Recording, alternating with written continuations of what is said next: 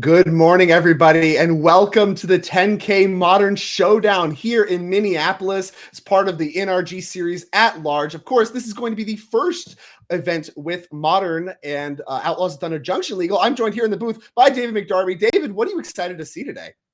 I'm excited to see some sick Modern gameplay action with some of the new OTJ cards you mentioned before. Maybe some Satoru, the Infiltrator, might pop up, or some slick shot show-offs, maybe. You're excited to see some maybe some kills on turn 2. Yeah, Slick Shot Show Off, certainly the one I'm most excited for. I'm very, I guess, privy to the blue and red cards, casting lots of non-creature spells on that one. A little bit of a mouthful, but looks to be very, very powerful, as well as the usual suspects, Domain Zoo, all that kind of, that fun stuff. I believe our first match, we're going to get a little bit of taste of some new and some old. I think we're going to be watching Connor Mullaly on Golgari Yawgmoth versus a take on Ad Nauseam, featuring some cards I haven't really seen before. That deck has gotten many upgrades over the years, yet still kind of remains on the fringes of the Modern format. So, Modern right now, certainly in a period of exploration, and something I'm excited to see quite a bit of today. Remember, this is a showdown event. So the winner of today's event, which of course the finals will be played tomorrow, but the event, all the Swiss and all that stuff's going to be played today, will qualify for the end of year NRG Series Championship. So you'll be part of the 24 players that will meet at the end of the year and play high stakes of Magic. So this event, as all events do, is going to matter. Our second installment of season 1. So a lot of stuff on the line, a lot of Modern to play. And I'm so excited to see it. Like you said, we have a bit of a new, bit of an old. We have the classic matchup of Young Wolf versus Lotus Bloom, a Modern matchup, a tale as old as time. But I'm really excited to see how this kind of creature board-based combo toolbox deck goes up against full, pedal to the metal combo where you want to, essentially play Fastest Oracle and combo well. So I'm really excited to see, these two different ships, and if they pass the night playing Modern in the NRG series, or if we have some cool back and forth action with OTJ here in Modern. Yeah, of course, and you got to highlight too, as part of that, a little bit of the recent Modern changes, not just with Outlaws of Thunder Junction, which of course we're going to see here in a little bit, but Violent Outburst banning, that was relatively recent as well. I don't know that we've seen a ton of Modern events. Obviously, there's been some, Magic Online events and stuff like that, but not really to this scale of high stakes Modern since that banning. And the format already looks quite different. A lot less of that Cascade stuff showing up. And, maybe the return of combo decks, not so much this like fair, grindy Modern that we've kind of come to know and love, even though it's somewhat foreign to the Modern format, as we are going to be heading down to the match here momentarily. Be Connor Mullaly versus Joseph Carrick. Here we go. You can see Joseph Carrick there on your left on Ad Nauseam. Connor Mullaly, your 2022 Player of the Year. Golgari Yawgmoth on your right, leading on a turn 1 Delighted Halfling off of the Verdant Catacombs. Maybe the less talked about Lord of the Rings card. Still powerful nonetheless. Yep, still a 1/2 for 1 that adds any mana for any spell as long as it's legendary, and don't even try to think about counterspelling that. You can still subtlety it with those pitch elementals, can do lots of tricky things. Not many featured in this match, but we'll see what Connor can do with this additional mana lead. Yeah, it does get to untap with it. Not too many removal spells in the Ad Nauseam deck. I believe that was just a Darkslick Shores and a passing of the turn. And, if you're Connor, remember, this is no decklist. You see Darkslick Shores pass. That is kind of a strange start. Not sure that, these players are familiar with each other, what they're playing. Connor, given the pause here on turn 2, I think is trying to deduce exactly what. That's what that face looks like. Yeah, Connor's like, well, Darkslick Shores go. What does this mean? Like, most of the decks like Espergorios or maybe some new Satoru builds, they don't often play Darkslick Shores. They need their fetch lands, maybe get a surveil land. So Connor's like, I'm not sure what I'm going up against, but I'm still going to play Agatha's Soul Cauldron here and start to begin my shenanigans with one of those surveil lands. Yeah, Underground Mortuary, hopefully I said that right, showing up, making its first appearance, and mills over a Wall of Roots, which is actually going to enable the Agatha Soul Cauldron to get to work right away, getting a counter on Delighted Halfling, and able to, look at this counter action. We're getting the -0, -1 counter alongside the +1/+1 to add Ignoble Hierarch to the bunch. Wow, okay, so this isn't opening C too much, but, Surveillance able to pitch a creature in the graveyard. Oftentimes you're looking for, a Grizzlebrand or an Atraxa, but here we have Wall of Roots, and it's doing his job. Joseph has answered with the key card of his deck, Lotus Bloom, on some mana acceleration on his own, along with a Profane Tutor. Yeah, putting his entire turn on suspend with Lotus Bloom and Profane Tutor. Gonna have a few turns to get stuff done. Connor, obviously looks to be a little bit excited. I think he is certainly familiar with Ad Nauseam, even if it has been quite a many years since he's played against it. Connor's something that's been around long time in competitive Magic, and now gets on tap with a pile of mana and Agatha's Soul Cauldron. I mean, Carrick has all these cards suspended. He might not even get another turn if something like Yawgmoth's involved. Yeah, Connor has access to 6 mana now on turn 3. What is he playing? Amulet Titan here, but that's so much mana to have access to. And now Connor, the ghost is up. Connor, like you said, is pretty much aware of what he's going against now. So now he can use some Young Wolf action. There is a Yawgmoth in Connor's hand. Let's see if he has maybe another one for some crazy persist shenanigans. Okay, yeah, so we do deploy the Yawgmoth, and that one with Agatha's Soul Cauldron can get a little bit tricky. But I mean, I think you still need a little bit more to get a deterministic kill. But I mean, Carrick's we're trying to get 3 more turns to this Lotus Bloom. I'm not even, like I said, confident about getting 1 more. Obviously, does not have a kill dialed up right now, or does not want to go for it. Does Connor as he passes the turn back to Carrick, who adds what looks to be another Darkslick Shores potentially, and another Profane Tutor to suspend. Yeah, so this Ad Nauseam deck, as you might guess, Ad Nauseam being the key card. So you will need at least 5 mana to cast the Ad Nauseam, and then generally you will need another mana so you can survive your Ad Nauseam with your Angel's Grace you cast beforehand, or maybe in response to. So like, Connor knows that he's really in no fear of dying until Joseph gets to about 6 mana, and right now Joseph has 3, and I don't know if Joseph's going to have the 2 extra turns to use all that Lotus Bloom mana with his tutor spells. Yeah, the first Profane Tutor maybe can try to help find him some answers. Doesn't even have white mana, it looks like, as, all these Darkslick Shores, and I believe that's actually an underground river. Don't actually make white mana, so we can't do any kind of, like, Angel's Grace trickery should Connor try to get a kill done, assuming that would even work in any capacity. Some of that stuff can get really, really wordy within the rules, as Connor does on end-step add Orcish Bowmasters to the mix. That gives 2 more creatures to sacrifice Yawgmoth if he wants. But already, I mean, things looking to be coming up Connor very, very convincingly here right from the jump. Hard wasn't attacking for 1, so there was something up there, and the Orcish Bowmasters adds more power. Now, Joseph does have 1 copy of Intervention packed in his deck, so he could maybe fog a single creature, but Yawgmoth doesn't really attack with a single creature, but just a bunch of young wolves and creatures once they have an insurmountable amount of cards in their hand and power on the board, thanks to Yawgmoth and various counters shenanigans with Agatha's Soul Cauldron. And there you see Connor actually leveraging a little bit of the Agatha's, I guess, flexibility alongside Bowmasters. That Orc army does have a counter on it, so got to add a little bit of mana there with the Delighted Halfling, and then actually do the Wall of Roots thing. So you can make 2 mana with just your Orcish army that you make, and now we've added Zulaport Cutthroat to the mix as well. Yep, so I believe these dice maybe there's lots of different counters in the Yawgmoth deck. So we're trying to figure, which ones are -1 counters, which are -1, -0, -1 counters. And meanwhile, we have another Orcish Bowmasters, 2 more creatures have hit the battlefield, which Connor's happy to see as he's draining Joseph out there with the Zulaport Cutthroat. Every sacrifice, I lose a life, but you know what? How about you lose a life too, Joseph? Yeah, I like this exchange, and of course, this is actually getting even more. I guess aggressive from Connor's side. He doesn't even really need to go for it necessarily this turn, but getting that first Profane Tutor off, like I mentioned, could actually start to set up, Phyrexian on life, things of that ilk that can maybe prevent, Connor from getting it done next turn. And then he would actually get that requisite last turn. So Connor, going through the motions here a little bit, getting through creatures. And there is Court of Calling. I believe that is going to grab the second Undying creature and get the job done, as Connor is explaining exactly how he's going to kill Joseph Carrick. But what I can tell you is that is the end of game number 1. Those cards not coming off suspend for Carrick. No Ad Nauseam shenanigans here, and an explosive start for Connor Mullaly and his cool card. Yeah, so normally we talk about a lot. What's the critical turn of a 4-mana deck? What's the turn where things really start happening? And Connor was able to basically combo off on turn 4. Now he was unimpeded, but Joseph showed up with an Ad Nauseam deck, which isn't too big on interacting with your opponent. And Connor with that flip on that Wall of Roots on turn 2 was really actually instrumental in getting his engine going a little quicker than you might see. But as we now go into sideboarding for game 2, Drake, what do you think Joseph's going to try to bring in with his Ad Nauseam combo deck to fight this creature combo menace deck? Yeah, so looking at the sideboard, it's certainly an interesting roster of cards. You got 4 Leyline of Sanctity. I don't know that it's on screen quite yet. I believe we just cut to us. Whatever. We'll get the Ad Nauseam deck on screen momentarily. And so we got 4 Leyline Ascentity, 2 March of Otherworldly Light, 2 Pick Your Poison, 2 Teferi Time Raveler, 2 Veil of Summer, 1 Laboratory Maniac, 1 Rest in Peace, and 1 Spell Pierce. I mean, I don't actually like a ton. The Leyline Ascentities don't really accomplish what you're seeking to accomplish in this matchup.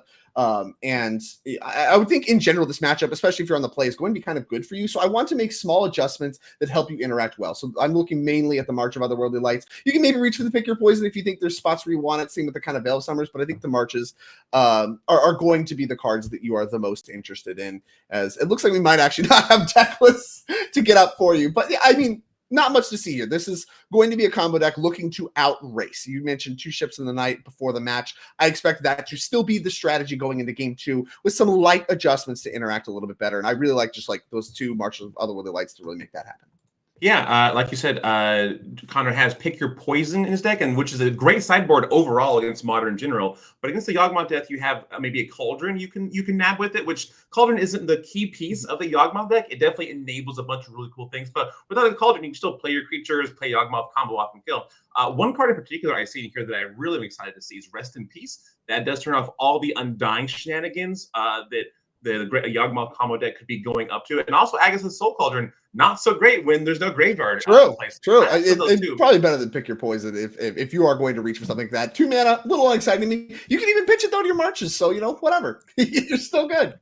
Yeah, and with those 4 copies of Profane Tutors, Demonic Tutor by Just Give It Time, maybe he kind of turns those Rest in Pieces into maybe 5 copies of it. There'll be a little slow, but maybe with a Pinhead Prism with 2 copies in his deck, he can get these key sideboard cards in play. But now, and then from the Golgari Yawgmoth side, there's tons of cards you can bring in, but Ad Nauseam isn't really a contender in Modern. Like, you don't see that very often. So one advantage of that is there aren't tons of huge sideboard cards that people will bring in against the deck. No Rule of Law or other kind of taxing effects, especially from a green-black creature-oriented deck. Yeah, with Connor's side, I mean, you bring in like Thought Seizes, right? Like that's like just going to be generically good against these kinds of combo setups, especially with you on the draw. Being able to do some of that disruption is important. But on the play, I mean, you can just spend a bunch of Lotus Blooms or whatever, and then maybe he's got everything he cares about already dialed up in the exile zone. So yeah, I would expect small, modest adjustments from Connor as well. Like I said, Thoughtseize.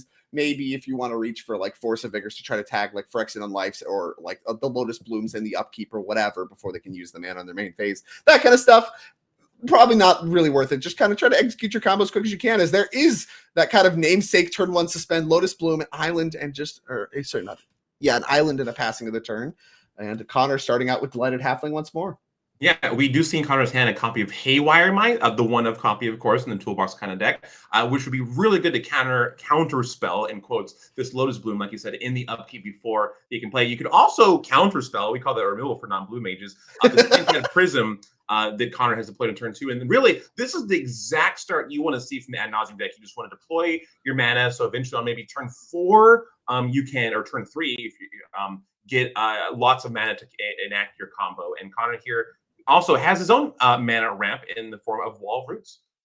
Yeah, I mean, Wall of Roots is great. It allows you to deploy, assuming you do have a land, which I do believe I see an Overgrown Tomb in hand. Allows you to deploy and activate the Haywire Might this turn if that is what he wants to do. Obviously don't have to do it right away. You can see if he wants to use the Pinhead Prism, get something else done there. And actually does choose to deploy Dryad Arbor instead. I believe that kind of allows him to activate the Wall of Roots on his opponent's upkeep to take care of that Pinhead Prism, which is going to be exiled. Go ahead and exile that as we do tick down the Lotus Bloom to 1. Go to draw. Not cut off 5 mana in the next turn is Joseph Carrick, but cut off for 5 mana this turn. Yep. And now Carrick in the tank. So in this kind of matchup, the green-based creature deck, so many of the cards in that deck don't really interact with the combo nature. So having that Haywire Might on turn 2 was really key to interact with his opponent. And then Joseph was like, yeah, you got my Pinhead Prism. Pass, I suppose. There were no lands for Joseph. And Joseph doesn't have a lot of cards to play on turn 2, but Connor does have a lot of cards to play on their turn 3 in the form of a Yawgmoth transition. And this is exactly what you don't want to see if you're Joseph. Now with Yawgmoth on board, Connor can probably untap and maybe get a win if he's got a Quarter Calling and then maybe 2 Young Wolves. But on Joseph's turn, now that Lotus Bloom is in play, so we're going to see if fireworks do begin to start for Joseph. Right, and this is that kind of mana threshold you're talking about. And actually, Connor, even though he looks to be ahead by every metric, could still be in a little bit of trouble here. Although, Joseph's posturing certainly doesn't give anything away about whether that's true or not. But we're at the requisite mana to cast Ad Nauseam. You could even potentially get tricky with that the Gemstone Mine to allow for Angel's Grace type shenanigans this turn as well, if we have it all dialed up. Have to imagine if that's where we were at, we would see. Okay, we're thinking about I think we're asking about proliferating the suspend counters and whether or not that works based on the posturing from the hands. And that is not a question I know the answer to right off the bat. Any number of permanents and or players. It is neither a permanent or a player in exile. I believe this does not work. That is accurate. You cannot suspend things that are not in play or no players. So this Lotus, because Connor was taking a look at Lotus Bloom. Now, the words on Lotus Bloom, the words for the activate ability are pretty simple. It's a black Lotus, 3 mana of any color. But suspend has a lot of rules baggage, so we're trying to see if Connor can interact in that way. Sadly, cannot yet, but we're seeing what Connor does have. He's got something going on. Looks like Court of Calling based on the creature tapping we got going on here. And there is a Court of Calling. But Joseph looks like an offer you can't refuse, the Secret Lair Cat and Trace version. So that's one of the few counter spells in his deck that can interact back with the creature deck. But it does take him off of 1 mana for this turn. So now with just 5 mana, he cannot enact that Angel's Grace Ad Nauseam combo. So we're going to see what Connor does here. Okay, Joseph just passes back. At least it's maybe Joseph has 1 more turn to combo off. We'll see if Connor can scrape together a victory on this turn. You have to imagine if there was an Ad Nauseam in the mix anywhere, maybe it would have happened that turn. Like that one of offer you can't refuse certainly makes the packed stuff like intervention pack look a lot better. That can be a ritual of sorts in that way. Got to use it for its alternative mode, countering spells. Against Connor here. But now, he does get to untap with the 2 treasures, and that's really not where you want to be if you're Joseph Carrick. Giving Connor access to that mana, and now, cashing out creatures to draw cards. Connor has a lot of mana, a lot of potential cards that could happen off of Yawgmoth. And I can't help but think maybe that last turn was really his window to punch, slam the door on this game.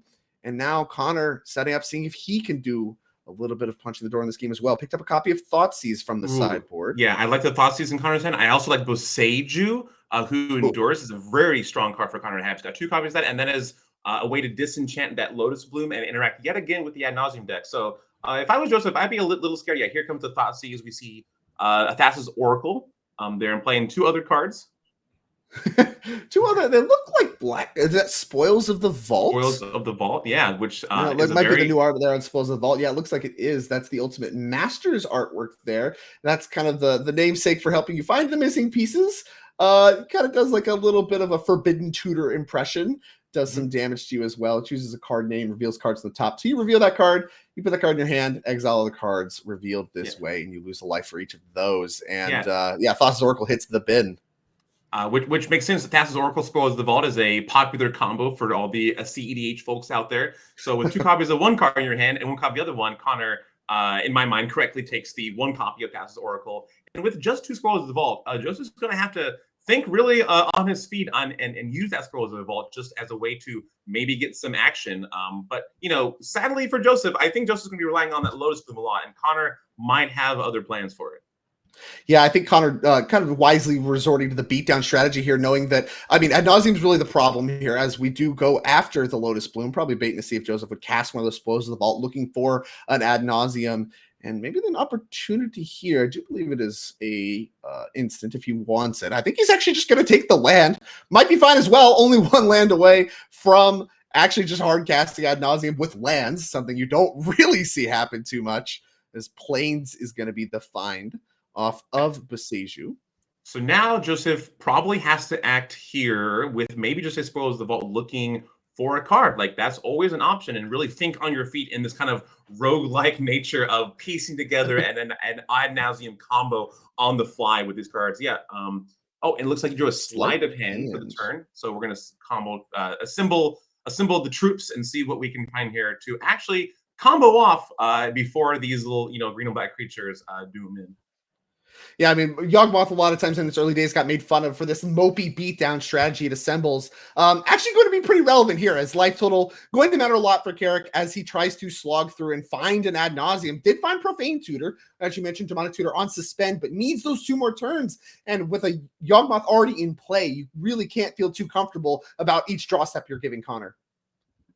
Yeah, so Connor Is going to play another Surveil Land. Man, these Surveil lands from Murders of Karlov Manor really have changed most formats, but especially Modern, the kind of the fastest, like widely played format out there. They kind of in the backfield tap, but you're not going to play on curve every single time. And in a format with 10, 12 fetches, they really help you into turn crack with fetch, kind of draw a card, put this land in the graveyard, or some decks can even use these cards you put in the graveyard. So we're going to surveil up a storm here, and we've got a consideration in playing. Right now, Joseph's like, oh, please put in the graveyard. Okay, Wall of Roots in the graveyard, so all good. And Connor's going to untap and see what he can find and try to take down Joseph's Ad Nauseam deck before he gets his namesake card online. All right, looks like Yawgmoth and the land in hand for Connor. Those not really that good. I believe the Dryad Arbor already in the graveyard. Only one copy of that card in Connor's deck. Can't even find another one to get a redraw off of Yawgmoth. Does have access to Zulaport, Cutthroat, and Yawgmoth, though, to get some beatdowns going. Going to sacrifice the Lighted Halfling. Every draw step a big one. If we find an Undying creature, things start to get really powerful really quickly. Agatha Soul Cauldron could add to the mix as well. There goes Zulaport, Cutthroat, leaving just Yawgmoth around. And Court of Calling to pick up? That one has to be pretty good. And in the which Connor can do, have access to 5 total mana. So Yawgmoth could get the Hepatra Vizier. That's a really strong card with Yawgmoth. And Hepatra Vizier Poisons does let the Yawgmoth game do some crazy shenanigans with snakes and -1/-1 counters. But that's really all Connor's got going for him. So we'll see what he pulls out from his deck's toolbox. So I think we have the potential of a little bit more mana, right? We haven't played a land this turn. I think we floated a mana off Delighted Halfling. Oh, that's right. Yeah, that's what that die is. I think we can get Shieldred if we want it, assuming it's still in the deck. Basically, has access to everything in his deck, and obviously, thinking through what exactly he wants. Looks like we chose to do it for one. Here comes Young Wolf. So with this Young Wolf in play, Connor can draw 1 card, and if that other card is a Young Wolf, we're done here. We have all the cards in the world we want, but we're going to see exactly if Connor can just start to get back some cards in his hand, and because he sees that Profane Tutor on Suspend Count 2. So next turn, probably he's pretty safe. Joseph has 2 cards in their hand, which are the 2 spoils of the vault. So he's probably safe for 1 more turn. So I think Connor's kind of loading his deck, his board for this turn, for the next turn, then really come up and kill Joseph. Right. Yeah, pretty free. Oh, there's another copy Beseju. That one actually would be pretty good against any potential fast man that could show up. But I mean, like you said, Connor more or less just been loading up over the course of this turn, did upgrade the power and toughness of Young Wolf. And if he finds another creature, things start to get, obviously very powerful very quickly. But I mean, with the Profane Tutor, he gets another turn. And I think if he untaps with all this mana again, once, like I said, if you're Carrick, I mean, that was already a sweat. You had the potential to just die right there. That's going to be true again next turn. And you still have another turn before your Profane Tutor comes off. Not even a land drop made for Joseph. And back to Connor we go. Yep. So Connor. So right now, Connor's thinking, all right, this suspend card is going to come off. Joseph will have any card in his deck. He's got 5 mana. I needed to really go this turn. And we kind of quite see what Connor drew for the turn. But I think it's Agatha's Soul Cauldron? What is that? Soul Cauldron. Oh, let's see. What creatures in the graveyard do we have with activated abilities? There's Delighted Halfling, and Wall maybe he can. Is the right Roots. Now? He could always play a Yawgmoth to Legend Rule them, and then have that ability on standby for the Young Wolves. But that's kind of out there. So we're seeing what Connor can piece together. Yeah, I mean, having 2 Yawgmoths, does that do anything with the Young Wolf where you can activate the Young Wolf Yawgmoth? No, you still need another creature to put a counter on Yawgmoth himself. And then you can kind of go back and forth that way for a few cycles because he has 4 toughness, but I think you need another creature to really get that started because the Young Wolf already has a counter on it. So to Beach Street we go. Attack for 4, which is relevant against the Ad Nauseam deck, and sometimes other times you just cast Angel's Grace, and the life total doesn't actually matter for that turn. So despite Connor having an awesome start of remove this, kill this, play this, that did weaken the engine on his combo deck.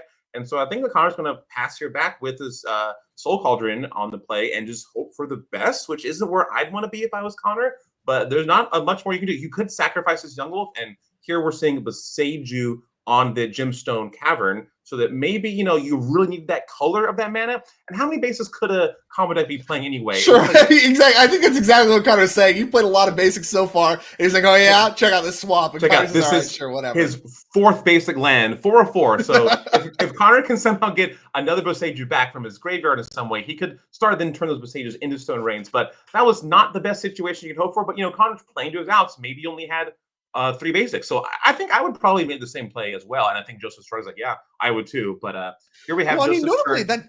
No, it doesn't actually take you off ad nauseam mana, right? So, like, if we search here, we still need another mana source of some kind to make ad nauseam happen. And Connor, of course, willing to commit, and Gemstone Mine's it. Connor really only willing to commit the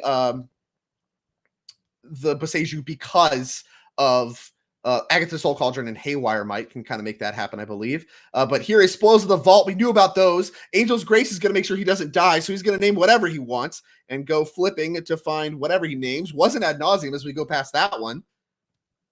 Yeah, so right now, Thassa's Oracle, yeah, there are 4 in the deck, because he can Thassa's Oracle and then cast Spoils of the Vault. Yep, now then he can cast Spoils of the Vault. And then that's game. Yeah, you mentioned CDH. This certainly looks like a CDH finish here. Thassa's Oracle, Spoils of the Vault, making it happen, and I don't think there's any recourse for Connor. Yeah, they're most likely not. So you play Thassa's Oracle with the trigger on the stack. I'm not going to scry quite yet, and I'm going to cast Spoils of the Vault again. I'll name, I don't know, I'll name Jace the Mind Sculptor, or You're Already Dead, a card from Neo. I love You Are Already Dead. That's my name. That's a good one. Yep, a very well designed card made by a very handsome and wonderful person during the time of Kamigawa. So what happens now is Joseph plays this card and will name a card not in his deck. Connor then gets to see the deck because you do have to that's what we're doing here. Connor gets to look at the deck before that trigger does resolve. Gonna go ahead and just check and see how he's sideboarded. We see like some Veil of Summers and a couple other things among the mix, and so Connor kind of taking note of that. I believe the rest in peace you called out sitting there on top, something to note as well. Connor does seem already pretty loaded on the disenchant effects, and actually wasn't good enough there, as accessed as many Haywire Mites really as he wanted, had a Boseiju to spare, and Joseph Carrick able to get it done with good old fashioned Thassa's Oracle, Spoils of the Vault, Angel's Grace nonsense. Yep. So you see exactly what happened here. The aggro deck, aggro in quotes, was the beats quite weren't there. The combo finish couldn't appear. And Connor was able to interact, kill your Pentad Prism, kill your Lotus Bloom, try to Stone Rain you, and they had all this interaction, Thoughtseize as well. But because they didn't have enough pressure, Joseph was able to eventually get a combo together and was able to combo off. And you kind of see this a lot, and that's the danger of diluting an aggro deck with these interaction cards, that sometimes you just need that clock to put pressure on the combo deck. But just didn't get there at that game. So now we get to go to game 3, and this is pretty exciting. I don't get to see ad nauseam in Modern or in any format a lot, so this is really fun to see. Yeah, I mean, this is a far more competitive match than you'd expect too. I mean, when you talk about 2 decks that are just ships passing the night, trying to execute their combo as quick as possible, traditionally one is just faster than the other, and that one's going to be, favored in the matchup overall. Here, there's enough interaction points between the 2 decks and some failure rates amongst the decks as well that you really kind of get to see a little bit scrappier and a more interactive game. We saw that there. We saw counter spells coming out of the ad nauseam deck. We saw, discard spells coming from Connor's side, and that didn't really seem like they worked out too much. I mean, you were able to cash in one of those Spoils of the Vault, refine Thoracle, and make the Thoracle Spoils thing still happen, even around the earlier Thoughtseize that normally is pretty devastating to decks like ad nauseam. Exactly kind of what you were highlighting too with, when you have all this interaction, all that kind of stuff, you're less all in on your combo, and the Modern format at large requires that of the Golgari Yawgmoth deck. But in this matchup in particular, Connor, I'm sure, would much rather just have his entire deck be tutors, creatures for tutors, just execute the combo as quick as possible. But that's not reality. And now we have like a really close match on our hands. And that's part of what makes Modern really special, in my opinion. Yeah, this is really fun to see, and you get to really see the cards in these decks tee up against one another. So in Connor's Golgari Yawgmoth deck, some of the creatures like Orcish Bowmasters, Young Wolf, they're just like little 1/1s that without other cards to work with them, they don't do a lot. Agas's Soul Card, and we saw that there. He had this card, this really amazing, sweet, complicated card. It didn't really do anything. Meanwhile, if you look at Joseph's deck, every card in his deck looks for cards as mana or as your win condition. All those cards are so important, and they all matter. And the Connor's creature-based deck really has to find the cards that do matter. Like Thoughtseize matters, Boseiju matters. Wall Roots, it kind of matters. It can add mana, but it doesn't actually win the game like a lot of cards in Joseph's deck does. So now we're going to see these sideboard cards. Like, does the Rest in Peace happen? Do we get to see like maybe a Force of Vigor or another kind of a disenchant happen on Connor's side? But I'm excited to see how this game goes down. Yeah, the Connor kind of here prepping. We saw a little bit of his sideboarding there at the end of game 2. I think we saw a bunch of Grists in the sideboard. Makes a lot of sense. Not a lot of creatures you want to pick off with that one. And didn't see the Force of Vigors in. I think we saw him kind of reconsider those after seeing Rest in Peace. Only one copy, and he's kind of overloaded. I'd be surprised if he did bring them in, but a little bit of reconsideration for number 6 on our leaderboard, Connor Mullaly, of course, 2022 Player of the Year, kind of making his return here in his RIW polo, looking very sharp. Ooh. Connor, a mainstay of this event. Haven't seen Carrick play as much, but I'm excited by his deck choice, if nothing else. Very calm, cool, and collected as Joseph Carrick this entire match. In I would say what is kind of like a high stakes deck. You probably have the highest density of cards in your deck that say you just lose the game on them. Maybe yeah, that's true. Yeah, so no turn 1 play from Connor. No turn play at all. We see a Court of Calling in Connor's hand, but Joseph did mulligan instead, which is fine. These kind of decks can mulligan well sometimes. Sometimes you mulligan to Oblivion, but that's the nature of the game. But Joseph does have a Lotus Bloom on turn 1, which is the most important thing on the deck, in the deck at all, is having this mana acceleration early on.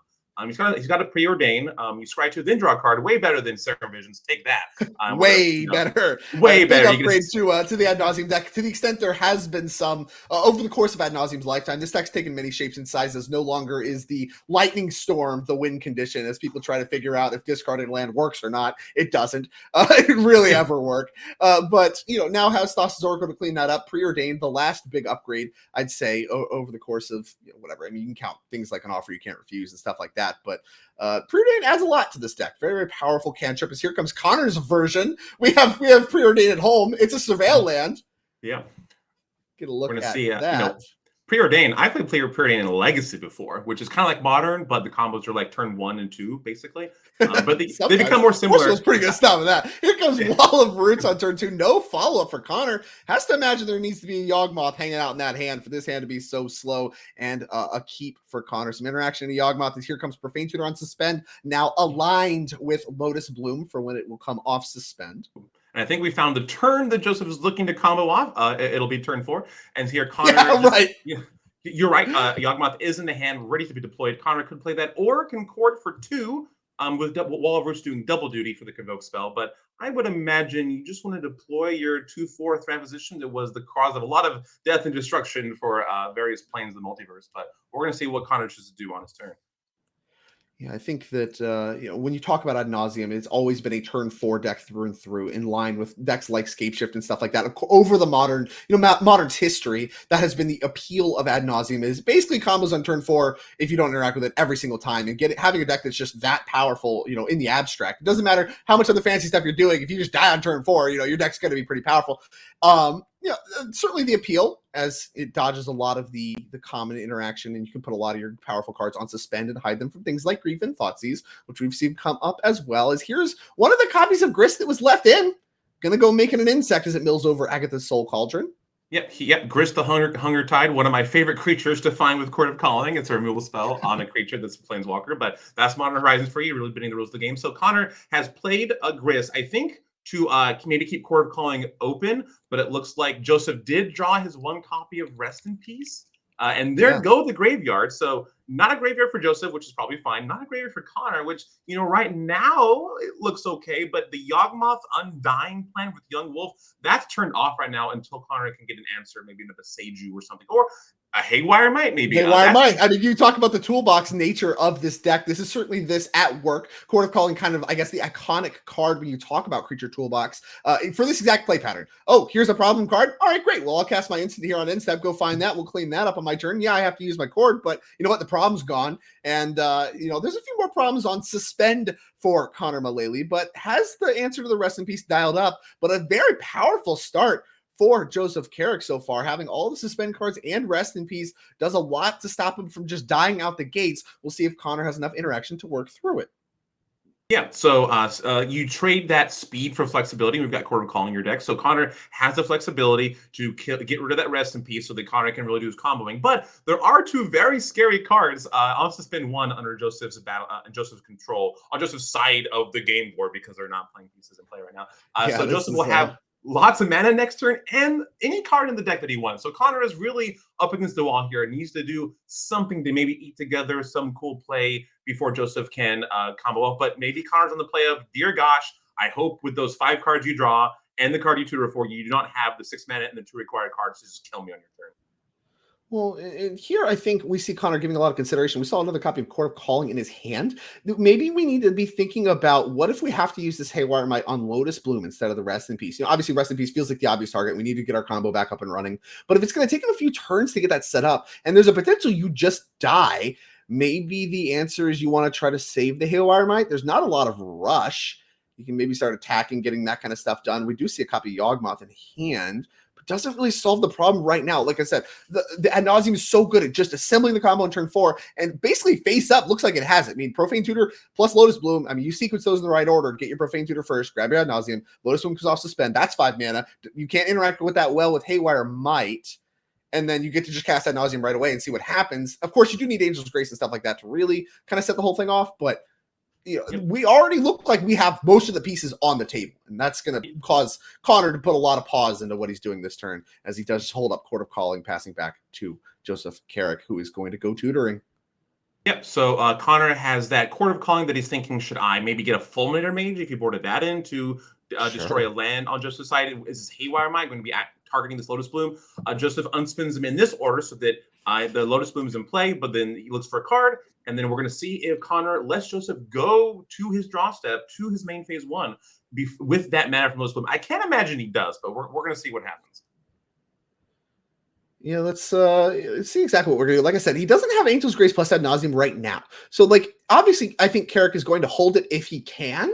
Now, we'll see if Connor actually lets him do that. But, of course, he can cast the Ad Nauseam if he wants, as here comes the Haywire Might going after the Lotus Bloom. He can just cast the Haywire Might if he wants. Or, sorry, he can just cast the Ad Nauseam if he wants to. Just use his high life total to try to make something happen. Chooses not to, as Haywire Might goes to the Exile Zone. He can, cast 5 mana, draw, who knows, 8 cards perhaps. But every card he draws brings him closer to death. And Connor doesn't have a lot of pressure, but he does have a Grist taking up 1 more power, which is cumulative. Make 1 more creature. That's 1 more creature. Now we know that Joseph didn't have the combo in his hand, but Connor sure as heck didn't. So I like that play of getting rid of the mana, so that leaves Joseph down to 2 lands. Sleight of hand it into a 3rd land, maybe a Pintat Prism here. Fastest Oracle, just a naked Oracle. You know what? It's a 1/3. It stops those insects dead in their tracks. I'm gonna look at these top 2 cards and see if I want them going on. Fastest Oracle can be cast as a creature and not a win condition for the alternate mode. So I like this play from Joseph. Yeah, I hear a lot of jargon thrown around when you talk about card design, where everything's either a split card or kicker. Here we're seeing Thassa's Oracle's split card version. The play a blocker instead of just win the game. And a blocker it will be for all of these 1/1s and such. That coming down as here comes Orcish Bowmaster on end step.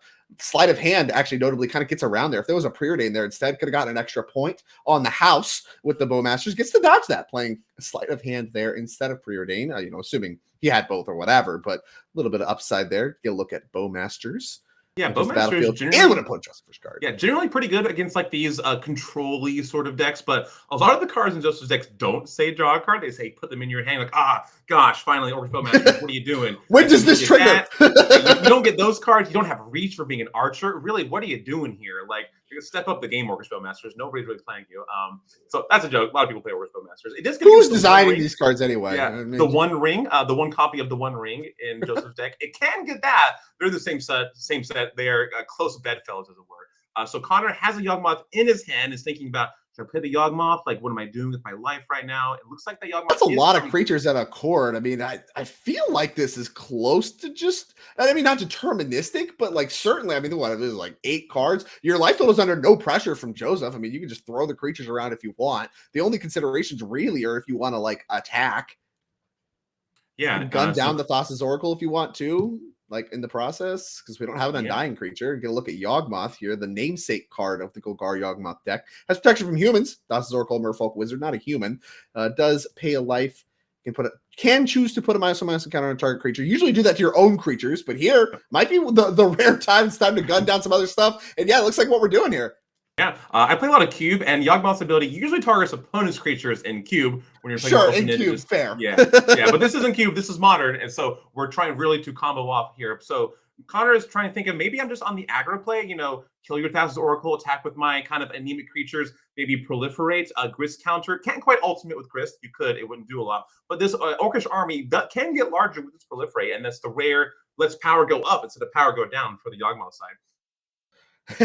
Very, very true. Is yeah, Grit's going to tick up to 6. No considerations really to the ultimate. That one is actually shut down by Rest in Peace. Cares about creature cards in the graveyard, but does make more 1/1s and mills over Shieldred. That one actually not too good here, really. Anyway, as Thassa's Oracle is shrinking down to a -1/1 creature at this nice point. Work.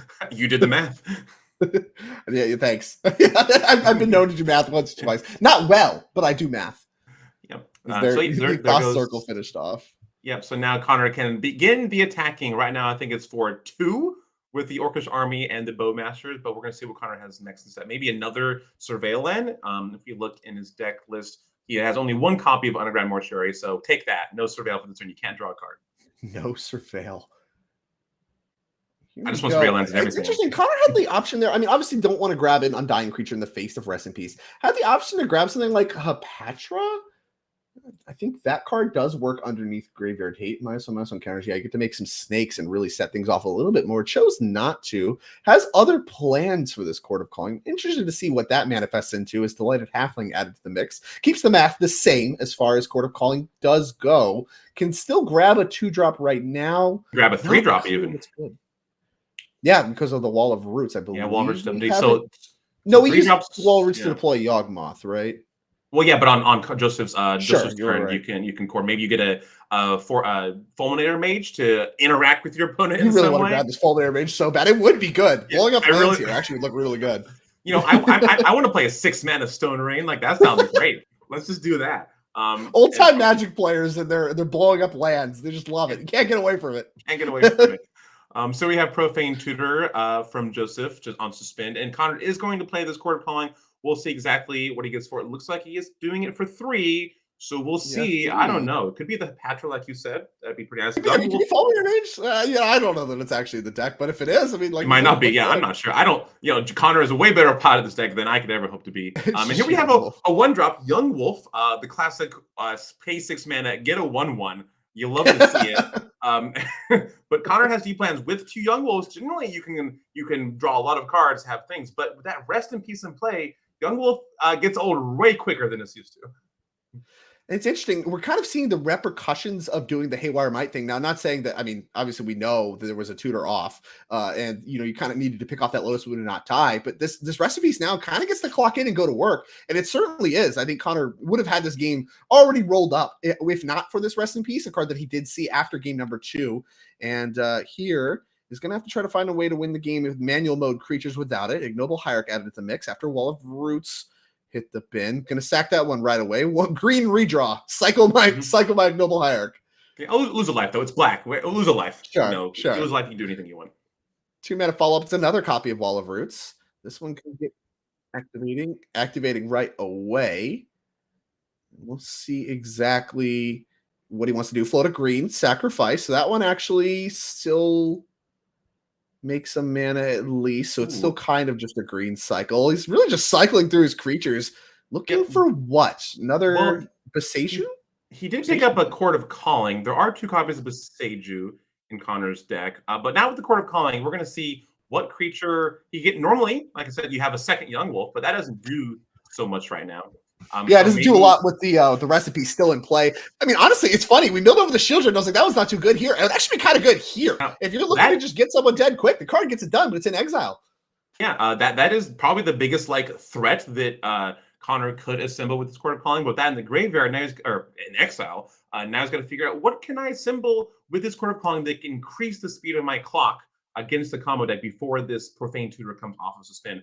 And I'm not sure, is it Orcish Bowmasters? Is it the Hapatra somewhere? But it doesn't matter what I'm guessing, speculating. We're going to find out right now what Connor's going to tutor out. Yeah, we're going to see. I mean, if Young Wolf was his best play last turn, I don't know what we're looking at this turn other than another Young Wolf from a big Court of Calling. We'll see. We'll see what Connor's up to. Hapatra might not even be in the deck anymore. Usually not that good. It is Young Wolf, which appears to be the best creature in the deck right now. Is looking for the Boseiju who endures. I think both are still live in his deck, and maybe one's in his hand. And that could just take the win maybe right here. But we're gonna see. Connor has to play, and now another Court of Calling. Whoa, another one. Oh, sure, yeah. It was the attack, then put the Chord of Calling that I cast from my hand in the graveyard. Yeah. Sure, Okay. sure, Yeah. So Is Connor is the attack for 6 does put Carrick down to 10. Don't believe we actually have enough power to get the job done immediately. Another land out of the mix for Carrick, 2 mana. It's Thassa's Oracle. Number 2. Do we have Angel's Grace and Spoils? We're reaching for more mana. It's Angel's Grace. There goes the last land. Is it Spoils of the Vault? Yep. It Spoils of the Vault. Just like game number 2, here comes another Thassa's Oracle kill. And Connor with a turn the Earth in hand that can nobody disrupt it. Not going to get it done. Takes care of it. And Joseph Carrick going to win this game 2-1 over Connor Mullaly. And what was, I mean, I'd like to say explosive, but it was a lot of back and forth. And then the very end, just Thassa's Oracle getting it done. I mean, this is what people complain about in Commander. Seeing it in Modern is wild. Quite a change of texture. Yeah, we saw Connor make so many game actions. Play this creature second, draw a card, play Chord of Calling, get this young one, do this thing, hit the Ghost, activate. And meanwhile, the other side, Joseph just like, I'll play land go, Okay, are you done now? Here's this card. Here's this card. Here's this card. One, this card plus this card. Are we good here with the Leovold? And that's sometimes what happens. The Golgari creature that couldn't quite get the beats quite there in time. But we got to see ad nauseum, an old hat of the Modern format come back and be like, combo still a real thing, despite everyone trying to be mid-rangey with pitch elementals, but still has what it takes to take down some games in Modern. Absolutely. Well, it seems that we got a few things going on here in the booth. We got, I believe we're streaming to the wrong channel, so we're going to fix that. So I guess if you're watching here, you're watching from the store channel, and we're going to be switching over to the NRG Series Twitch channel. So we will bring this stream down momentarily, and then we're going to bring it back up, and I'll almost certainly bring it back with round number 2. So we're not going to have a backup feature here. That is the end of round 1 for us here at the 10K in Minneapolis, the Showdown event. A lot of high-stakes Modern. We got to see Connor playing against Joseph Carrick.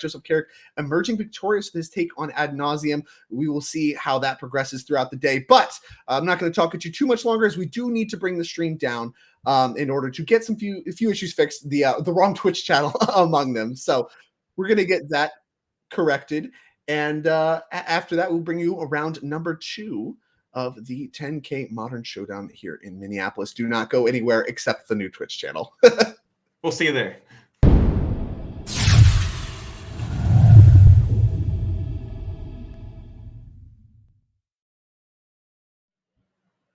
All right, good morning once again here with the NRG series in Minneapolis, now on the correct Twitch channel. Thank you for sticking around. Thank you for showing up.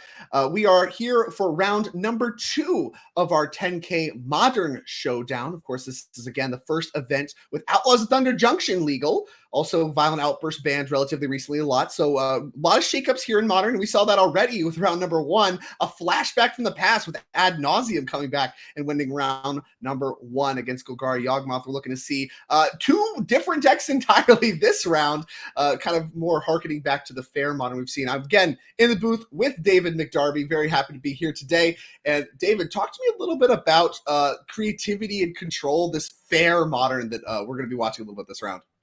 Yeah, so we're here in Minneapolis. The NRG series sponsored by Ultimate Guard. They've got sick Boulder deck boxes, Katana sleeves. Maybe some of these decks are in these deck boxes and Katana sleeves. And the 2 deck lists we're seeing for this round are 5-color creativity versus Azorius Control. So in a very classic blue-white control, it's the deck by Brian Weissman. We've seen this time and time again. You have blue spells, you have white spells. You want to interact, stop your opponent from doing the thing, but then do your own thing. This deck, Azorius Control, has a couple Omnath Locus of Creations in it, so it's a little blending from Blue Eye of the past. I'll just play a 4/4/4/4, and then get some card advantage and attack you this way. But all the usual pitch elemental, solitude, subtlety, and counter spells that we used to seeing in the form of counter spell and turn scolding. So we know what the blue-white deck's trying to do. We got that understood. Now, 5-color creativity involves all 5 colors. The Azorius deck doesn't have black in it, but it wants to put a permanent in play, maybe a Goblin Shaman token, maybe a treasure, maybe even a dwarf. And then once you have that 1/1, you cast Inspired Creativity and turn it into an Archon of Cruelty. So we're going to get right down to the game of Zachary Bigelow with 5-color creativity versus Daniel Weiser with Azorius Control. And Daniel Weiser, a face that should be familiar to you if you have been following the NRG series. He played in our 2023 championship and won an RC with his take on Azorius Control in Pioneer. Now showing up with the same archetype, clearly a control master, is Daniel Weiser in Modern. And we are going to see, you mentioned a little bit of color splash. We see that off of the Spar's headquarters there, followed up by the Otawara. Just some land positioning. Both of these decks, really fair decks at heart, even if the creativity has a little bit this proactive combo going on. It kind of has that traditional combo control feel to it that a lot of modern decks, I mean, since the era of like Splinter Twin, have had, and very powerful strategies in that regard. Even has copies of Reprieve to really build on that and get that Remand Harken kind of going with it. But Daniel Weiser, I mean, going to respect the archetype, and especially once you start seeing every land's a mountain, you should be starting to sniff out some Dwarven Mines. I think that's exactly what we're watching here as he's considering his 4th land drop. Not a spell cast by either player yet this game. Yeah, so we see Daniel Weiser has the One Ring in his hand. Now, you could deploy that here on an empty board, but the threat, if it's on Daniel's radar, that Zachary could untap, play Dwarven Mine, get a Dwarf, play Inspire Creativity, the 4 mana, turn an Archon, the game could just be over right then and there, but maybe not. Maybe then you play a Teferi, bounce it or something, or you can Solitude exile it, pitching a Reprieve, which you can pitch to Solitude, unlike Remand, which you cannot. So it looks like the Zori's Control player is going to be just fine. Play land and play land go and see what you got, creativity deck.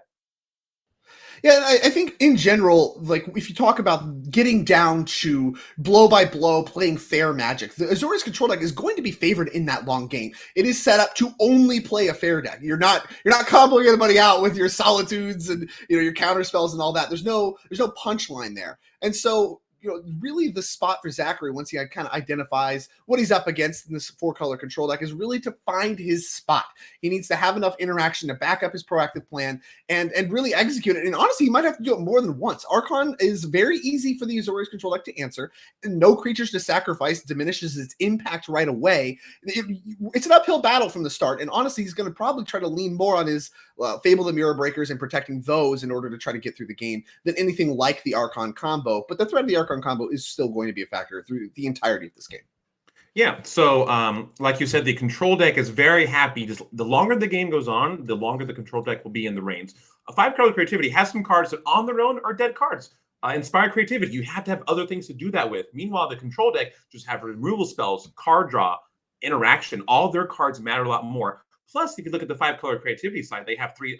Zachary has 3 copies of Spell Pierce in his deck. So, like, as the game goes on, those Spell Pierces lose value, and like they're really Zachary's really incentivized to try to combo maybe turn 5 or 6, so you can play Inspire Creativity, maybe 1 or 2 Spell Pierces before the Zori's control can just untap, start playing Omnaps and Rings, and get the card advantage in that way. Yeah, you see, still neither player casting a spell. I mean, the Murders of Krolov Manor Surveillance kind of count. That's kind of a spell. But yeah, neither player has actually cast a spell yet. We're well into turn 4 and 5, and it really shows both players have kind of identified what's going on here and are going to just be jockeying for position the entire time. And a traditional control texture, where just whoever misses the land drop first is kind of priced into some kind of action. But these Surveillance, as we see Meticulous Archive coming down for Daniel Weiser, really helps smooth that out. So we're going to be able to hit land drops even longer than normal. I mean, Daniel hasn't even bought Kahira, which still wouldn't count as casting a spell. It's a special action. But, we haven't even spent really any mana at all through the course of this game. And it really shows the density of kind of interaction that both players are working with, that we're holding this position like this, and is a stark contrast to what we saw in round number 1. We see all 5 colors of Magic represented on both sides, and with that, all colors available for both players. Not a spell has been cast, which is really fun to look at Modern, as opposed to our last match, where we're just like, creatures on turn 1, ramp spells on turn 1. So despite the title of Daniel's deck being Azorius Control, he does have access to all 5 cards and play for that Leyline Binding, even though there's no black cards in the deck or sideboard outside maybe 1 Ashiok Dreamrender. So really, we're at a high noon situation, to use a bit of OTJ cowpoke. Sure, yeah. And, like, who's going to fire first? Like, I don't know. I don't know what's right. I don't know what's going to happen here, but it looks like something has to happen. We can't just be here all day watching lands being played. Eventually, someone's going to get a hand of 7 cards. There's 7 spells, and we're going to see some fireworks fly. We do see Zachary here on turn number 6, reaching for some mana. Maybe considering making a play, stacking all the lands on top of each other. They all make red. We're going to crack another fetch. All right, no spells yet. Don't panic. Don't panic. Nobody's casting a spell. We're good. We're good. Just going to make a dwarf. Yeah, okay. First non-land game object added to the board. Here comes the dwarf off of Dwarven Mine. I believe the powerful common from the Wilds of Eldraine, or not Wilds of Eldraine, Throne of Eldraine. The OG part of the Mystic Eldraine. Sanctuary cycle. Less powerful, still making a modern impact. Actually legal, unlike Mystic Sanctuary. Yeah, I mean, I have died to dwarves before, sometimes as a 1/1, sometimes as a 7, as an Archon of Cruelty, but this is a threat. Sure. It is a threat that Daniel has to answer. We have an 18-turn clock in play, but we'll see if Zachary can maybe up the clock all here. All right, so okay, well, happy to go for creativity here right away. Looks like 5 mana up for Daniel, and you have to imagine some interaction going to be in hand to interact with whatever Daniel might have access to respond to this creativity. But here's creativity for one, fairly modest. I honestly wouldn't even be that surprised, like with the Leyline Binding pulled to the front of Daniel's hand. He just lets it happen. It's like, whatever, I'll pick off the Archon or whatever. That's not even that scary, and holds to the interaction. We'll see. Looks like kind of Leyline Binding response here. Yeah. Yeah, this kind of play I see from Zachary is like, maybe he has 3 copies of Inspired Creativity in his hand, and he just start deploying threats, and maybe eventually Daniel will be out of respectable answers to it. But we do see Leyline Binding in play. If Leyline Binding can take care of this dwarf, Inspired Creativity will have no legal targets and will be fizzled, as it were, and will not resolve. Worth noting as well, in Zachary's creativity deck, the only creatures in the entire deck list are 3 copies of Archon of Cruelty. Once all 3 are gone, they are out. And here comes Reprieve, looking to, I believe, bounce his creativity back to hand. Yeah, this is the classic. We've been remanding your own spell when it's counterspelled. We've been doing this since Ravnica City of Guilds, I believe. And it's still good. It is a 2-for-1 for 2 mana, and it's a good 2-for-1 too. You get to keep back your lovely spell. But we've got double Reprieve action. You know what? In fact, I'll reprieve your reprieve. So your reprieve does not reprieve your creativity, and Leyline Binding will resolve on the dwarf token. Inspired creativity is not resolved, and we'll pass turn back to Daniel. When you talk about the impact of the Lord of the Rings set, Tales of Middle-earth on Modern, a lot of times you highlight cards like Orcish Bowmasters in the One Ring. Reprieve here, certainly seeing an outsized impact to what it normally is. Oh, and how about bounce back my Leyline Binding with my Teferi? So we're just bouncing all the spells back to hand. See, you cast the spells and you bounce them back to hand. That's actually the whole, you don't want to cast too many spells. You don't want to get people alarmed here. No, we're going to bring them all back. But Teferi, I mean, honestly, has a huge impact on this game, no longer allowing Zachary to protect his wins, or his rather, at least his Archon of Cruelties with interaction does mean that it's going to eat a lightning bolt. Got to get that one off the table, or else the control deck is going to be able to outmaneuver you at every point in the game. We'll see if Zachary has any follow-up that he wants to play. It looks like the answer is no.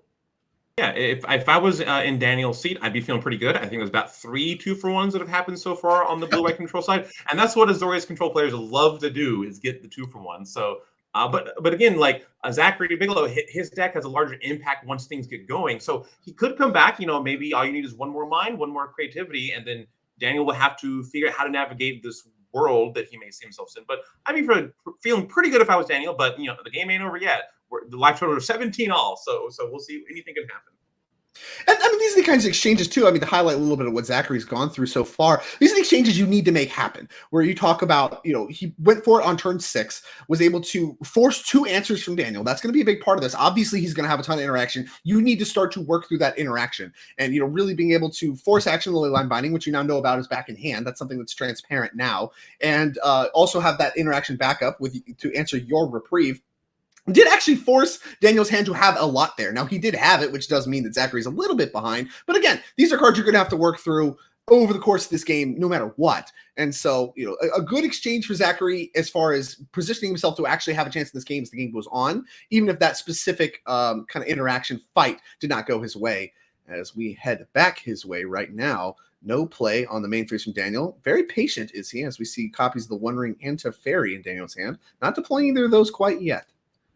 Yeah, Daniel also has a subtlety in his hand, which cannot hit a lot in Zachary's deck. Archon of Cruelty is really hard to hardcast in the deck. Sure, you can do it with some treasure tokens or some goblins or what have you. But so Daniel's keeping up the One Ring on his turn. He's got subtlety. I believe there's another Teferi in Daniel's hand. But, you don't want your shields to be down too much. Otherwise, you could get got. And this game is Daniel's game to lose right now. So Zachary is incentivized to start making some plays at some point. But it looks like we're going to have just a naked subtlety. It's a 3/3 flash flyer for 4. That ain't nothing, But definitely, it's going to get reprieved. It's nothing in the fact that it's going back to hand. But yeah, I mean, no, you're right. That is quite a bit of pressure. And Zachary obviously needs a little bit more time in order to actually assemble, some kind of reasonable threat against Daniel, who now seems content to fire off a Teferi.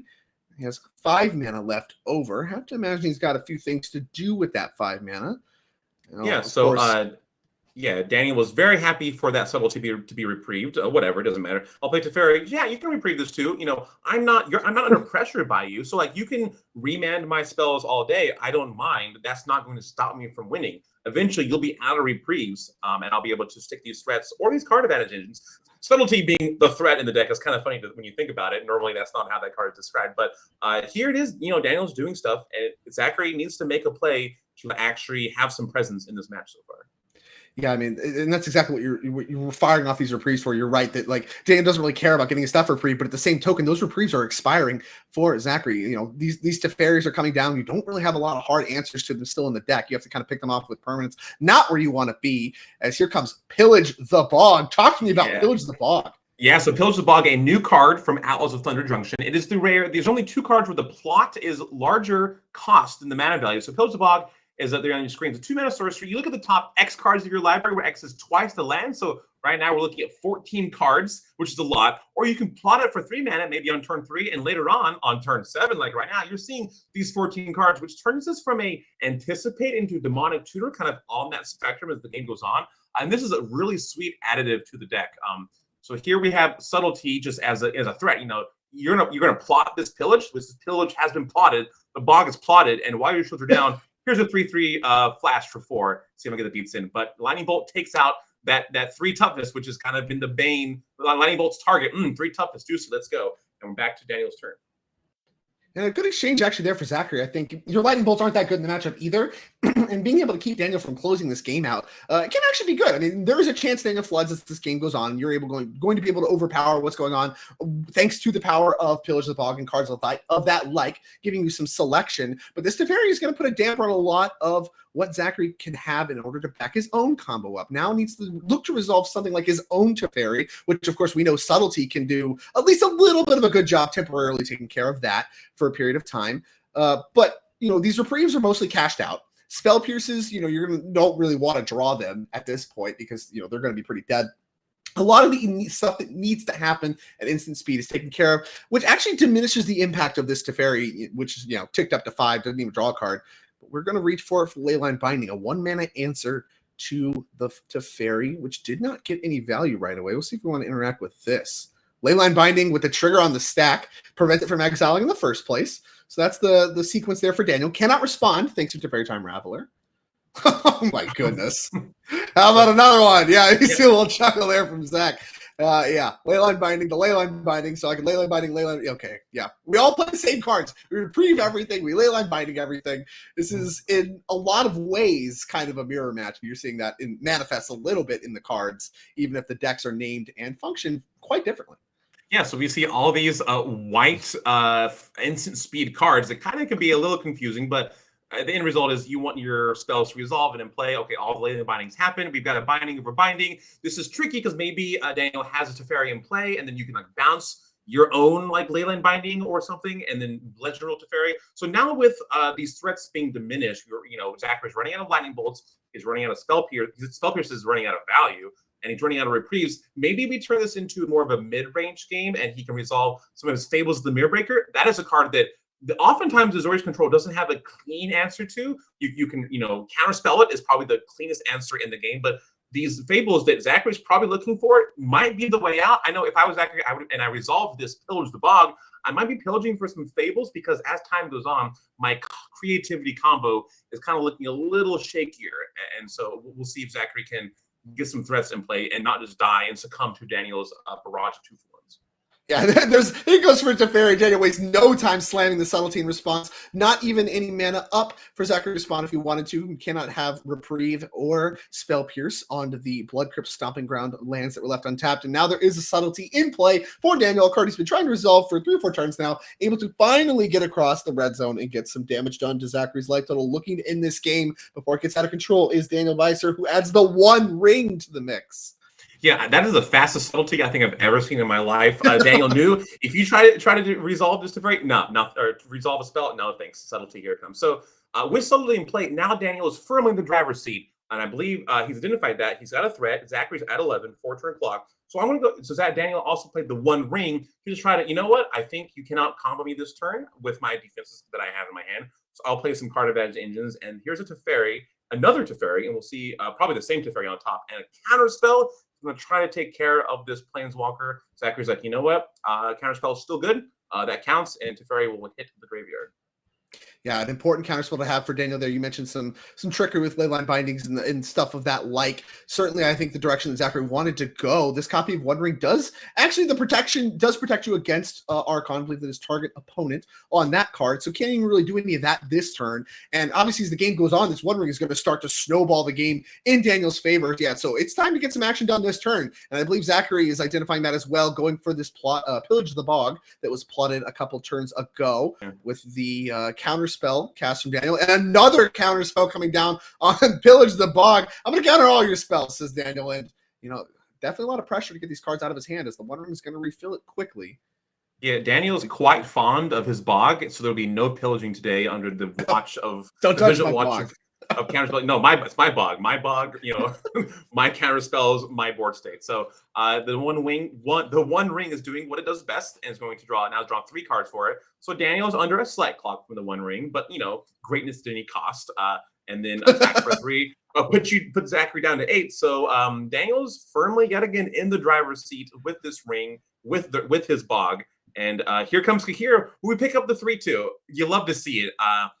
Maybe keep in your hand. If you want, can grow the subtlety next turn, give it vigilance. Options. In fact, Zachary is at 8 with that attack for 3. So with the Kahir in play next turn, that does make it a 2-turn clock, I believe. So I'm very excited to see this elemental beat down. Oh, and here comes Pillage the Bog. Just the manual mode. No plot on this one as Daniel's giving it another read. Didn't see any counter magic. Not sure if we have a way to respond to this one. And okay, sure, says Daniel. And a bunch of cards looking at here. Still 14? Like it's still 14 cards. Go ahead, pillage away.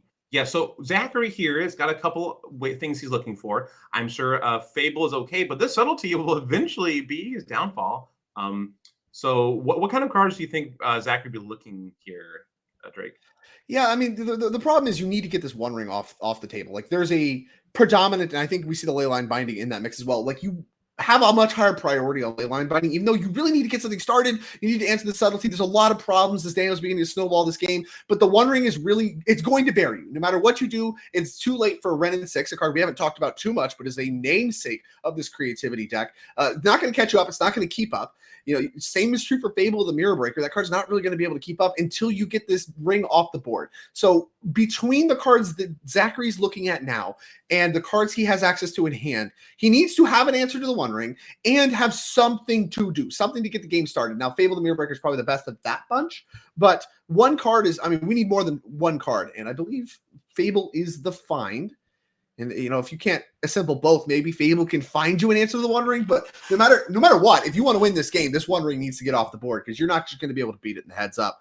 Is Zachary Bigelow, and here is a look at the powerful Rare Saga from Neon Dynasty. This card made waves across every format it is legal in. And, some people maybe argued too strong. A lot of rate for one thing. Makes a 2/2 Goblin Shaman token. Whenever it attacks, makes a treasure token, kind of the iconic aspect of this card. Going to take care of that right away with Solitude is Daniel Weiser. Yeah, so if Zachary looked for a 1-for-1 answer for the One Ring, that's one thing you could do. 1-for-1 answer for the subtlety, but those plays don't really help Zachary win. They help Zachary not lose and not even great at that. So I think Fable is definitely the card that I'd be looking for the most because it does make Daniel have to have an answer for it. He did in the form of Solitude, but then maybe you discard 2 lands or 2 cards that don't matter, maybe Spell Pierce, and you find 2 more threats, maybe more Fables with your Fable. So I think that's the strategy that Zachary's chosen that I also would want to do. Now, this isn't great because Daniel now has 2 elementals in play, answer the token, a 3rd elemental will play in the form of I'm joining the party. Creation. All these elementals, elemental rich. So if I was Zachary, I'd be thinking, maybe, how much time is left in this round? This is one game. I've got to win 2 more games to win this match. And thinking about, has that door fully slammed on my shot for winning this match? And maybe I should concede to think about my options for the later games. Yeah, I definitely think so. And it's honestly not even going to take that long to finish, assuming Daniel does choose to deploy the Kahira. Solitude able to attack this turn was cast on the last turn, as here comes Teferi Time Raveler. And that would give Subtlety and Solitude a bunch of extra power, get the game over with relatively quickly. No blockers for Zachary at the moment, and dwindling life total already at half of the original. It does mean that he's going to die relatively quickly, and so you might as well see this one out. Going to need a lot of help to actually close the door on this game, as Kahira is going to get deployed as well. And here comes the Vigilant attacking Elementals. I believe that's going to be 8 damage. And 4 points of life for Daniel. Could matter, but very likely not. As you said, the door on this game seems to have slammed shut, as I believe Solitude, Subtlety, and another form of interaction in Daniel's turn over what looks to be the last turn for Zachary, as he picks up the One Ring just to save a little bit on life. The ultimate flex. Yep. You know, if Daniel has 7 cards in hand, threats in play, Teferi in play, that nice warm aura of Teferi washing over you as you have him play, it's just a great feeling. But Zachary's like, you know, I'm going to go ahead and pitch a Rin and 6 and an Archon. Sometimes these decks run some Persist, maybe do some Reanimator side action. None in Daniel's list. He's got Spell Pierce to really push through that combo. But having the game go on this long isn't exactly where Zachary wants to be with the creativity deck. So we're going to see what he can answer with. And, you know, I'm going to cast creativity on this dwarf from this mine and see what you got. I don't even know if the Archon would be enough to save a Zachary, but, you know, you got to give your best shot. And see what you draw, whatever. I mean, try to cast it. Obviously, force Daniel's action, who does have another copy of Solitude, to pick off that dwarf. And that means it's all over. Dead on board is Zachary Bigelow. And to game number 2 we go. A decisive and convincing victory in game number 1 for our 2023 NRG Championship competitor, Daniel Weiser. A Control Master, certainly displaying his prowess there. And Pillage the Bog, though, looks to be a pretty powerful new tool for Zachary Bigelow and his creativity deck. Deck we haven't seen too much over the last few years of Modern. Now making a pretty big comeback here. New tools. And going to need some help against Daniel Weiser. So now we're looking at the sideboards here. So we've got Zachary Bigelow and 5-color creativity. The sideboard has, you know, a bunch of crazy cards that maybe probably wouldn't bring in. 2 Alpine Moon, 2 Pick Your Poison, 2 Silence, 2 Terastodon, 2 Veil of Summer, and then we got an Anger of the Gods, 1 Elish Norn of each variety, Grandson Abide, and Mother Machines. Hidetsugu consumes all and Turn the Earth. Drake, what do you think Zachary would be looking to bring in against this Azorius Controls, Elemental Beatdown kind of 4-color stuff? Yeah, the cards that immediately leap out to me are the cards Silence and Veil of Summer. Both cards kind of accomplishing the same goal, going about it a little bit differently, stopping the counter spells from stopping your creativities. I think at your core, you aren't going to beat the Azorius Control deck in the heads up. So trying to convert to just a fair deck is not going to be good enough. You probably want to trim a little bit on some of your combo. You know, you don't need that many pieces. You are probably going to play a fairly long game. You're going to be able to find your piece. You don't need to execute it quickly, but your creativity stuff still needs to be part of the plan. And in order to punch that through, your Silences and Veil of Summers really seem to make that happen. Now, the big question for me is exactly the direction he wants to go. I think if you're putting Terastodon in your deck, you don't do that without some intentionality behind it. And you know, whether or not trying to blow up the lands of your own lands in this control matchup is what you want to do versus Archon. I can tell you Archon, pretty mitigated impact against control. I could see wanting to switch up your threats a little bit, either bringing in like the Elish Norn or getting a Terastodon involved somewhere, just kind of splitting your combo creatures. I don't know exactly what the configuration that Zachary has planned for that, but I would imagine there's going to be some changes right there on that, given the amount of targets he has in his sideboard. Yeah, so you know, with these combo decks, you kind of want to decide post board: am I going to double down on my combo with these Silences, you know, and these Veil of Summers, or do I want to do more of a mid-range strategy?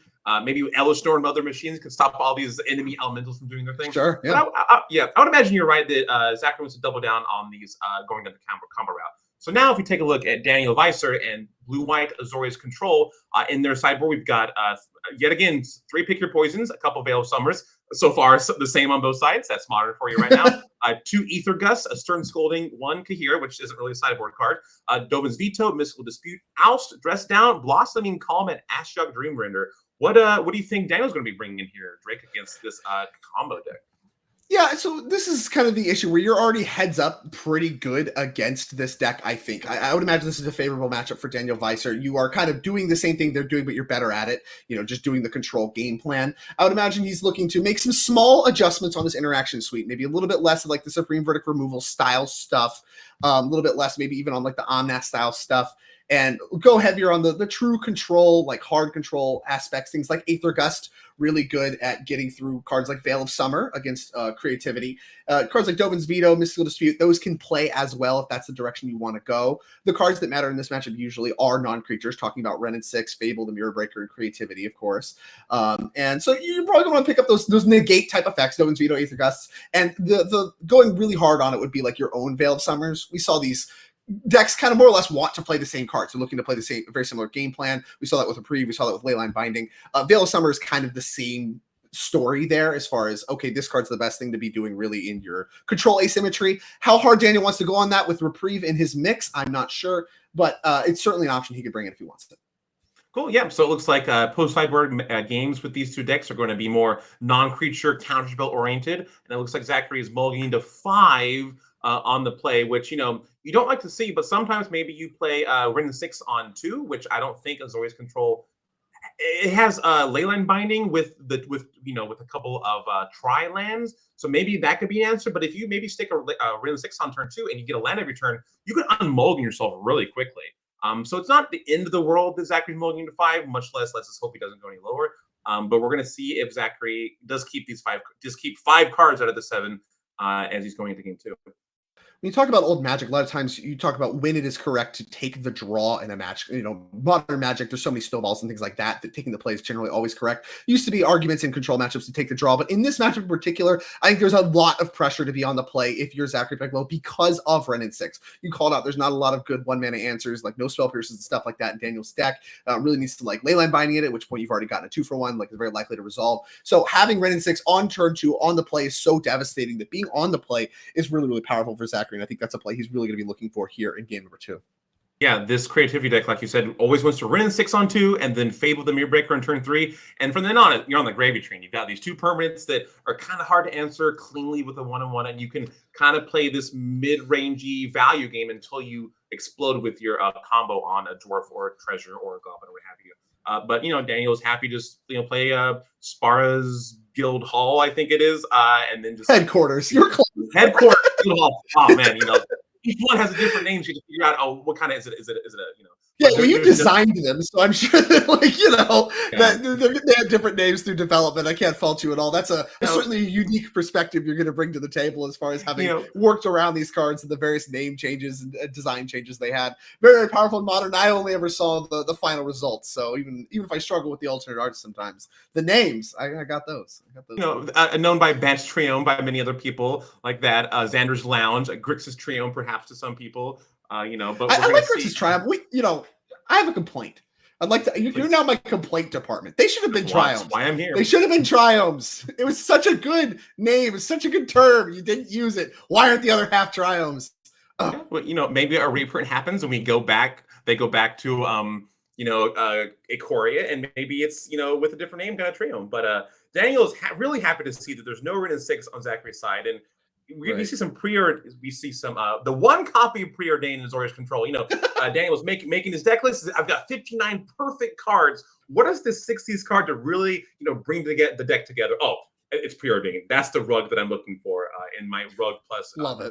White. Love it. The math. People talk about building decks and some math involved. One preordained, definitely some math involved there. Although I think it's quite demonstrative of Daniel's change in approach here in game 2. You talk about how people sequence things and like what it implies about their hand. This is the turn where Teferi can come down, and that's a very impactful card in this matchup. The fact he's willing to tap out to preordain here, I think speaks to having an answer to Teferi already in hand. Either his own Teferi, kind of just to have it on both sides, or a Leyline Binding or something of that ilk. Even pitch cast subtlety, whatever, those kinds of effects. I think it speaks to his willingness to tap out implies that he has Teferi covered in some way or another right now, as here comes Blood Crypt untapped for Zachary Bigelow. Clearly intends to cast something. We'll see exactly what that will be. Yeah, or maybe on the flip side, maybe Daniel had no answer to anything, and I've got a preordained to cast on turn one. I'm looking for lands, perhaps. Azorius control players love hitting their land drops, so maybe you're looking for lands. But here comes the correctly guessed Teferi from Zachary. It resolved, no force negation here, and tick up Teferi and just pass it back. And Zachary is really looking for not a 1-to-1 answer to this Teferi. No Leyland Binding, because that's a valueless Teferi, which is quite sad. But we're going to see what Daniel has. I did see a Teferi of his own that maybe we'll deploy, and we're just going to have a Teferi mirror match. But if Zachary untaps with a Teferi and these 3 mountains and a fetch land and a creativity, that Archon could make an appearance, or maybe even a Terracodon to blow up all. You want to see you with the blowing up lands? It's just going to be a theme all day, isn't it? All day. Normally, I've been a big commander player, and blowing up lands is kind of frowned upon in that format. But here in Modern, I want the games to end on a prismatic ending. With a prismatic ending, the 1-for-1 exchange that you were kind of talking about is kind of not a total disaster for Zachary Bigelow. Prismatic endings do have plenty of good targets over the course of the game. Ren and 6 and cards of that like among the mix. But like you said, not being able to cash it out for anything, just a 1-for-1 does feel bad for having had a resolve Teferi. And now, grabbing the dwarf in mind, it could be creativity time, and subtlety doesn't stop that one. Would need to be force of negation for Daniel Weiser in order to actually stop this creativity from this point. Should Zachary Bigelow go for it, a good spot to be set up if you're a Zachary fan in this matchup. Yeah, Solitude, however, is a way to remove the target of the creativity. So really, 4 cards of Solitude, which I think Daniel has one in his hand, and 2 negation are the only cards that can interact with it. So if I was Zachary, I would definitely fire this off and see, if you got it, but maybe you don't got it. Oh, what a disaster for Zachary. I think he has both force and negation and Solitude in hand, can cover it from both angles. And Zachary has kind of not a defeated look, but like a, here's my opening salvo, do what you got to do, and we'll see what happens. And there is the white pitch elemental comes down, pitching a Teferi. Wow, he killed a Teferi and then used his own Teferi to stop the spell from happening. And yeah, that is an attempted combo. And back to his voice control player, who is probably still in the driver's seat now that he failed one attempt. Zachary could answer back. Zachary has 2 cards left on a mold of 5, no 2-for-1s on his side. Maybe he fetch lands and then plays another creativity. We don't know. But we'll see. A strong mold of 5 for sure. I really like this sequence from Zachary. I think he did a good job setting this up. Daniel fetching very quickly. Is it the One Ring? It sure is. Here comes the One Ring. Protection from everything has Daniel Weiser, and an extra card in hand too for his trouble. Over back to Zachary we go. Had a very impressive turn 3, very impressive turn 4. Fable left in the chamber. A great hand. Silence picked up. Would have been great last turn. Not going to really get it done this turn, I don't think. Well, the last turn didn't have the extra mana laying around either. So really, just kind of tied on raw resources as Zachary is kind of the case when you're mulliganing. Here comes Fable the Mirror Breaker, and here comes the Force of Negation. Another 2-for-1 for Zachary, but the One Ring's going to undo all of that in a near instant. Yep, so Zachary doesn't have a lot of options. He was trying to transition into a mid-game plan with the Fable the Mirror Breaker. Now there's really other things to do, but that is kind of what Fable does, is transition from a combo-oriented attack plan to kind of a mid-range. And there's one thing that really puts a damper in the mid-range plan. It's a 1 ring by your opponent. So Dan's going to draw 1 card, 2 card, 3 card, 4 card, bounce you 1 ring. And that's kind of oftentimes in the book because, in the olden days, you'd have to draw up to 7 cards in your hand.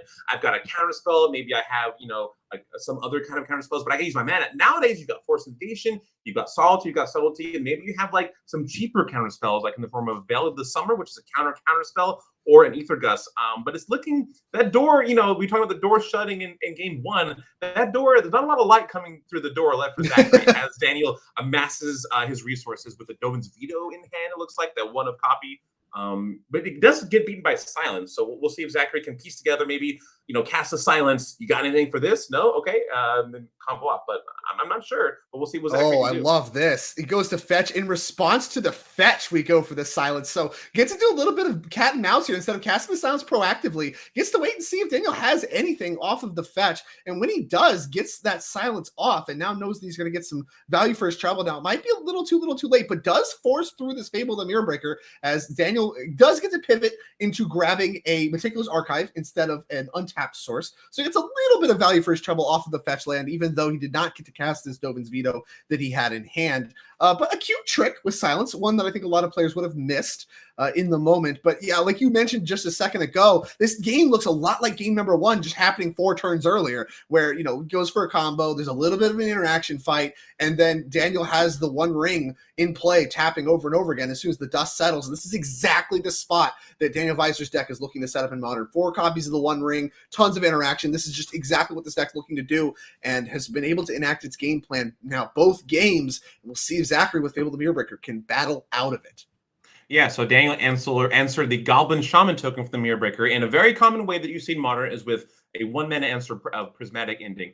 Meanwhile, Daniel has answered that Goblin Shaman token. He's going to play a Kahira of his own. So here's a 3/2. You know, he's got a Counterspell in his hand, a Dovin's Veto in his hand, and the odds that Zachary has a way to get a token and inspire creativity, and then a third piece of interaction for that Counterspell is looking really hard. And with Dovin's Veto, the number of counterspells you have for that card is even smaller than normal. So I think, Daniel, I like the heads up play of, you know, I'm at 13, you're at 15, I'm actually lower in life. The One Ring is kind of punishing me, so I'm going to play this 3/2 threat and start actually maybe getting some attacking in as we, you know, trade our resources. Plotting the Pillage the Bog is Zachary post second chapter of Fable. And this, I think, really, the story of this game looks to be like the One Ring and cards in hand and stuff like that when you talk about control mirrors and these kinds of setup. But really, it's been the mana differential for Zachary. He's had the tools over the course of the game. He's had the combo pieces. He's had the interactions, all that stuff. He just hasn't had the mana to deploy it all at once. Stuck at 4 lands. Well, Daniel continues to make land drops, then is able to interact, then able to play the One Ring holding mana up. All this stuff is a big part of the equation, is he gets to play his second copy of One Ring, Legend rule out the first, so he doesn't take 4 damage anymore, and keep the card stream coming. Everything coming up, Daniel. Yeah, we saw him play the Minamo, School at Water's Edge. This is a fun trick to maybe draw, you know, 5 more cards with the One Ring, which Daniel could have done right now, drawn 5 more cards and then play One Ring. But then you kind of be low in mana. And, you know, Daniel, it's yet again, this is Daniel's game to lose. And he doesn't want to open that door too much to let Zachary sneak through a creativity. You know, I'll keep that Dovin's Veto open. And I really like that play from Daniel, as Kahira is there on the board. Rumbling across the beatdowns. Obviously, many turns until Zachary will actually die.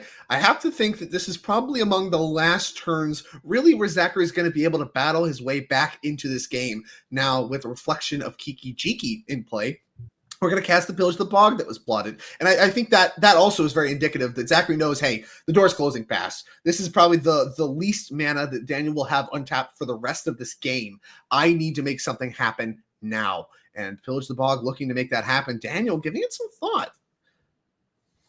Yeah, so plot is so awesome in these like kind of control mirror matches, in that they let you spend your mana on a previous turn, and the turn where it matters, you have all your mana available. Like here we have a Veil of Summer, which does does 2-for-1 counter that counter spell.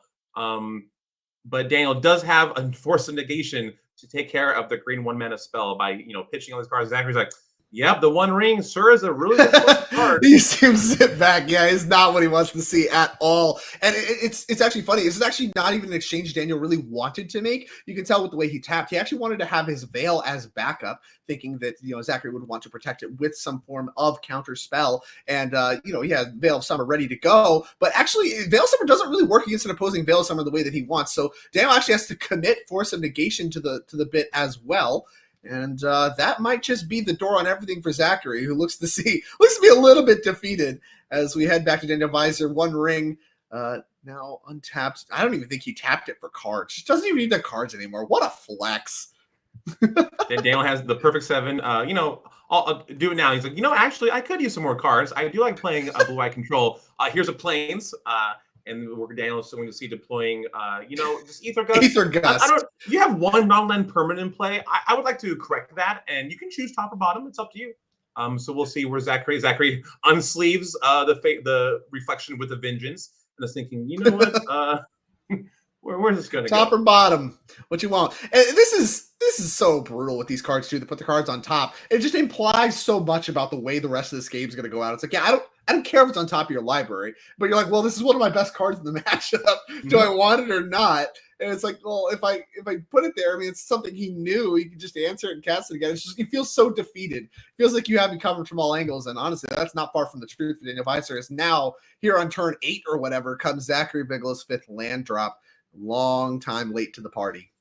Yeah, I mean, looks like there's not a lot of outs to Zachary, but I've played a lot and watched a lot of Reed Duke play Magic the Gathering, a very powerful magician. And Reed Duke never concedes. He will not concede until you attack and commit lethal damage or lethal milling or lethal poison in some way, because maybe Daniel does something that is bad and then Zachary can win. Like, the game is not over until it's over. So it feels really bad to keep playing, oh, my door, like I have to draw this one card and Daniel has to have 7 lands in his hand. And, I have to, all these things you line up, but like, you still want to keep playing because there's a chance for you to win. So, it kind of feels bad, but you got to keep doing it because here comes a Surveil land. So notably, Zachary didn't get a Dwarven Mine with this fetch land and got a Surveil land. So maybe, he's looking for an out in some other way for a card, the one remaining card in his hand. I'm not sure.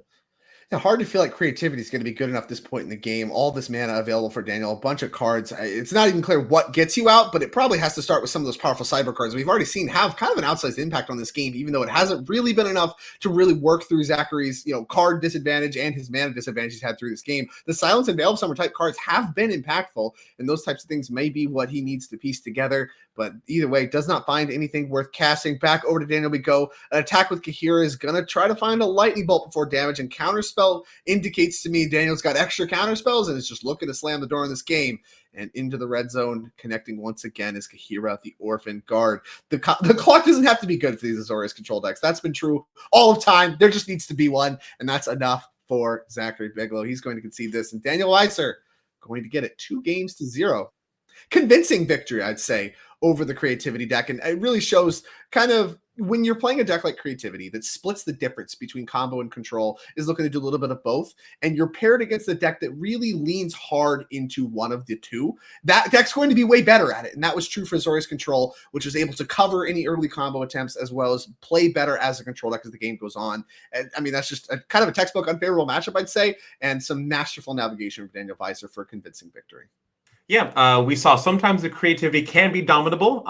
It doesn't hurt that when your opponent is mulling to 5 with indomitable creativity. But yeah, we saw really good play on both sides. Sometimes that's how the cookie crumbles. We've seen 3 combo decks in our 2 matches so far, with the blue-white control player coming on top in his matchup. So looks like we're going to be talking. There's so much more of the NRG Champion Series here to come, and we're going to talk more about where we're going next. Yeah, of course, this is NRG Minneapolis. This is the second event in our season 1 that you're watching right now, the Modern 10K. After this event will be in May. We will be in Indianapolis for a double showdown weekend. If you're looking to play an event here in season 1, and you're looking for your best odds to qualify for the championship, this is it. As you have a Saturday 10K Modern Showdown, where we will qualify the top 4 for the regional championship, as well as obviously the winner into the end of the year NRG championship, as well as the myriad of other prizes on the line. This is a 10K, of course. And then on Sundays, another 10K showdown where the top 2 teams will get regional championship invites, and of course the winning team will get their NRG Championship Series invites as well. So a ton on the line there in Indianapolis coming in May. Mark those dates in your calendar, May 11th and 12th. And then to round out season number 1, we find ourselves in St. Louis to play Pioneer for the first time in a while. Of course, there's that team event in Indianapolis, but here you get Pioneer, a true focus on it,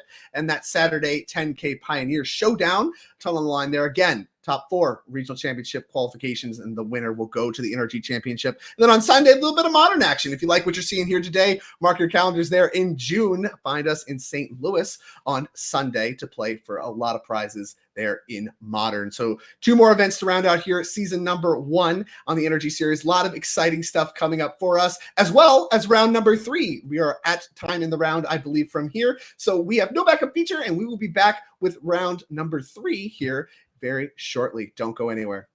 See you soon.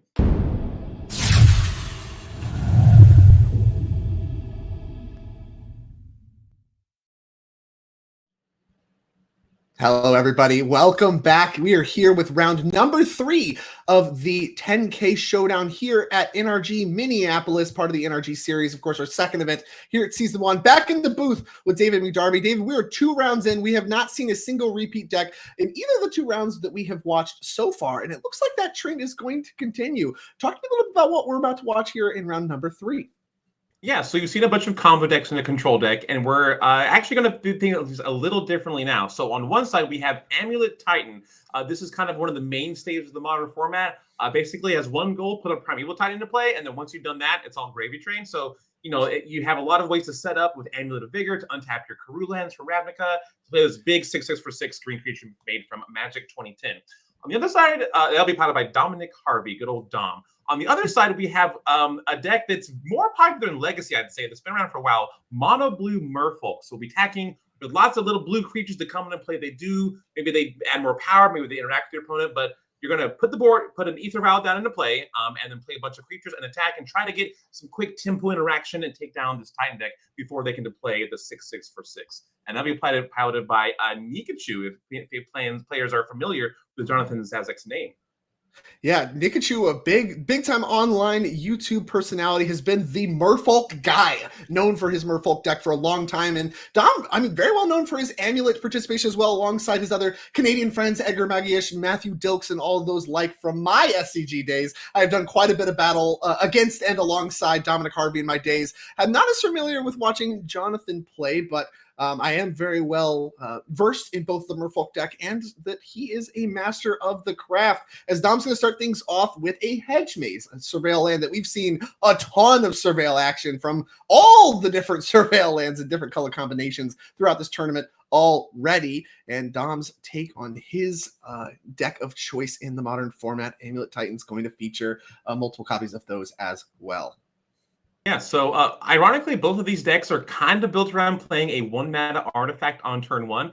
We see the Merfolk's version of Ether Vial. That is in play. We're going to take that up, start playing some creatures without paying their mana costs. Some of my favorite words to see in the Magic the Gathering side. But meanwhile, Amulet Titan does have Amulet of Vigor in their deck. We don't see that on turn 1, which isn't exactly where Dom wants to be with Amulet Titan. But to Surveil land, put that Urza Saga in the graveyard, and we're not interested in that enchantment land anymore. Thank you very much. And we're going to see if Dom can start the ramp train going. And it looks like we're just going to play a Simic Growth Chamber, signed, of course, foil. In foil. He's got it flexed out here for the Simic Growth Chamber. We'll see if Nikachu wants to do anything on instep. It's going to be Voldalian Hexcatcher. That card does have flash. Does not have to use Ether Vial to get that one into play. Let's go to turn 3, and it's going to be Master of the Pearl Trident. No islands, but doesn't matter. No blockers anyway. Attack for 2 and Ether Vial follow up. Very quick turn 3 for Jonathon, getting the pressure started. We'll see if Dom has anything to play in turn 3. This deck known for its 3 drops, typically cards like Azusa, Lost But Seeking, Dried Fleas, and Grove. A copy of Spelunking in the mix as well, as far as 3 mana plays to get the land drops kind of kick started here a little bit. We'll see if Dom has any of that to play. Not quite enough mana for One Ring just yet. Yep, so from Jonathon's side, this is kind of a classic Merfolk opening. We played a 1-drop Merfolk that can interact with your opponent. Hexcatcher can counterspell non-creature spells unless they pay 1, which there aren't tons of in Dom's deck, but there is Summoner Pact, which maybe would cancel it, but it takes you off of 6 mana Primeval Titan math. But then that 1 mana Merfolk is backed up by a Lord, and we're started attacking for 2. Jonathon does have 2 amulets, which isn't exactly what you want to see, but what you do want to see from the Amulet Titan side is an Azusa, Lost But Seeking, which will allow Dominic to start playing more lands into play. No interaction from the Merfolk side, which is rough for Jonathon, as you can see. But here comes a second Karoo land in the form of Gruul Turf. And we've got Merfolk Trickster. A little bit of interaction. How about Merfolk Trickster? So that actually does work a little bit. Gives you a turn. Traditionally, you've seen this trick happen before with removal spells, where with the bounce line trigger on the stack, people remove Azusa in order to deny the other 2, the other land drops that you could have for the turn. Merfolk Trickster actually just turns off Azusa's ability, giving you the extra land drop. So it does work the same, but Azusa is still going to be in play. And that's actually a pretty big difference when we talk about Dom's next turn, because even with the addition of Merfolk Trickster, Nikachu is not assembled lethal just yet. Now, some extra lords, all those cards, if all the cards in hand are like extra lords and stuff like that, maybe that mixture changes. But for the moment, it looks like only 2 cards in hand, maybe up to 1 extra lord. I think it's actually subtlety. We have a few turns before this game is actually going to end, and this Azusa is going to be able to clock in and maybe even present Titan mana next turn, given that Dom has untapped lands to make that happen. Yeah, so right now, Jonathon has 7 damage in play, which will put Dominic to 10. That is not enough for lethal next turn. So Jonathon right now is weighing, should I play this Lord of Atlantis, this Lord of some kind, just on the main phase to get in 3 more damage to then make it lethal next turn? or do I keep it in hand for the subtlety to pitch to that and maybe keep Dominic off of a Primeval Titan for a turn? So those are the kind of decisions that Jonathan's weighing right now. And honestly, it's a rock. It's half dozen one way, 6 the other way.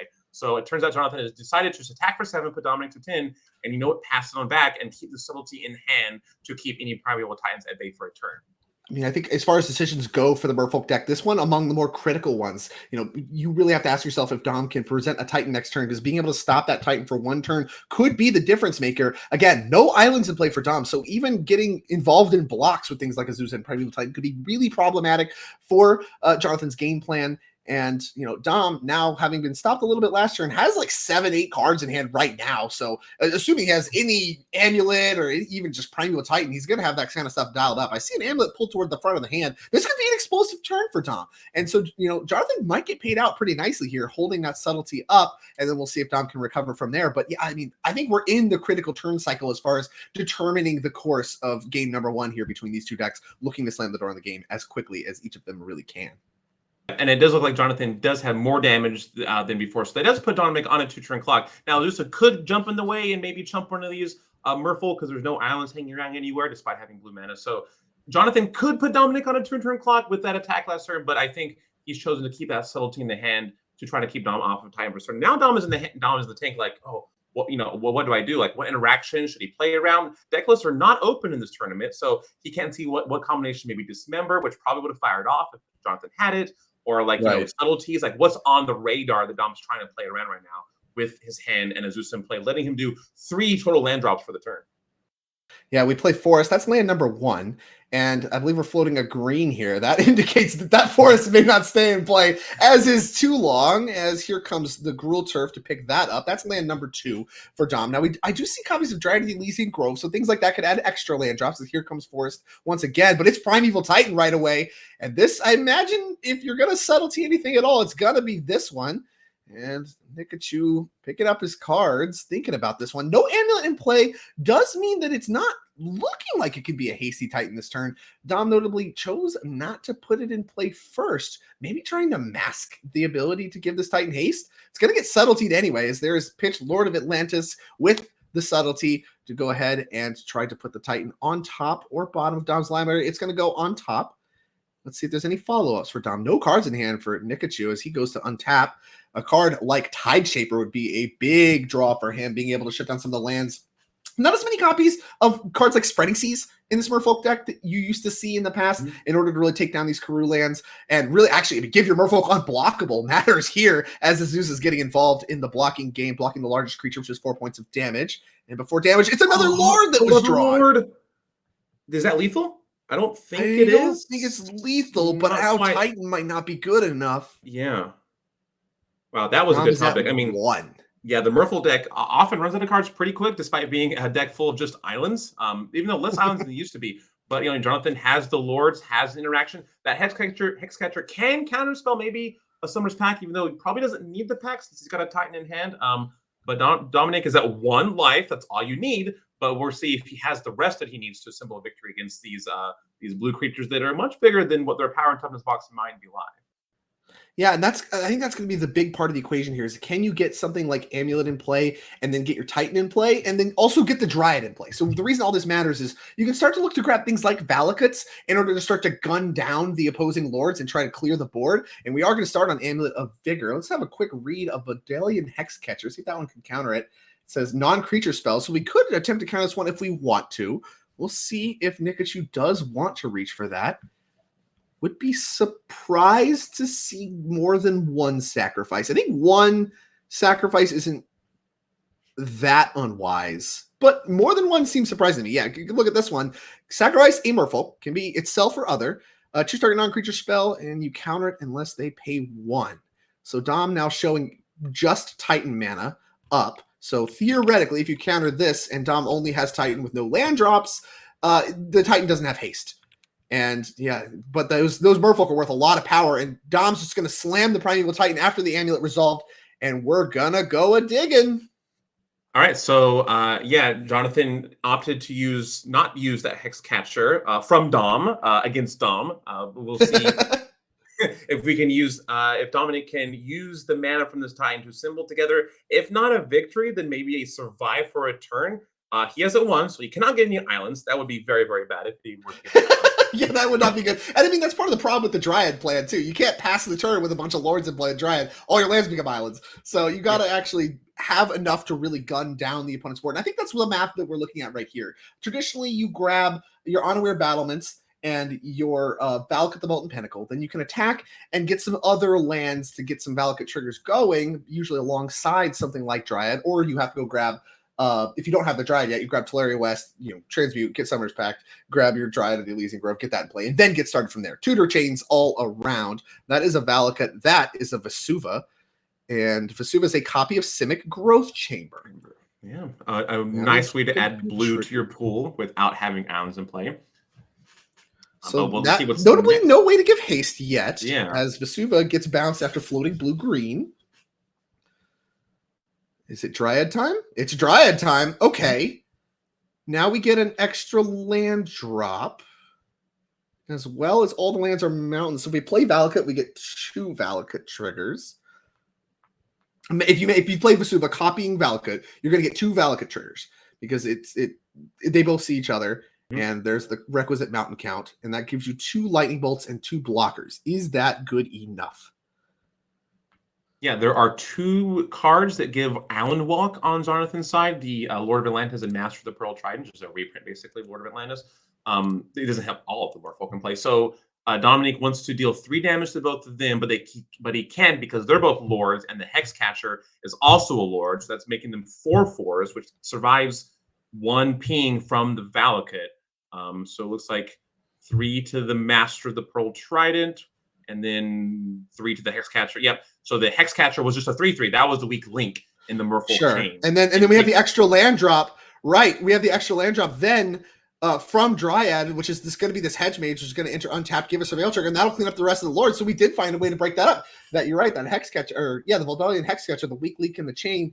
And now things look disastrous for Nikachu with that 1 turn, that 1 swing with the Valakut's Dom still at 1 life point, looking to be able to clinch this, and that's going to do it. Dom's going to win game number 1 in an impressive display of some Amulet Titan mastery. It looked to be pretty bleak from there, but all those cards in hand for Dom were able to convert into enough Valakut triggers to clear the board, have the Valakut Molten Pinnacle go to its Wrath of God kind of ulterior mode, and in the game in Dominic Harvey's favor. Impressive display. Yeah, that was just a really fun display of the types of gameplay situation you can find yourself in Modern. Like the Merfolk player, like, do you play the subtlety? How do you play your Lords? Do you interact with an Amulet, with this Hexcatcher? How much? And then, like, all the play on the aggro side. On the other side, you're just playing lands and Primal Titan, right? No, there's so many ways you can sequence your lands, and when you play your Amulet, and like what do you search for with all your tutor chains. There's so much play that went on in that game in the 4 or 5 turns each side had that just was a joy to watch. And it really makes Modern like my favorite format to watch and to play. It's really fun. And both these players are like excellent at their decks. You can tell they've been around for a while. They're both known for these deck lists, and it's really fun to see these masters of their craft really at work. But now, more games are played sideboard than main decks, so now we're going to see what the players are siding board in for this matchup. So we're taking a look at Merfolk by Jonathon Zaczek. He's got 4 Stern Scolding, 2 Dismember, 2 Aether Gust, 2 Merfolk Trickster, 2 Spell Pierce, 1 Subtlety, 1 Force Negation, and 1 of the old Spreading Seas. Drake, what do you think Jonathon's going to be doing against this Primal Titan Menace? So there's some obvious standouts. We're talking about cards like Subtlety, cards like Spreading Seas, and cards like Aether Gust. These are the cards that look like slam dunks. They're actively, either free interaction in the case of Subtlety or just very efficient interaction in the case of Aether Gust to really be able to take care of Primal Titans, whether or not there's Cavernous Souls or anything like that involved. Also have some range against other targets. You can Aether Gust the Azuzas, the Dryads, all the things like that. Those cards are exciting. And then things get a little bit harder. You have to actually make the decision, how many Dismembers do you want in your deck to try to pick off things like Dryads and Azuzas? How many, do you want Stern Scoldings to try to stop them from happening in the first place? Do you want something like Spell Pierce to reach for, especially with you on the play? Maybe it could be good as extra 1-drops.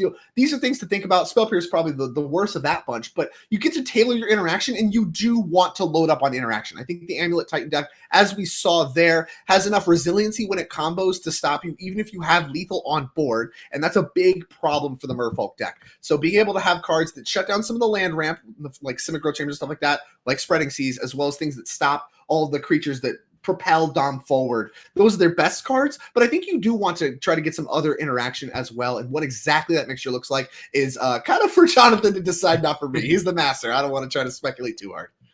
Yeah, exciting. We'll see what Jonathon does, bring in all these blue cards for against the green deck. And now we're going to take a look at Dominic Harvey's Amulet Titan list. Here's his list and his sideboard. 2 Generous Int, 2 Spelunking, 2 Dismember. Dismembers are everywhere. 1 Tormod's Crypt, 1 Thragtusk, 1 Endurance, 1 Roxanne Starfall Savant. Very excited to see that one. 1 Colossal Sky Turtle, 1 Colony Garden, 1 Radiant Fountain, 1 Castle Garen Brig, and 1 Gemstone Caverns. Dominic, what do you think the plan will be here with an absence of Cavern of Souls against this mono blue deck?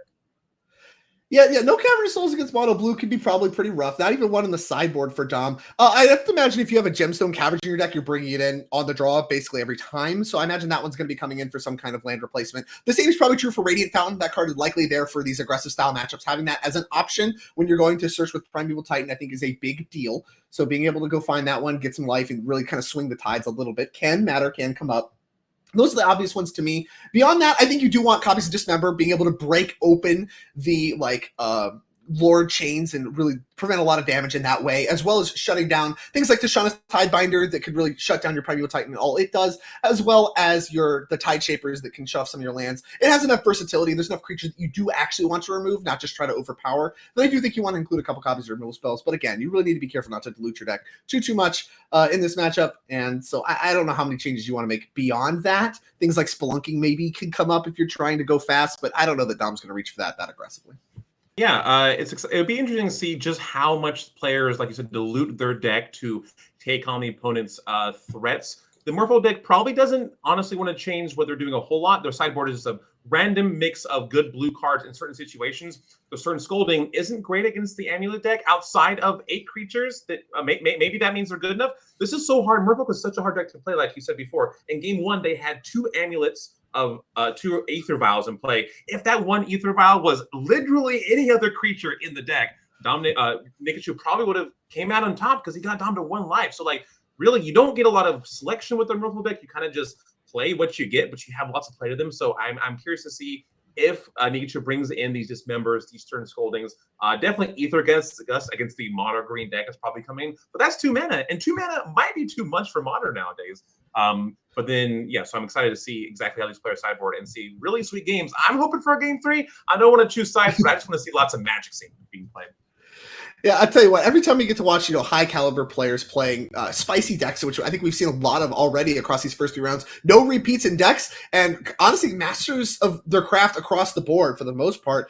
People I've seen play before, people that have results, or plenty of results on their favorite archetypes. Really, this highlights what makes Modern so awesome. Is you have these various different archetypes where you have people that play them in and out, all day long, and they're masters of them, and they're still getting the job done, even in the face. People talk about Domain Zoo, a deck we haven't even seen yet that we'll probably see quite a bit as the day goes on with Leyline of the Guild Pack and things of that nature that's kind of taking over Modern right now. Haven't even seen that yet, but we've seen a ton of high stakes and high competition Magic already so far across 6 different decks. I mean, this is awesome stuff. This is incredible to see, and some wild play patterns across the board for all these decks. Very iconic in the way they play. As here is turn 1 Aether Vial, one of the iconic plays for the Merfolk deck from Nikachu.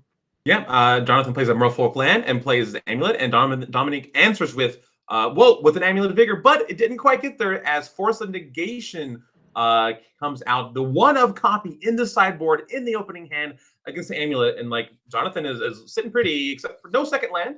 Looks like just passing it right back with some Lords in his hand, but don't worry, Aether Vial, good things come to those who wait, and in turn, these Lords will be coming out, maybe even attack with Mutable for 3 damage. Right. Yeah, no second land, I think, for Nikachu really speaks to how highly he valued these 2 copies of Force Negation in his opening hand. Clearly kept those in. I mean, I wasn't sure necessarily how many he was going to keep in from the main deck, if he even wanted the one on the sideboard. I think the way this game has played so far certainly indicates, A, that he wants to interact a lot more, and B, he really highly values these Force Negations in this matchup. And we'll see, what Dom can do. Both these players kind of limping along with their mana. And on the upkeep with the trigger on the stack with Aether Vial, he wanted to make sure no one's coming in there at end step. He's going to use his second copy of Beseiju Who Endures to channel and blow up the Aether Vial, which does give Jonathon a land, but I mean, very clearly kept that hand intending for that Aether Vial to solve all of his mana problems throughout the game. Not going to be the case any longer. Yeah, a lot of the lords in Jonathan's hand and in his deck both cost UU for their mana value. 2 UU. It's not colorless in one or generic one. It's U and U. So he still was kind of banking, like I said, on that Ether Wow to deploy his lords. So we'll see if he draws a land for the draw set. But Dominic was able to use 2 of 3 copies of Beseiju. It might be legendary land, but when legendary lands have off ramps of spell, it just disenchants or path to exile for non-creatures, that's pretty good. And I like the play so far by the players. But Jonathan is like, you know what? I'm not going to attack. I'm just going to pass it back. What could this mean, not attacking for 2, do you think?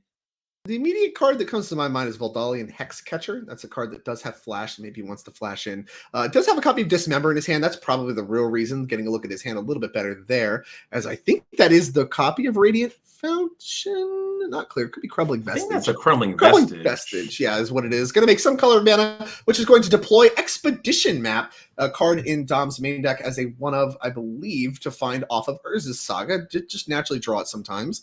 And I think we're thinking about interacting with this in some way, maybe force negation. Yeah, he's got a second force negation, but is this map worth force negating? You know, we'll probably have to pitch a lord. Oh, Hexcatcher just comes into play and lets it resolve. Okay, so Dominic does cash in the expedition map. Now, this deck, this is basically a commander toolbox deck. There's so many little one-ofs and like ways to tutor for things, and those things tutor for things. So kind of like a mix of cube, commander, and like modern, which is awesome to see. It looks like we do have the Radiant Fountain. There's the Radiant Fountain. We found it. We found it. There it is. That, I think, speaks to how many lands are already in Dom's hand. He has to have quite a few, I think. Karoo lands already dialed up, ready to bounce some lands in order to really be reaching for that right now. So I think the find here is certainly indicative of how he expects this game to go pace-wise. As the Mutavault fired up, you wanted it to happen. Here it is. Okay, there it is. It gets in there for 3 damage. That's so powerful. It's my favorite reflection I've ever seen attacked in my life. So with the 4 damage, it's taking Dominic down. And, you know, Jonathan has the beats. He's got 4 damage every turn, and maybe there's some more free counter spells in his hand. For what and here's a spot too with him being patient with the expedition map. Here comes the One Ring. That was a copy in Dom's hand, and now this force negation could look to reach for that if Jonathan so chooses. I mean, this card does deal damage to Dom eventually, which is part of the game plan that this deck's looking to accomplish. I mean, looking to kill your opponent, but at the same time, your clock right now is really weak. Would not surprise me if you have to force negation this when you normally don't really want to. And yeah, that looks to be the conclusion that Nikachu has reached as well. Exiling Subtleties. Pitch cards all the way down for the Merfolk deck. One of the advantages of being mono-colored. I mean, Merfolk have been pitching Force of Will for, 25, 28 years or so. So, like, this isn't anything new for the mono blue attack tempo. What is tempo? Who really knows what tempo is? But, like, Jonathan's attacking for 4 every turn with pitch spells. The funny thing about the One Ring in Amulet Titan, there are not a lot of ways to get rid of it once you start ticking up. You have a Primeval Titan to find a Beseiju and a Kurulan to bounce that. But outside of those 3 Beseijus, there isn't a lot of way to really get rid of it. So you're kind of locked into the One Ring. But unlike those control decks, once you have a Primeval Titan in play, it takes 1 to 2 turns after casting it to make the match be over in your favor. But Jonathan did find a second island in the forms of Odawara, and does deploy another lord. So, things are looking pretty well for the Merfolk player, I'd say. Yeah, and Dom's mana is kind of awkward here. Probably more colorless sources than you'll ever see. And I think he even drew the Gemstone Cavern. So, like, one of the problems with playing so many one-ofs is you end up with a lot of different combinations of lands and things of that nature when you're playing this deck. A lot of tutors of various kinds, Summer's Pact, Slayer West, all that kind of stuff, even Urza's Saga, and a lot of one-ofs to grab. And that's part of what makes this deck so difficult. It makes it very daunting for new players that are looking to pick up a new deck. Here's Golgari Rot Farm picking up the Radiant Fountain among the colorless lands, looking to buy Dom a little bit more time, pad his life total, which is still pretty high given the turn of the game we're on, as another land in the form of Cavern Souls drawn for Nikachu. That'll start to get things started really, really quickly for him. And no attack with Mutavault. I think, especially with another land played, Dom has to have something on his radar, and there's a lot of cards it could be, but I think Tishana's Tidebinder is a card he's already played around a little bit this game, talking, of course, about cracking the Expedition Map main phase, and this Primeval Titan's going to eat the Tishana's Tidebinder trigger, so it has to be not too surprised to see that, but it does still block just fine. No islands in play, and having the 6/6 to block could be a big deal here for Dom. Yeah, so meanwhile, Dominic's turn 5 looks like a commander play. You had a Golgari, a Golgari Kurulan Rot Farm bouncing, like a Radiant Fountain or something. This was like commander playing and then playing Primeval Titan turn 6. This was really commander a few years ago. But Jonathan Zaczek did have the Tishana's Tidebinder, if we can bring that up real quick. This card is just been really changing kind of the modern just like landscape. Anytime someone has 3 mana in play and you have a fetch land, watch out, they might Tidebinder you. So while this Tidebinder is still in play, this Primeval Titan is just a vanilla 6/6. Now, if Dominic can get rid of the Tishana's Tidebinder, the Primeval Titan's rules text does come online and you start doing this thing. But right now, that makes the Titan just a vanilla 6/6, which there are no islands on Dominic's side, despite his creature island walks. He's going to crash in here and see what Dominic wants to block with. I love this attack. I mean, on the face up, looks like, okay, yeah, I guess I just got to attack, got to get some damage in. But actually, Nikachu has a copy of Dismember in hand. So if blocks, really, if he makes if Dom makes any kind of block, he can Dismember before damage and then just eat the Primeval Titan with the attacker, which nothing is a 1/1. So he can just eat it with the attacker plus the Dismember will actually just take care of the Primeval Titan. You get to keep your creature and still push damage. So, I mean, Dom very incentivized to block, I think. But at the same time, this attack actually represents quite a bit of value for Nikachu as well. So we'll see what Dom decides to do. If he just takes no game action, I mean, a vanilla 6/6 isn't worth a lot. So I think he is incentivized to block, and he does. Yeah, I played Magic with Dom a whole lot, and I know for sure he had Dismember on his radar with this block. You kind of look at him, he's like, I kind of got a little tell, like, he's like, well, they might have Dismember. Jonathon probably Dismember, but can I even afford to not block? Like, if you die to Wrath of God, like, sometimes you can't play around it. You just do it anyway. So you have Wrath, you have it. And that's exactly what Jonathon had. He had the Dismember, puts Dom to 6 with lethal on board. So Dom really has to figure out something to symbol. But I don't think Jonathon has any cards left. He's deployed the last remaining threat in Svei Loon of Sea and Sky. So it's up to Dominic's turn to survive this turn long enough to maybe deploy a Titan. He does have a Summoner's Pact in his hand, but there is the Hexcatcher in play, which could maybe make it where he needs 8 mana. He can only hit 7 this turn. So there's a really lot to think about, but I'm excited to see what Dominic can figure out because he's just been a joy to watch so far. Yeah. It has been a pleasure. Yeah, you saw Svelian added post-combat. That one doesn't get to attack right away, so no sense really to play it. The ward doesn't come up too much, but it is a very good attacker, as here comes a copy of Summoner's Pact. And we've seen this before. This is what we saw last game. Nikachu has a pile of Merfolk, Faldalian Hexcatcher. Dom's like, I'm going to cast some non-creature spells. You want to sack any stuff? And Nikachu has to tank and think about it. He's at a really low life total. Even if he sacks some, maybe he still dies. This feels very much reminiscent of game 1, where we've navigated the game to where Dom has nothing in play and a bunch of cards in hand, and Nikachu has him super dead on board. And last game, Dom was able to blow up all the Merfolk and win the game. And so Nikachu is certainly not looking for a repeat of that nature, having to think about this Summoner's Pact. This reminds me of Force of Will. I just cast a card. You got to make all the decisions now. So we're seeing. You said that is for blocker? Pitch cards are for blockers. These are for blockers. Yeah, I'm just casting my spell, and I'm just your turn. Yeah, do you have responses? And then we'll see what Dominic searches up. Will probably be a Primeval Titan. But now Jonathon's like, oh, does Dom have the 7th mana in hand? How much can I afford to get rid of? What's my power if I sack these two Merfolk? This Mutavault in play, can I quite get there? So it's so much math to think about on the Merfolk player side that I don't know what the right answer is. But Jonathon's like, you know what? Just do your thing. I want all my power. What's the worst? Yeah, I don't hate this approach, especially if he draws his copy of Spreading Seas, if he draws any of the Tide Shapers, which have been notably absent this entire game, would have been great at every point in this game. Shutting down the Karoo, making your creatures unblockable. Blocking has come up huge for Dom over and over and over again. As here comes Primeval Titan. Nothing that Nikachu could do about that. Has used all of his pitch cards for this game, which has been quite a few. And here comes a few lands with Dom at 6. I believe we're still facing down lethal, even blocking the biggest thing. So we're going to need some help. Colony Garden can add a blocker to the equation. Assume that is actually in his deck. Yeah, do you think we're looking for maybe the Handwear Battlements for a haste, but to get 2 more ways to maybe survive? I'm not sure. If there's a way, Dom can find it. If you can grab Bounce Land plus Onward Battlements and have an untapped red source in hand, you can give haste the manual way. I do not believe Dom has actually played a land for turn quite yet. That was part of the equation there a second ago. And it's actually, okay, I think this is going to be Colony Garden, pick up Colony Garden, replay Colony Garden, just make blockers and hope that, nothing comes off the top that actually just kills you. And I believe we're doing that math right now. I do think 2 blockers is good enough. So we did board in the Colony Garden, notably not in the main deck any longer. Used to be, no longer. Now in the sideboard, did choose to bring it in.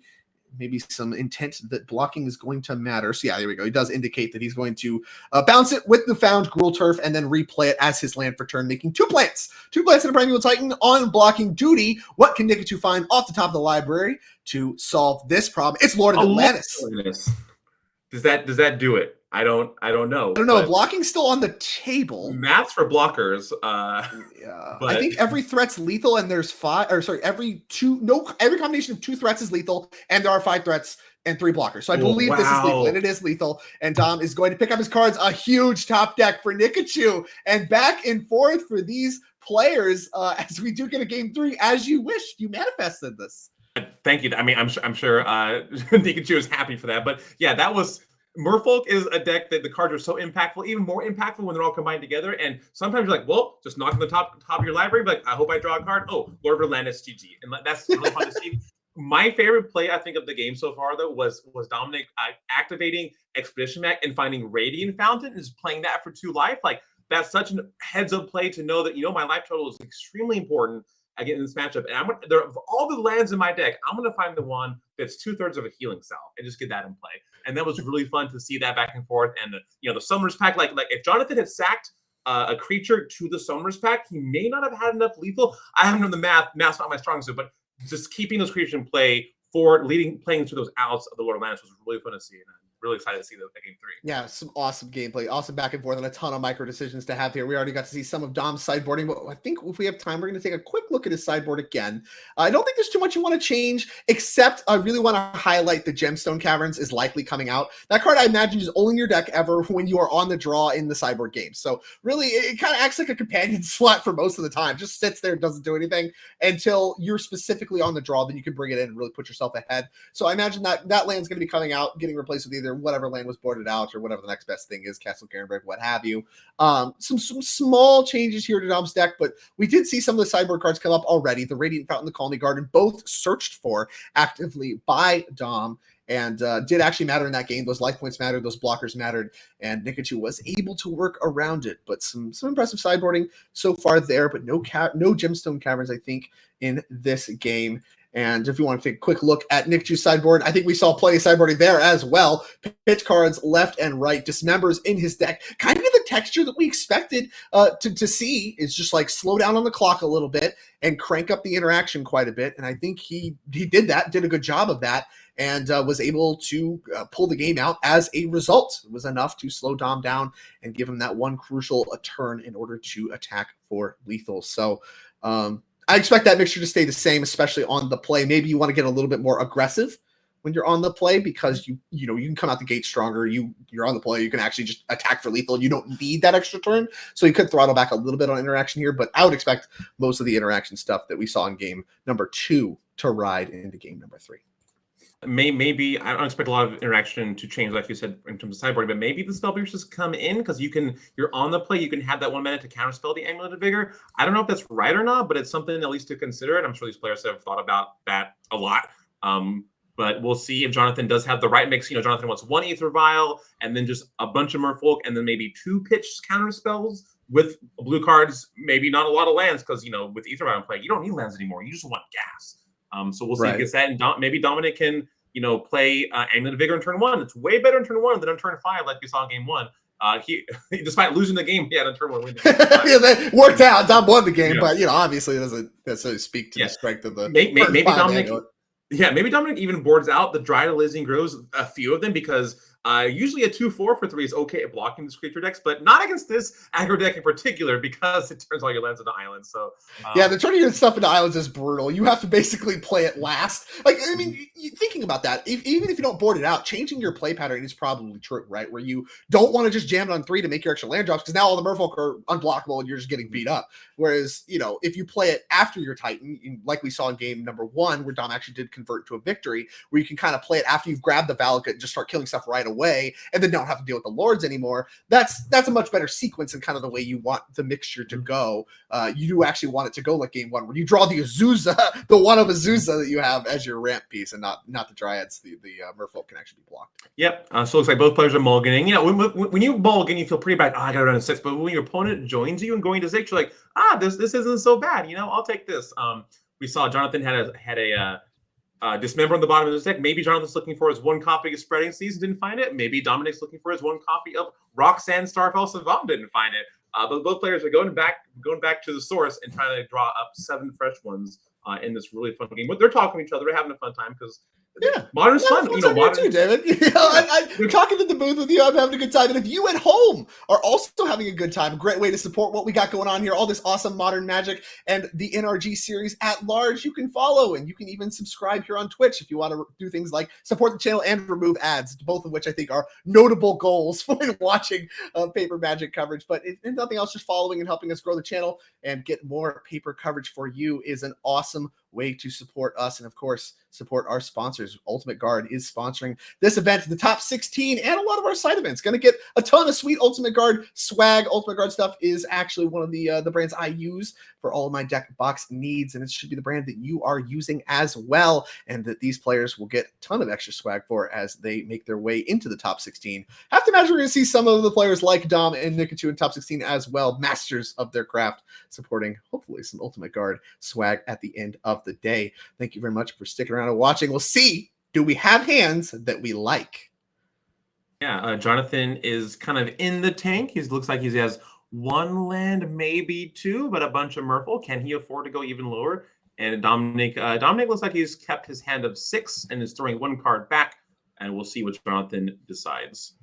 So one thing that makes, I think, Amulet have as much staying power in this format as it does, especially with how kind of two-sided it looks. When you think about Amulet Titan, a lot of times you think about Primeval Titan and big mana and, like Tron, you put it in Tron's Capeshift camps, but it can kill you on turn 2 and 3. But the kicker is there's no cantrips, once upon a time has been banned. So you have to find the right mixture, and there's a lot of tutors that facilitate that. But when you're talking about these scrappy mulligans, because you do have to mulligan quite a bit because of these weird hands you can get with Amulet, you actually can keep a lot of fine-ish hands with things like bounce lands in order to recoup the card advantage. And that actually makes up for a lot of the lower mulligans you can do. And I think we may even see that here as a Boreal Grazer comes down. It's actually Valakut that's going to get added to the mix alongside the Besage Who Endures. But yeah, I think when you're talking about low mulligans and scrappy games, Amulet's actually pretty favored there as well because of the power of the Karoo lands in those kind of situations. Yeah, imagine if you had a land. There was a land that was made that was ETB tapped, draw a card. That'd be really good, right? Busted. Well, it's kind of what Karoo lands do. And this deck does it even more. Maybe you bounce your Radiant Fountain, gain 2 more life. Maybe you play Expedition Map. Look for the Karoo to bounce your Radiant Fountain to gain 2 life. All these things really matter against the Merfolk deck. And Jonathon is not on the board yet. So there is another land. Warlock Grove is the pick up that turn, which I think Jonathon was really happy to see. That lets him start getting the 2/2s for 2 train rolling. Yes, so two things here that have not gone well for Nikachu already in this game. No turn 1 Aether Vial. The best Merfolk hands always involve a turn 1 Aether Vial. The best, the fastest kills, all the best stuff that you could really do with Merfolk involve turn 1 Aether Vial, especially if you're looking to hold up mana for interaction and develop your board. And Dom having the turn 1 of Boreal Grazer is actually huge. The Radiant Fountain, you talk about your healing salve, gain a little bit of life, how much that came up. Having a 0-3 reach blocker in turn 1 to start mitigating some of the damage, maybe even just a free Mutavault attack here, stuff like that, is a big deal. And so these two things are going to do a lot in order to propel Dom into the later game where, assuming, his hand does actually shape up, I think he's going to be pretty favored. But Nikachu, of course, can have some powerful interaction, and that's going to be what he's going to have to lean on if he's going to win this game. I don't think he's going to be able to just get Dom dead super quick with the texture of how this game's gone so far. He's going to need to lean on some interaction. Yeah, and if I was in Jonathan's spot and my opponent had an Expedition Map ready to go, decided not to use it and untap with it, I'd be pretty afraid of what's coming down the line. We did see a Primeval Titan in the Amulet Titan's hand, so that's pretty good. Maybe that comes down in a turn or 2 from now. But, Dominic's not under any pressure. Jonathon has a 1/1 for 2 that he can block. He's got an 0-3 reach. So he doesn't have Defender. It can attack if it 1 and 2 as well. That's crazy. What a sloth. So Jonathon does play an Odawara. I'll get in there. Attack. Dominic's like, you know what? I'll block. What's the worst that could happen? Call. Yeah, it's a free attack, right? Dom's not going to be attacking him. But it is a free block. I love this posturing here from Dom. I want to really highlight the way he's played Expedition Map and the difference in this game and last game. Last game, he cracked it right away on his main phase, playing around Tishana's Tidebinder, not getting it tagged by the Tidebinder Stifle effect so that he'd get his Radiant Fountain. This game, he had the opportunity to crack it, didn't. Cracking it on instep here, I think he's baiting. It feels that way. Yeah, for Tishana's Tidebinder. I think he says, I don't care if you counter this. I'd rather you do that than my Primeval Titan because I don't have it covered if you tag my Titan. And I think the way he sequenced that really speaks to opening up positions for your opponent to make mistakes. He didn't give him the option in game 1, didn't game 2, and then game 3. And I think that's a really, really impressive skill point with a card that's a one of in his deck. It's not like this comes up all the time. Yeah, and then when Dominic cracked the expedition up, you saw him like activate 2 mana, then hold it up, be like, you want to counterspell this? You want to tie bind it? Like Dominic is like opening the door for his opponent to take the bait. But Jonathon has played Merfolk a time or two before and has probably already thought about the Tidebinder and the map interaction. Is like, you know what? You may have this. I've got bigger fish to fry with this counterspell. Yeah, and Dom now giving a think to exactly what lands fix the problem. Tolaria West, I mean, obviously kind of is the land that counts as a spell, where you can go find Summoner's Pack, have extra Titans and stuff like that. But with no blue mana in play yet, that one's a pretty ambitious prospect to be grabbing. So maybe things like you have to start thinking about like Urza's Saga. Is that a card that you want to try to get going? Is that a card you don't mind getting tagged by Tidebinder? Now the decision points that come up with Amulet Titan, and specifically not just goldfishing Amulet Titan, which a lot of people just do at their desk to try to get used to the lines, but being able to play against interaction is really the key here, as Forest appears to be the find, needing some untapped lands. There's so many really cool, interesting lands in this deck. Now with Echoing Deeps in there, you can expedition map for a land that's a copy of land in your graveyard. Like, there's so many cool lines you can take now with the expedition map. But Dominic chooses, you know what? Basic Forest, good enough for a limited edition alpha, good enough for me in this modern matchup. And that's exactly seems to be the case. And we do know about Radiant Fountain, which is going to be deployed right now. That's going to give Dom a little bit of extra life. Padded to 24, is he? And it's Roxanne! No, it is Roxanne. Oh, my goodness. Let's get Roxanne. She's going to read this. We are too. Let's get this one up on the screen, and you're going to take this one away. I do not know what this card does. Yeah, so Roxanne Starfall Savant is from Outlaws of Thunder Junction. She is a 5-mana 4/3. When she ETBs or attacks, we're talking Titan Trigger here, as in the name Amulet Titan, you make a Meteorite. Now, Meteorite is an existing card that taps for any color mana, but when it enters the battlefield, and when it enters, it deals 2 damage to any target. In addition to all that, whenever you tap an artifact token for mana, such as the Meteorite or a treasure token, you add an additional mana. So this is like a mid-range kind of 4/3 for 5 that kills the thing and it adds mana. Normally something you'd expect to see on the commander tables where there's 4 players, 400 cards, not in tables where we see 120 cards among 2 players. So this is a really exciting card to see in play. And this is all I was rooting for to happen, was to see this commander-centric card appear in Modern, one of the toughest formats around. But this, I think, is the only OTJ card in these 75, 150 card matchups.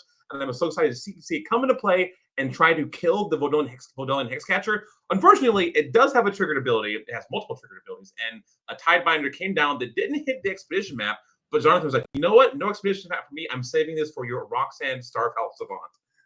I mean, hey, whatever. Still 4/3 that attacks and blocks, and that certainly matters here, as no islands in play once again for Dom. Yeah, thank you for the breakdown on that card. A lot of text, and I did not know that one. Did not expect to see that one today. Cards I prepared. Cards like, the Slick Shot show off, and the Centauro the Infiltrator. None of that. Instead, we get Pillage the Bog. We got Roxanne. I mean, it just shows how awesome it is when you're talking about Modern and the impact that new cards can really have on the format. We've already seen a wide range of impact from various cards, Outlaws of Thunder's Junction, Roxanne, a maybe neat addition here, especially in these creature matchups for Amulet Titan decks, as here comes a rumbling attack with Tide Shaper, turning that Gruul Turf into an island, making all these Merfolk unblockable thanks to Master of the Pearl Trident. Oh, we are thinking, the Tide Shaper can't attack. Okay, cool. We also saw a Master of the Pearl Trident around to, make these Merfolk even larger.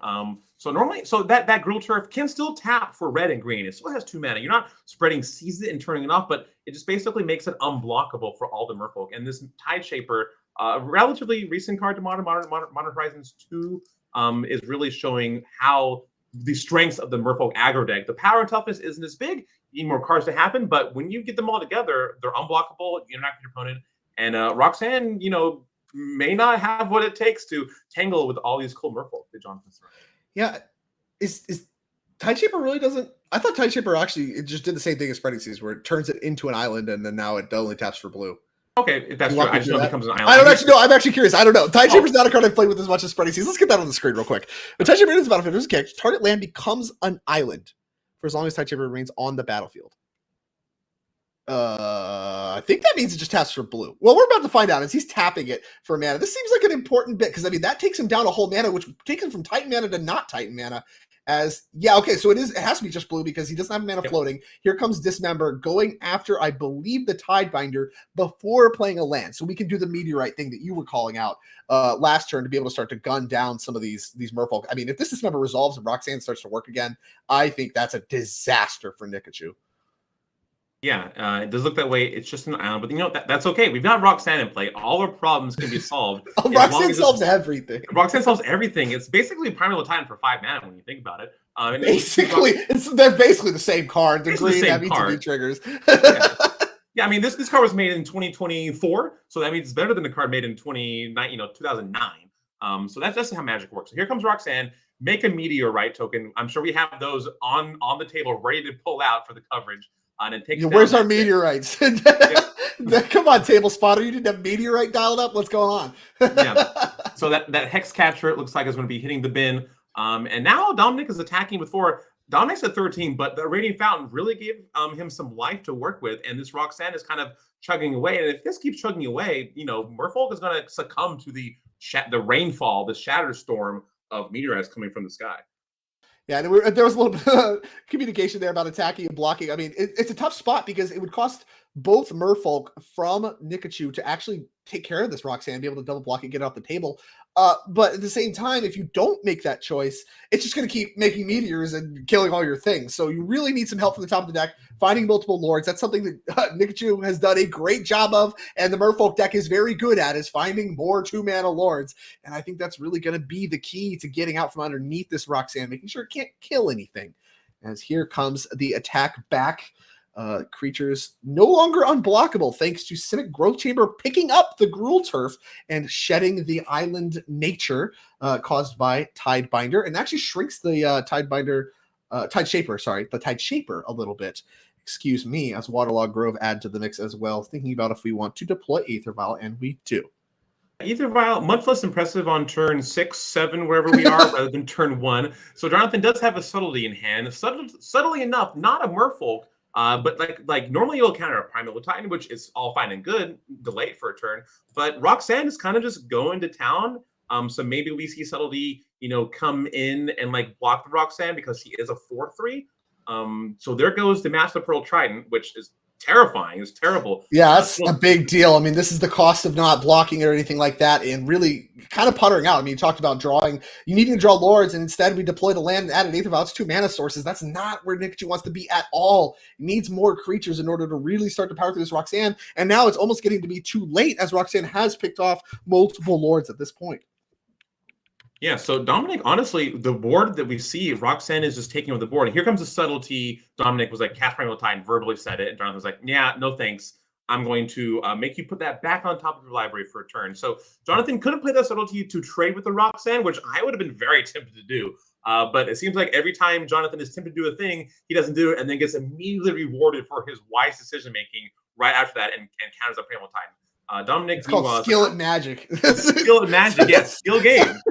So it differentiates them from us. He just has that sniffed out. And I mean, as expected, answering that Primal Titan is very important. Now, subtlety obviously way better when you're ahead than when you're behind, but it does a good job of stifling the bleeding here a little bit, as we are going to channel Boseiju to pick off the Mutavault.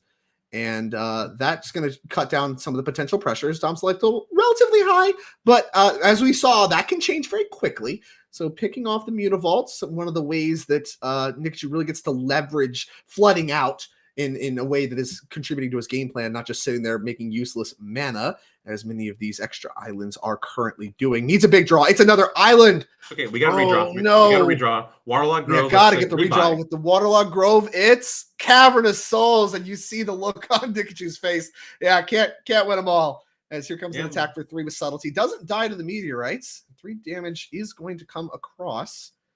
And back to Domstrom we go, who gets to redraw Primeval Titan. I think this is really where the door starts to close.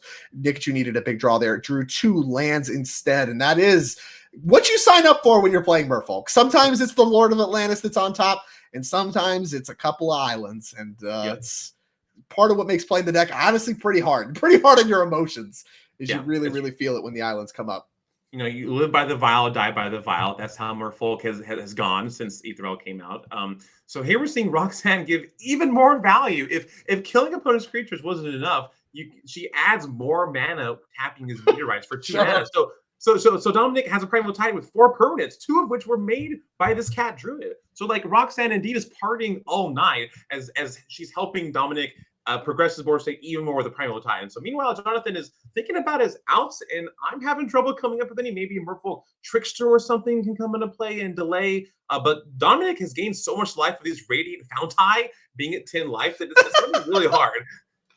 Yeah, I mean, that's really the name of the game. And I think Dom has kind of correctly sniffed out that, like, the only way he can lose this game is by getting punked out by just, like, some lords and some extra damage, because the subtlety does fly, and you see him making exchanges with this Arboreal Grazer, just making sure he gets to untap with this massive board of his, Vesuving the Radiant Fountain, stuff like that. He really just needs to take turns. He needs to play the rest of the game and not get punked out by damage. Did a good job padding his life total with the multiple sequences of copying the Radiant Fountain and blocking the Arboreal Grazer, and now was his game to lose. I don't think it's his game to lose any longer, as here comes yet another Meteor. We're going to go for the Aether Gust in response to the Primeval Titan trigger. So we will shuffle it away no matter where it goes. Yeah, and this Meteorite, I'm just going to tag you for 2 with this Meteorite. Just bonk you on the head. Just put you to 1, turn off all those fetch lands that may be happening in the Mono Blue Merfolk deck. There aren't any. Meanwhile, there's a Waterlogged Grove that's in the graveyard, but that's true. You can still activate those Horizon Canopy lands without losing life, which I've done so many times at 1 life. I'm very thankful for that. Well, the actual joke is now Dismember no longer gets you out. Like previously, you're talking about, okay, how do I get this Roxanne off the board? Oh, just draw a Dismember, pick it off. You talk about, those are still in your deck for sure. Well, now that's not an option anymore. You can't actually do that. So that it does actually matter. These life points do matter, as much as we are kind of joking a little bit. Dom now choosing the spell modes of the lands, which is pick up Teleria West, has plenty of blue mana now to transmute. And it looks like we're going to be looking to do that right away. Can we do that and Titan second main? Oh, sheesh. That's a lot of mana. The real crime here is you're transmuting Teleria Academy, but without any islands in play. And that's just like such a kick on the Merfolk when they're down underground in the river. There's no islands here. There's all these blue spells. Thank you very much. And it looks like Dominic did get the Druid of the Elysian Grove. So now he's got tons of islands. But there's a fetch land. Yeah, those lands are going to be more than enough to do enough damage. There are fetchables in the deck, and that will be enough to pick off the Merfolk master himself, Nikachu, and Dominic Harvey doing what he does best, advancing to another undefeated record with his take on Amulet Titan, featuring a new Outlaws of Thunder Junction card. And what a clinic Roxanne did put on there in game number 3. Excuse me. Yeah, he met Roxanne at a party on the hills in the Outlaws of Thunder Junction, and she did it for the thrills. And meanwhile, the deck being called Amulet Titan, maybe you should be Amulet Roxanne after seeing the impressive display that Cat did in game 2 and 3. Let's just stick her in the main deck. Let's get going. Let's bring some meteorites back to Modern where it belongs. So that was an awesome match we saw here in round 3 of the NRG Championship Series here in Minneapolis, Minnesota. So thank you all for joining us so far. Yet again, this awesome event series is sponsored by Ultimate Guard. If you want to check out their katana sleeves or their Boulder deck boxes, I've got a couple here myself that Return to Earth, made of 97% recyclable materials. That's where I keep all my commander decks. There they are. So, actually, same. I love the Return to Earth stuff. Anyways, we continue to gush about how great Ultimate Guard is all night long, but we unfortunately, for us, and fortunately for you, have more Modern to get to. So that was round number 3. Here at the NRG Minneapolis Showdown. Here, this is a 10K. Finals, of course, will be played tomorrow, where we'll be crowning a champion and another member of the NRG Champs. But we have many more rounds left to play before then. Round number 4 coming at you shortly. We do not have a backup for this round. We will be turning over the round fairly quickly, so we're going to be cutting to a very quick break, and then we'll be bringing you round number 4 very shortly. Do not go anywhere. See you then.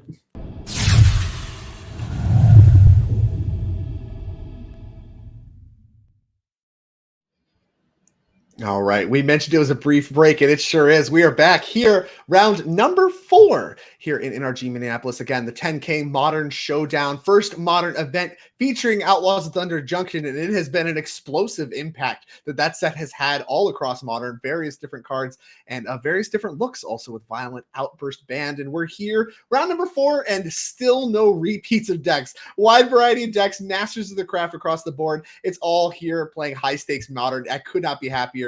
Here again with David McDarby. Talk to me a little bit about what you're excited about this round with 2 new decks again. Yeah, Modern is so great. The decks don't rotate, and you can basically play whatever you want. There are so many open decks. We got to see Roxanne Starfall Savant last round help Amulet Titan take out some Merfolk menaces over there. But here we've got 2 new archetypes. On one hand, we have Domain Zoo.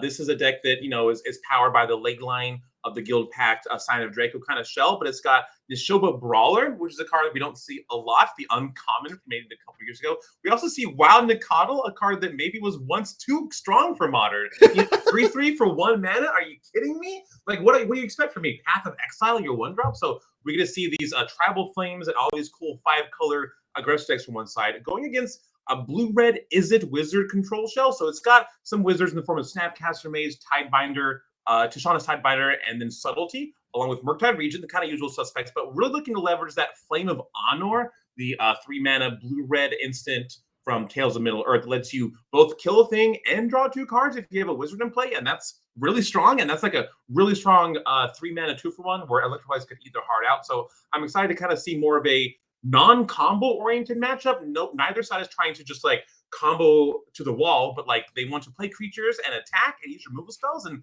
that's gonna be pretty fun to watch. I'm excited to cover with you, Drake.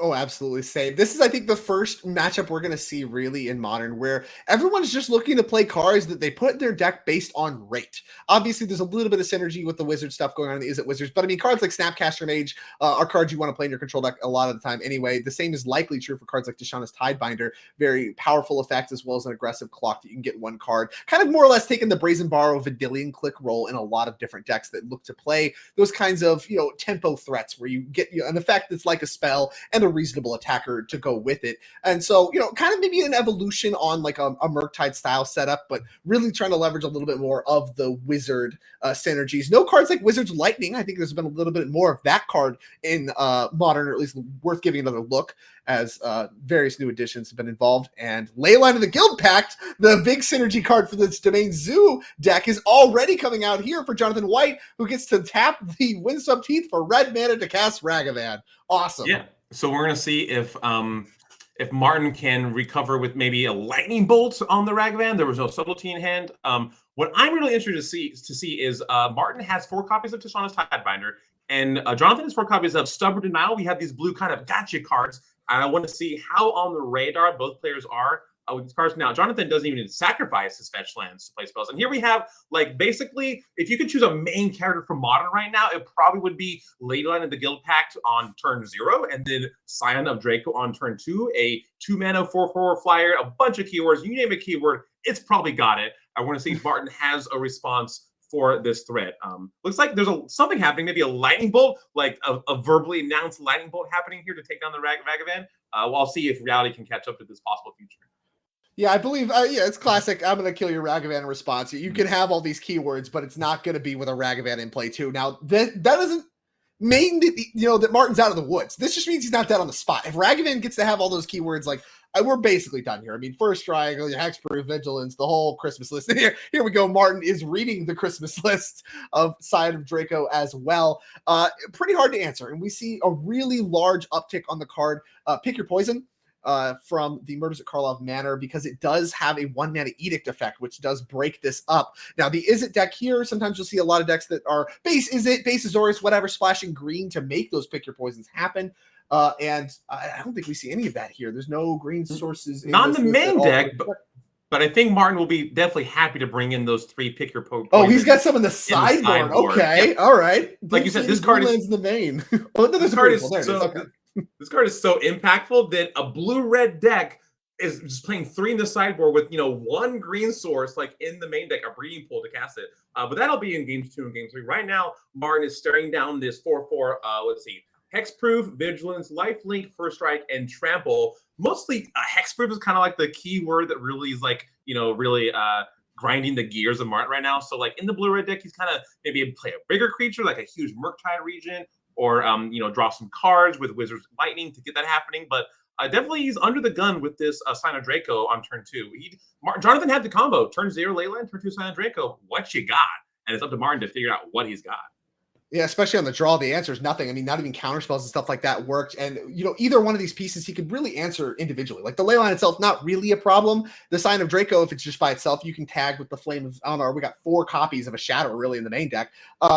With none of that really available, there's not a lot of ways out. Basically, your only answer is a really large Murktide, and we're still a fair ways, I think, from being in a spot where that's going to be successful. And, Jonathon's continuing to deploy creatures, but I really think it's what Martin's looking to do right now is find one of his 2 copies of Murktide using cantrips and stuff like that, and then actually start to get a blocker good enough to put in front of the Scion of Draco and hope that is able to get it done before he can just get burnt out by Tribal Flames and things of that ilk. Yeah, I mean, Jonathon basically had, I would say, one of the near most perfect starts you can with the deck. You've got your turn 2 combo of Leyline of the Guild Pact and Scion, but you also had turn 1 Ragavan, which did have to draw an answer from the opponent, or you just win the old-fashioned Modern Horizons 2 way of attacking with a 2/1 for 1 mana. But yeah, Martin, as usual, the Domain Zoo deck is your aggressive deck. Like you're not spending your wheels with these ways to look through your deck, these preordains or these lowering reveals or these baubles. You're just like turn 1 monkey, turn 2 dragon. Is that good enough? And it looks like it might be here without the presence of Murktide Region. Yeah, and here's Tashawn's Tidebinder. That really, actually, funnily enough, kind of one of the removal spells that works as the brawlers coming across the red zone. Has, I believe, 5 power, but only 3 toughness, so is going to be able to trample. But unfortunately, they have first strike. That is one of the words you mentioned. If it has a keyword, it's going to have it. Scion of Draco does give first strike to Tashawn's Tidebinder, so even having a blocker that lines up and looks like it's going to work, not quite. Take 5 trample. Just no way out. When I was bringing a Leyline the Guild Pack deck the other day, I'm like, oh, I can pitch lands to my pitch elementals, right? No, you can't. But Guild Pack has a lot of words on it. You don't even cast the dang card. It's got Green Devotion for 4. It's so many words on it that Martin's like, you know what? I think I'm going to go to the sideboard now and try to pick some poisons to take care of that. Yeah, I mean, more or less, Jonathon got, what do you call it? Whatever you want to call it. The God Draw, anything like that. Pretty much the best hand that I think the Domain Zoo can present in this matchup, if nothing else. And the Izzet Wizards deck, especially being on the draw, that's just not going to be good enough. And to game 2, we go. An explosive start from Jonathon White. We'll see how Martin Ambroz can answer, get a look at the sideboard, and Pick Your Poison stands out immediately. Yeah, so in Martin's sideboard, he's got basically, your normal one-ofs of a bunch of removal spells, things to bring in.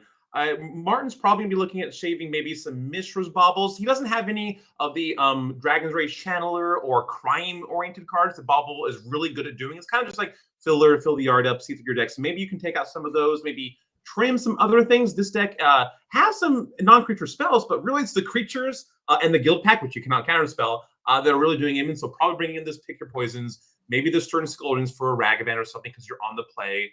There's a couple of other cards in Jonathon's deck. Stone of Eric. I think I'm saying that right. I'm not sure. Erich? Sure, Eric? good enough for me. Yeah, that's kind of more of a graveyard hate card that also draws a card. You love to see it. So maybe Magus of the Moon comes in here too. I'm not actually sure. What are you thinking, Drake?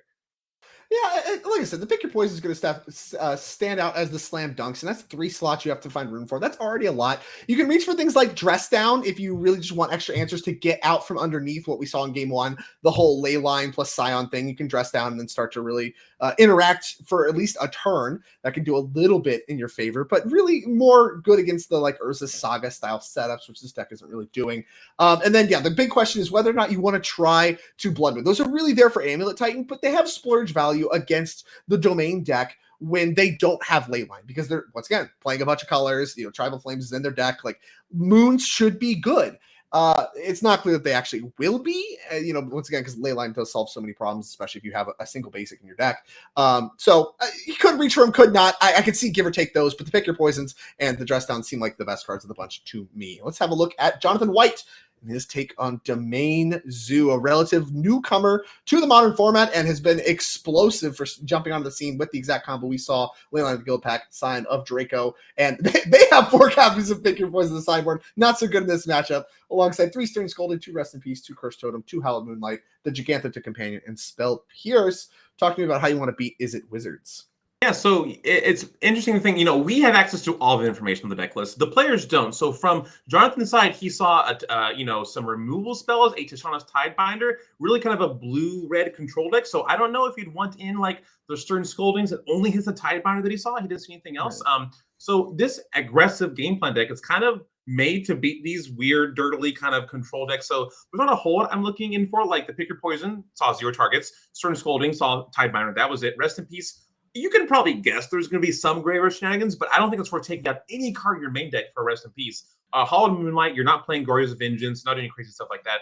So the Spell Pierce, I could probably see bringing in if your opponent's playing a bunch of Islands, a bunch of Mountains, and not a lot of creatures. Spell Pierce is kind of just all-around good thing you want to bring in. So I kind of think I want to keep most of the same game plan going for Game 2 and Game 3 with Jonathon. Right, I completely agree with you. I think his main deck's already pretty loaded with the 4 copies of Stubborn Denial, going to be probably the moneymakers in this matchup for the most part. The Spell Pierce seems like the best of the bunch, and really the only card I would be interested in if I was looking at Jonathan White's lineup of sideboard cards, which to me, I mean, being that light against a generic control strategy speaks that you believe yourself to be good against these kinds of fair decks, which is like kind of a status I think you called out, where these domain decks are really looking to get out from underneath these control decks by having just these really sticky threats. Silent Draco, that hexproof, again, matters so much. That's why we see 7 copies of Pick Your Poison between these 2 decks in this matchup featured in the sideboards. It's just so important for breaking up the exact combination we saw in Game 1, because it feels so bad to just have that happen on turn 2, and it's like, I guess there's nothing I can do. To the sideboard we go. Yeah, and so, Jonathon is mulling with his Domain Zoo deck, which sometimes you could really feel like maybe you mulligan to 6 and you have 2 ley lines in your opening hand. You're like, oh, I'm down to like 3 cards or something. But, he's got a couple copies of Territorial Cov. It looks like he will be doing the manual mode of playing lands with types and not just guild pacting. We do see that 1 Blood Moon in Martin's sideboard is in the main deck and is in his opening hand.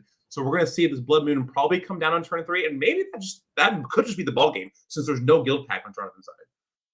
Well, funnily enough, I think there's a copy. Is that a copy of Pick Your Poison in Jonathan's hand? Do we just have an answer to Blood Moon dialed up? Brought a few copies in? That would be amazing if so. Be a good I don't one. think Martin would be able to predict that, but we'll see if it happens. Absolutely. Flooded Strand there on turn 1. Double Bobble from Martin, as well as the Surveil Land, doing a lot of selection for someone that did not spend any mana on turn 1 to cast anything. Did cast 2 Bobbles, had some cards coming for that reason. And now here we are on main phase of turn 2, leading off on Preordain. If those are 2 spells, if you're looking for lands, that's not what you want.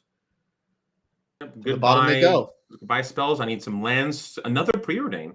Well, that's not see. a land, but if you have a land to cast it, that does some of the work. Second Thundering Balls. The second all Surveil Lands.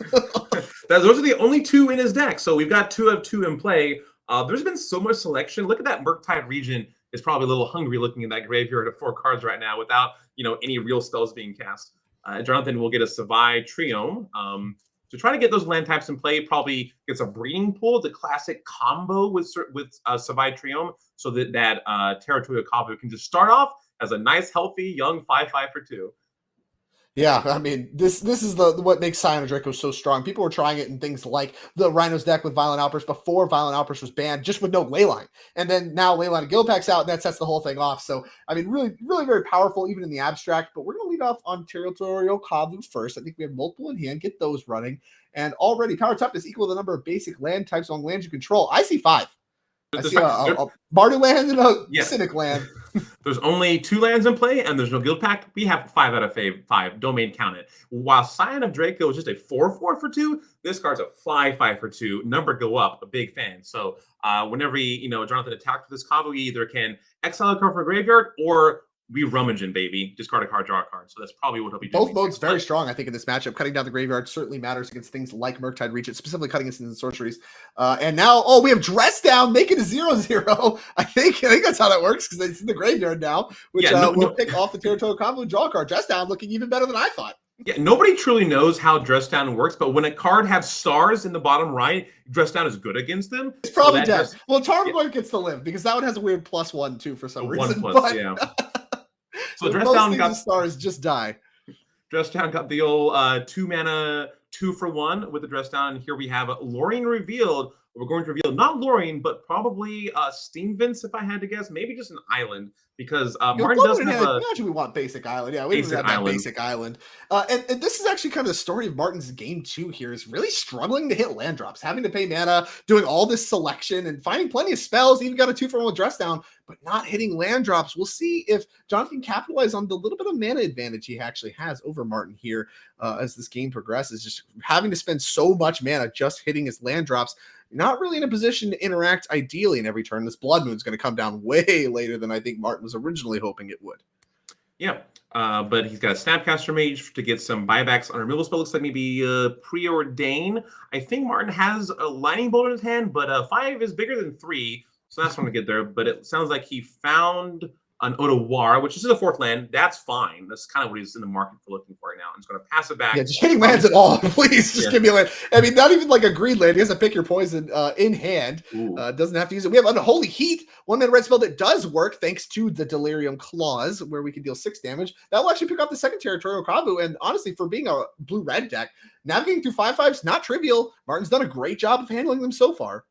Yeah, not at all. Unholy Heat does so much more damage than you expect a 1-mana spell to do, but like you said, it's quite delirious that a red damage spell can do that much damage to a creature. But, that is one thing that Minister's Baubles does help you a lot with, is getting artifacts into the graveyard for very little cost. Or you did it once, you did it twice. Can you do it thrice? Martin asks Jonathon with his 3rd copy of Territorial Kavu. And now maybe the direction to go is Blood Moon. I mean, yeah, it's so awkward when the opponent has 2 uncracked fetches ready to seek out other lands, but it's probably not going to get any better than this. And the Blood Moon does stifle the Territorial Kavu some, because the highest number he could get is 3. But how many basic lands do these decks run? Martin doesn't know for sure. No one knows for sure except for us and Jonathon. He's got 2 basic lands in the deck, 1 plains and 1 forest, and neither one of those lands can get a forest. So Blood Moon actually is secretly pretty good here, I think. And here's a fetch. A little bit of discussion. Maybe Martin thinking it wanted to do something in response. Is it Tidebinder time? It's Snapcaster time. All right, so going for an Unholy Heat here. I assume this is to try to force Stubborn Denial to be a little bit more awkward with the way we're fetching here. And no Stubborn Denial, no Spell Pierce means that the Unholy Heat flashback from Snapcaster Mage is going to work. There's so many cool decks in Modern that happen right now. If any deck is just Snapcaster Maging a red 1-mana instant spell that deals damage, I'm on board. I love that type of gameplay. I don't think I'll ever not love that type of gameplay. So seeing Izzet Wizards and just controlling with Unholy Heat and Snapcaster Mage just really warms the cockles of my heart.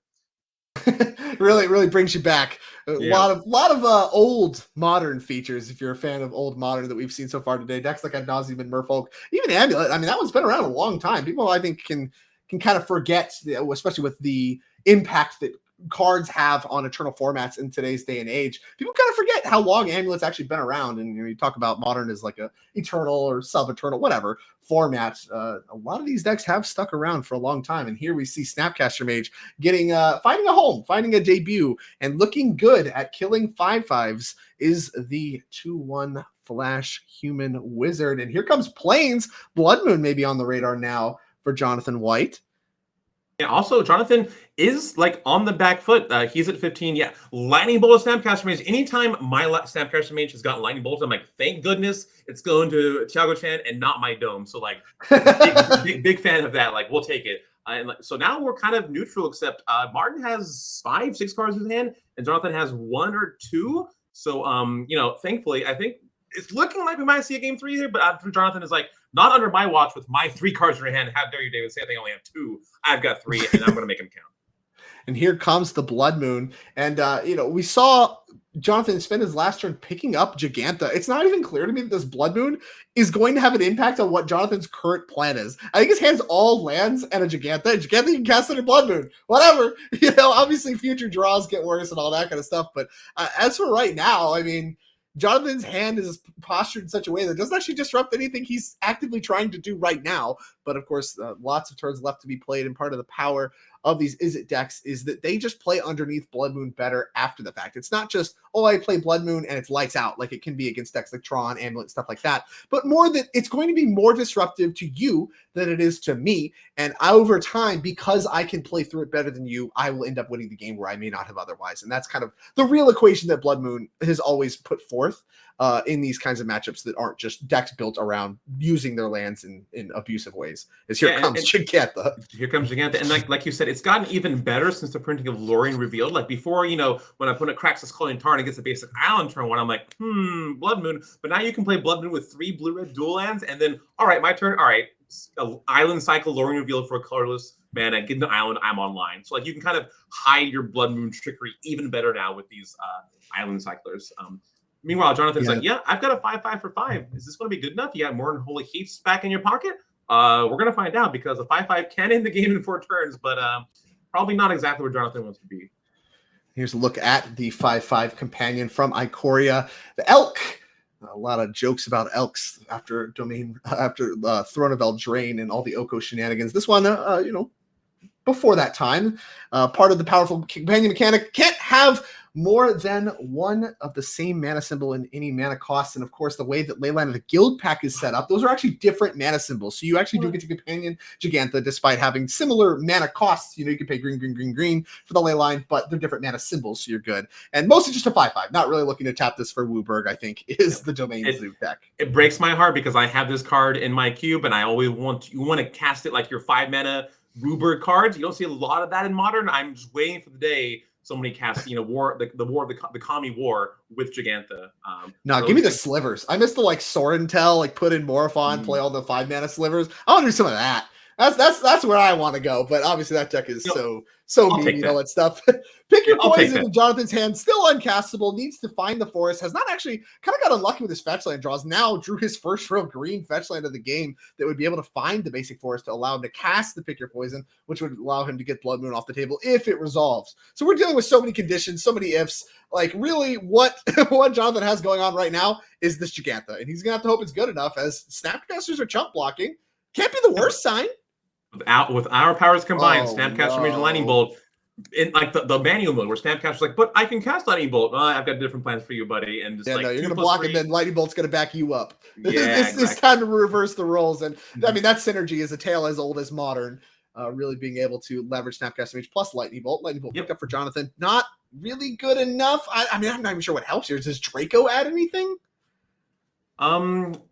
I'm not sure. Martin, you think Martin's the driver's seat. Well, there's nothing in play right now. Here's on the Snapcaster Mage. Are we gonna ice to draw a card? Does he have 5 mana for the full Luring Reveal? It's Snap Bolt upstairs. It's in the game time. Sign me up, face. Jonathan, red flags going off. If you're bolting me, then I'm bolting that. I am not looking to die to that, says Jonathan White, as we go back to Martin Ambroz. Like you said, nothing in play, which should favor Martin, as we do see a copy of Counterspell in his hand among the mix.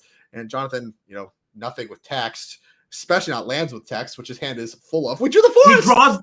He drew the basic forest. I mean, there's 40 cards you could draw from, or so probably. Eventually, you're going to hit there. So now Jonathan is basically online with Pick Your Poison. He can get himself out from underneath this Blood Moon, but there's not actually a lot going on in his hand to begin with. So is it worth killing this Blood Moon? Because maybe there's a Murktide region, which Pick Your Poison can also get rid of.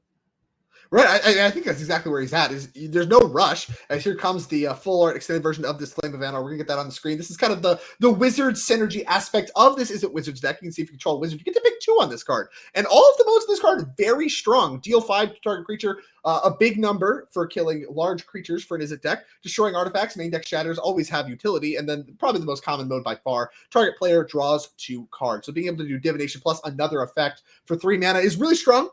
In the context of really any format in Magic, but especially in Modern. And being able to have just random Snapcaster Mages or Tishana's Tidebinders or what have you laying around to enable that, really, really strong. And also, as we saw there, just fine on rate as an in-step divination to allow you to draw Murktide and play it.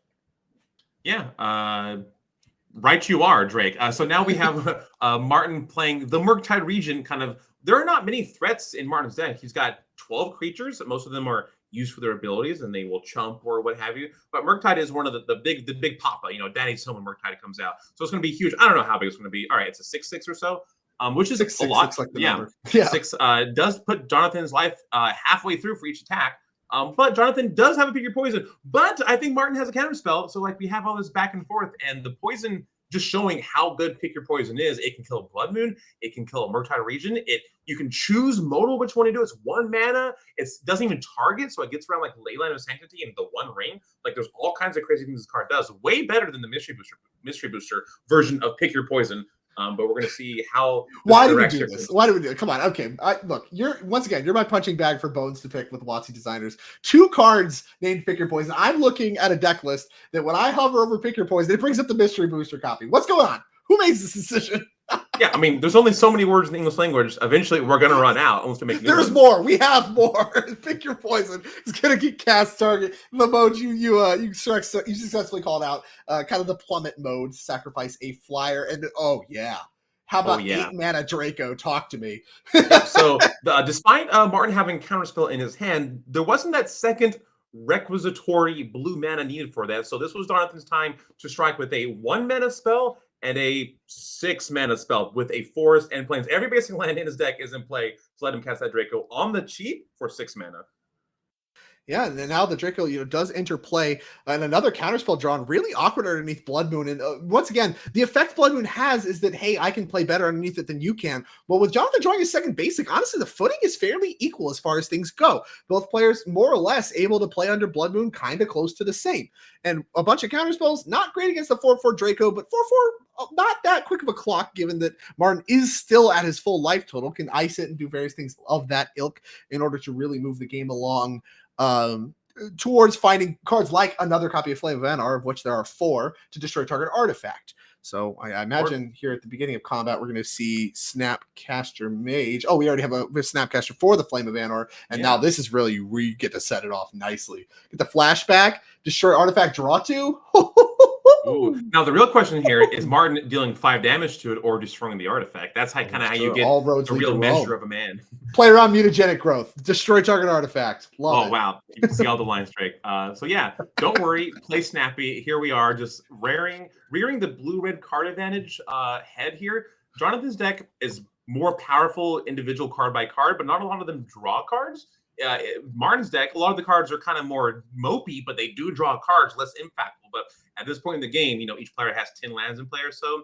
The blue-red is favored. And Martin's like, you know what? I want to tap down this forest just because I want to draw a card. But you may continue. No, I love this sequence. We're on upkeep on Jonathan's turn. You want to play around another copy of Pick Your Poison in order to pick off the Blood Moon. You can do that for a turn by icing down that forest in order to set yourself up better to be ready for future threats. And this is exactly the spot Martin's been looking to set up. Even though it's just the Snapcaster Mage, it's a threat at all that can be in play and allow him to untap his islands and have counterspell up. It doesn't need to be big. We saw this with the control deck. It doesn't need to be big. And this is what Snapcaster's been good at for all of Modern's history, is just getting it done 2 damage at a time. A 10-turn clock is a lot, but when backed up by a counterspell every single turn, previously cards like Cryptic Command, now cards like Actual Counterspell and Flames of Anor, this is a formula that has been winning in Modern for years. And this is exactly the spot that Blood Moon plus these counterspells plus all this, Martin's really been trying to set up. Now, it's really hard with Blood Moon in play for Jonathan to ever, even if he has them, deploy 2 threats at a time. And so you can run every single one of those into a counterspell at the pace you want to, and then Snapcaster Mage is just going to close the door the whole time, attacking. An empty board on your opponent's side and a Blood Moon and a tap Snapcaster Mage on your side is just I love it. It's exactly what I want to do. Nowadays, Modern has gone, the cards are so powerful that, turn 1, bolt your guy, turn 3, Snapcaster, bolt your guy. That kind of game plan has kind of fallen the wayside a lot. But when the blue-red deck is up against Domain Zoo, and Domain Zoo does not have that Guild Pack Scion, combo thing going for it, it does come out ahead. And Martin did find his second copy of Murktide. So now the clock has gone to a 1-turn clock. Jonathan's at 8, and I think Martin is able to get this Murktide into a 6/6 with 3 spells. Yeah, we got 3 spells. So if Martin wants to, he can make that lethal next turn, and I think he would want to. Well, he's been valuing, especially with this Unholy Heat in his hand, he's been valuing holding Delirium in his graveyard. Even with his first Murktide, he could have made it 2 points bigger, didn't, and got rewarded for doing so, because the Edict wouldn't have been any different with a 2 points bigger. And Delirium obviously has mattered over the course of this matchup. So I really think something I do want to call out for Martin as far as his expertise with this deck, being able to hold Delirium this entire time, not trivial. And this is a spot where I think we saw Martin kind of weigh this happening as well. It's I give Jonathan 1 more turn to find a Pick Your Poison, but if he does, he has to choose again between my Murktide Regent or the Blood Moon. If he picks the Blood Moon and doesn't have another backup turn, right away he dies, and that's a tall ask for him to have. So he went shields down as far as the islands go, took Counterspell offline to put Murktide into play to try to close the game right away, and as a result, Murktide did eat another Pick Your Poison, but not even that bad of an exchange for Martin. He's still very much in the driver's seat, and here comes the Wild Nicodle, the one creature that does really get turn 1 bolted. You're pretty happy with that exchange.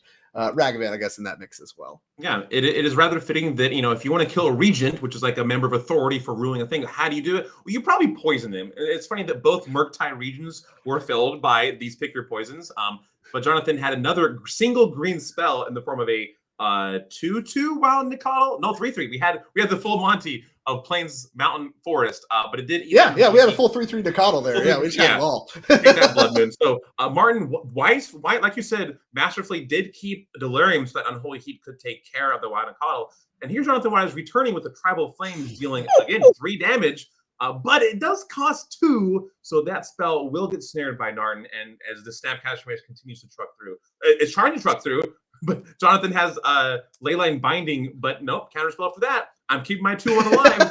Next, again, this is exactly the sequence that the Martin's been trying to set up, and he is able to close the game with the bolt. So really, I mean, this is just traditional bolt, snap, bolt. Like you can see it, even spell snare getting back in there. Love this magic so much. This warms my heart as a true Izzet mage through and through. We were talking about how we like to play Magic. This is what I'm about, and I love this kind of deck. Love this configuration, and that game really kind of went, even though it went long and it looked like there was a lot of back and forth through. After the Blood Moon phase of that game, Martin really had a pretty good handle on the game. There wasn't really a way ever for Jonathon to sequence things well. He drew multiple pick your poisons, drew the forest, still couldn't actually justify getting the Blood Moon off the battlefield because of the Murktide Regent sizes, and just putting him in that stranglehold with those various permanents in the Izzet deck is really, really what Martin's trying to set up in this matchup. I think he did an excellent job executing there. Yep, as an Izzet mage, the most terrifying turns of the game, especially against this Guild Pact Scion deck, is turn 2. Turn 0, honestly, is the scariest turn because I can't really interact with those things. So as long as Jonathon can survive to the late game where both players are just playing off the top, the Izzet deck with the cards that draw cards, removal spells, 2-for-1s, are going to just change the game way in their favor than anything Jonathon can pull out of, like a 3-3-4 at the top, maybe a 4-4. None of the cards really work together to make something greater than the whole holistically. So for game 3, Jonathon, is looking for that Guild Pact Scion combo to try to just race off the bat and get going before Jonathon can get his shields up, his Blood Moon going, his 2-for-1s going. So I'm excited to see just how far these decks can go to take down the other one. Likewise. Before we get into that, let's take a quick look at their decks one more time, get that on screen for you, either that may have missed it, or if it's time to reevaluate things. Things I think do change a lot in the play draw when you're talking about these late on the Guild Packs, the ability to get Ragavan in play. That's a card we used to see a lot of boarding out on the draw is Ragavans. I don't know if that's still kind of the heuristic and stuff like that, but something that I was aware of back in the day is, you would board out some of your Ragavans, especially in these kinds of matchups that pick it off very easily when there's no chance of really punking them out. You can't really get onto them or anything like that. So let's see if there's any changes that we want to make. We did bring in pick your poisons. They found targets in the form of Murktide Regents. Do we want all 4 of those? Not necessarily clear to me either. But now that we've seen Murktide Regent and Snapcaster Mage and how hard we're leaning on that, is it rest in peace time?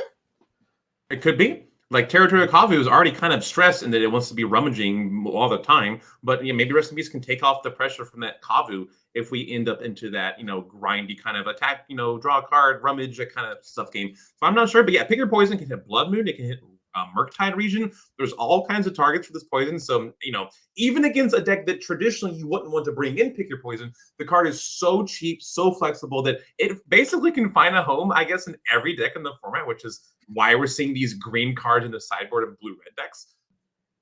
Yeah, no, I like, and also the brawlers that are 2-mana card that get answered by lightning bolts or spell seers or anything like that. That card, now that you've seen a lot more of Martin's deck, I think does get a little bit weaker. So there's some real considerations now that we've seen more of the deck that does come up in Magic, where game 3 sideboarding does need to change a little bit. I think it's worth considering Rest in Peace and stuff like that. If you're Jonathon White, now Martin knew what's up the whole time. He knew this was Domain Zoo. He knew what was going on. Not as much to consider there. Once again, you have to consider how good was the Blood Moon, how good, versus me being able to cast my pick your poisons off my one breeding pool. That was like a real thing that came up with Martin having pick your poison there at the end of the game. And there is turn 0, Leyline of the Guild Pact, met by a Savai Triome and a very quick fetch with this Misty Rainforest. And I believe pick your poison in hand. I have to imagine we're going to be slamming that, because otherwise things get out of hand very quickly. Yeah, the sweatiest time in the game is like you're going up against this, Leyline the Guild Pack deck, and turn 0, you're just like waiting for them to please don't say you have a Leyline, please don't say your Leyline. Jonathon did, but don't worry, Martin came prepared with just the right poison for the job, a little subtlety action going on there, and takes out the Leyline. So now Jonathon doesn't have a Leyline. Can he answer with a 2-mana creature or maybe even a dash Ragavan? Because so far things are going to Martin's way, especially since Jonathon mulliganed to 6 for game 3. Yeah, this is a great exchange for Martin. The Leyline represents quite a bit of value, and being able to pick it off on turn 1 really mitigates how strong Jonathon's turn 2 can be. Even leading on a Triome, where, now we can play like a really big Kavu, or, even I think Silent on Draco could be online. It's still just like a random 4/4 or whatever. And that's something that we saw with Flame of Anor and Unholy Heat and all that stuff. Actually a lot more trivial to answer than you might think. And there is the Brawler, Neshoba Brawler. That one is still a 5/3, but once again, it gets picked off by most of the red spells in Martin's deck. Now, getting a quick glance at his hand, not a lot of red spells in his hand, so he does need to find an answer to that, but has a little bit of time. Yeah, so here, Martin answered the big bad, the Leyline and the Guild Pact, got my sideboard card. Jonathon played a 2-mana creature, but now it's attacking for 5 and you're 12, and you're like, huh, should I really got to start caring about this uncommon from Dominar United way sooner than I thought, even though I have all these counter spells in my hand. So, the clock is still there. The fight ain't over. And it's really up to Martin to piece together these cards to, find a Flame of Honor or maybe an Unholy Heat, even though we're only halfway to Delirium. So, maybe the game will just be over in 3 turns. I don't know. I would be shocked. I'll tell you that. There's Fire Ice on top of the deck. Yeah, you see him considering that one. Does tap it down for a turn, but does not actually kill it. And yeah, you can see he's not too excited. I love how expressive Martin is here as he's looking with his Surveil land and gets to untap, draw another copy of Pick Your Poison. One of the weird threats in Domain Zoo that does not get answered at Pick Your Poison is this Brawler, so does need to find a red card of some sort to pick this off, as here is Preordained. Sees Flame of Anor and Unholy Heat. Hello! Those are 2 cards that can kill the Brawler. Unholy Flame of Honor doesn't need any help at all. So that's exactly the card he was looking for. Now you kind of have to piece together, can I get an Unholy Heat? I've got a sorcery instant land. I need like a Mishra's Bauble or a way to surveil a creature into the graveyard. And then I can, Unholy Heat this Brawler and then maybe keep the Flame of Honor for a 2-for-1 nature down the road. But I probably am interested in keeping both of these cards because they're going to be attacking for threats. Jonathon's deck does one thing. It plays creatures and attacks with them. So you want to be killing this creature. So I'm interested to see how Martin organizes these cards. Yep, he keeps the Unholy Heat on top because that lets him maybe kill like another creature that comes down the line next turn or something. Maybe a Ragavan Dash that can take care of.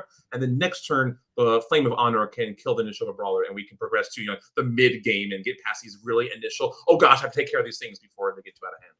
And a sweet sequence here with Mutavault, actually. We have this Flame of Anor we're going to draw. We have Lorraine revealed. We can find our 4th land. You can actually just activate Mutavault with itself to give yourself a wizard, and then Flame of Anor for 2 modes. So get a little bit of extra mileage out of these random utility lands is Martin, assuming he can make it happen. And now, it does come at a cost. He does not have one of his copies of Counterspell available this turn because of Mutavault. As here comes an attack with the Brawler, and the Snapcaster is going to block to eat some damage. It eats 1 damage, that's for sure. And here we have Scion of Draco.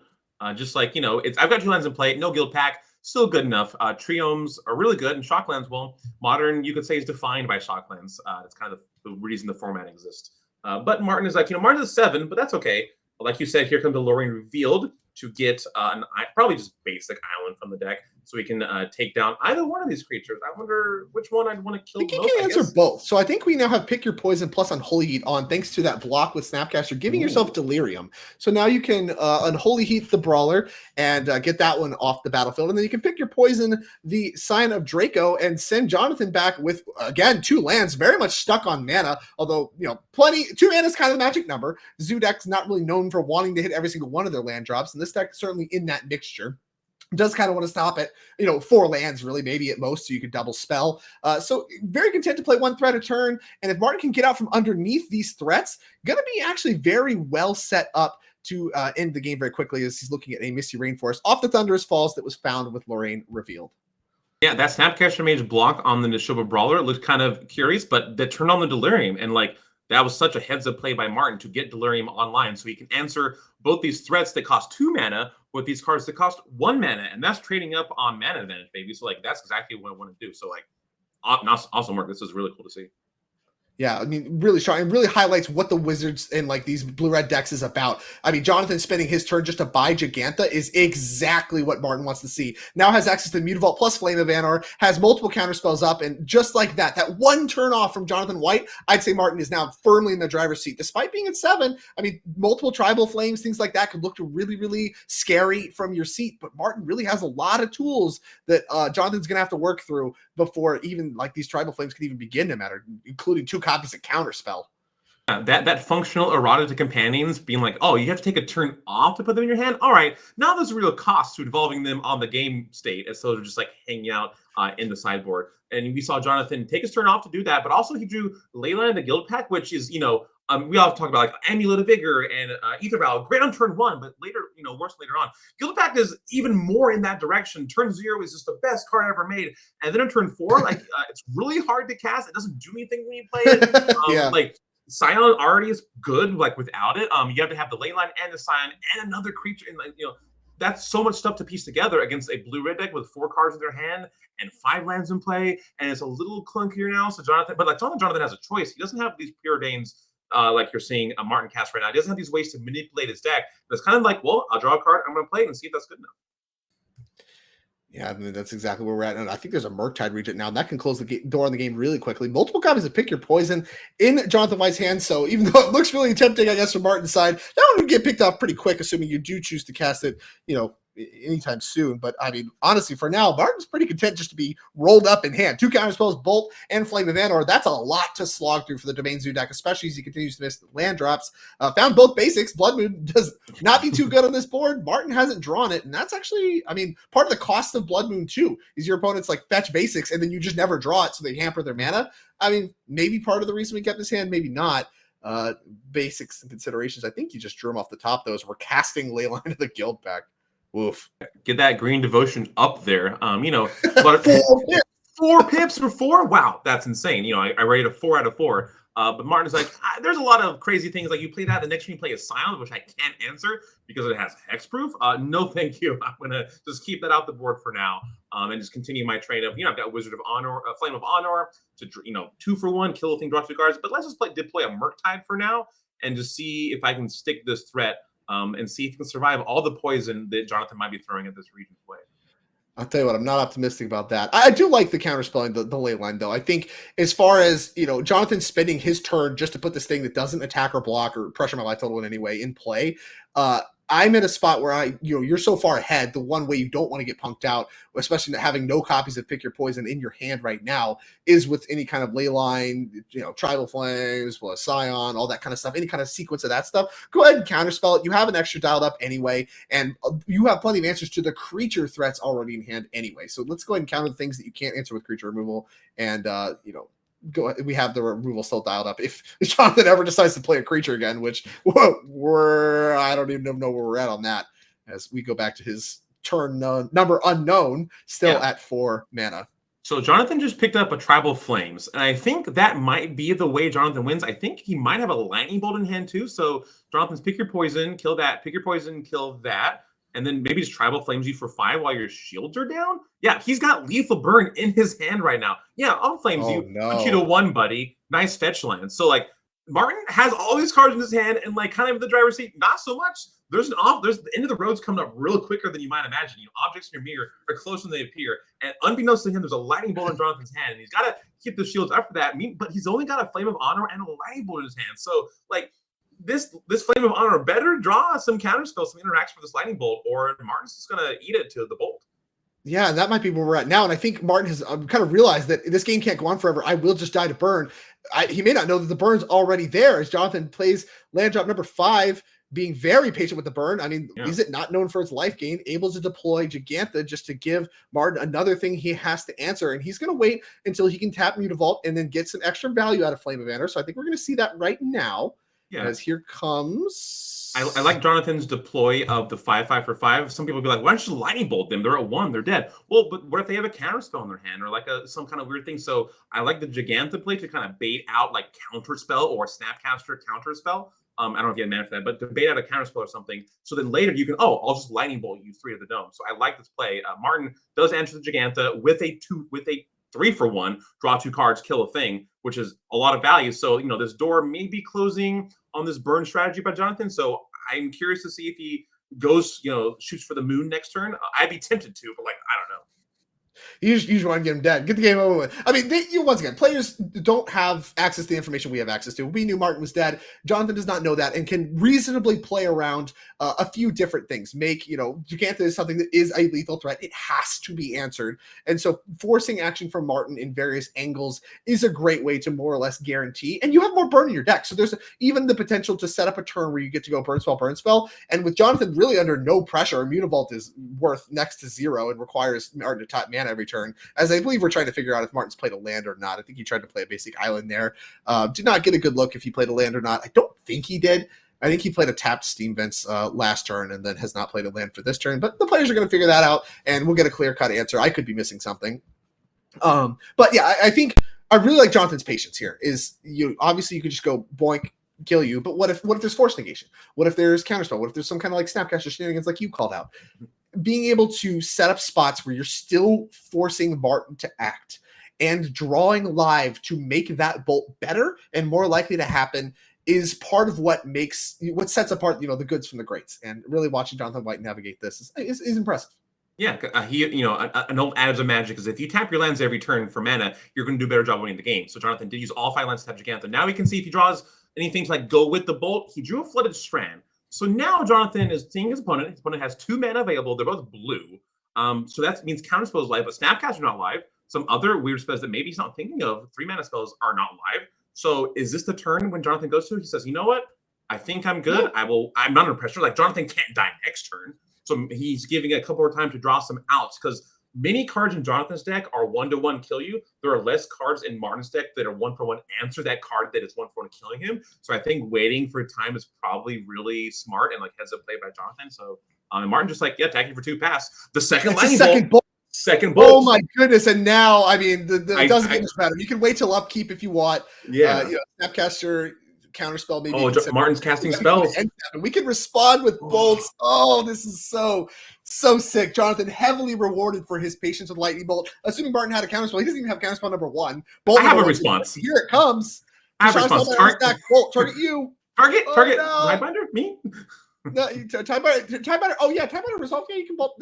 Me.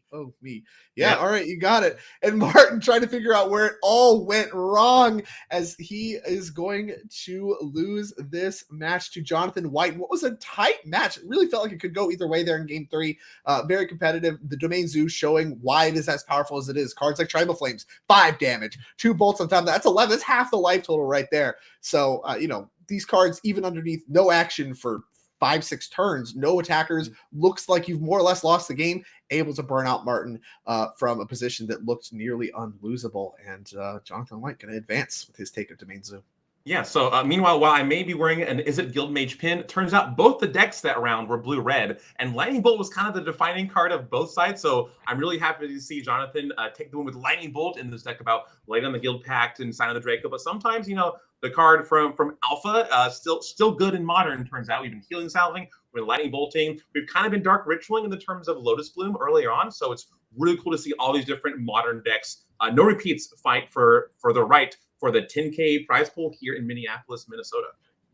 And speaking of 10K prize pools and the Modern format, if you like what you see here and you're like, man, I can't believe I missed this event, I really got to make it out to the next one. Well, you're in luck because there is another event in Indianapolis in May, and there is another Saturday Modern 10K Showdown. You can play any of the decks that you're going to see here today at the end of the event. Find those, buy them, show up, win the event, win your ticket to the regional championship if you make the top 4, or even your ticket to the NRG champs at the end of the year if you win it.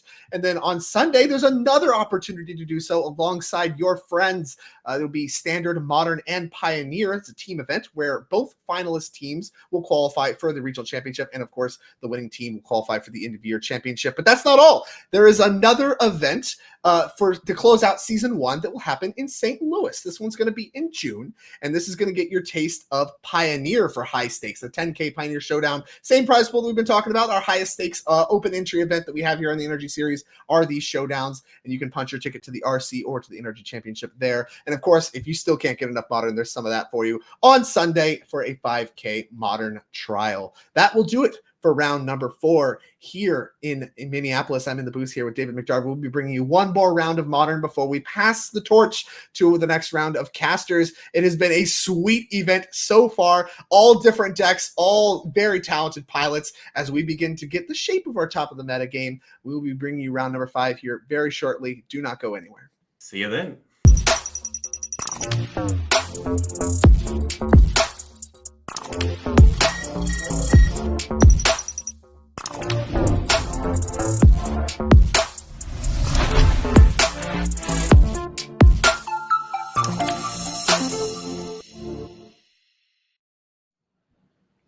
And welcome back, everyone. We are here for round number 5 for the Modern 10K Showdown. The NRG Series here as a part of our Season 1, the overall NRG Series. Been a lot of awesome high-stakes Modern Magic that we've witnessed so far, of wide variety of different decks. I think we're finally getting our first repeat here in round number 5 as things begin to shake out, and a star-studded round for players and exciting match as far as I think the deck lineup here. So a little bit of old, little bit of new. David McDarby's in the booth with me here. Talk to me about round number 5. What you're excited to see. Yeah, I'm excited to see some Magic. This is, again, the NRG Championship Series has been brought to you by Ultimate Guard. They make some really sweet sleeves, katana sleeves. They're very nice when you can find them. And then Boulder deck boxes. I, in fact, had multiple Return to Earth Boulder deck boxes because I use them for my Commander deck. So that's pretty sweet. And if you are ready for some more modern action, be sure to hit that like button here on the Twitch, and also the follow button, which is the same as like button, and the subscribe button if you want to get rid of those ads so you can watch sick modern action. What we've got for you this round is a repeat of sorts in terms of blue-white control. We saw that previously in round 2. A little different. We saw some Omnath back then. Now we've got Narset, a part of Veils, if you look right behind my shoulder. There she is with maybe a big fan of that card. Days Undoing. Yeah, big fan of that card. She's really strong. Versus a new deck that we've seen here on stream in the form of Teamer Rhinos. This is a deck that basically was kind of heralded as like the #1 deck in Modern. But Violent Outburst kind of got the axe, it got banned, and most domain Rhino players just Control F, Team Violent Outburst, and put in Ardent Plea, and we see that here. So we're going to see some Rhinos come down on the Chief for only 3 mana, but at sorcery speed, which is you really feel that, especially against a blue-white control player, that wants to maximize their mana every turn, and not like in a turn spell, my turn main phase spell. So I'm excited to see these players who are unknown to the NRG Championship Series circuit, I believe, Drake.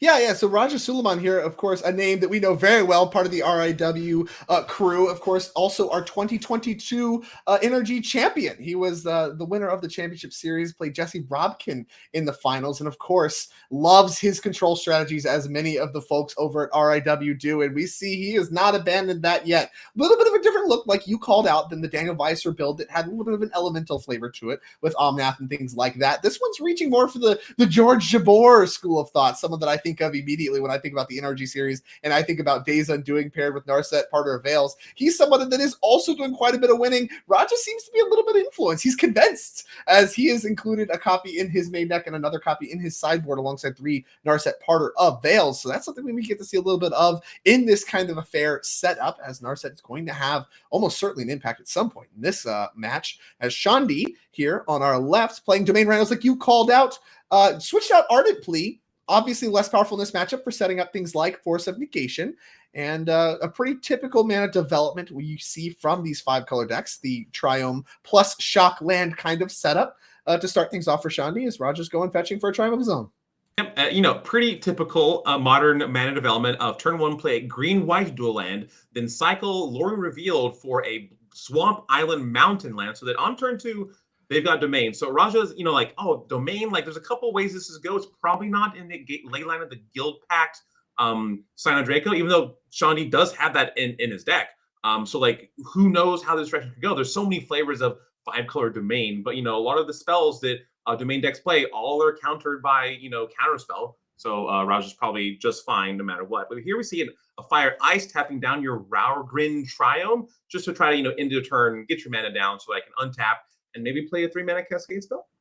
Also looking to cycle, I believe that Shandil missed his 3rd land drop, as here comes Scion of Draco for 2 mana. Part of the pickup for this domain, the reason to be a Domain Rhinos deck instead of just a Rhinos deck, is of course this very powerful 4/4 flyer for 4 that can give your other creatures some extra Christmas list of abilities, including the Vigilance, Hexproof, First Strike, all that kind of stuff that we've seen, Hexproof being probably the biggest among them. Lifelink also really, really notable as well. But being stuck on only 2 mana against the control deck is a recipe for disaster, as really the control deck's very good at setting up a spot where they can interact once and further their game plan every turn. And with you stuck on mana, that's really the position that these control decks look to leverage. And here is Gyre Reach Sanitarium, that pairs also well with the Narsets. That's the reason you see that card in Raja Sulaiman's deck. Not really something you're looking to activate in the abstract of that. As here's Shardless Agent, little late to the party thanks to the mana situation, going to go digging for Crashing Footfalls nonetheless.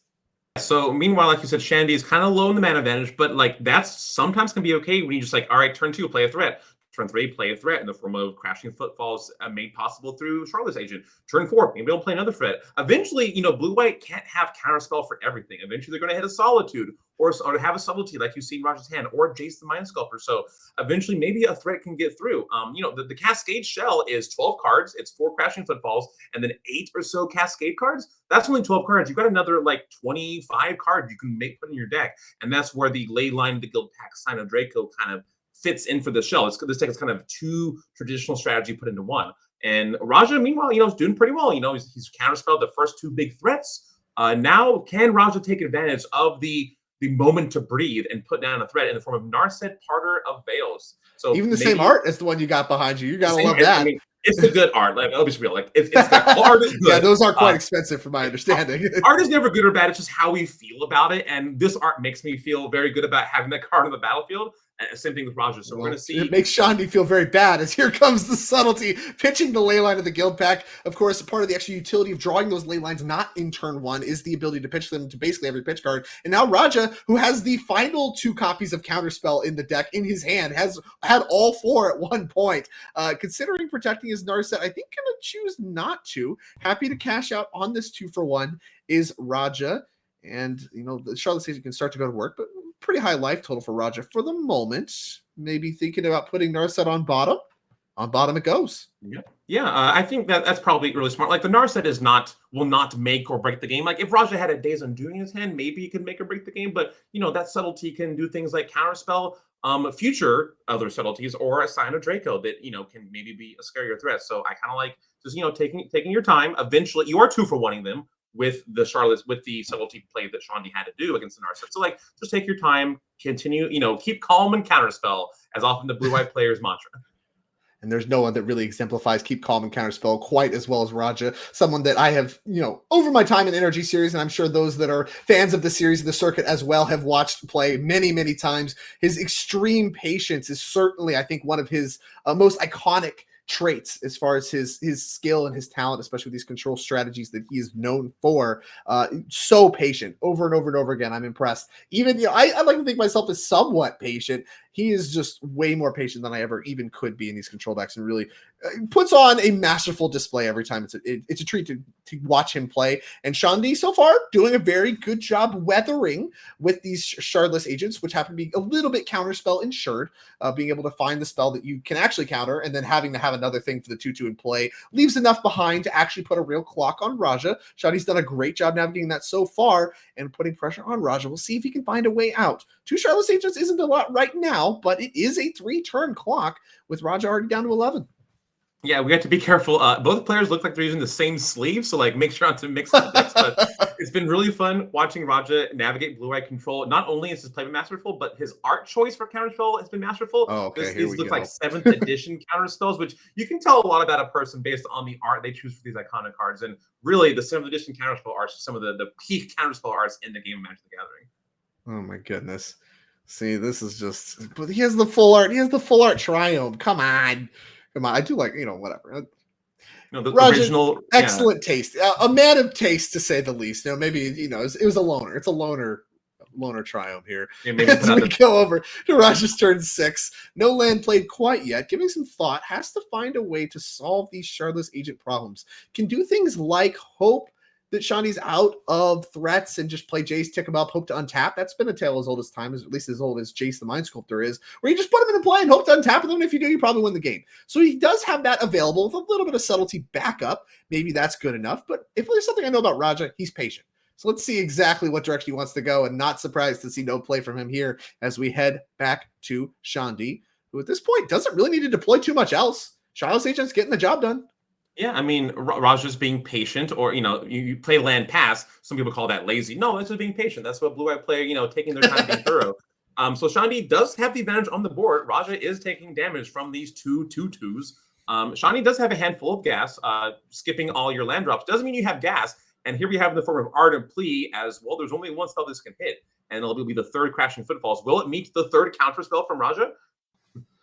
I have to imagine it will. This is a tough spot. Raja really wanted to hit, I think, that 6th land drop to be able to hold up subtlety, to be able to get some blocking and really start to preserve his life total, as well as still have a counterspell available for this Crashing Footfalls. Start to solve some of the problems in play right now. Let's see, quick check for sweepers, see if he has any Supreme Verdicts. He does have 3 copies of Supreme Verdict in his deck. So if we wanted to, he could just let this Crashing Footfalls resolve and then kind of Hail Mary in. That might be what we're doing with the Sanitarium here. Both players loot. If he finds the Supreme Verdict, he can choose to just let it resolve and not cast Counterspell. If he doesn't find it, maybe you're a little bit more interested in Counterspelling. Yeah, this is so fun to watch Gaia reach Sanitarium, be kind of a desolate lighthouse impression, to reference another blue-red land. Get more information before you make your decision. That's kind of an old heuristic of Magic, because you want to get all the information you can, and then you make your decision. So maybe you draw cards before you cast a spell, or maybe you look at things before you decide. And that's exactly what Raja did, and is casting the 3rd counter spell on the 3rd Crashing Footfalls. And you know what? Let's just slow down your roll a little bit, and then maybe Raja can draw a Supreme Verdict or a Solitude, because Solitude definitely counters both of these creatures in 1 card for 5 mana. We'll see what Raja can assemble, because Shandil has 1 more Crashing Footfalls left. After that's resolved, you kind of just have to deal with Shine of Dracos, these 2/2s, and then Raja can take over the game. Yeah, a play pattern you used to see a little bit with the Rhinos deck was having a Miser copy or 2 of Endurance, and in the control matchup you would target yourself and shuffle your Crashing Footfalls back in because they'd all get countered. I don't think there's any of those in the main deck here for Shandil, so we're gonna have to play it all fair face up. And these cards like Ardent Plea and Charlotte Sage start to get quite a bit worse if you don't have any Crashing Footfalls to get into. So Raja has a handful of Planeswalkers. He's going to play the biggest, once heralded as the best of all time, better than all, Jace the Mind Sculptor. What can Jace do? Bounce a 2/2 and die? That's not great. Can I Brainstorm and then probably die? That's not great either. Maybe I just Scry, or heavens forbid, Fate Seal for 1. Yeah, it's interesting. With no land played yet, I'm a little bit more interested in Brainstorming than I otherwise would be. Obviously, Fate Sealing is the safe play, and we'll see if that's the kind of the direction he wants to go, Fate Sealing himself or his opponent. With the Fetchland in play, the Fate Sealing opponent's a little bit worse. And yeah, I'm not super surprised to see reaching for the Brainstorm here. If we can find an untapped land, we get to hold up Counterspell as the floor. And if you find something like Solitude, white card, like you called out, being able to pick off one of these Shardless Agents just kind of for 0 mana and still hold up Counterspell, that would really put you in a prime position to win the game. So there's actually some really, there's a high ceiling on Brainstorming and a fairly low floor. With your life total so low, Fog being the floor isn't even that bad. So not surprised to see Raja go this direction with Jace the Mind Sculptor. I'm of the opinion that people typically don't Fate Seal enough with this card. In this particular position, you're far enough behind that I think you are more or less priced into Brainstorming. As here comes a 1 mana play. It's Lorraine Revealed.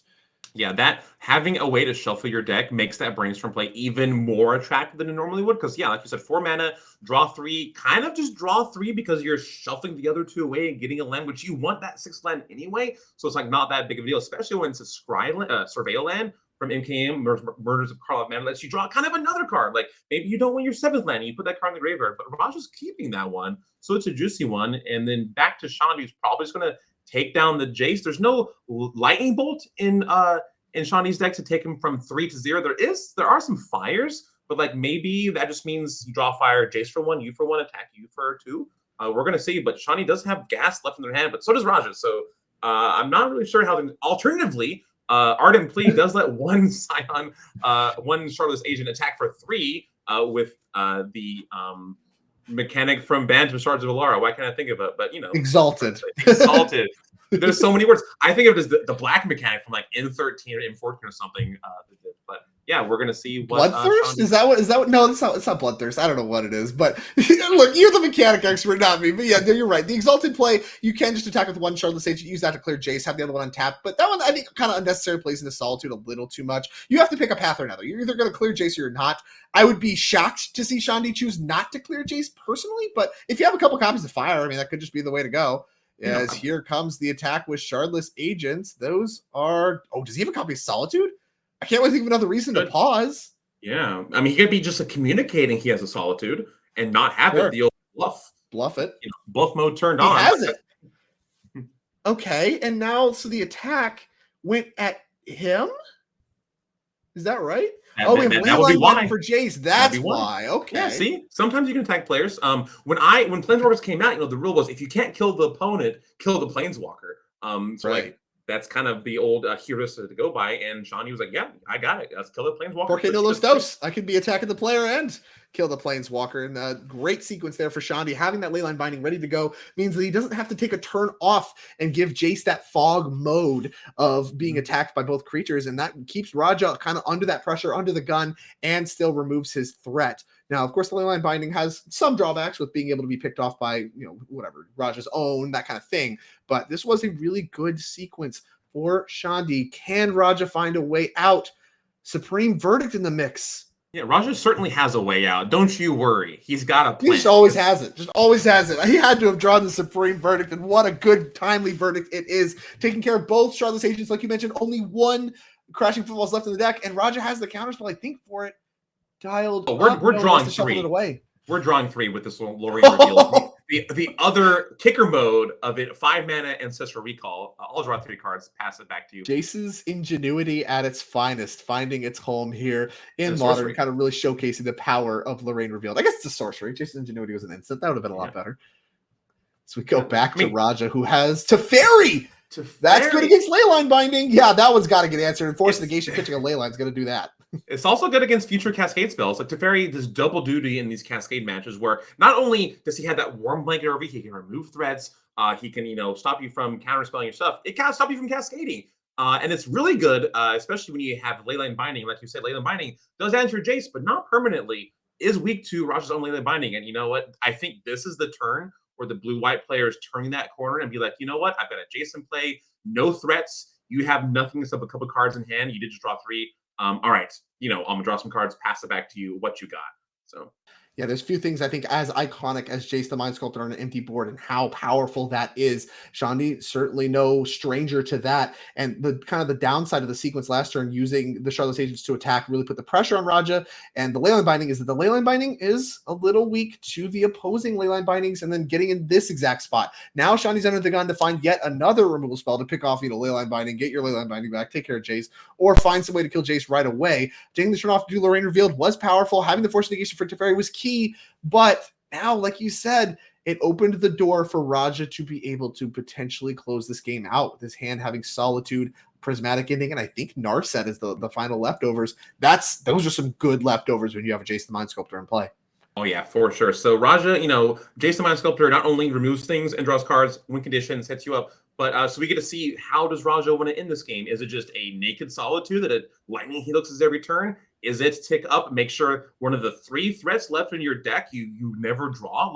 And that's really the decision making that separate the good blue-white players, like I said, from the great masterful blue-white players. But Shandil is playing an untapped breeding pool, not from Dissension, but from Ravnica Allegiance, the newer school version of breeding pool. So we'll see what he's got. He does have an Ardent Plea. It can only hit the final Crashing Footfalls. We're going to see if Raja has a response. Yeah, and this is kind of one of those moments, too, where the game is developed enough that maybe Crashing Footfalls is just no longer scary. Jace down tick already picks off 1, and then you need to find an answer for a single Rhino. Well, we know he has Hardcast Solitude for that. 1 Footfalls at this point in the game, we might just be at the spot where Raja can play through it. And honestly, it might even be at the spot where he just brainstorms with Jace next turn, flashes in the Solitude to try to pick off both, and just keep the Gravy Train running as far as card advantage does go. Yeah, if I was Raj, is that your 4th Crashing Footfalls? I think that's what he's checking you right now. And then I could, like you said, bounce a token with Jace, exile it with Solitude. Are we done here? You have 3 Scions of Dracos left, maybe a couple of 2/2s in the form of Charlotte's Agent, but your deck's full of Force Negations and Lorraine Reveals and some other removal spells, but that's fine. I can just keep on trucking with my cards. And my cards are way more impactful now that all your Footfalls are gone, and your Charlotte's Agents and Ardent Pleas have downgraded to Grizzly Bears for 3 and Exalted trigger abilities for 3 as well. Yeah, much weaker in the face of these this kind of Planeswalker menagerie that Raja is assembling over here. And yeah, we have Prismatic Ending to pick off 1. We have Solitude to pick off 1. And we're to see if we even want to use the Jace down tick, and we certainly do, says Raja. And here comes the ending to pick off the other one. That's Crashing Footfalls number 4. This Domain Rhinos deck now more or less forced to play fair mode, as here is Subtlety, coming down. Solitude going to be coming down from Raja to answer that. And that was Shandil's moment. Raja had 5 mana left, 2 cards. Was it 3 life? The Subtlety is 3 damage. That was Shandil's out. And Raja had that Solitude that he'd been sitting on for such a long time, and he could just hard cast it. And Shandil then, I think, missed the moment. Not like he missed it, but just Raja wouldn't let him have his moment. And now Raja didn't let him have the moment. And, now this Jace the Mind Sculptor that kind of has been the name of this game, the decider for this game, the way to handle that and how to go about it, I think, has certainly been kind of the story of this game, as Shandil did draw Leon of the Guild Pack. The downside of that kind of coming up as he does start fate sealing himself. And here is Narset that we're going to downtick and find another copy of Narset. Gyre Sanitarium is available, which means that can happen in draw step, and then you just make your opponent discard a card while you get to loot, and that's a disaster. Yeah, here we go. And you can see Shandi's like, oh, okay, yeah. Oh, actually, you don't even have to do it draws. Don't even give them the chance. You do it in upkeep. That way they draw a discard, never get a chance to cast anything, and you don't get to draw for turn anymore because Narset says so, and that's the end of the game. Raja slams the door in that game right there. Narset did come up. We called out, these synergies here, the Gyre Sanitarium, the Narsets that Azen doing. That's like very much the hallmark of what Raja's doing in this control deck, and did a great job building his plan around that and executing. I mean, looked really dire there, as it often does in the control decks. Was able to turn the corner with the power of Jace and the power of Narset. Yeah, so we're going to take a look and see what these players can do in the post board. We'll look at Shandi's sideboard right now. Shandi was able to do his plan of cast all 4 Crashing Footfalls. It wasn't good enough. So we're looking at some 3 Endurance, 3 Mystical Dispute, 2 Dismember, 2 Force of Vigor, 2 Inevitable Betrayal, 2 Magus of the Moon, and 1 Boseiju who endures. Drake, what do you think Shandi's going to be bringing in against Rosh's blue-white control deck? Yeah, I mean, the slam dunks, in my opinion, are these mystical disputes. I mean, being able to fight against the control deck on their own axis for 1 mana is going to be a major upgrade for you. A lot of times these counter spells that Roger's casting cost 2 at the minimum. Also tags the big planeswalkers. You're talking about Jace, talking about Narset. So these mystical disputes are going to be A+. And we did run out of Crashing Footfalls. I don't know that that's a reason to bring in Inevitable Betrayals, knowing that there's not a lot in Roger's deck. When you're grabbing like a random elemental. Now, is something at all worth it?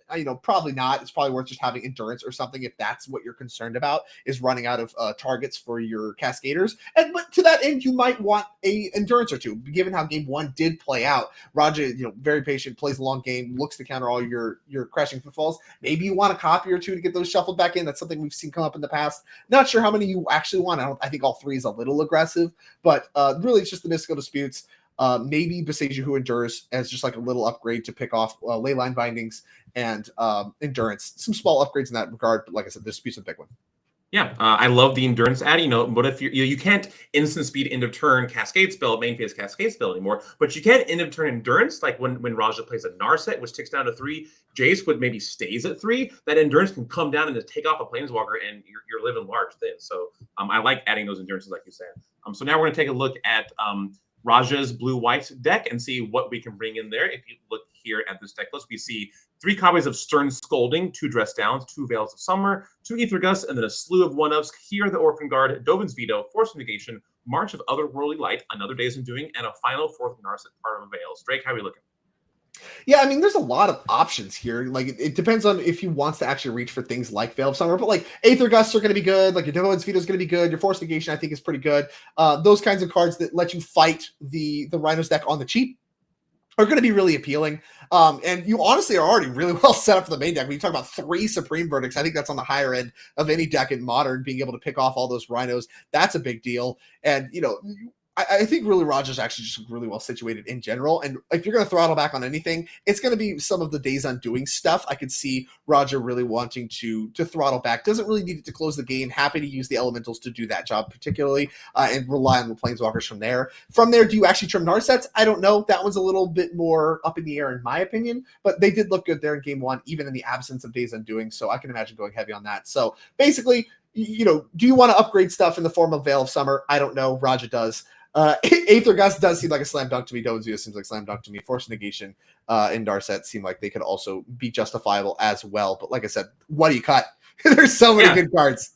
Yeah, this blue-white control deck, kind of the old saying of Magic is like blue-white control, you have to really know the field before you make a control shell to target a specific field. And, the Domain Rhinos is a known quantity. So Domain Rhinos did all 4 Cascade spells, and Zori's control, Roger was like, yeah, I got this, no problem. So you don't really need to sideboard a whole lot, like maybe a couple Wrath of Gods, like playing 3 Wrath of Gods, like in 2024, when they can even be reprieved some, and that's still kind of a counter spell. Like you said, you can shave some of those, but we'll see what happens now that we're off to the races and Shandi opens up with an Arid Mesa.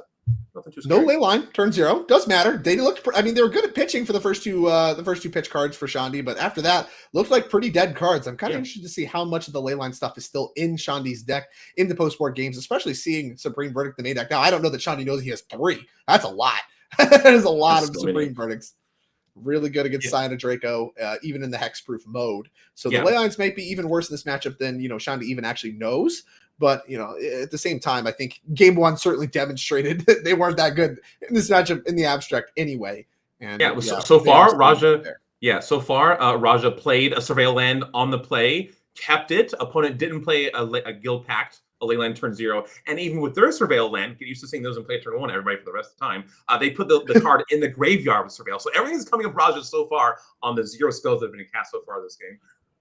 The option to potentially go get another Surveil Land here for Shandil off of Lorraine revealed. Of course, probably going to be a Triumph realistically, and it is going to be Xander's Lounge. But, it's funny you mentioned the impact of these Surveil Lands and how, just how impactful they are. Modern used to be very much defined by blowing the doors off of your opponent, but the combination of pitch cards plus these extremely powerful tap lands means that we are now entering this territory where everyone's just playing tap lands for the first 2 or 3 turns. And if you decide to do anything, broken or, whatever, unfair, well, let's hope the pitch cards cover it, because I'm looking to surveil with my lands. That's what I'm doing.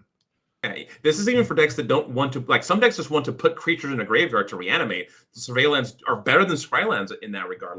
There's so much more graveyard synergy with Domain and all these other ways to use cards from a graveyard. Maybe Snapcaster Mage, put a Lightning Bolt in your graveyard. So we're going to see Shandil crack this Flooded Strand, probably not for a tap land if I had to guess, on turn 3, and just maybe see if we can get this party started with a Ardent Plea, perhaps? Yeah, basic planes would certainly lean a little bit more towards Ardent Plea, especially having the green-white Surveil Land. Name escapes me at the moment. Already the Lush Portico. Oh, Lush Portico, of course. So lush. The most common one. I'd like to do a bingo card of how many we've seen. I know we've seen the wide range of different Surveil Lands today alone, of the just different Surveil Lands too. Yeah, I think if we see a Glorious Vengeance Esper deck, we'll probably see basically every combination. But Shawnee did start with the Charlotte's Agent, which is the one you want to start off. One can't attack, the other one can attack. So you want to start on that one. And the next one you play the Ardent Play, attack for 3. You get Exalted. Good deck Exalted. building. Well, there's the Dovin's Veto, likely from the side, but I don't think there's any copies of that in the main deck for Raja. So there's the sideboard Dovin's Veto coming up, answering Crushing Footfalls. Again, about what you'd expect. You're just tailoring your removal spells and your counter spells in the sideboard games to be more effective. Raja very clearly had this deck on his radar, the Domain Zoo, of course, and Domain Rhinos by extension, when he decided to play this variant of Control, knowing he was going to play Control no matter what. I think the 3 Supreme Verdicts specifically really speak to that, going heavy on the Wrath of Gods, being very good against these decks looking to put the big life-linking, hexproof, all that stuff. Yeah, okay, check it out. Here's a sweeper. Remember these? Printed in Alpha? Yeah, get that out of here. Destroy all creatures. But you have creatures in your deck too. Yeah, I know, but not in play. And that's the next level, mind game for players. So anyway, Shandil is going to play the Sign of Draco. It's a creature. It's a 4/4 for flyer for 2. But the Charlotte's Agent does get a little buffs in terms of hexproof, which I think is the key one. But you're probably not spot removing a 2/2 anyway. You're probably cleaning it up with the Supreme Verdict. The rare which modes actually do you get? So you get hexproof if it's blue, and you get trample if it's green. So that is a 2/2 trample hexproof, an interesting combination of keywords, but granted by Scion Draco nonetheless. Not quite the full Christmas list you can see there at the bottom of the card that is granted by the ley lines, but still powerful nonetheless. Hexproof, like you called out, does matter quite a bit, but Supreme Verdict gets them both, and there is exactly the kind of sequence Roger's looking to set up, able to clean up the leftovers from Charlotte's Agent, along with getting a 1-for-1 in the form of Sign of Draco. So that actually does clean things up very nicely for Raja and sets up for his Jace the Mind Sculptor plus Solitude that he has in hand right now. And that's very much the kind of sequence that won him game number 1. Very clearly what he's building towards in this game, as well as Thundering Falls fetched by Shandil. Yeah, both players are kind of enacting their game plan. We saw in game 1, both players did the thing, blue, and then the game was so close. Shandil had that subtlety end of turn to do the final 3 damage, but Raja had the Solitude to take care of that. So game 1 was so close.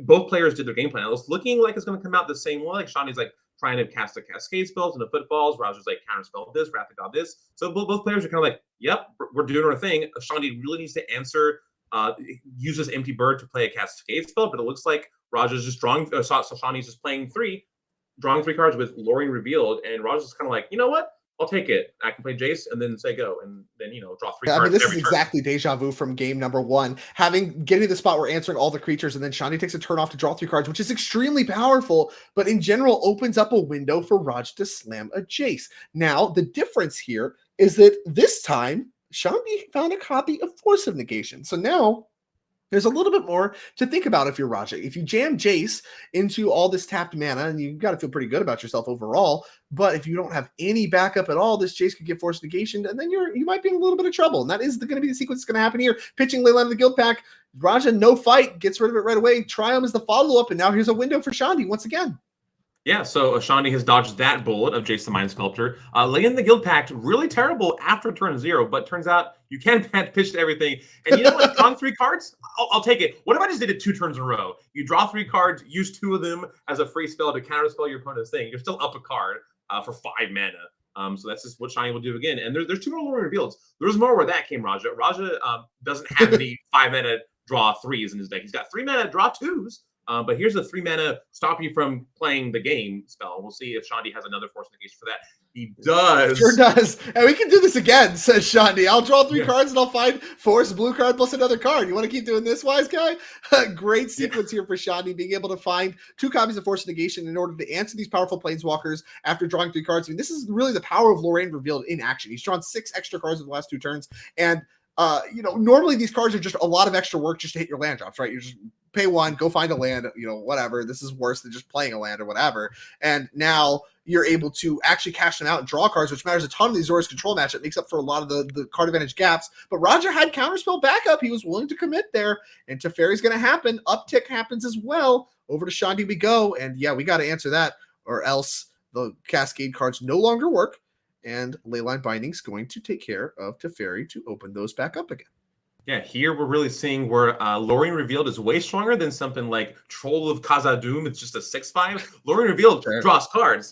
Yet again, the blue member of the cycle is turning out to be more powerful than the rest. And Shandil, never seen that before. Never seen that before ever. So Shandil had to answer the Teferi basically with Leyline Binding. That's kind of the only answer he had to resolve Teferi. And then Shandil did need to follow that up with a Cascade spell. That's exactly what he's doing with Art in play. So here comes some more Rhinos, and we'll see if Raja can answer that with the 2 cards remaining in his hand, which is going to be a hard call to answer. But if anybody can answer that call, it's Raja. I like a little bit of what just happened there. So Shandil offered the cards over to Raja, who I think just watched them kind of as they were going, and then did a quick graveyard check. I believe that was a force of negation check, as there was 1 revealed and then 2 more in the graveyard. So he's keeping track of how many force of negations are available for Shandil. Very heads up by Raja to kind of keep in mind when he's casting his spells. You can only play scared for so long, and picking your best spot against force negation can be a big part of the equation. Raja falling down to 14 to go grab Zagoth Triumph. Yeah, it looks like he has both of the meticulous archives in place. So when you can't get a Surveillant, I guess I'll get a Triumph because it has all the colors it ever need. Yeah, it makes the Leyline Bindings cheaper. I think they're now 1 mana, right? We got all the colors. It was the black mana, yeah. So he's got all 5. Both players have all 5 colors. That's modern, I guess, right now. But Raja plays an island and just main phase Solitude. Let's see if I can pick off one of those Rhinos. You can't force negation this. Yeah, no force of negation on that, and 2 mana up, no play for Shandil. I think I saw a sign of Draco in the mix, and there's another copy of Leyline Binding. Looks to be going after the Solitude, looking to clear the way for the 5 damage Rhino, thanks to the Ardent Plea to rumble across and put a 3-turn clock on Raja. Yeah, Solitude is a pretty clean answer to Footfalls, honestly, because you get rid of 1 Rhino. They gain some life, who cares? But you can't, a 4/4 can't outrace a 3/2. A 5/5 really count out race of 3/2 when you compare the numbers, but it's kind of close. So yeah, and now Shandil has another dragon to come here after that, and Raja's like, yep, I guess it resolves. So Raja's really looking for another Supreme Verdict, a 3 in the main deck. We'll see how many kept in, and if he can find one before he succumbs to these elementals and dragons. He's already cast 1. No Snapcaster Mages to cast another. He needs to find one of the remaining 2. An important bit about the Solitude, too, you called that out very nicely. Kahira the Orphan Guard actually would do enough to pump up the power of Solitude. You could also just offer the trade if you wanted to. I mean, making that life swing even more kind of brutal for Shandil and really kind of shutting down his ability to attack, which is, of course, disastrous for him, great for Raja. And here comes Teferi Time Raveler number 2. That's going to do a good job of answering these Leyline Bindings. And, you pick up the 1 with Solitude and you can't even cast it right away. And you get another instance of Solitude. Yeah, we got to stop that from happening. Oh, but Mystical Dispute comes down. That's not enough. We need 2 of them. Does he have another one? Oh, looks like he might have something. 3 mana. What is this? Be an endurance, perhaps, maybe. Looking endurance-y in Greenland. Yeah, it smells endurance-y. but who knows exactly what it is. We did see an endurance during one of the Cascade flips, so we did bring some of those in. And it is endurance. Called that one very nice and easy. We'll see exactly whose graveyard we're shuffling in. It's going to be Shandi's. Got to get those crashing footfalls back in the deck. Also forcing negation, things of that nature. A lot of good cards in the graveyard. Well, yeah, load this deck up. Now there's a higher concentration of good spells, but more importantly, like you said, all the footfalls are back live. So before Shawnee can do that, though, he does have to deal with this Teferi Time Raveler who's in play. He's got some creatures. He's probably going to have a dragon and elemental. That Rhino, I imagine, is not long for this world. Then maybe Raja can get a prismatic ending or another guild pack binding, leyline binding. It's probably really looking for the most out of this Teferi. So the decision point here, I guess, is do you want to bounce the one with the other Teferi to get 2 cards and answer something, but also give your opponent 2 leyline bindings? Or do you want to just bounce the one that's covering the Solitude and get an exile? Yeah, I'm not sure what I would do. I know bouncing the token is the simpler one, so like I like to keep it simple, silly when I do things. But Raja's got the long con. He's got the plans among plans. Mastermind is the term I like to use here for Raja, as he does bounce the leyline binding with the Teferi under it. Legend rules off that one to draw a card, which will of course bounce the other one to get your Solitude back. And now, if he finds something like a prismatic ending, he can take care of the token and something else. We are just going to go after the Sign of Draco with the Solitude, though. Picked up a copy of Subtlety. I didn't get a great look at anything else, but now there's 2 leyline bindings in hand for Shandi, so all the permanents in play for Raja can go away. No lethal, though. Only 7 damage in play right now. Lorraine Revealed in the mix. Subtlety, Lorraine Revealed, Force Negation in the hand for Raja as we go back to Shandi's turn. Those aren't bad cards to have in the grip against an opponent with multiple single mana removal spells that you gave them, but you did draw cards off of them and do some more things. So here comes one. The promised leyline binding, as we all knew was going to come into play, probably during the main phase. And let's say that Teferi, step 1. And Raja's like, I've already got my value from this guy. He did his job. Sorry, I'm late, but like that's fine. He can come back later. It's cool. And now Shawnee's like, you just got the arena bark dialed up. I'm ready to go. I played a lot of Teferi, all right? I believe you. I do believe you there. A little more distasteful towards the 3 mana Planeswalker, and a little bit of consideration towards the second leyline binding here for Raja. Are we going to force a negation this? I mean, like I said, alongside Kahira, it makes attacks really awkward. Yeah, the elementals can battle, and yeah, Raja, even if he doesn't resolve this, he could do either. He had force negation and subtlety. Which way we pitch in, and the other mystical dispute, the final card from Shandi is like, no, I would like to resolve my card. Thank you very much. Please, I'd like my cards to resolve. These mystical disputes from the sideboard coming up huge. Endurance also from the sideboard coming up huge. These little sideboard kind of edits that Shandi has made to his deck have been a game changer. This game in particular, which is honestly, Raja's tried to navigate the exact same way as game 1, setting up that empty board, Jace the Mind Sculptor. Whereas Shandi's not really letting him do that, thanks to the cheap interaction and extra threats. Lorraine Revealed is going to be cast off the island that he drew. 3 cards coming. He can do it. Are they good enough? I think Leyline Binding was one of them. That unlocks things again. Yeah, we're going to have another leyline binding spree of Teferi coming in and do mess. We'll see. I mean, every time it happens, this is favorable for Raja because Shandi just has to redeploy the mana. That's fine. But every time he gets a Solitude trigger. So assuming that I am right that there is a leyline binding in that mix, binding, hit the first binding, get Teferi, bounce the other binding, get the Solitude, exile something else. Like this is just a combination that is giving Raja a card and a Solitude ETB every single time, whereas Shandi has to just recommit the mana, but he's still getting behind. So this is actually a good exchange for Raja, even though it doesn't really look like anything's ever really happening here. Yeah, here comes the Teferi come back. The Teferi has come back yet again. Let's slow things down, and then he's going to see what Raja is using with this Planeswalker. Raja's surviving. He's at 2 life, which is not a lot of life. Every attacker in Shandi's deck is lethal against 2 life, but let's see, bounces leyline binding for the Solitude to kill a Rhino or something, and then the Solitude can chump the endurance. So he's alive on board so far, but is losing material. But this is really where the play of blue-white comes into play, and I'm not sure how it's going to go, but it's really fun to watch this leyline binding Teferi, crazy thought. It's reminds echoes of 3 Oblivion rings back in the day with Magic Online. So we're seeing how these Oblivion ring things work. It's giving 3 Oblivion rings for sure. Although this time you can't draw the game or whatever. So there's at least that going on as We are bouncing our own Leyline Binding back. Okay, so we've assembled what? 1 mana draw card? Because you have to exile something, right? So if the only legal target's Teferi, then your Leyline Binding, bounce Leyline Binding is assembling 1 mana draw card every time you do this? Yeah.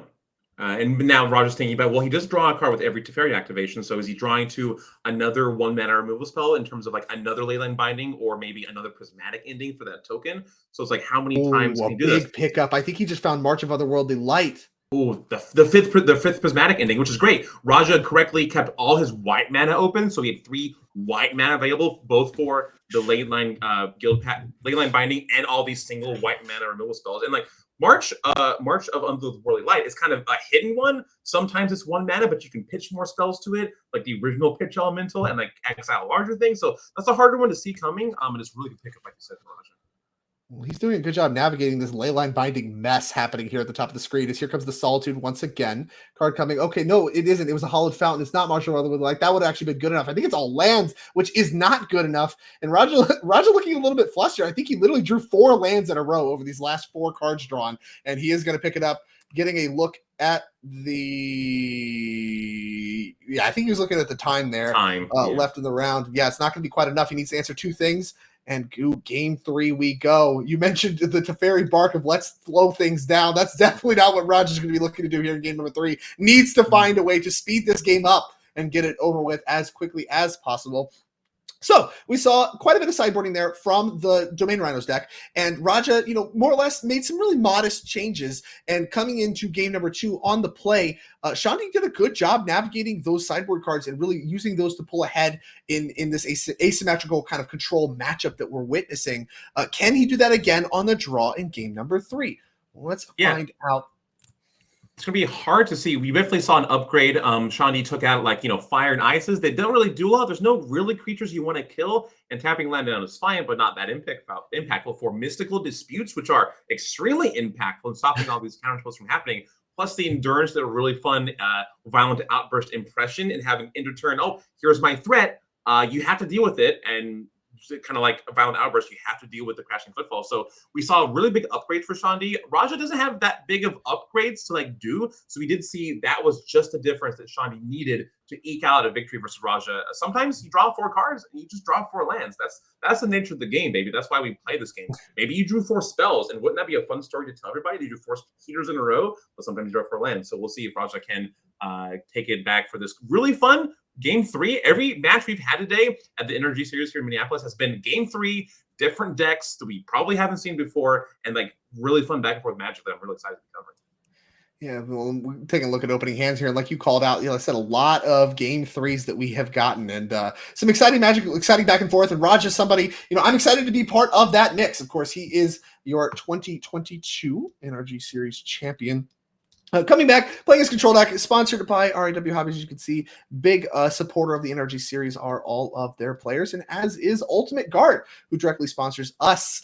And the top 16, a lot of our side events, going to get a lot of really sweet Ultimate Guard swag as these players are underway. Turn 1 suspending crashing footfalls. Yeah, support Ultimate Guard. Their products are awesome. The Katana sleeves are great. Their deck boxes are really well priced and very high quality for what they are. Hard to do better than Ultimate Guard, and we appreciate their support and your support.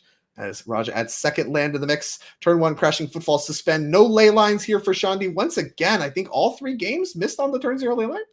Yeah, and Shandi has kept them in because we've seen ley line being pitched and surveilled to the graveyard in turn 2. So they're still in there, but sometimes that's the way the footfalls crash down. But he did have crashing footfalls in turn 1, which, it does take a while. Raja, the game doesn't end. It's not like you're being put under the gun by Nishoba Brawler, heaven forbid, the modern format number 1 attacker. That's not coming down this early. So you have time, crashing footfalls. Maybe even you footfalls on turn 4 and you Cascade spell on turn 4. And you only can probably counterspell 1 of those, but Raja is online with 2 Meticulous Archives and a Hollow Frost Giant. So he's got all the sweetest lands in his deck in play for turn 3 showing up.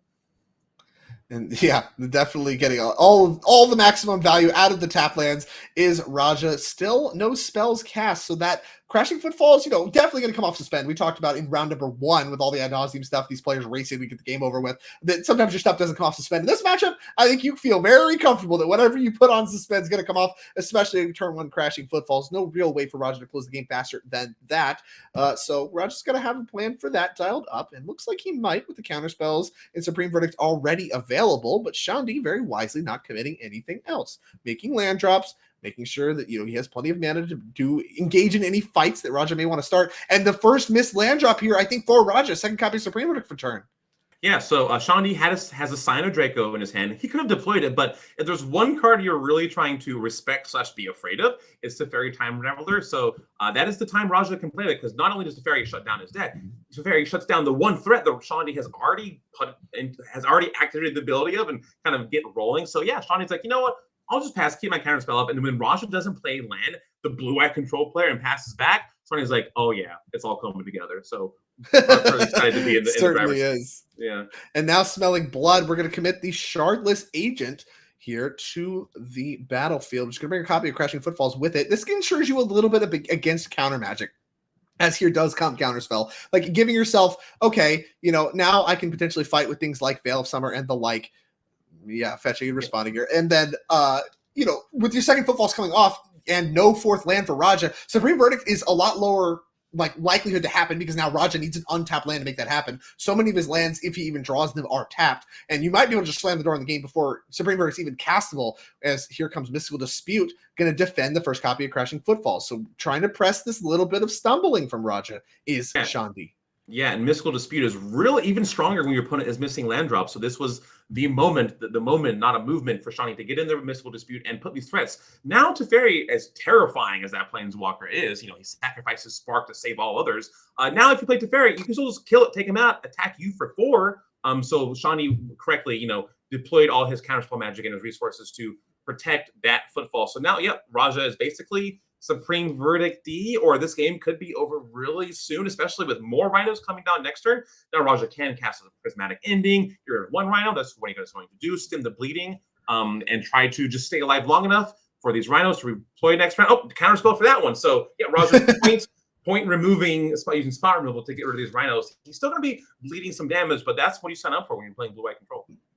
Especially if you sign up for Blue-Eye Control and miss land drops. I mean, trying to use both Meticulous Archives to really enable the lands to keep flowing, and they certainly have not. And now has to start committing his spot removal just to pick off stuff that he would have used his Supreme Verdicts to actually answer. And as we approach kind of under 5 minutes in the round for these players, Raja not even, needs to figure out not just how to stay alive, but how to close the game in that time, or else, we're going to be looking at, potentially draw territory if he even manages to stabilize this game as we go back to Shandil. But I mean, with a 3-turn clock, Shandil just looking to keep attacking. Let me attack 2 more times. I dare you. It'll be fine. Everything's going to be fine as he rumbles across the red zone, and March of Otherworldly Light, actually this time, is going to come down targeting the token. Doesn't need to pitch anything. It's 0 CMC. So this is not at the end of the world. Raja does have 4 cards that cost 4 in his hand. So he's really hoping to hit land so he can play the Jason Mind Sculptor or the Supreme Verdicts or the Subtlety, which can cost 0. But if you keep 2 for 1 yourself, you're going to eventually run out of resources. So Raja, is not out of this yet. And Shandi's like, you know what? I want to play another threat. Yeah, bring on the Supreme Verdicts. I'll play a 4/4 for 2. And make you have more answers. You can't. Really hard to March of Otherworldly Light this dragon. I don't think you've got 13 mana laying around, much less 4.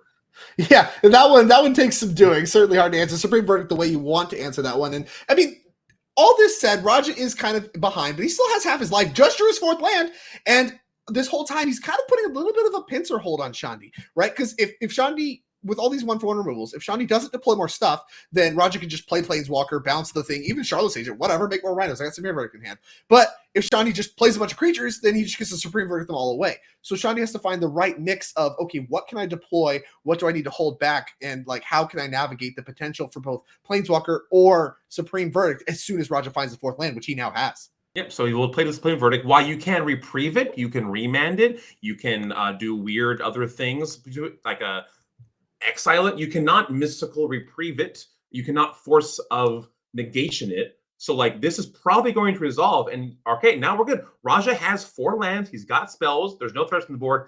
There are only about 3 minutes left or so in the timer for the round, and I think that is the #1 opponent for Raja right now. And Shawnee's like, you know what? I'll play a 3/3. You're at 8 life points. Am I good? Yeah, exactly. And I mean, Shandi's still pretty well set up to actually end the game in time. This subtlety on instep acting as a flash 3/3. Now kind of respecting the fact that if Planeswalkers come into the mix, it's likely going to be played towards withdrawal. He's going to play for the win, and I respect that kind of sequencing a lot, as here comes more stuff. It's Charlotte's Agent into Crashing Footfalls. Roger says, thumbs up. Yeah, sure, I got the Supreme Verdict already. Please hurry up with the Cascade, because we got Magic to play, my friend. And yeah, you can't hurry someone up, because like that's not how it works. But like, that's how Cascade works. Sometimes you flip cards one by one until the bottom card of your deck. There's only 2 left, so we'll see. But yeah, Raja is kind of just waiting for his turn to act. But that's how it goes sometimes when playing blue-white control. And Raja doing a quick count, I think, on the Crashing Footfalls. Magus the Moon just appeared there. That's an interesting one, I think, for Raja to see who's going to shuffle the pile there and put it on bottom. Crashing Footfalls going to resolve, make 2 more 4/4s. Back to Raja we goes. I imagine he's going to untap, draw, play another copy of Supreme Verdict very quickly, which is exactly what he does. And back to Shandil we go. All this creatures in the graveyard. No reprieve for him. Yeah, so, Raja can't win right now, but it's hard for him to lose. When playing in these big, 9-round tournaments for like day 1, drawing is sometimes as bad as a loss. So like time management is another key thing when managing tournaments. And I know Raja knows this all too well, playing a blue-white, really strong player blue-white. Oh yeah, so he's navigated the draw bracket many times in his days. I'm sure he's comfortable and happy, but obviously not ideally where he wants to be as Lorraine Revealed comes down for Shandil. I mean, something I do want to call out in Shandil's favor here a little bit is he did a great job navigating that first Supreme Verdict, committing enough that Raja had to verdict, but not too much that he was out of gas. Now, the second Supreme Verdict is really hard to beat. He really did need to get that game over with, and he did try. To his credit, he tried to get the game over with before Raja could draw that 4th land untapped, but did not, and now is in a little bit of a pickle. But Lorraine Revealed is a good turn. If you're going to spend a turn off not committing something to the board, a good way to do it. We saw that work in game number 2, not so much in game number 1. Now back to committing threats to the board is Shandil. Ever trying to close the game as Raja is dwindling down to 5. Raja giving this one some thought. Let me just play a creature and attack you. Why won't you let me kill you? Raja's Why like, just let me attack? Imagine just not attacking, walking. I just want to attack. Why stopping me? And you do notice Raja, when he searched for an island, he was shuffling, and he did say go as he was shuffling, which is really strong time management skills that like you see these actions change. And Raja's like, I don't really want to die. I'm going to subtlety this dragon. You can choose where it goes. He would have loved to have Ether Gusted, I'm sure, but it's colorless. Draco is colorless. Can't do that. Yeah, this colorless, the son of Draco, metal dragon. Yeah, that's how it is. Have you ever birthing potted Emrakul the Aeon's Torn into Draco? You probably haven't. Most people haven't. No, I haven't. But it's cool to think about. Okay. Yeah, that story is coming up, but no. Yeah, no, I was curious. Jason Mind Sculptor, Veil of Summer, Solitude, the leftovers for Raja, some great leftovers. Veil of Summer can protect the Jace. I just don't think there's enough time to win with Jace. And, Raja really doing quite a bit of thinking here. And Subtlety is actually a little bit of a problem. I think the card currently on his radar, Veil of Summer, doesn't actually stop Subtlety. It's not countering. You are just putting it on top. And so if he jams Jace, gets subtletied, and Veil doesn't work, he's actually in quite a bit of trouble, which is why we're just passing back here, holding up Solitude. Back to Shandil we go. I'm sorry, he's like, that's fine. I'm going to, the future refused to change. I'm going to play this 4/4 flyer for 2 and see if you have anything to do about it. Raja does have a Solitude in his hand. Yeah, right. Here comes the Solitude. Hardcast that, and then if that gets subtletied, then the J stuff all is online and works. It's Mystical Dispute instead. Manual mode. That one costs 3. The kicker, if you will, of Mystical Dispute, being able to counter non-blue spells unless the opponent pays 3. So that one's going to work. It's ever valuable. And Teferi, the pickup, a solid pickup as well for Raja. Can use that one to pick up Scion of Draco if he wants. If he doesn't want to cast Jace, we'll see exactly what he does want to do. Yeah, Teferi sounds great. It's like a Jace, but you get to draw a card and unsummon a creature at the same time. Isn't that great? But it gets better for him. Here's the Force of Negation. Veil of Summer back up from Raja. Get the full mode on it too. Getting a card for your trouble as well. Pick up the Scion of Draco. And this is now turn 2 of turns, I'm being informed. That little green die there at the top is indicating what turn of turn it is. It is turn 3 of turns here for Shandil, and it's looking like if Shandil cannot deal 5 points of damage in the next 2 turns, this is going to be a draw. Yeah, Raja definitely is not dealing 11.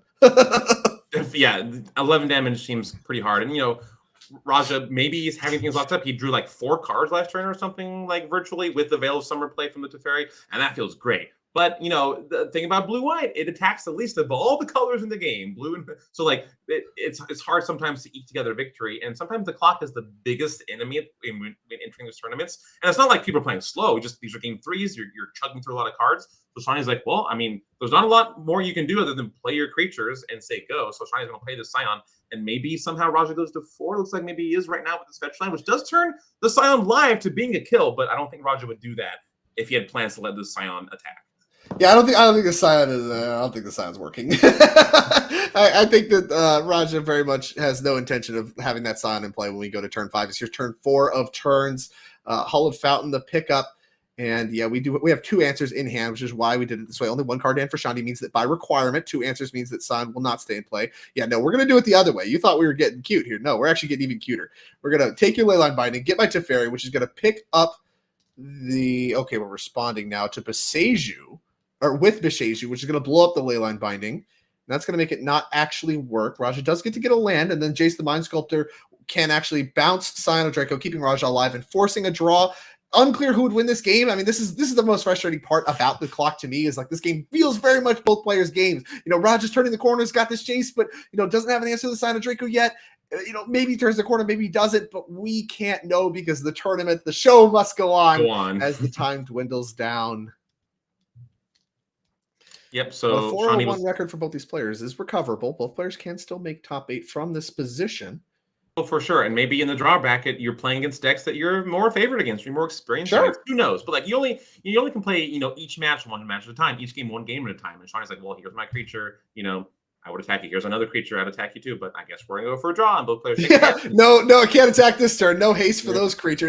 Raja getting a quick look at the draw plus brainstorm, which it looks like it would have revealed like Solitude and some other stuff. So that will do it here for round number 5. Raja Sulaiman, your 2022 NRG champion, is in the draw bracket 4-on-1, very much still live for top 8, as is Shandil. Both players put on an impressive show. Very, very lucky to be able to witness that. This is, of course, the end of time and round, the end of round number 5, and the end of David and I's time on the air. We'll be bringing in Corbin and Devin, better known as Doomwake, here very shortly. But thank you all for sitting here and watching some high stakes Modern with us. This is, of course, the 10K Showdown. We'll be crowning a champion tomorrow, which will be qualifying that player for the end of year championship, as well as all of the top 4 for the regional championship. So a lot on the line for all these players as we close out the show for the day. Thank you very much. And of course, as always, if you want to support me, you want to support David, you want to support the NRG series, please follow, subscribe, support NRG series on Twitch and otherwise. It does, of course, bring you more Paper Magic coverage like we will be bringing you here with round number 6 very soon. Thank you for joining us, and don't go anywhere. Thank you so much.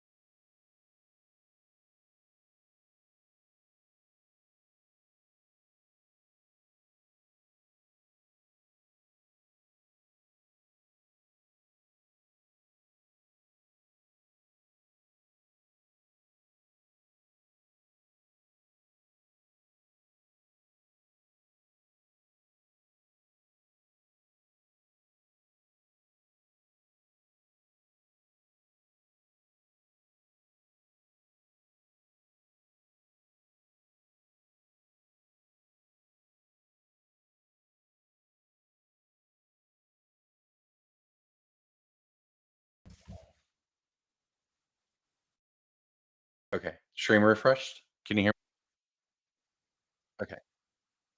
Yeah.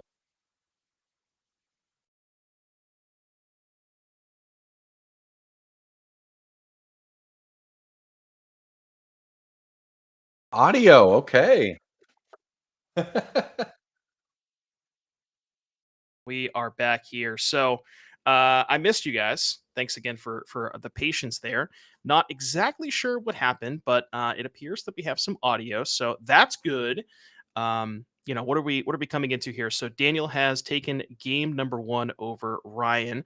Not sure if we can get the sideboards up on screen for you guys to take a look and see what the players are working with, or if we're just going to go ahead and go straight into game two. Oh, hey, it's us. Hello, Hello. we're back. Now We're you can back. see you can hear the audio while we're moving our lips. That's that's the Yeah. important Well, part. we all got to watch that game together. I saw, look, chat, you enjoyed it along with us. We saw some comments. Hey, it looks like my LGS. Everyone's just kind of watching the combo player do their thing. And that's what we saw was the Amulet Titan player, Daniel Bachhuber, just going off, just having everything he wanted. Textbook, did not let the Gruul Prowess deck show off what it is here to do in the hands of Ryan Overturf. But we are very glad to be here with you. And we're going to be heading to a game two here in a minute. I'm Corbin Hostler, and I am joined with by Doomwake, and we are very glad to be with you. Everyone is ready to move on to game two. This is round 6 of the NRG Championship Series. We are, of course, heading towards 9 rounds today, which will then take us to the top 8. Excellent, excellent. Yep, and we're gonna be going through the quarterfinals and semifinals of top eight, and then the finals will be played out tomorrow on the beginning of tomorrow's stream. So let's go ahead and as we see the sideboards here for Daniel Bachhuber. Never mind, we're gonna go back to the games. We're gonna get you right into the action. So let's see. That was kind of a basically just a tale of Ryan being on the like I was talking about when chat couldn't hear us, unfortunately. But this really just comes down to a lot of play versus draw, right? Both players, and you can imagine like that exact game if Ryan was on the play, depending on what kind of spells that he had left over. The start of one mana prowess creature into Slick Shot Show Off. The Slick Shot Show Off is extremely powerful. It can provide a ton of damage because it's sort of like double prowess, where the all of the spells gain an additional point of damage on the show off, and has a lot of potential. So maybe we'll get to see that card in action this game. Yeah, and hopefully it gets to put on a little bit of a show as it did not get to, of course, in the first one. But yeah, it's nice to see that obviously we've got the Pro Tour coming up next week. It won't be modern, it'll be standard. But this is an opportunity for players who are looking to get in some tournament practice before heading there. They get an opportunity to play some high level modern here. And that includes both the sort of the established top decks like Amulet Titan, but also players like Ryan bringing the new tech, new innovations right away. You get to see it in action. So it's very exciting for us here. OTJ out just a week or so. We get to see what these cards have in store for modern. Yeah, I was very curious to see, the what specific cards were going to show up this weekend. I think there was a ton of hype around Slick Shot Show Off. That was kind of the Huh? one that a lot of people had already kind of presumed was going to have an impact on multiple formats, Standard, Modern, Pioneer, but maybe some more interesting ones like Satoru. We've seen, I've seen people play with Lost GT, some of the Hmm. cards that have a lot of potential, like the Synthesizer, Simulacrum Synthesizer in various affinity shells. So plenty of cards from OTJ here to make an impact. And Ryan is sporting 4 copies of the Slick Shot Show Off, and we'll see if Ryan has it here on turn number 2.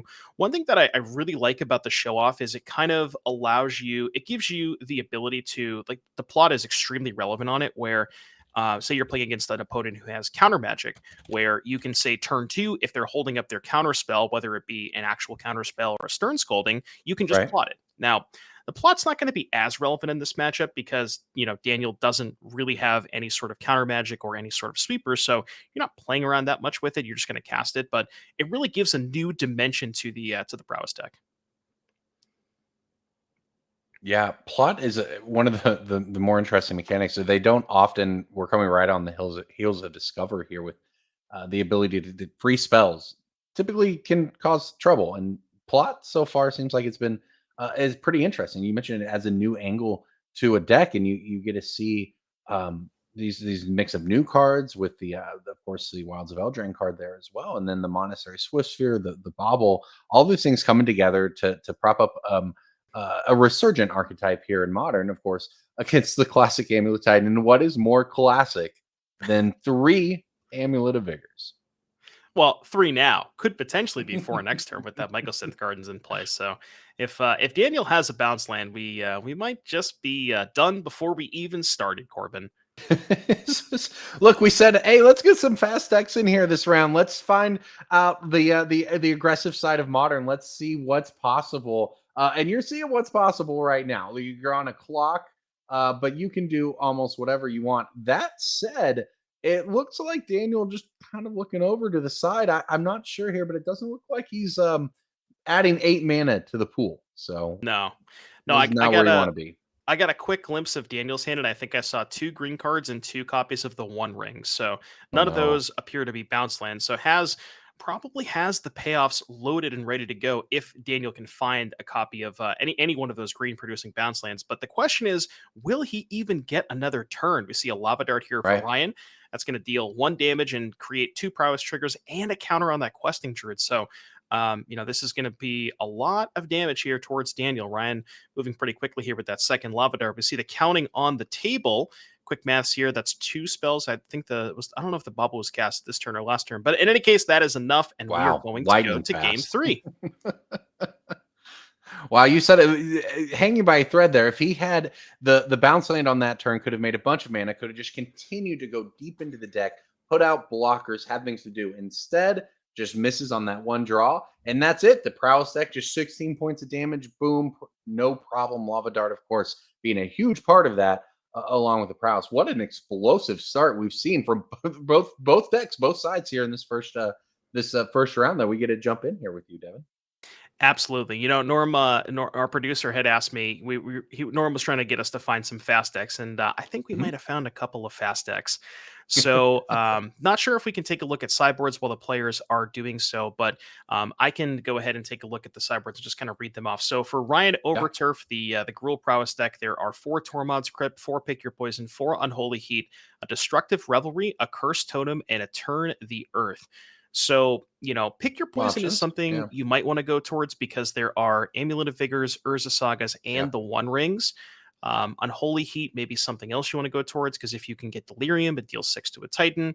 But not something like a Blood Moon or an Alpine Moon that you would normally be like a slam dunk KO against Titan. Just kind of like some situational cards that could have some text. Yeah, and along with the fact that you hope that your deck presenting its 3 to 4 turn clock will be enough to get there. You want that one key piece of interaction that can buy you just the 1 turn you need. We saw in that last game, just 1 turn. That's what matters. So, and that's what you're looking for out of that sideboard. So, yeah, you mentioned it. None of the sort of the cards that Amulet Titan is prepared to play against, right? They expect to play against Blood Moon over the course of a tournament. They expect Alpine Moon. They expect to play against these cards that are designed to shut them down. But sometimes it's really that clock alongside of it that can make the difference. So that's what Ryan's going to be looking for here in the opening hand with Gruul Prowess. And Daniel, of course, just trying to do what Amulet does, which is go really fast and make a lot of mana with an Urza Saga on turn. Yeah, and Daniel keeping 7 on the play. Never want to see that when you're sitting across from an Amulet Titan player. And thankfully, I guess for Ryan, there is the Saga, but there's no turn 1 Amulet to also back it up. So, as far as Ryan is concerned right now, there's only going to be 1 Amulet. That could change if an Amulet is drawn off the top or maybe like a Mycosynth Gardens. And we'll have to see if Ryan's hand is good enough to race the potential turn 3 here for Daniel. I do see a Gardens, a second Saga, a couple of bounce lands. Not sure if I spotted a payoff. There's a Summoner's Pact. Okay. So, yeah, looks like Daniel's hand is kind of just rolled up. Yeah. Not an embarrassment of riches because it's not rich. We're playing at a reasonable budget here with just the Amulet setting up. So, but you said it, he's about to be just escalating very quickly. And Ryan, this is not the mage. Not necessarily the best 1-drop of your 1-drops. It is, of course, a Prowess 1-drop, which is what you're looking for in your Prowess deck. But suddenly staring down Amulet, and you talked about those sideboard cards. We'll see if Ryan has one on tap to answer the Amulet or the Saga, or there's a lot going on over there right now. So a big turn already, and it's turn 2 for Ryan. Absolutely. So, yeah, we'll have to see if Ryan has anything like a slick shot show off or something along those lines. Even I guess can't cast the creature half of questing druid with the 2 mountains.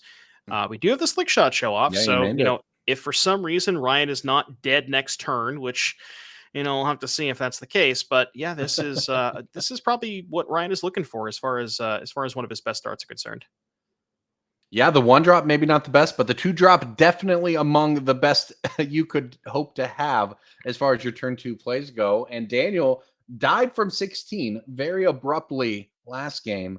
Is it 18 on this one, but is going to lose the saga here to start things off, figure out what he wants to do, but well aware of what Ryan's deck can do, what that slick shot show off can do, the 1/2 flying haste that is going to get +2/+0 for every non-creature spell that Ryan can cast. And of course, the Prowess deck can cast way more than you might expect for only having 2 or 3 lands in play. Yeah, and I think the issue here for Daniel is I saw there was a bounce land, but the bounce land that Daniel has in hand was a Boros Garrison. And that one unfortunately does not produce green mana. That's a bit awkward. It is, especially in this case, without uh, facing down the prowess creatures, the damage. You have to find something very quickly, and normally, if you're playing against a slightly slower deck, even a deck that aims to kill you on turn 4 or 5, you can maybe work through this stumble by finding your colored sources, taking a turn off. But against Ryan's deck, you might just be dead by trying to take a turn to set up. And here we go. Manamorphose starts it off. That's 1 trigger for each of the creatures. It's a crash through. Yeah, Daniel had to fetch up the expedition map to search for the growth chamber, and now is just kind of at the mercy of what does Ryan have enough spells to finish the game off. We Yeah. see a bolt here, so that is the 3rd spell. That means Slick Shot is a 7 6, power flyer. 7, Soulscar Mage is going to 11. be 4. That's 11. So you have Mhm. 11 in play right now, and then a slash. That's going to be an additional 4, additional 3. An additional 3. So that And then gets 14 16. is what I got so far. And that is enough as the math continues to go through there. Just like that, Daniel falls to Ryan Overturf's Gruul Power Stack Slick Shot show off, showing off for us here in round 6. That's for sure. What a lightning fast match, but what a display of Modern on both sides. Yeah, and that was really, really amazing to get to see that new Slick Shot show off in action. Just Mhm. the fact that you now have not only another prowess creature that also has evasion and haste, but it's actually more than just a prowess creature because it gets +2 for each spell you cast. So if you kind of Right. think about it from that perspective, it's almost counts as 2 creatures in one, right? Because it's double prowess. So it really, really does amp the clock up so much and is a huge printing for these prowess style decks. And I would not be surprised to see Ryan or anybody else playing prowess do very well. Maybe make it to the top 8. Well, yeah, and you mentioned the plot of it earlier, but the being able after your opponent has a board wipe or some kind of spell that they think is going to take over the board for them, it comes out of nowhere with haste, gets big, ends the game, gives you a lot of reach in the Gruul Prowess deck, which is pretty strong, and that is what moves Ryan Overturf over to 5-1 here at the NRG 10K Modern Showdown. I think we're going to go to a short break. We'll be back on the other side with some more magic. So stick with us.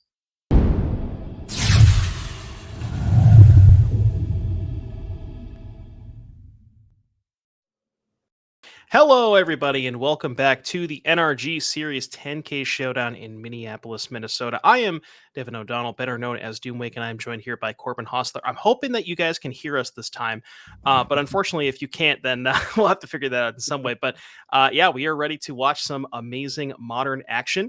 We get to watch some new cards in action last round, and maybe not some new cards this round, but maybe some old faithfuls here from the Modern's history. Yeah. Well, I'm excited to join you here in the booth and bring us through the end of the day here. This tournament has been a lot of exciting Modern action so far. You mentioned it, more to come. We talked about how some of the decks that we're seeing in 2024 Modern look like they might have come out of 2014 Modern in kind of the best way possible. So we're going to see more of that as we work our way through here. But before we get down to the match, of course, we want to talk about what we've got going on here and welcome everybody into the NRG Championship Series and talk about everything going on this weekend and the weekends to come. For sure. So we have the next upcoming event is going to be May 11th in Indianapolis, May 11th and May 12th, rather, excuse me. The Saturday event is going to be a 10K Modern Showdown, and the Sunday event is going to be a 10K Team Showdown. That's Standard, Modern, and Pioneer. And I don't know if we have the other events after that slide to go ahead and take a look. Where are we going after Indianapolis? We will be going to St. Louis, June 22nd and the 23rd. We have a 10K Pioneer Showdown on Saturday. For those of you who are participating in RCQs, you may want to keep an eye on what the metagame looks like for that. And then Sunday, we have a 5K Modern Trial. And after that, where are we going next? Let's see if we can take a look and get another slide here. Just a moment, perhaps. Okay, we don't have another slide, but what we do have is we can take a look at the prize pool for today's events. What are the players participating for the 10K Showdown? First place is going to get you $2,400 USD, 30 points, and a DreamHack invitation. Second, 1,200 DreamHack invitation, 25 points. And then, a lot of these points are very, very important for that, end of year leaderboard leading up to the NRG Championship Series. And last but certainly not least, the first place in every single one of our showdowns gets another prize. And see if we can get that up on the screen here in just a second. You get a token in your own likeness. So if you win, you'll see the token on your screen here featuring Max, Connor, and Theo. You get a token if you win. So that's an amazing, amazing accomplishment to have your own token. That would be pretty awesome if that was something that was able to happen. So yeah, definitely head on over to the events if you are interested in these particular prizes.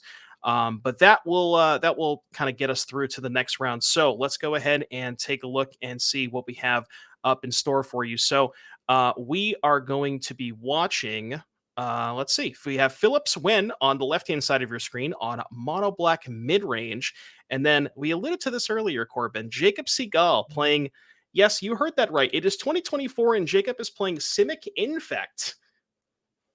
Yeah, this is everything that we could want from Modern, right? And look, Simic Infect out of 2014, Mono Black Midrange. We're going to have to dig a little deeper into this one, but that's a pretty classic archetype, and it's usually Mono Black control, but maybe it's on the controlling ninja, the mid-range, and then you got a really classic archetype there. Either way, it is a fun time in Modern right now. We've seen a lot of upheaval, of course, over the last year, ever since maybe Lord of the Rings released, and we saw the One Ring and Orcish Bowmasters sort of reshape the format. Since then, a couple of bannings, a couple of decks have kind of come in that a favor, but along the way, a lot of interesting stuff is happening, and that certainly includes these two decks here, especially Jacob Segal's Simic, in fact. Yeah, I was taking a look at Jacob's deck list, and honestly, Corbin, I thought I was looking at a deck list from 2017 that was just copy pasted here.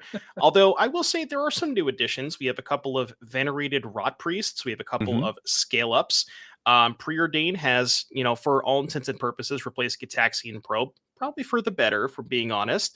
And also, Jacob has 4 copies of main deck Force of Negation.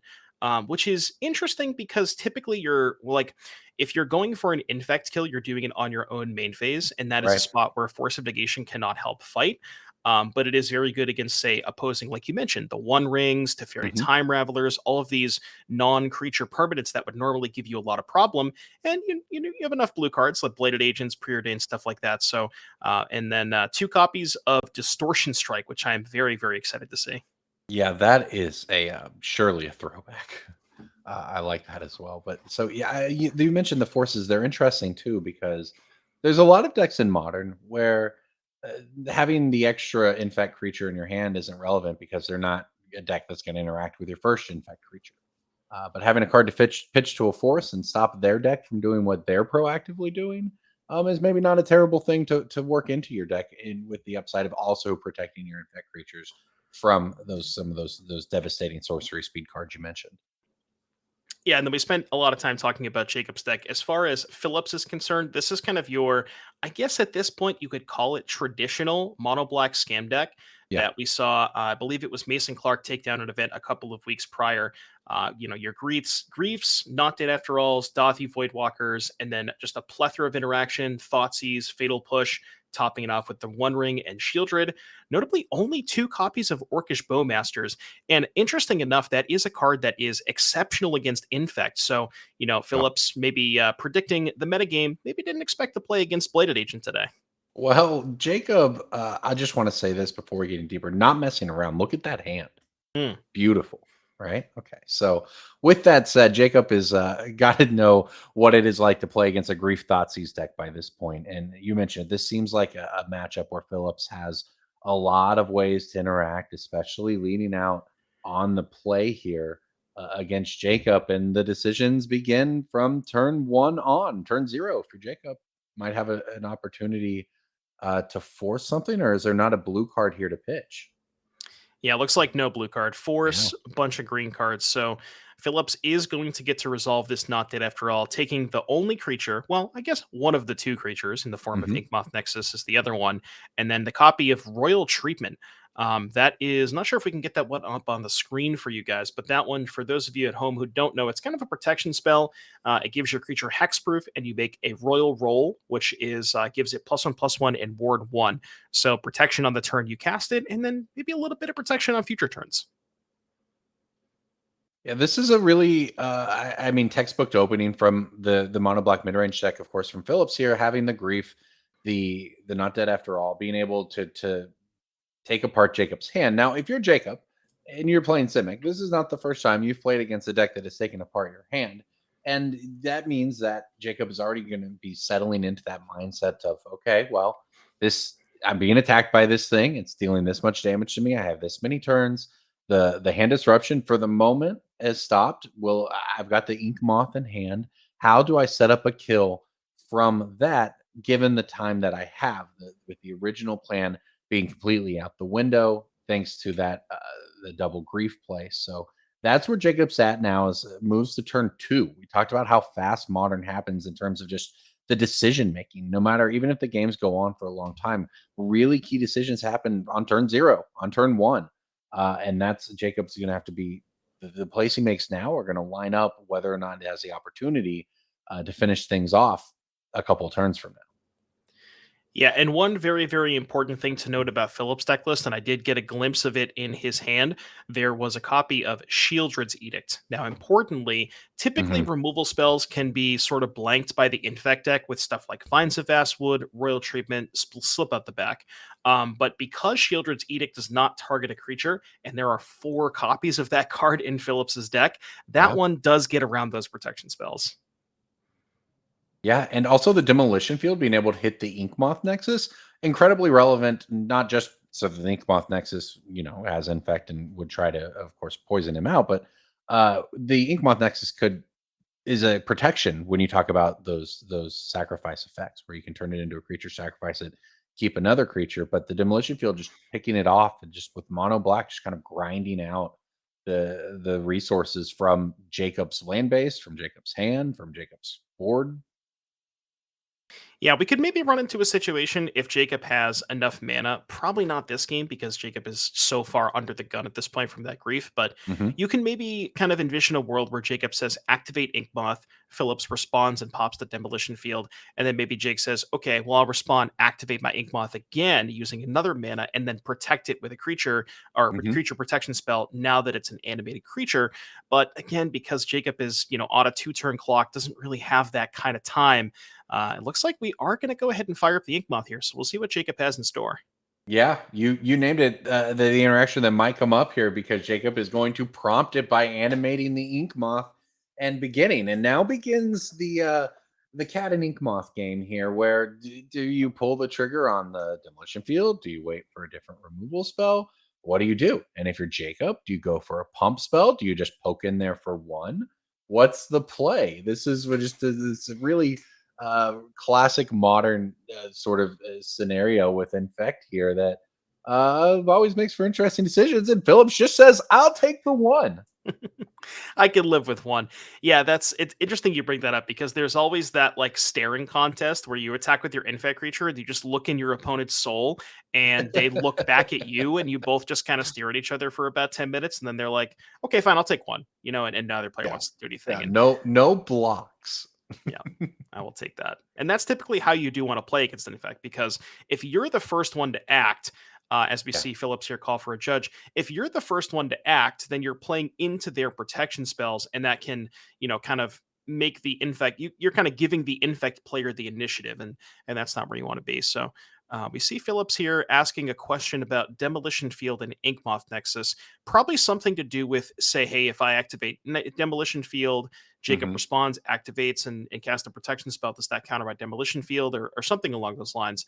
And we see here the judge is going to do that. But, as far as the game at hand, not the best position here for Jacob. There is a bunch of pump spells, but I think that Demolition Field combined, with Fatal Push is going to be really tough for Jacob to fight through. Yeah, and that's the name of the game. Is that you take one, okay, no big deal. And now at the end step, you can bait out the interaction by sacrificing the demolition field, targeting the Inkmoth Nexus. Even if it becomes protected, then sure, maybe he's finding out about what'll happen with the lands after that.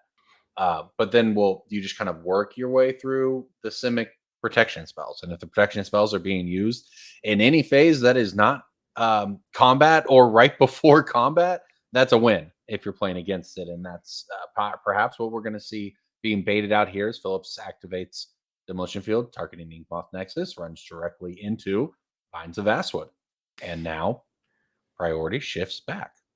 Yeah, and funny enough, this is actually a really good sequence here for Jacob, because you're oh, never mind. Well, I thought we had a second you were on protection the right spell. track, I though. was gonna say I thought we had a second protection spell, but Yeah. if Jacob did, you Hmm. get Phillips to use the mana not in combat, and the next Right. turn you can go animate double might for lethal. But yeah, unfortunately for Jacob, did not have that second protection spell.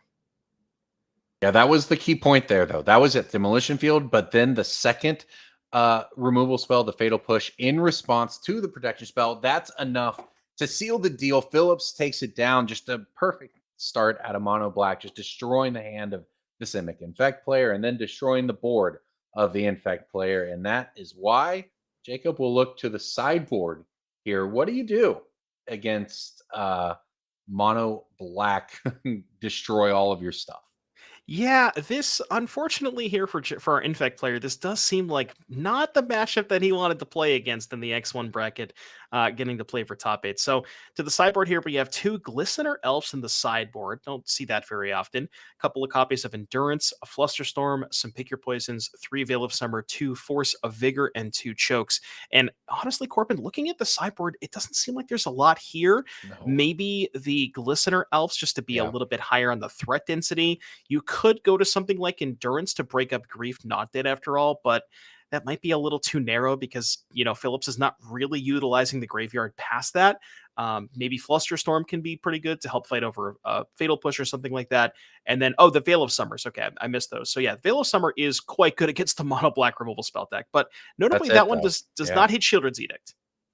Yeah, so it looks like you mentioned it, that it looks like just the 2 Glistener Elves in the main deck is very interesting. I do think you probably want to be threat heavy, because you have to assume that whether it's to a removal spell, whether it's to an edict spell, whether it's to a planeswalker, whether it's to a hand disruption spell, one of your creatures, one of your first creatures, is going to probably not be the creature that wins you the game. So that means you probably do want to have that higher threat density. Obviously, if you can set up a turn where you're able to have a creature, protect it, or your hand with Veil of Summer being on the play, that's going to be a huge potential for Jacob here to try to stymie the grief shenanigans that just dominated that first one.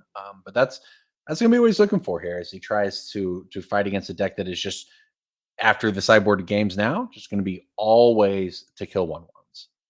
Yeah, and speaking of ways to kill 1/1s, let's take a look at Phillips's sideboard here.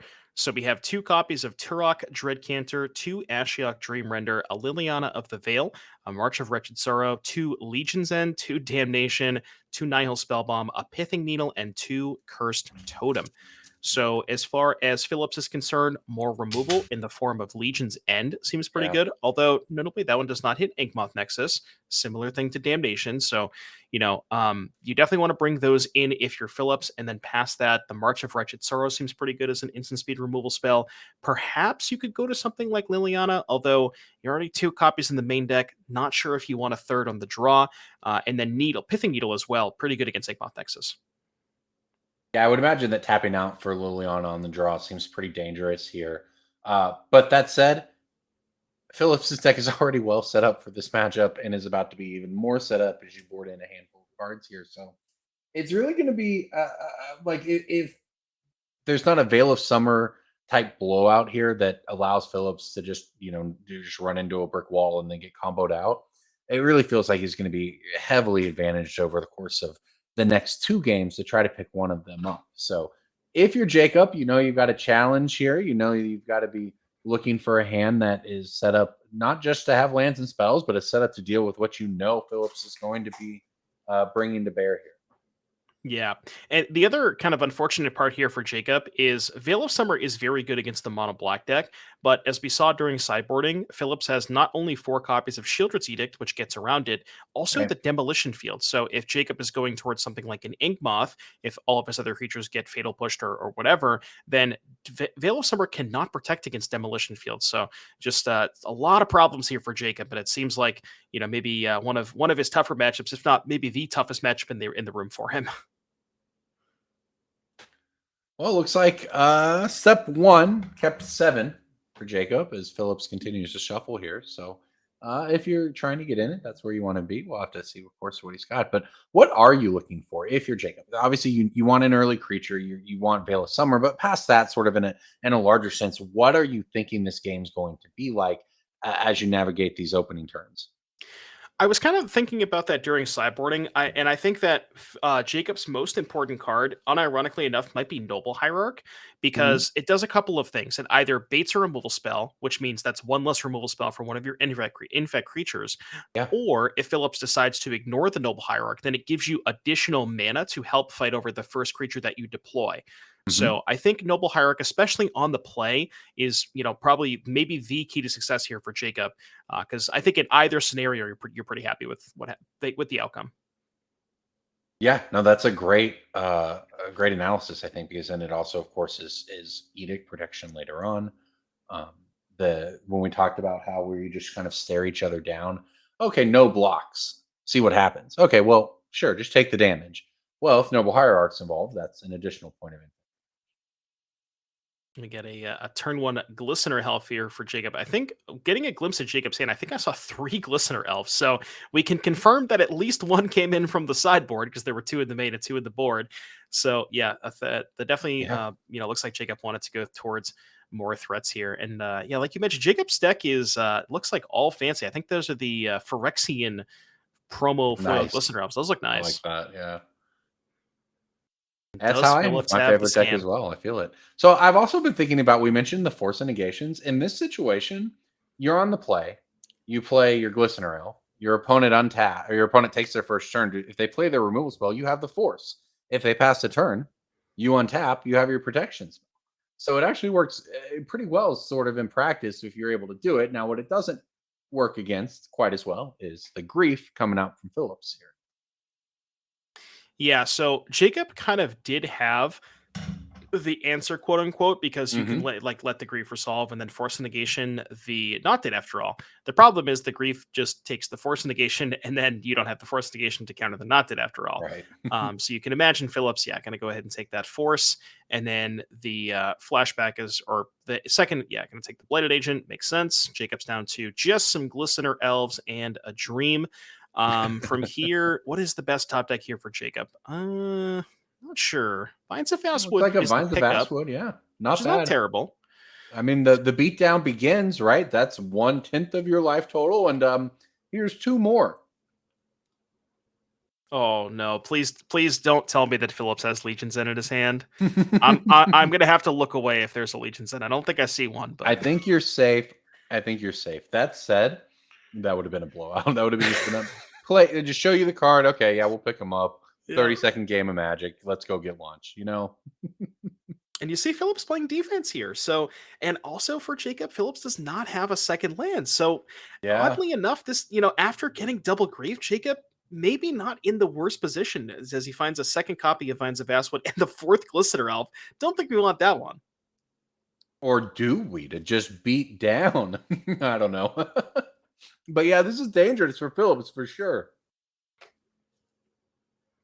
Yeah, because I would imagine, I guess Jacob is just thinking about keeping the second Vines, which I think we did keep. I think we kept. Yeah, It so looks two like it, Vines in yeah. hand. So now I guess the question is for Jacob, do you want to trade a Glistener Elf for a counter on the grief and 2 damage? Looks like Jacob says no. Not yet. Well, you know that Phillips missed on the land drop, so you've got time. You get to untap, have your pump spell available, or double vines if they go for removal. So definitely, knowing that you have the benefit of Phillips not having that second land gives you some options here, and having 3 creatures against 1 blocker and 1 swamp guarantees one of them probably gets through, and that creature's pretty good at getting through as well. The Blighted Agent. Yeah.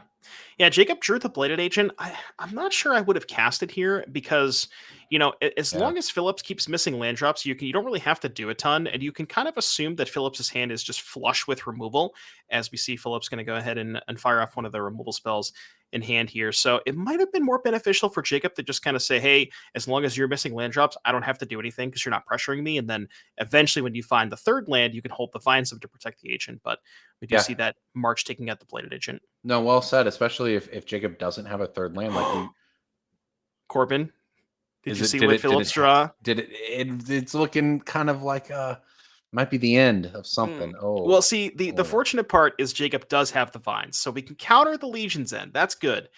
And we're just getting all right, we're frisky. getting frisky though. The I third like this. land is a third land, I think, is huge here because now Jacob is Yep. able to go for vines on the block, and then that gets the pump and enables you to win combat while also having another vines open for protection. So it would be actually interesting here if Phillips went for removal, baited out the other vines, and then untapped into Legion's End. Yeah, that would be kind of rough.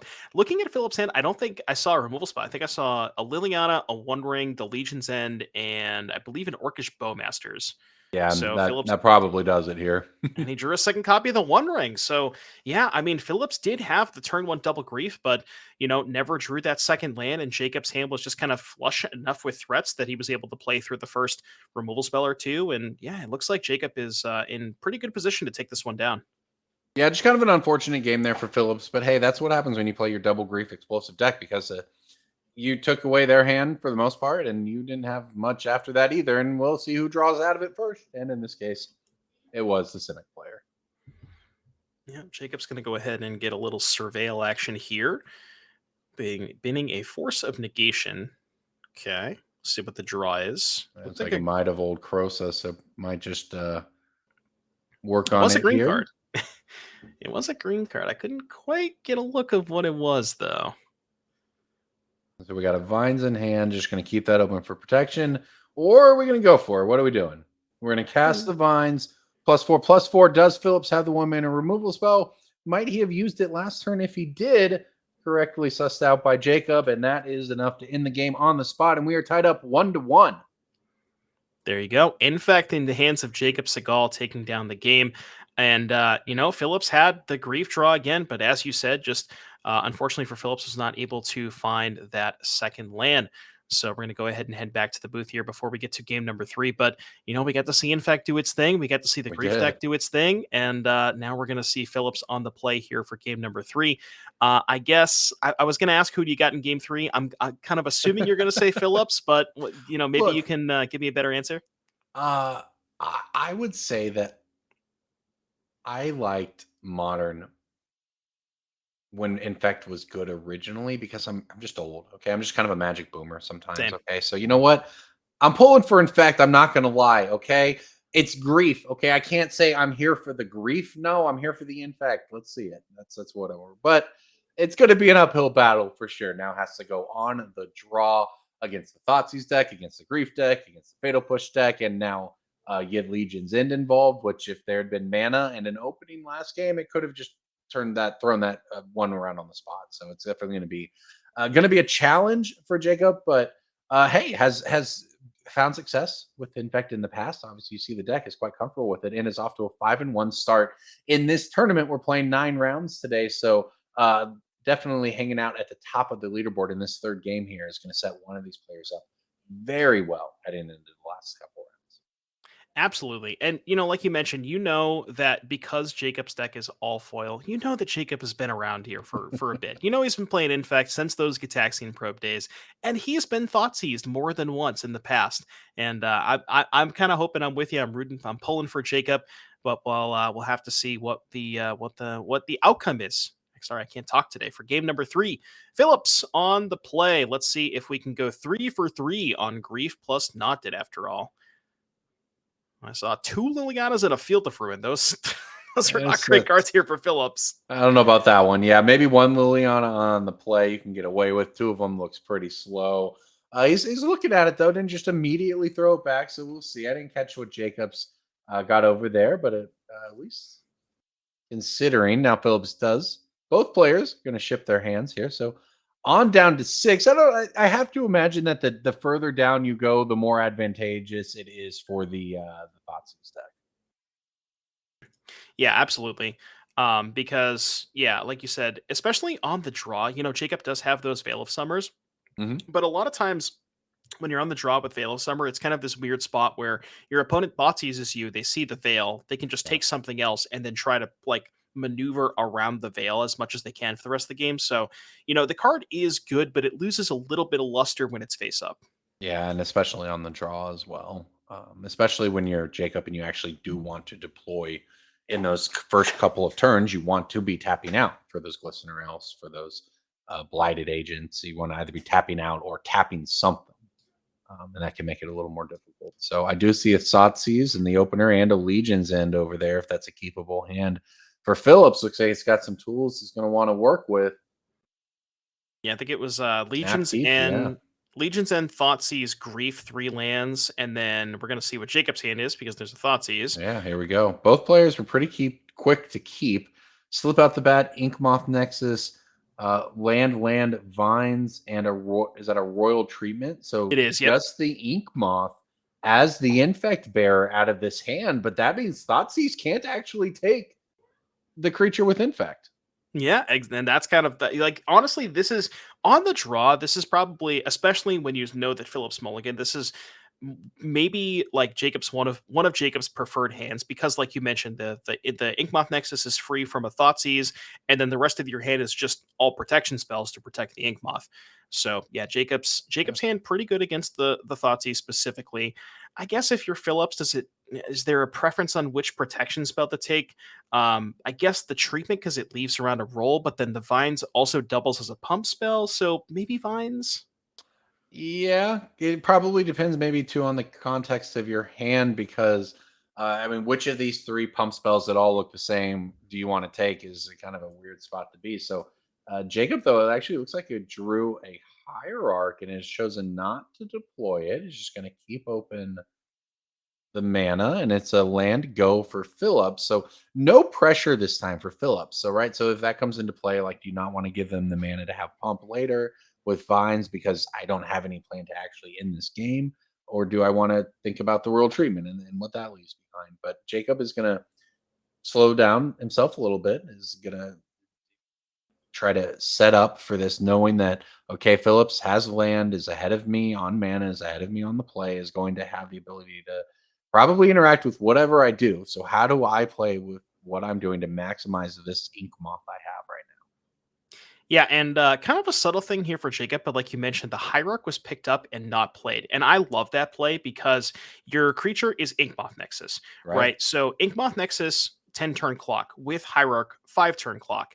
You kind of, and the Hierarch also accelerates your mana, kind of what I was saying earlier, where you want the Hierarch to help accelerate your mana, but you also kind of want to try to protect the Hierarch. Now, Jacob is going to go, the plan was to play the Hierarch and hold the protection, but now that you've drawn the Elf, we can just go Elf and hold the protection. So kind of switching plans a little bit based on what Jacob has drawn, but I do like holding the Hierarch here, kind of waiting to expose that until you're ready to start attacking with the Yawgmoth.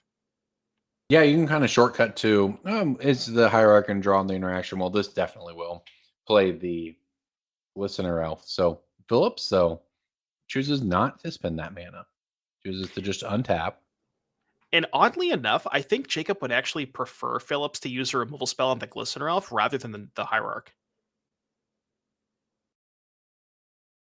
Yeah, if you don't think it's going to go to the distance, then you may as well draw the resources. Like we talked about, like Phillips was no clock. That was what game 1 had.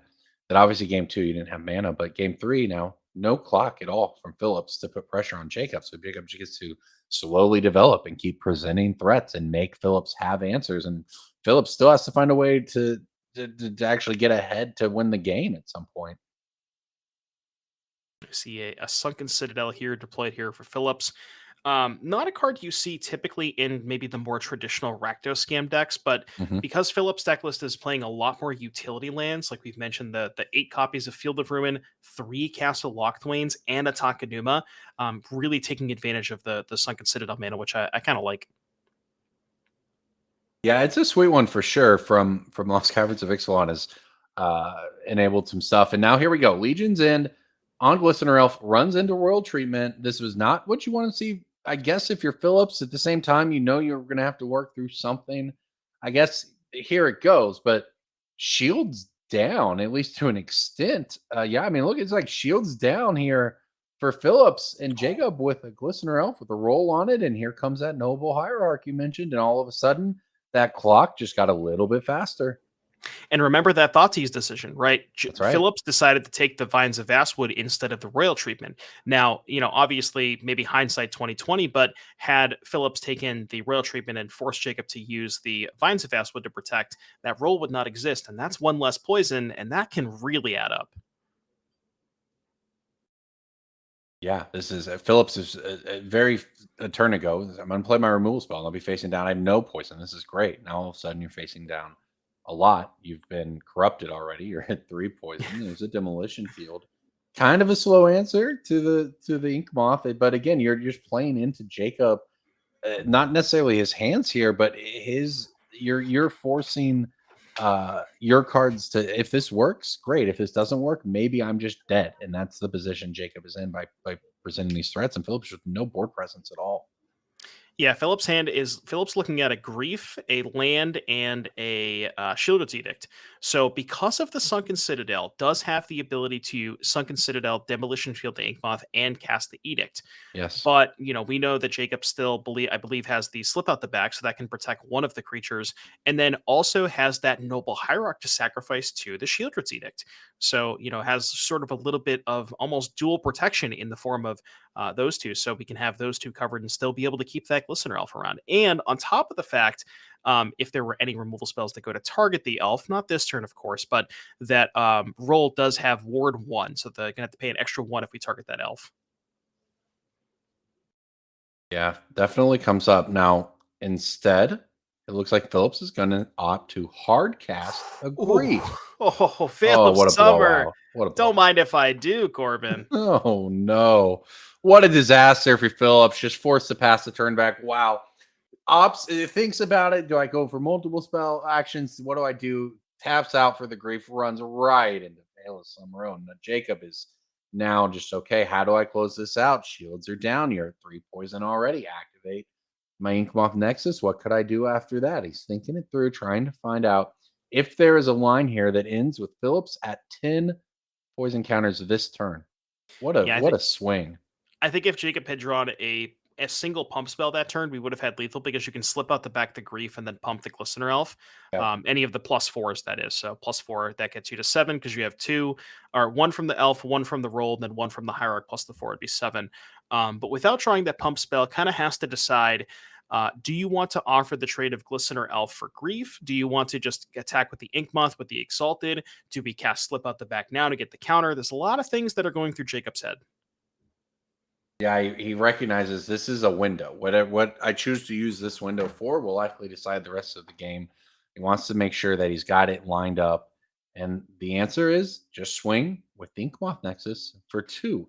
That's 2 points of damage of Infect, by the way, that this Noble Hierarch you called out earlier is now provided. It's just becoming absolutely key. And Phillips is just 5 points away now from the end. And another creature in the Blighted Agent.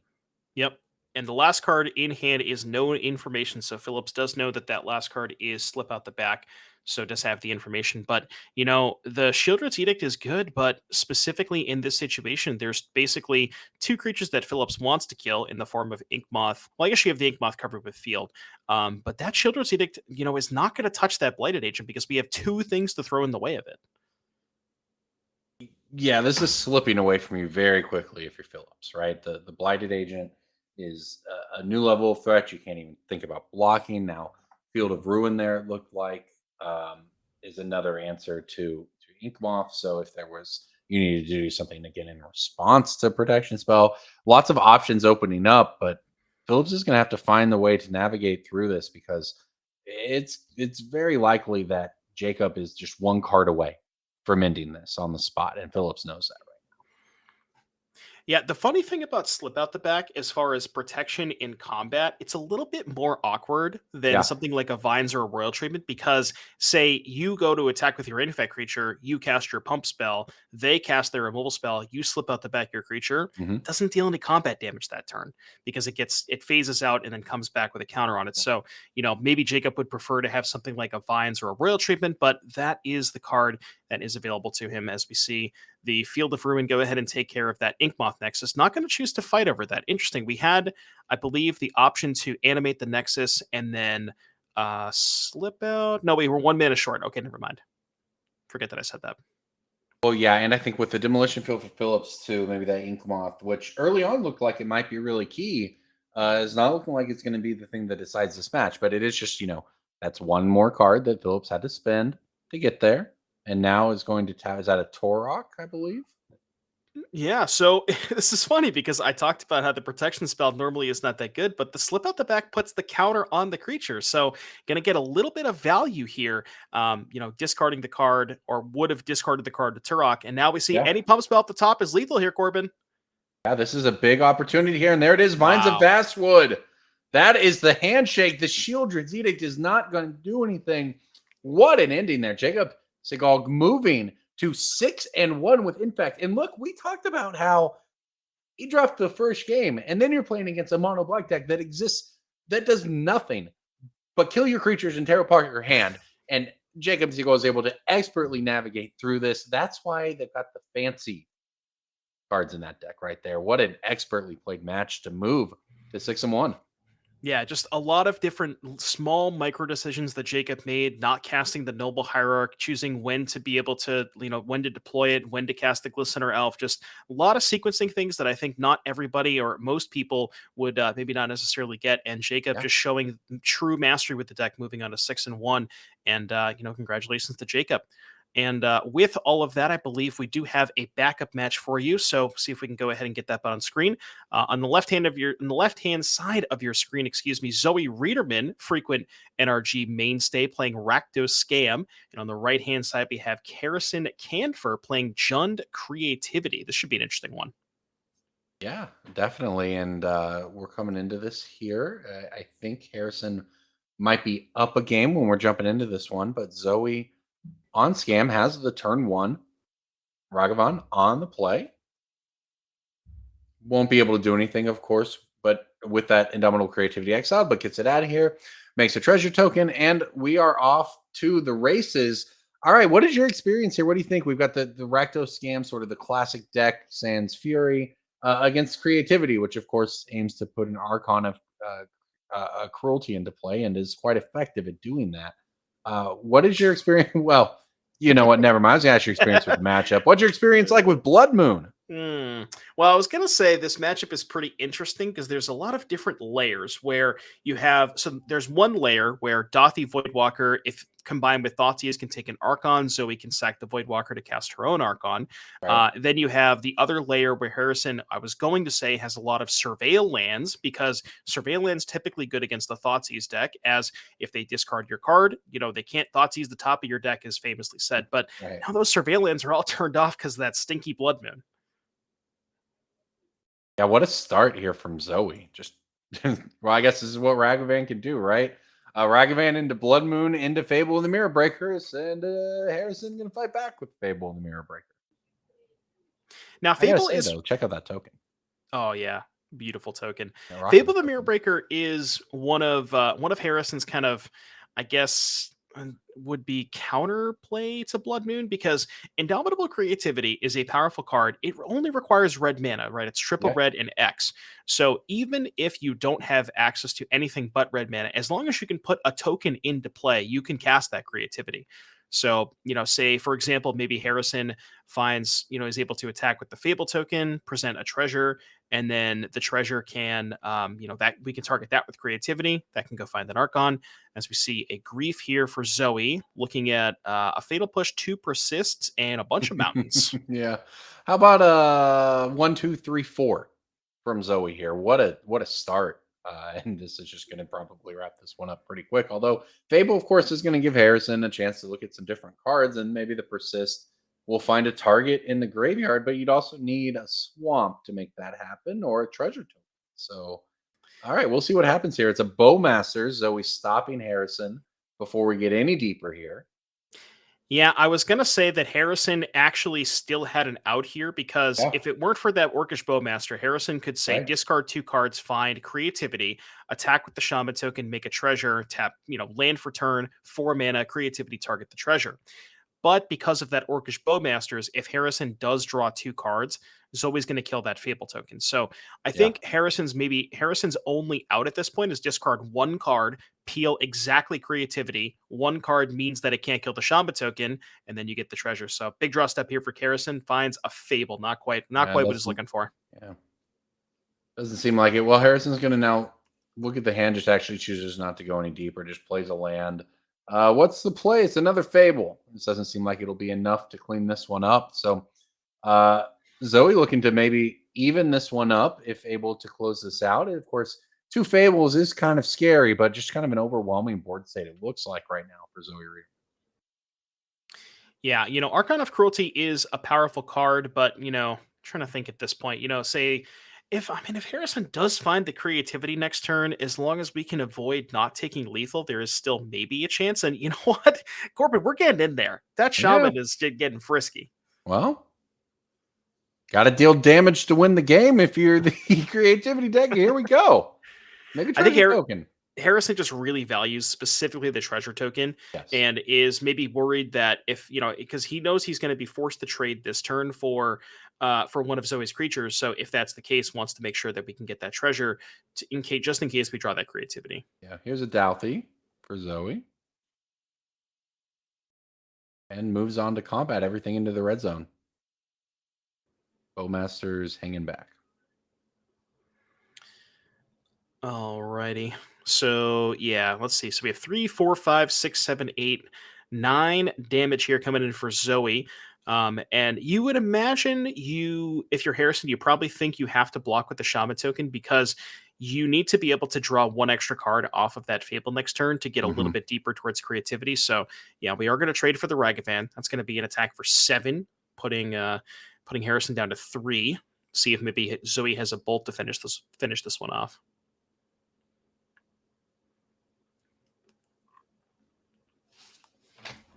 All right. It looks like Harrison going to get the opportunity to untap. Going to get the opportunity to take up these Fables. We'll see what all of this goes down to.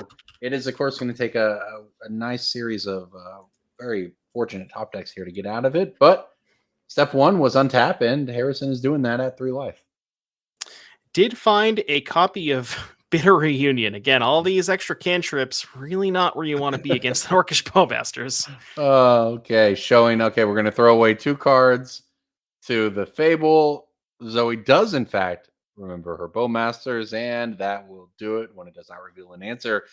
Things tied up at 1 game apiece. We are going to a game 3 between Zoe Reederman and Harrison Camphor's Jund Creativity. So let's take a look at the deck here. Look at that. Pick the poisons in the main deck in Creativity. What do you think about that? I honestly, when I saw that, I thought it was a typo at first, but I have been seeing that a little bit more recently with the main deck pick your poisons, given the presence of Leyline, Zion, all that stuff. Yeah. As far as the sideboard here for Harrison, looking at some additional big creatures, we got 3 Terastodons, a Sundering Titan, and an Emrakul, the Eon's Torn. I don't think we're going to be going towards any of those. Those are kind of more so for the control and big mana matchups. And then a couple of Fatal Pushes, a couple of Pick Your Poisons, some Strike It Riches, 2 Surgicals, and 2 Veil of Summers. You have to imagine Pick Your Poison pretty good against Blood Moon. And a Yes. really cool sideboard option that I've seen these creativity decks play. It looks out of place, but Strike It Rich, which is Yes. surprisingly good against Blood Moon, because not only is it a red card you can cast under Blood Moon, it gives you a target for creativity that can't be fatal pushed and fixes your mana. Fixes your mana, absolutely. A key to, for instance, cast Pick Your Poison to get rid of the Blood Moon. Yeah, very powerful option. So, all right, that's what you're going to see on that side. Zoe on the other side with Rakdos Scam. You see the deck there, kind of everything you expect out of the traditional Scam deck, but onto the sideboard, definitely got some options. We saw the Blood Moon starring there in game 2. What else do you think Zoe's looking at here for game 3? So Zoe's got 2 Magus and 2 Blood Moon. The Maguses are a bit sketchier because there are the presence of Lightning Bolt in Harrison's deck. So she may not want to go towards the Maguses and maybe wants to focus more on just the Blood Moons. Past that, you have Surgical Extraction, which can be pretty potent, especially against the Persists, which she saw that were still in the deck. So maybe those Right. want to come in. And then past that, there's 2 Leyline of the Voids, but it's weird because Harrison's deck is not necessarily like super graveyard focused, but it can be like if the draw lines up with Ren and 6 and things like Persist. So we'll have to see if she wants to go towards those. Yeah. All right. And looks like we are down into the match here. Both players keeping, and here we go. Harrison starting things off with a land and a pass. Zoe, turn 1, Ragavan. Exactly what we saw in game 2. Exactly what she wants. Now it's not on the play this time around. We'll see if that makes a difference here as Harrison untaps, considers the options. You want to advance the board, you try to deal with Ragavan. What's the right way to move forward here? And oh, by the way, consider how to not get blood mooned if this Ragavan goes unanswered and there's a treasure token.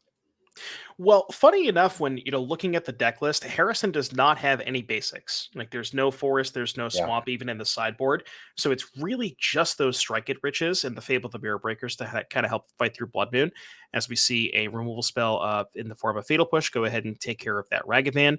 So yeah, definitely Harrison definitely wants to keep that one off the battlefield. Plenty of powerful 3-drops that Zoe can cast on turn 2, and Harrison is not having any part of it. Well, you definitely, I kind of respect the concession there. I'm not going to play any basics. You can't make me play all the blood moons you want. I won't do it. Yeah, I'll just play more Strike It Riches. See, a Thoughtseize here for Zoe, looking at an Archon of Cruelty, uncastable card, 2 lands, a Lightning Bolt, and a Fable. I have to imagine we're going to go after that Fable of the Mirror Breaker. The only consideration is maybe if you have a Ragavan you want to protect, but Wow, does she have surge? She must have surgical then. Yeah, no need to pay the life even. How about we pay the mana for Surgical Extraction? And that means I will just take a look through your deck here, find out everything you're playing, exactly how you sideboarded. And when I hand this thing back to you, the whole thing your deck's built around, it's not going to be there. Good luck. Now, we did mention the sideboarded threats here, the 3 Terastodons, the 1 Emrakul, and the 1 Titan. There it is. You saw Zoe thumbing through the deck. There is a copy of Emrakul. So, looks like Harrison maybe had information. Maybe Harrison knew that Zoe had those surgicals or is just prepared for it, kind of a pretty common occurrence. So, is prepared, does have that Emrakul, and creativities are still live here. So, kind of funny here. Zoe decided to go for the surgical line, but now Harrison gets to keep that Fable. Yeah, and if Fable can take over games on its own, as we've seen. And if you're Harrison and you have a hand of 4 cards, one's a Lightning Bolt that doesn't really do you much, 2 are lands, and one's a Fable. Well, the Fable is basically the only card in your deck that can turn that hand into something respectable by looting through it. So, and Indomitable Creativity there off the top. So Phenomenal. Starting to line up to at least be interesting here. It's been a good start for Zoe, but Harrison keeping it going is going to fetch now. It's up to 3 lands. Is starting to work through the deck. Has the Indomitable Creativity. If you can get there, Zoe has had a great start, but is going to have to follow it up with more, or Harrison might just find his way out. Yeah, I think Zoe kind of saw blood in the water when she was Mhm. looking at that surgical and the Thoughtseize, and she just kind of assumed that Harrison could not play through the surgical extraction once the Archons were removed. But Yeah. yeah, you see, she's kind of untapping and she feels a little uneasy about the situation because she knows if there's a creativity off the top, we're probably done here. I don't know if there's maybe a terminate in Zoe's hand, but that one, Corbin, that one cannot take care of an Emrakul the Eon's Torn. No, it cannot. And Emrakul, not just the anti-mill cyborg tech, by the way. Turns out it's pretty good just to put in play because it has protection from everything, even if you don't get the catch trigger. So it is a game ender in itself. But instead, we're playing kind of this fair game, at least right now, with Orcish Bowmaster staring down Fable the Mirror Breaker. We just a pair of Rakdos decks playing Rakdos cards, you know? Yep. And, we know, Zoe does not know, but we know in the booth that Harrison is going to resolve a creativity this turn because he did pick up one last turn. And, as soon as Zoe sees the, I think I'm going to choose not to discard to this Fable, then she's probably going to be aware of what's about to come as we see, Fable getting into the mirror or Fable token, rather, excuse me, getting into the red zone there. And, Corbin, we're going to see an Emrakul in the battlefield. Yeah, I love this Immercool the Eon's Torn. We talked about how it's throwback modern, and I guess that's what we're seeing right here, isn't it? Immercool the Eon's Torn coming into play. No Through the Breaches involved. It's a different red spell this time around. But what a powerful card to have in play. And look, it's not like it's unanswerable, but it's basically unanswerable to Zoe's deck right now. When an Edict is a card that actually would get it, but if there's other creatures in play, then that won't work. So right there on top, exactly, waiting Just the top for its card. turn. Yeah, waiting to be called. It's so funny because that when you cast the creativity, there's only one creature, and it's like, okay, we're gonna have to go through the entire deck, but it's just the top card, so we're fine. It's right there, easy. And there we go. That's the handshake. Harrison Camper takes it down, defeating Zoe Reederman. Junk Creativity coming out on top. That is 6-1 now for Harrison Camper. We have 2 more rounds to go here at the NRG Championship Series before we break to the top 8. What a match. Yeah, absolutely phenomenal. Like you said, we saw Zoe cast that Thoughtseize, and she had the decision to take the creative or to take the Fable the Mirror Breaker or the Archon. Saw blood in the water with that surgical extraction, and then as soon as she was thumbing through the deck, she stopped by that Emrakul, and you can imagine just the shriek of dread. Just oh Yeah. God, it was so tough. And congratulations to Harrison. Yeah. All right. Well, I think that does it here on round 7. Make sure to stick with us when we come back. We are going to be heading into round 8 here of the NRG Championship Series with 2 rounds to go till we break to that top 8. So we'll see you on the other side.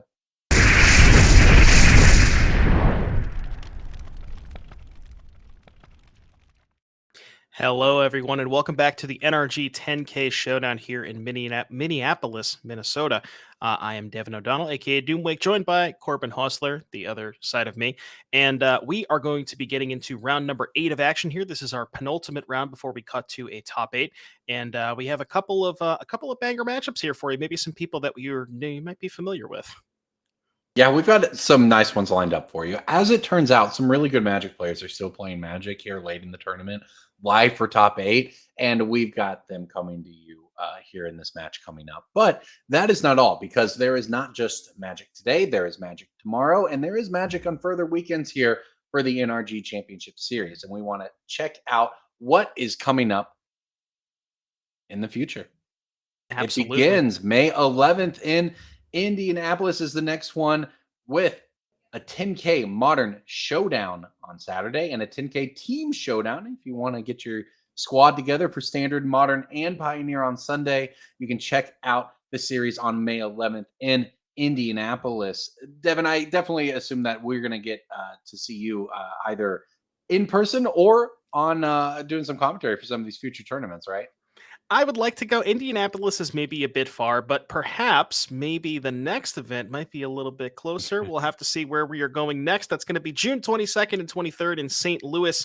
We have a Saturday 10K Pioneer Showdown and a Sunday 5K Modern Trial. So if you guys want to head out to any of those events and get your shot at glory, maybe even a token of your liking, definitely want to head out to these events. They are phenomenal. And with all of that said, I believe we are ready to potentially get into the feature match area.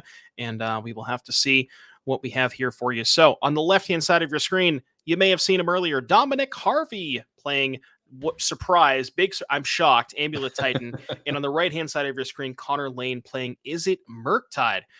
This matchup traditionally, I think, is in favor of Izzet Murktide, but we'll maybe the printing of Pick Your Poison can maybe help Dom a little, get a little bit of an edge. Well, and Dom, of course, wins the dice roll, gets to go first. That's huge. Now, Connor, of course, having the turn one Ragavan is going to be able to get out there and try to get some stuff going. I also spot a Force of Negation in that hand over there with Spire Bluff Canal, can make a second land, has no problem with Colors of Mana. I don't know where things are sort of headed with Connor's hand, but it is certainly going to have plenty of options. While Dom is just trying to set up here, no explosive turn one amulet, anything like that, just a turn two Urza Saga trying to set up. And hey, we talked about the one spelunking in the deck. I was gonna say it. There it is. Oh, the And one there it copy of goes. the one copy of Spelunking, just Ragavan is that just that little monkey is such a thief over there. I think Connor thought about playing that. Connor thought about playing the Spelunking. I'm assuming it's a preordain. I've just never seen that art before. Yeah, same. Looks that way though. Along with the DRC, the Dragon Rage Channeler. So that is going to be an aggressive looking start here from Connor. Of course, sometimes the Murktide deck they can stumble a little. They just kind of set up their hand, cycle through their deck. But this is looking like a much more aggressive start that's going to put some pressure on Dom, and that is exactly what Connor needs. Because if you give Amulet Titan not even all day, if you give it like till I don't know, maybe like noon, you're in trouble. Yeah, we see a Dryad of the Elysian Grove here, and that's kind of perfect for Dom. Got the Slam a Threat here on a turn where Connor does not have 2 mana available for a counter spell. And on top of all that, the 2/4 does a very, very good job at blocking Ragavan and Darcy, assuming there's no Delirium for Darcy or potentially an Unholy Heat, of which there are 2 card types in the graveyard: Sorcery, Artifact. I believe Connor might have a fetch land in hand to get the third, and I think, is that 2 copies of Dress Down in Connor's hand? I'm not sure on that one. It might be. It's certainly a handful of spells. And the play, Expressive Iteration. Darcy puts a land into the graveyard. That's a 3rd card type into the graveyard. Now the Expressive Iteration. Connor gets to look at 3, and Dom gets to look on. Yep. So taking a peek and see what Connor wants here. So ideally, that's going to be, so we see 3 types in the graveyard. So with Artifact, Sorcery, Land, Connor wants to try and find a way to get an instant in the graveyard, if to be able to get Delirium for that Dragon's Rage Channeler, or a potential Unholy Heat if there is one available. So we see a Spell Pierce exiled. So probably doesn't want that one, and see what we picked up in the hand. I think it might be 2 copies of Dress Down, which is interesting. I know that. Oh no, it's Dress Down and a Force. Okay, so Dress Down would give you the 4th type, not this turn, because you could say cast it on Dom's next turn and then put that into the graveyard. But it's possible that Connor also wants to hold the Dress Down for the turn that Primeval Titan goes off. Right. And I hope that you're not going to ask me about Dress Down Dryad interactions, because I'm not going to know the answer. I wouldn't dare. I would just throw my hand up in the air, call a judge, and let them sort it out, as every player should do, because that sounds complicated. All right, so this is an interesting spot here. A hand full of cards, and I think I might even spotted another Spell Pierce in hand for Connor. So Dom is just really up against it here. Going to have to try to figure out how to do what the Amulet deck does, which is try to put a Titan into play. But there's just a lot of spells that Connor has the ability to work through here as he tries to come up with the damage and the answer to the Dryad, and to unlock the Darcy, I think, is where we're trying to get here. So we're going to go for that. Murktide, which, definitely a giant threat on the battlefield, being a 5/5 and still has access to the Force of Negation for next turn. Yeah. But for Connor, it's like a little bit of an awkward situation, because you lose the 3 types that you had for the Darcy before. But the trade-off is getting a 5/5 flyer. So I think Connor would be willing to make that trade. Yeah, this would certainly give him the opportunity to end the game faster, right? That all-important clock, and that is why Dom goes for Summoner's Pack, and Summoner's Pack runs directly into Force of Negation, pitching Spell Pierce for Connor. So that is step 1. Don't lose to the first Summoner's Pact. And now Dom says, all right, I've still got this third counter on Urza Saga on the stack, trying to figure out what to do from this spot, because that was sort of, okay, this is plan A. If it works, I'll probably just be able to go off and win. It didn't. Now what do we do? So it's a big spot here for Dom. Yeah, and a really, really heads up play. It might be a little small, and maybe people in the chat kind of didn't catch it. But if you notice, Dom put the Urza Saga trigger on the stack and responded to the Saga trigger and cast the Summoner's Pact. Yeah. Because if he knows that is aware of the presence of Force Negation in Connor's deck, and if Connor does have Force Negation for the Summoner's Pact, it's going to change what he's doing for the rest of the turn. So very, very heads up play here for Dom, and not surprised. Dom's been playing this deck for I would say maybe like 10 years at this point. So he knows his way around that Amulet. Yeah, this deck, back when it was Amulet Bloom, right? Back in the day, this has gone through many iterations to the deck you see today. The 30 land, just wild innovation of deck building where there's 30 lands, there's about 12 one-ofs, and every one-of serves a very important purpose in the 30 land deck. And it's just wild to watch go off. And now it's not just, an interesting deck. It's been a powerful top tier deck in Modern for a long time, and the master of that archetype is now in front of you playing with a top 8 of the NRG 10K insight. See a couple of lands here for Dom. So we have a Handwear Battlements and a Crumbling Vestige enter the battlefield. As we see a land picked up here for Connor. So Connor doesn't really have a lot left going on. Does have that 5/5 Murktide, which is able to clock Dom.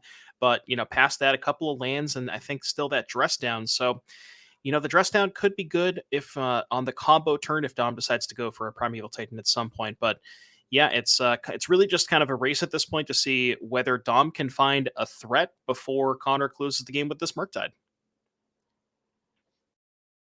Yeah, and if you're Connor, you're staring at lands, Dress Down. There's really not a lot of agency available to you at this point in the game, which is interesting because that's not the position Murktide finds itself in very often. A lot of times you have the ability to interact, but just force to stare, Dress Down, and hope that whatever Dom does, it is something that can be contained by the single card.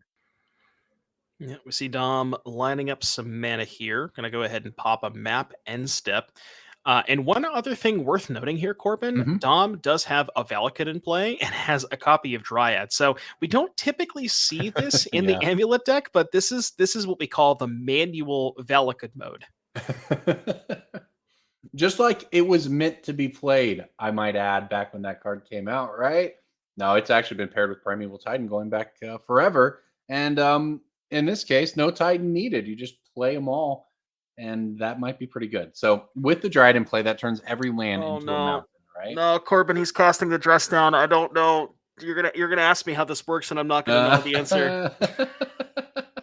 I think I promise I won't ask. I promise I won't ask. Here's what we know. That's what Dress Down says. Creatures lose all abilities. Beginning of the instep, sacrifice Dress Down. Here's what I know. By the time we reach the instep, our long national nightmare will be over. And we'll be able to move on with the rules of this game. But hey, it may not be that bad. What's nice is hits the board. What's nice about this is that Dom definitely knows how it works. So Dom's not going to play into it. So we can look very smart, and just whatever Dom does, we can just say, okay, that was right, because obviously the Dryad was turned off. Oh, of course, for sure. This is a spot for him though, because you're at 13 life now for Dominic. You're staring down that Murktide Regent.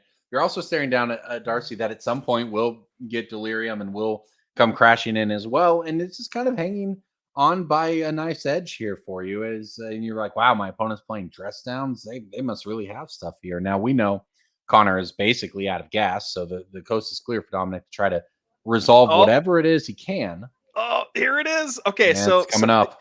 Yeah, so somebody in chat was saying that the lands get the abilities anyways, which I didn't know that. And it looks like obviously Connor didn't know that, because the Dress Down was cast and Dom plays the Valakut and points to the Valakut, or plays the Vesuva and points to the Valakut triggers. So, maybe not the most intuitive thing, maybe not something that like I said, I clearly didn't know that's how it works. So. All right, well, we'll work this out and we'll figure out where we go from here. But this is what a spot for these players to be in game one, by the way, I might add. Very back and forth game, and just not necessarily in the board state, but in terms of who we feel is advantaged in terms of sort of doing their thing. And this is definitely not the interaction we thought this would come down to. Yeah, no, you learn something new every day. And one thing that I will mention, the answer typically, if you're not familiar with this, the answer at the end of the day, it's usually layers. Whatever the answer may be, it's most of the time it's always layers. It looks like judges are confirming this with the players that is in fact how it works. Looks like Dom is, but explaining that, and I'm sure we'll get this all solved in just a second here. But yeah, so that assuming that we get the board state back to where we are, that the Vesuva, what is copying the Valakut, is going to get 2 triggers to go ahead and kill that Murktide. And now that the Murktide is removed from the battlefield, Connor really has nothing left. There's 2 lands in hand and a 2/1 and a 1/1. Unless we have instant land, and the Murktide will be creatures. So that will not be able to give Not Delirium quite. for Connor. There's a preordain in hand though, so when he untaps, it would be threatening in that case. So this game is going to go very it's going to be decided basically by what happens in this next step here, right? So what Dom chooses to do in playing against the dress down, and it's just kind of going in the tank here, looking at his hand, trying to decide what's the best way to break through the defenses, counting it up.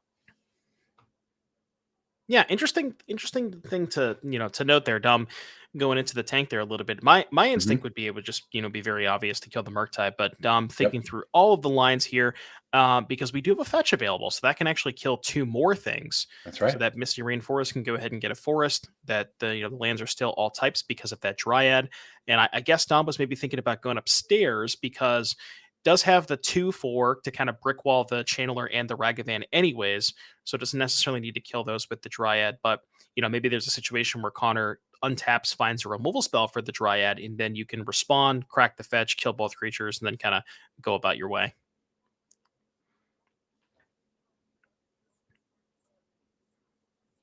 I don't know what plan you call this for the Amulet Titan deck. It involves neither amulets nor Titans. We call this the scape shift plan. But it's working out pretty well here. Turns out we were just scape shift all along, Corbin. Yeah, just a Valakut deck. Yeah. No, this is very strong. So, all right, if you're Connor here, you're staring this down, you figured out how this works. It did not work out how you wanted it. It always seems to go, right? But how do you dig out of this? What are you trying to do here to try to set this up, navigate where you can poke through 13 points of damage? Well, step 1, you have to remove that Dryad, because now that there's 2 Valakuts in the battlefield, if that Dryad stays in play for any longer, you're just going to die, right? At this point, Dom can just untap, play Bounce Land twice, that's 12 damage, crack the fetch, that's another 6, that's 18. So Dom just has lethal next turn if the Dryad stays in play. So first and foremost, first order of business, Connor has to remove the Dryad. And I love this attack too, because you're just sending in the Ragavan. Again, that your only out is killing the Dryad, so you have to hope that maybe Dom plays around a bolt or something. And then from Dom's side of things, it's like, do you want to block? Do you want to just take the hit? Are you worried about Ragavan hitting something? Do you want to risk losing the Dryad to bolt? A lot of things to think about.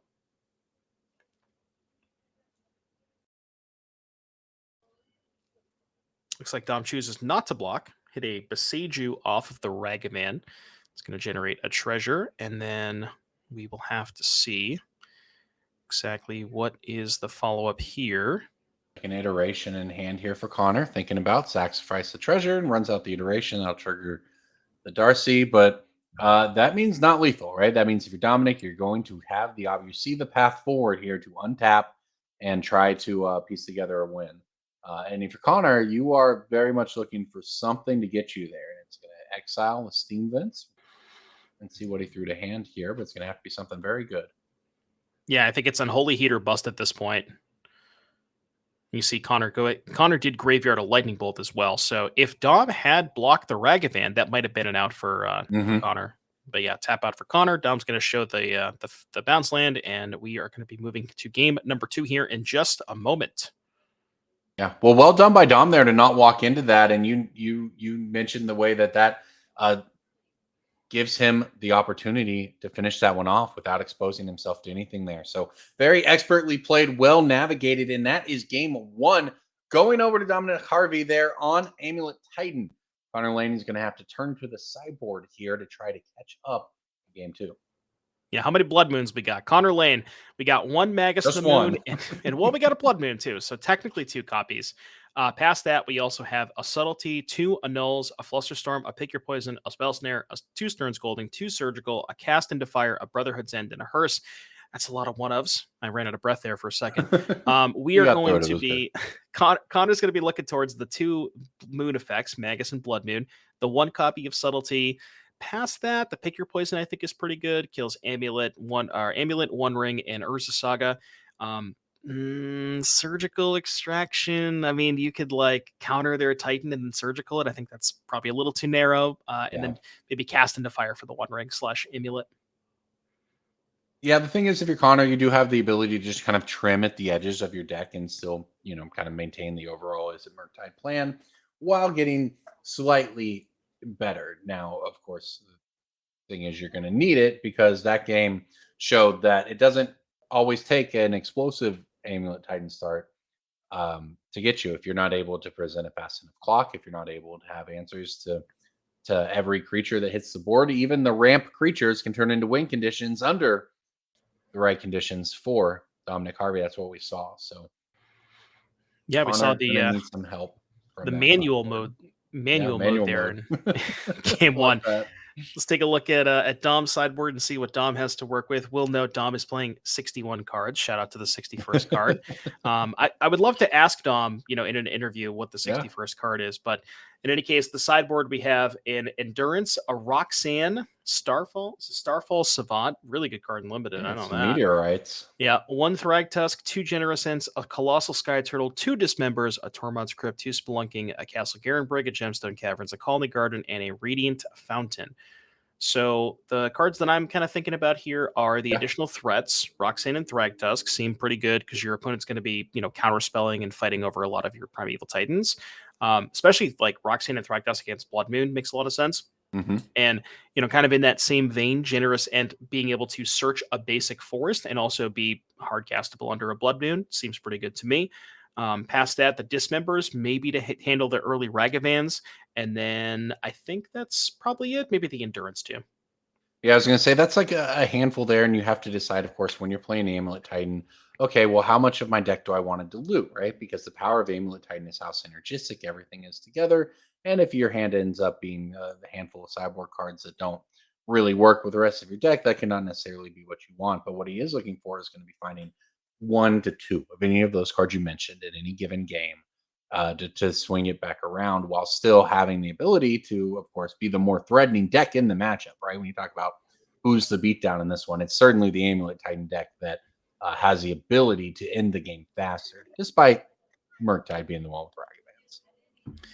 Absolutely. That was a very, very interesting game 1 that we get to see there where, Dom kind of sequenced things, pretty well, was able to suss out the Force of Negation on the Summoner's Pact, and then just, Connor just not able to find an answer to that Dryad of the Elysian Grove, combined with that second Valakut. The main deck, there's a copy of Mirror Pool, which I feel like has been more stock as of late, but a card that I have just really never interacted with, but it's a really sweet land that allows you to copy your Primeval Titans. Perhaps maybe not going to come up in this matchup, but just always nice to see some kind of new tech floating its way into the Amulet mana base. Yeah, Amulet, of course, being famous for, as you mentioned, it being 61 cards sometimes, but also just playing just sort of the most ridiculous cards you've ever seen, right? New set comes out and you're looking through it and you just see something that has some words you've never seen on a Magic card before, and someone's like, yeah, I think this will be a great one of in my Amulet. Yeah, we got a Roxanne at the sideboard.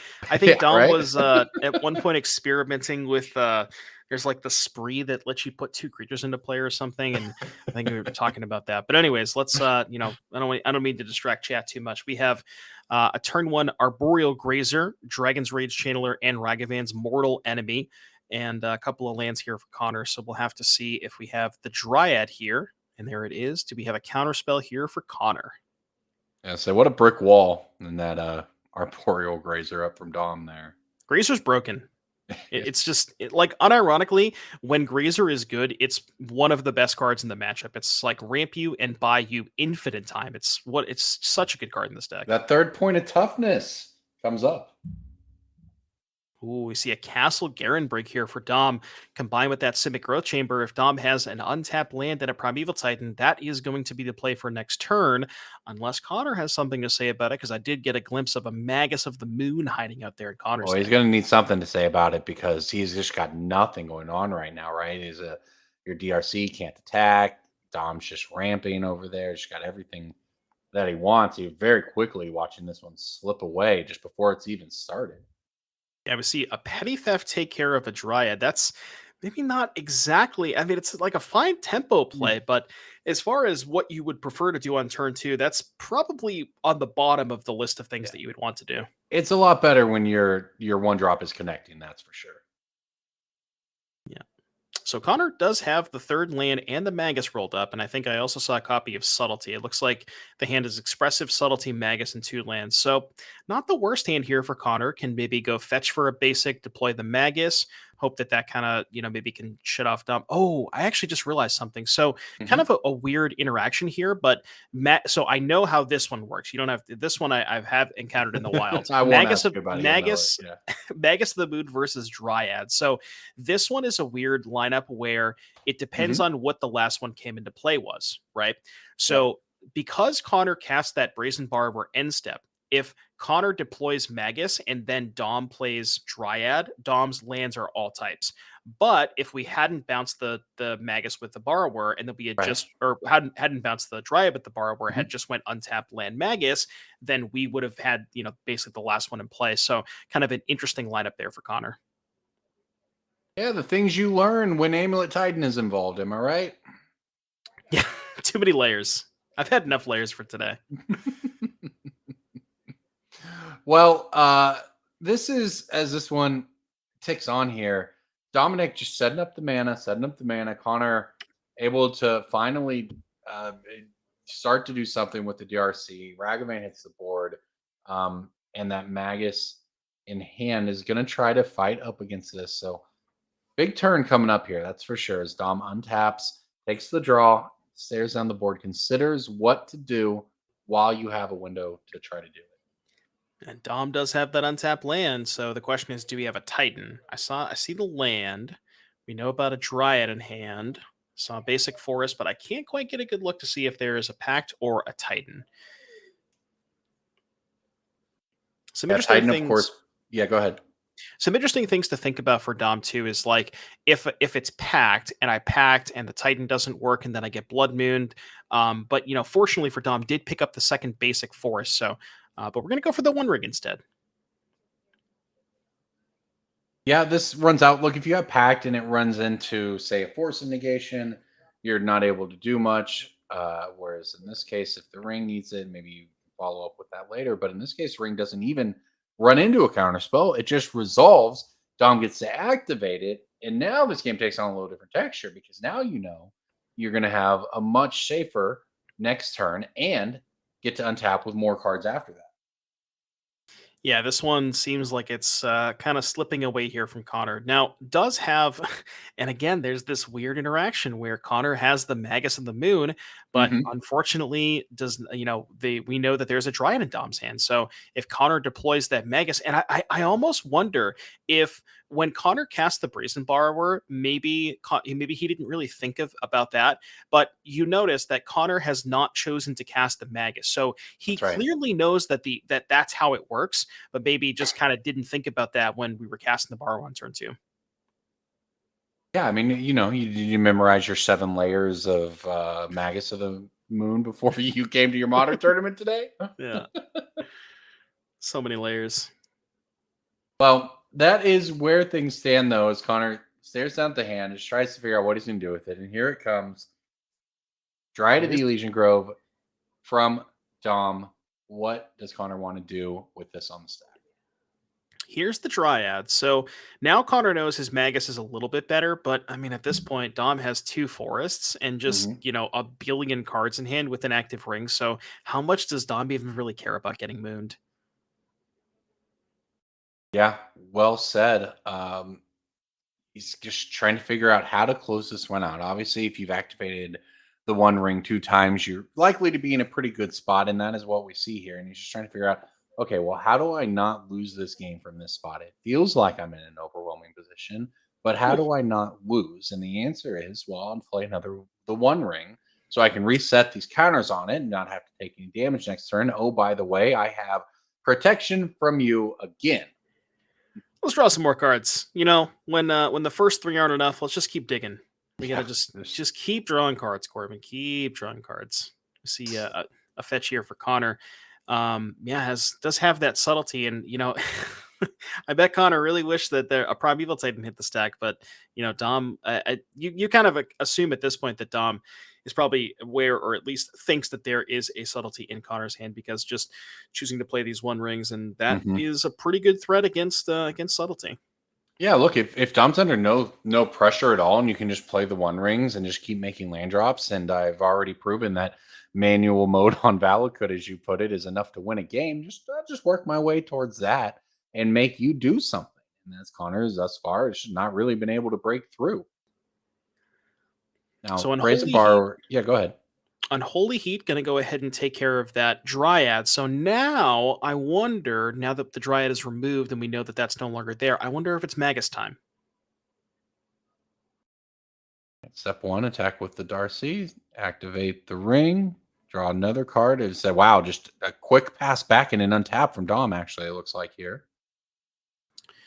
So I guess, so the reason that Connor is not casting the Magus is because he just feels like he's forced to hold up subtlety. So I guess that kind of does make sense. Yeah, so you don't just lose to a Titan here. But the problem with that is that Dominic maybe doesn't need a Titan, or maybe we'll have more than one Titan at this point, because he's just got access to so many cards via the ring, access to tons of mana by virtue of just making land drops at this point in the game. Look at that hand, just a full grip, trying to figure out how to close it out. I see another ring in there as well. Another ring? Yeah, just run it back. Just keep going.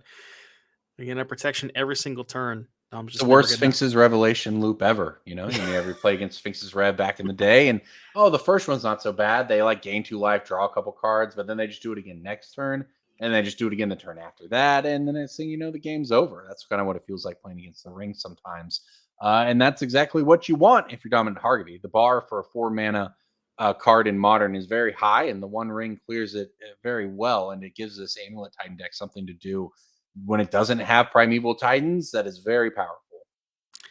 Corbin, now that you kind of put the thought out there, I'm just saying, Amulet Titan makes a lot of mana. It does. Sphinx's Revelation, good with a lot of mana. I don't know, what you want to do with that information, but just, a little bit of Azorius Chancery with an Amulet. I'm just saying. Amulet of Vigor, Urza Saga, allowed to be played in other color combinations, by the way. Yeah. True. See a fetch land here for Connor, going to get a little surveil action. I'm trying to think of what we're looking for at this point. I guess Expressive Iteration is usually, it's always the card that you're looking for in the spot with Murktide, but let's see if it's even enough. He found a Bolt. Lightning Bolt to the face. Maybe that's where things will be. Attack with the forced attack from the Darcy, and play a land, and probably, is it Blood Moon Time? Well, is it Magus of the Moon Time, and will it matter? Just going to pass back. Just committed to the subtlety. Might lose to everything else, but not going to lose to the first Primeval Titan. Yeah, and it's getting to the point where Dom is going to have enough mana to just run a Primeval Titan into the subtlety and just cast a second one anyways. Yeah. Or, you could even go like Primeval Titan, put it on top, and then draw it with the ring. Like, Dom could basically do whatever he wants at this point. Looks like he might have found one there. Maybe I couldn't catch everything off of the draws here, but certainly moving through it here. The play is the Spelunking makes the appearance. The one of card. Yeah. Get on in there. Ragavan didn't steal it this game. No, it did not. Spelunking, by the way, not just a commander card, a sweet card in Modern, at least in this deck. And there's another one, another land of the 30 hitting play, another one of land there. Is that the Echoing Deeps? What is that? Yeah, Echoing Deeps. So that one can copy a land in the graveyard as it enters the battlefield. I don't know if there was... So what you're telling me is that Spelunking put a land into play and a cave into play, and Dom's going to gain 4 life? Oh, yeah. Oh, true. Oh, yeah. Can't forget about the life. Combo. We call that a combo. We do call that a combo. And there's a 1-card combo right there. The Primeval Titan, and it hits the subtlety. Connor's been waiting the whole game for it. Was able to finally resolve it. But now what is the answer? Is a question for Connor. Yeah, I got to tell you, I don't think that subtlety is going to be enough. We got 6 cards in hand here for Dom, 7 actually now. Not against gaining 4 life off Spelunking. True, it's the 4 life. It's the 4 life that did it. Oh, 2 more life off the Grazer, get it in there. Radiant Fountain, just no chance of dying next turn. Map here. Yeah. Wow, this is with no Primeval Titans involved. That's what's pretty neat about this, right? Now, obviously, the Arboreal Grazers gave Dom all kinds of time, and the One Rings did what the One Ring tends to do. But this was still no Primeval Titans involved in this match. Yeah, we've changed from here, right? Game what we signed up, when we sat down at the table, we were Amulet Titan. Yeah. Game 1, we were Scape Shift, and now game 2, we're Simic Ring. So this deck's got an identity crisis. Yeah, the One Ring is a heck of a card. It's a lot, especially when you draw 3 of them, to be fair. But they usually do find more copies of each other.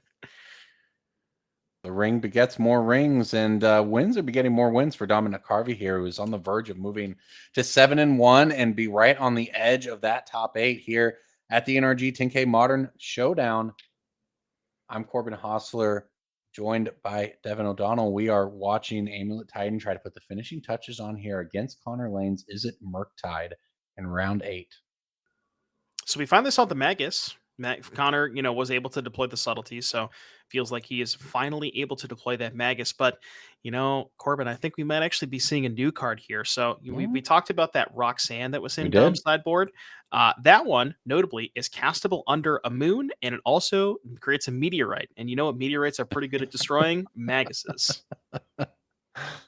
Oh, all meteorites are pretty good at doing 2 damage. I love that they brought that back. I think it was some core set 10 years ago that introduced the concept of meteorite coming in, making mana, doing 2 damage, and they bring it back with Roxanne, and somehow it makes its way to a modern tournament, NRG Championship Series in front of you. That is what Magic's all about. Ring number 4 has entered the stack here for Dom. Get a little protection trigger. Maybe a couple more cards. Dom's like, man, I've drawn half of my deck at this point, but I just need more cards. Keep going. Dom back down to 11. Look, all the life gain we memed on is kind of relevant here, and that's a counter spell that's going to hit that ring. So, okay, the One Ring's going to ping. What else? What's next for Dom here? He got all the cards in hand, but the game is still not over. Yeah, Dom does have access to 5 mana, so if there's definitely a Summoner's Pact in hand. So it's possible that the One Ring was just bait for Dom, trying to bait up the counterspell that he presumed was in hand, and now we can maybe go Summoner's Pact for Roxanne. Or I think we might just have the Roxanne in hand. I think that might have been pulled up to the front. So we are loading up 5 mana here. Yeah, that's definitely Roxanne. Wow. Roxanne. Wow, look at that. Magus down. I want to see if Dom has the actual meteorite. Is that the meteorite? I think it is, right? Yeah, it has to be. Can we get the meteorite token up on screen? I want to see. I want to see the full screen of it. If this is what punches Dom's ticket to 7-1 and a possible shot at the top 8 here at the Open, the meteorite ticket off of Roxanne, amazing. I heard you rocking out over there, by the way. I'm not brave enough to do it, but I was thinking it. I'm getting word from our producer that unfortunately Scryfall will not pull up the tokens, but we can assure you that there is a meteorite in play. Dom getting out the mana counter here. Ooh, I wonder if we can maybe get a little more land drops here and still go towards the Titan. I mean, it would be pretty impressive to have a 4 mana spell, a 5 mana spell, and then still after all of that have enough mana to cast a 6 mana spell. Yeah, instead it looks like a Summoner's Pact for a good old Grazer. It's just +1 mana. Sure is. That's basically just an Elvish Spirit Guide, right? Might as well be. So we got 1 floating. Grays are going to get a bounce land. It gets us to 2 mana. Is it the Radiant Fountain? What do we pick up? 3 mana. A Dryad. Okay. And is a Radiant Fountain back up to 13. Okay. We have one packed. And even if Connor does have the second moon, Dom does have the 2 forests in play. So is still able to pay for packed if a moon comes down. And the meteorite too. That's actually kind of sick that Roxanne not only like can provide a threat in and of itself, but also gives you more colored mana to be able to fight through Blood Moon. And he very conveniently does exactly enough damage to kill the Magus, which is relevant. Wow. I mean, really an interesting game. And oh, by the way, Dom has gained a minimum of 8 life this game off of lands, right? Or Spelunkings, right? A lot, maybe even 10. And oh, by the way, Dominic is at 10 life right now. This has been really kind of an incredible matchup for something that feels like the Amulet Titan deck just has it all. And Connor didn't have a clock, but Connor has probably dealt lethal damage by this point in the game. Just not lethal against Radiant Fountain bouncing over and over. Now, I guess the thing to consider is Dom is at 7. So basically, facing down a decent amount of pressure here, the Roxanne can go ahead and take out the Brazen Borrower, but then there would still be 6 in the air. So if Dom somehow does not produce lethal this turn, I don't know, maybe there still could be a chance for Connor, but kind of depends. Titan resolving, that can't be good. Yeah, here's a Titan. I think I saw a Hanward Battlements in hand, so I'm not sure what Dom has to pull out of the deck still at this point, what exactly he's looking for. But yeah, this game is still kind of teetering. He's gonna have to find something. Looks like maybe Valakut. And is that 2? Yeah. Yeah. Oh, okay. That's so a pretty 2 good. Velakuts, That's a pretty then good 2 one. for Yeah, Roxanne. that'll do it. Congratulations to Dominic Harvey taking this match 2-0 over Connor Lane. Roxanne, just the the all-star there. Love to see some new cards here. It was. I love Dom giving the wave to the nod to the camera there, the knowing look. Yeah, this was. I guess we talked it up. No Primeval Titans involved. The Primeval Titan did come in, but what a win for Dominic Harvey, taking down round 8 here at the NRG 10K Modern Showdown, getting ready as we move towards round 9 and the top 8. All right, so it looks like we are going to go ahead and take you over to game number 3 of our backup match. We talked about having some people that you may be familiar with, and we might have another one of those on the backup match here. So let's see if we can go over there in just a second and see what we have in store for you guys today. So on the left-hand side of your screen, Jonathon Zaczek, you know him better as Nikachu. On the right-hand side of your screen, Blake Madskin playing Rakdos Scam. Corbin, talk to me about Merfolk. I know you've been begging to get it on camera all day, and we finally got it for you. Hey, look, Jonathon Zaczek, Nikachu is 6-1 with it. He got it on camera. I'm just here to watch and enjoy. Now, as longtime Merfolk fans might know, Nikachu and myself are both huge enjoyers of this. Nikachu played this on the Miko Masters series this season, has had success with it everywhere. Truly a master of the archetype. Oh, by the way, made the finals of a Grand Prix with this deck back in the day. He's been on this forever. Yeah. And that is why he is doing so well with it today. Of course, on the other side, Blake Madsen has been finding success with the traditional Rakdos Scam. It's been still kind of the deck that has game against everything in the field. It's working its way through right now. And here the Grief reveals a handful of Merfolk and a Stern Scolding, which is a nice new pickup for the fish deck. But Vile and only a colorless source right now. Well, all right, there's your... Look at this. Look at Love that. it. Yeah, because he had the Stern Scolding in his opening hand, and you know that Nikachu definitely wanted to play an island and hold up Scolding on turn 1, but had to play the Vile instead. And just the island off the top, you love to see the showmanship. But yeah, we see Grief Scam here taking out the Dismember, which is the answer to the Grief, and the Lord of Atlantis. Now, for Nikachu, does still have some stuff left over, has the Tide Shaper and a Lord, which you can deploy next turn. Ideally, looking probably for a 2-drop next turn, so you can kind of double spell, cast a creature, and then Vile 1 in. But yeah, this seems maybe like a rough spot here for Jonathon. Yeah, that was definitely very much one of the... We've talked all day about how important the early turns in Modern can be, whether it's turn 1 or turn 2 or sometimes turn 0. And in this game, it was turn 1. That Stern Scolding with the colored mana source there would have been just absolutely massive against Scam. Instead, it doesn't happen, and now you've got Jonathon kind of on the back foot here, is able to turn 1 land into an island. So Madsen's mana may be a little constrained, but definitely a back foot spot for Merfolk here. Yeah, and I see the hand here for Blake. It looks like a Ragavan and Orcish Bowmasters, potentially looks like maybe a Dathi Voidwalker. Kind of hard to tell, but yeah, really just kind of looking for some. Wants to be able to try and. I mean, is already way ahead in the race with that grief, so doesn't have to worry too much about that. Looks like a Tonka Numa and a Bloodstained Mire. So 2 lands, a Ragavan and an Orcish Bowmasters. And Blake, knowing that the Stern Scolding is face up, just wants to kind of make sure if you're going to play the Orcish Bowmaster, wants to deploy that now. Looks like it's choosing to play the Ragavan instead. And yeah, like I said, Nikachu really wants to try and find a 2-mana card here, 2-mana creature specifically to be able to double spell. And I think if there is a double spell turn here for Nikachu, there is potential to be able to win this race versus the Grief. Yeah, certainly going to have to draw well, but hey, it's not out of the realm of possibility here. And let's see what that draw is. Looked at it very quickly, threw it down, and now the math has begun. A little smirk. Why not? Let's see what happens. I'll turn this Tide Shaper sideways. Block. So the Tide Shaper is a 2/2, and because Blake has that island, if Blake were to try to block, of course, Nikachu can Violent a Merfolk to pump it at instant speed. He may end up doing that regardless, just to get in for extra damage here. But yeah, this race is it can change a little differently with Lord Math, that's for sure. And of course, the damage that Blake did to himself.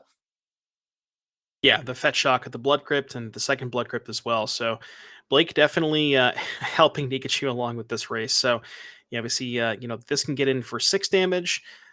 Jonathon probably does not want to trade the Ragavan for the Lord of Atlantis. Maybe found an additional creature to be able to do that. Perhaps something like, I'm looking at the deck list here, something like maybe a Merfolk Trickster. Although if that was the draw, that probably would have been flashed in to tap the Grief. So probably not that. But yeah, we'll have to see what he decides to do here, whether he wants to make the trade or just take the damage. All right, looks like it's Violin. Yep, we backed up to the beginning of combat. Violin Trickster, tap down Grief. Now you can attack. If you want to attack with Ragavan into Trickster, you can. Wow, and what's interesting here, Jonathon, Nikachu keeps up that Stern Scolding. Could have actually cast the Merfolk Trickster and then vialed in the Lord. Instead, just chooses to hold up the Scolding here for this. And it's a Dismember that looks like comes off the top there from the Ragavan. Yeah, kind of interesting. I wonder what maybe we're worried that there's a second copy of, or maybe like a Dathi Voidwalker he wants to hold up the Scolding for, because I was interested in maybe just playing the Lord of Atlantis, but yeah, definitely favoring holding up that Stern Scolding. And Dismember's kind of an unfortunate hit here because we can just use that to kill one of Jonathon's creatures. I think that Dismember should go to Jonathon's graveyard. I'm sure they'll get it in a second, but that's my card right. now. You're right, though. And this one might not be long for this world anyway, as this all seems to have wrapped up really quick in terms of just Blake able to take control of the board, able to remove almost everything in play, is able to keep the Grief around, and now Jonathon's just able to redeploy Lord of Atlantis, keep up this very lonely Stern Scolding that he's had the entire game, and try to find a way out from there. But Blake, wow, look at that. Explosives. Okay. I was confused as to why all the stuff died, but it was an engineered explosives. That's what it was. And there we go. We figured out that Dismember as well. Yeah, the engineered explosives cleared the board, and Orcish Bowmasters into Stern Scalding now. They finally got an answer for that. And yeah, I mean, with all of that said, everything that's happened, Blake has not yet found a way to close things out. Yeah, and Nikachu with a lone 2/2 here. Looks like we're going to go ahead and we're not going to put Blake to 4. That's an Orcish Bowmaster, so that's going to go ahead and ping the Lord of Atlantis, and then can trade the token for the Lord. That's kind of an unfortunate pickup here for unfortunate for Nikachu that Blake picked that up, because now we get to keep the Orcish Bowmasters, and then that's 5 power in play with Nikachu at 10. That's going to be a 2-turn clock.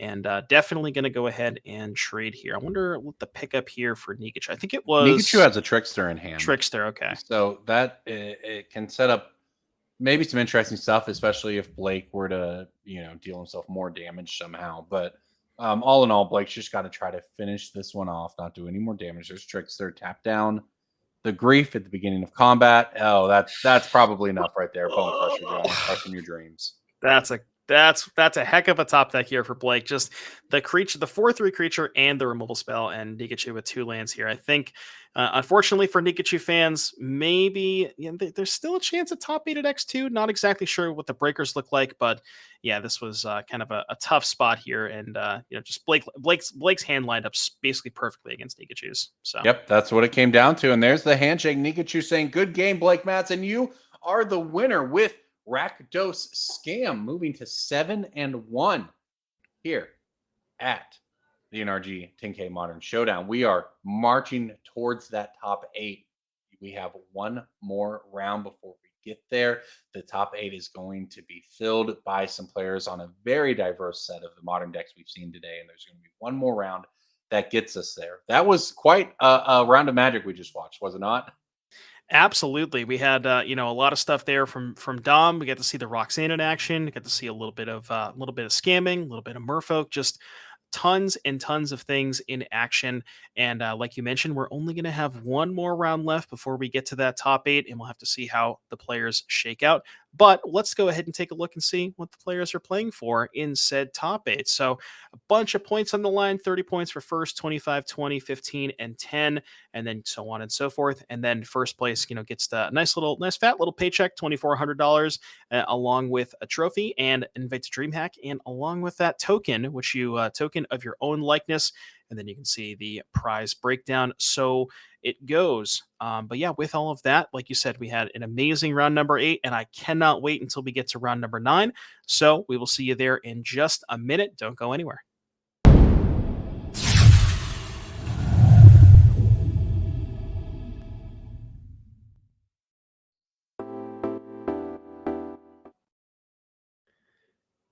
Hello, everyone, and welcome back to the Nerd Range Gaming Championship Showdown in where are we? We're in Minneapolis, Minnesota. I knew that.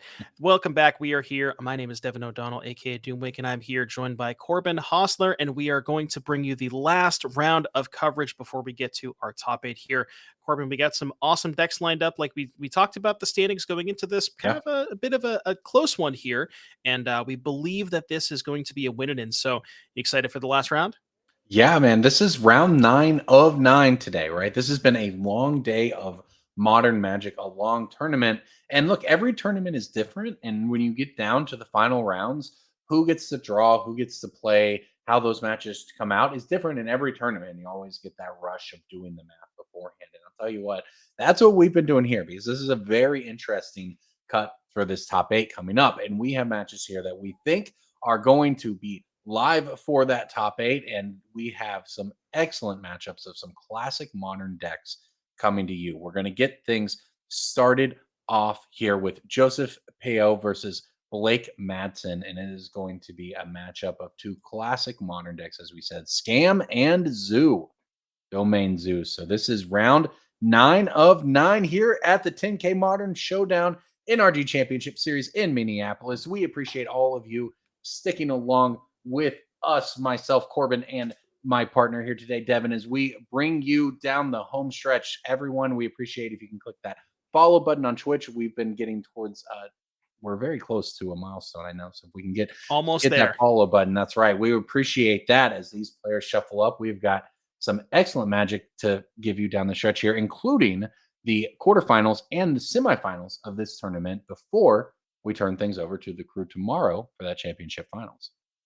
Absolutely. And you mentioned the follow button. It doesn't cost you anything. That one's totally free. All you got to do is scroll down and click that little purple heart next to the thing that says follow. So do us a big favor. We are trying to get to 20,000 followers, and if you could help us achieve that goal, that would be fantastic. As we see here, like you mentioned, we have Joseph Pio on the left with Domain Zoo, Blake on the right, who we just saw last round on Rakdos Scam. As far as the matchup is concerned, I think there's a bit of play here. I'm pretty sure that the most important cards in this matchup are from Joseph's side of things, and they are Leyline of the Guild Pact and Scion of Draco. Where if we're looking at Blake's deck list, traditionally a lot of removal spells, terminates, lightning bolts, fatal pushes, but none of that stuff is pretty good against the 4/4 hexproof, lifelink, vigilance, flying, trample, rampage 2, banding. Yeah, exactly. Yeah. So we'll have to see how see if Joseph has that ley line. All right. Well, Mulligan's down. Looks like coast is clear. Leyline check. No Leyline in play. And Thoughtseize is going to reveal it all. Ragavan, Nacatl, Leyline Binding, 2 lands. Now, that's some pretty good cards and a card that was once banned in Modern for being too powerful. You mean Wooded Foothills? That's the I mean our boy the cat there. Zoo is a fun deck. Then this is an interesting start though, right? Because now the Leyline Binding has given all these decks a different sort of angle. But yeah, no Leyline, no Scion, no broken starts from either player. I mean, Yeah. just a Thoughtseize, not even a scammed out grief or anything like that. Yeah, this is a typical play pattern that you would see maybe 5 or 6 years ago. Just turn one Thoughtseize, take your Wild Nacatl. We don't see any ley lines, no grief scams, and Joseph is going to go ahead and deploy the wildest of Nacatls, as you mentioned, once banned in Modern. I think that the power creep is maybe passed it by a little bit, but we do still see Joseph sporting 4 copies. I mean, if you need a 1-drop, you can do worse than Wild Nacatl. Yeah, I mean, it's a 3/3 very reliably, and in a format where everyone's just trying to dump their hands early now and kind of burn all their cards, and then it's just whatever's left over. Mana efficiency comes at a premium, and a 1 mana for a 3/3 is pretty good. And it's kind of like, Tarmogoyf at 2 mana is sometimes that. Kind of comes in and out of flavor these days in Modern, but sometimes you just want the biggest thing left over. And when you're an aggro deck, the biggest thing is sometimes a 1 mana 3/3. Yeah, we see Blake go ahead and deploy a Grief and a Not Dead after all. Probably drew one of those. Not sure which one that was the draw, but you would imagine if that was available on turn 1, that probably would have happened. Yeah. So is able to deploy the Grief, and then we also have a Fatal Push for the Ragavan. So Joseph going to be facing down a 4/3 menace with only a 3/3 and 1 card left over. Just we'll have to see what Blake's leftovers are. But yeah, Joseph definitely behind at this current stage. All right. Next step for Devin, or I'm sorry, for Blake, is to attack. And I was going to say, Devin, what do you want to do now if you are Joseph? You haven't had your aggressive start. Like, how do you try to navigate uphill? Are you just looking for creatures? Are you looking for burn spells? How do you try to draw out of this with a domain deck in this spot? I was going to say Leyline Binding is probably Joseph's best card here, but there are 2 copies in the graveyard, and not likely to draw that, but does pick up a copy of Inti, which, if there are no removal spells here for Blake, is going to let that Wild Nacatl discard that last card, which I believe was a Stubborn Denial, maybe convert that into another point of power on the Nacatl, as well as a card from Exile. But Blake says, not so fast, as we fetch before the combat phase. Maybe just... I'm not sure. We want to take a look at the top card before we decide if we want to cast a removal spell. But yeah, it looks like Joseph did not find that Leyline Binding. What a grindy little matchup already on turn 2, right? Turn 3. Everyone's just hands depleted, couple creatures in play. All right, Fatal Push on the Nacatl. Is that leaving Inti in play then? With Grief untapping? It's just a land. Land. 3 lands in play for Blake. Didn't catch what he drew there. Yeah, that was kind of an interesting decision here for Blake, whether to kill the Wild Nacatl or the Inti. Yeah. Where if you kill the Nacatl, you're kind of saving yourself more life that turn in the short term. But if the game isn't over in the next couple of turns, you are giving Joseph more looks at cards with that Inti. So just like this. Yeah, exactly. This Ragavan coming off the top. Now you see this is going to get to a classic limited race here, where we have a 4/3 versus a 3/3 and a 2/1. Right. So I mean, Joseph is ahead in that race with Blake at 7. So Blake's gonna need something off the top here. I think I caught a Not Dead after all. Speaking of limited, maybe we're on the block. Reanimate my creature plan. This is definitely an interesting spot, that's for sure. NT is a powerful addition, by the way. Kind of goes unheralded. It's just a sort of the 2-drop that fits into some of these domain decks. It doesn't necessarily draw the headlines, but it's been a really powerful piece in every deck it's slotted into across formats.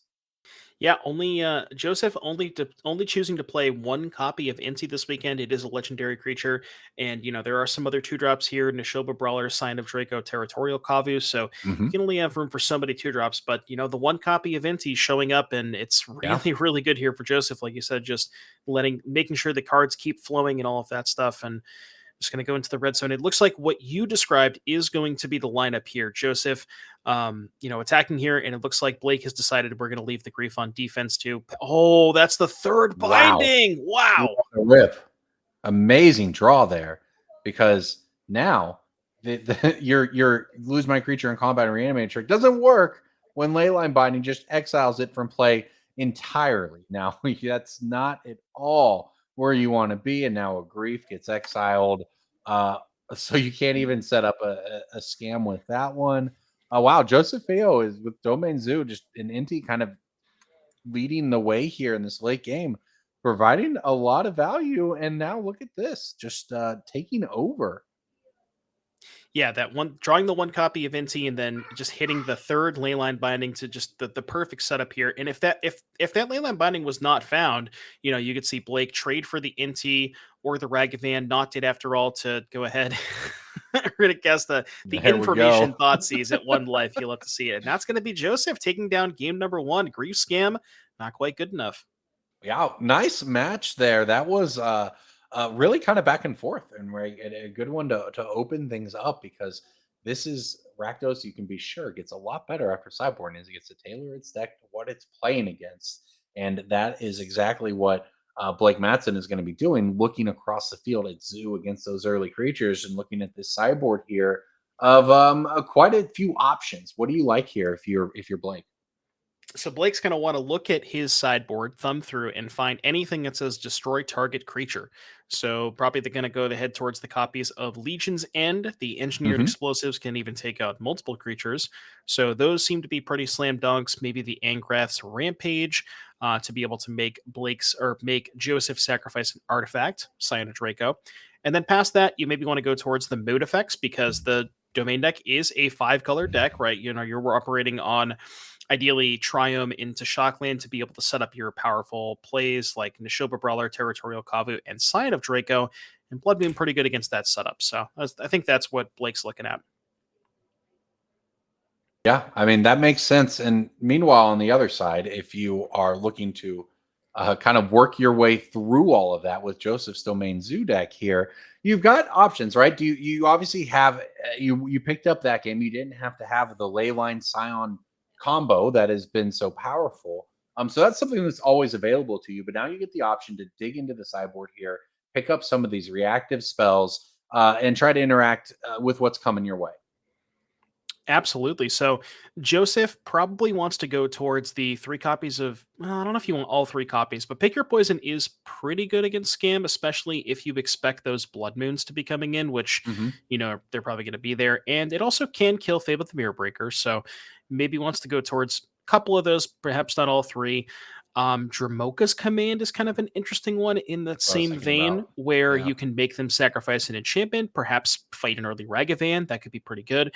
Wear Tear. So Joseph is not short on ways to remove Blood Moon from the battlefield, and maybe has correctly identified that to be one of the problematic areas for his deck list. Past those, though, I mean, Needle, Alpine Moon, Deflecting Palm, Surgical, those, I mean, I guess you could Surgical against Grief, against the Not Dead, but the Mhm. issue with that line is they just take the Surgical with the Grief, so I don't know if I like that as much. Yeah, the Dramoka's command I thought was also interesting, because we mentioned how those games kind of devolved into just sort of this weird little limited looking battlefield. And yeah, Dramoka command is pretty good in that sense. So you can make them sacrifice an enchantment and fight. You got some options. But yeah, you also have the option of just doing a lot of damage, right? We didn't call attention to that because we didn't see it come up. But Joseph's deck can get some early damage in. And if the Rakdos Scam deck does damage to itself, which it obviously does, those tribal flames can also just go upstairs. The really old school limited, sorry, not old school domain zoo endings of 5U 5U GG is still something that's on the board here, even with all the sort of the new technology and modern improvements of these. Oh, look at my 2-drop! It has every keyword you could imagine and then some. It's just catch tribal flames. You know, Corbin, you and I, we like to talk about and maybe reminisce over the old days. I remember back in my day when Oh, yeah. you couldn't play triomes. You had to wait until you had 3 lands to get 5 types off of those shock lands. We were True. playing with step links and all of this kind of stuff. Sometimes played a GOP. Played a GOP, date yes. myself, but we didn't have Ragavan. We'll just say that. Oh, those were good times, but that's what I love about Modern is because if you ask someone what the golden age of Modern was, you get a different answer from everybody. Come on, Norm. And for some Come people, on. this is a fun part of Modern. This is a great time, what we've got going on right now. If you enjoy at least some of the diversity that we've seen going around, and look, if Wild Mikado is playable in a format, it can't be that bad, huh? We've seen some great, fun matchups throughout the day today. I just wanted to say, producer, if you're going to put up Play to GP, you could have at least put up the Zendikar one. I'm just going to throw that out. We see Ragavan getting into the red zone here after a Angrass Rampage taking care of Wild Mikado. That's going to find a land, and that treasure is going to cast Thoughtseize. So phenomenal start here for Blake, and I even saw a copy of Blood Moon. So this is kind of about as good as you could possibly draw it up here as a start for Blake. Yeah, that's right. And we are off to the races. You said it, Ragavan getting in there. The hand is now known information. Pretty good start if you're Blake. Of course, you're on the draw. That's huge in any format of Modern, especially in one where you are really trying to interact over some key 1-mana spells. But this is where you want to be. And now, past the turn, just try to play defense. You're ahead on board with Ragavan, just going to accumulate value every turn it's there. So if you can control Joseph's board, you can just build from there if you're Blake and try to snowball this early advantage to victory. So we see Joseph going ahead and cracking a Flooded Strand and putting a Kavu into play. And you know what that means? That means a Shockland is coming. Now, like I said, Blake does have that Blood Moon, and I didn't quite get a good look at Joseph's hand to see if we had a basic Plains or a basic Forest. But if we don't have that, the game is probably over. And there you go. Slams that Blood Moon down before the fetch is even resolved. That's how good it's going to be. And Blake knows that it is probably going to resolve, hit the battlefield, and just take over from there. Territorial Kavu for Joseph is pretty good, but it's not Ragavan. It's not going to make treasure tokens. It doesn't add mana. It's a really, really difficult spot now for Domain Zoo trying to untap and work its way through the dreaded Blood Moon and an old school white bordered one. Yeah, well, they got some Chronicles, right? Yeah. If I remember that correctly. Yeah. So we got some mana being tapped here for Joseph. Ragavan is somewhat decent. Does kind of help you fight through Blood Moon a little bit because you can kind of generate some treasures. And funny enough for Joseph, I see 2 more Ragavans in his hand. And interesting enough, we're not going to discard. We're going to block. That's what we're going to do. Ragavans are trading in combat. Yeah, I guess that makes sense because the Scion's essentially dead in the water, and you want to just keep casting Ragavans. But if we see a Shieldred, that one's pretty good at blocking Ragavans, so that's the play here for Blake. Going to deal 2 down to Joseph, and with a Blood Moon in play, facing down a Shieldred, this one, I don't know about this one, Corbin. Yeah, Shieldred tends to close games out pretty quickly, especially when you can't really cast a lot of spells. And of course, no fear. Block Ragavan, take some damage from the Kavu. No big deal, because now I untap, I gain life, trigger. This one's going to get closed out pretty quickly by the looks of it. What a really textbook Blood Moon type game here. Show you my hand of Thoughtseize right before probably we pick them up for the final time here. This one coming quickly to a close with Shieldred. And now Fable, the Mirror Breaker. Yeah, Joseph did have the Pick Your Poison, but unfortunately for Joseph, no green mana in sight. And Wild Mikado, that is going to do it. And we are going to be going to game number 3. Again, this is a very, very tense match. And we do believe that these players are playing for a win and in for our top 8 here. Mm-hmm. And we're going to have Joseph on the play. It seems like maybe not the best matchup for Zoo, but it also does kind of seem like it really comes down to play draw. Yeah, especially if you can get out early, right? If you're able to maybe get that Kavu ahead on board and start generating value and get ahead of the Blood Moon, maybe things are a little different. So we'll see how it goes in this final game here. But obviously, both players are prepared for this. Zoo is a common deck in the format these days. And obviously, on the other side, we've seen that before. So we know each player has got a plan, and they're coming in to a third game here with a top 8 on the line. You really can't ask for anything more than that when you sign up for a tournament. Absolutely. So, yeah, we already took a look at the deck list. I don't know if we can get the slides up for our future events. Well, we have some time to discuss that. But yeah, if you're enjoying what you're seeing so far, maybe head over to Indianapolis on May 11th and May 12th.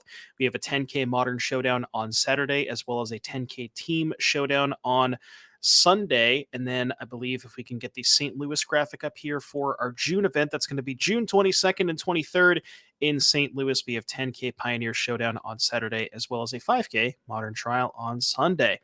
So if you're enjoying what you are seeing here and you want to maybe compete and fight for your chance at glory and perhaps your own token, head over to either of these events and we'd love to have you.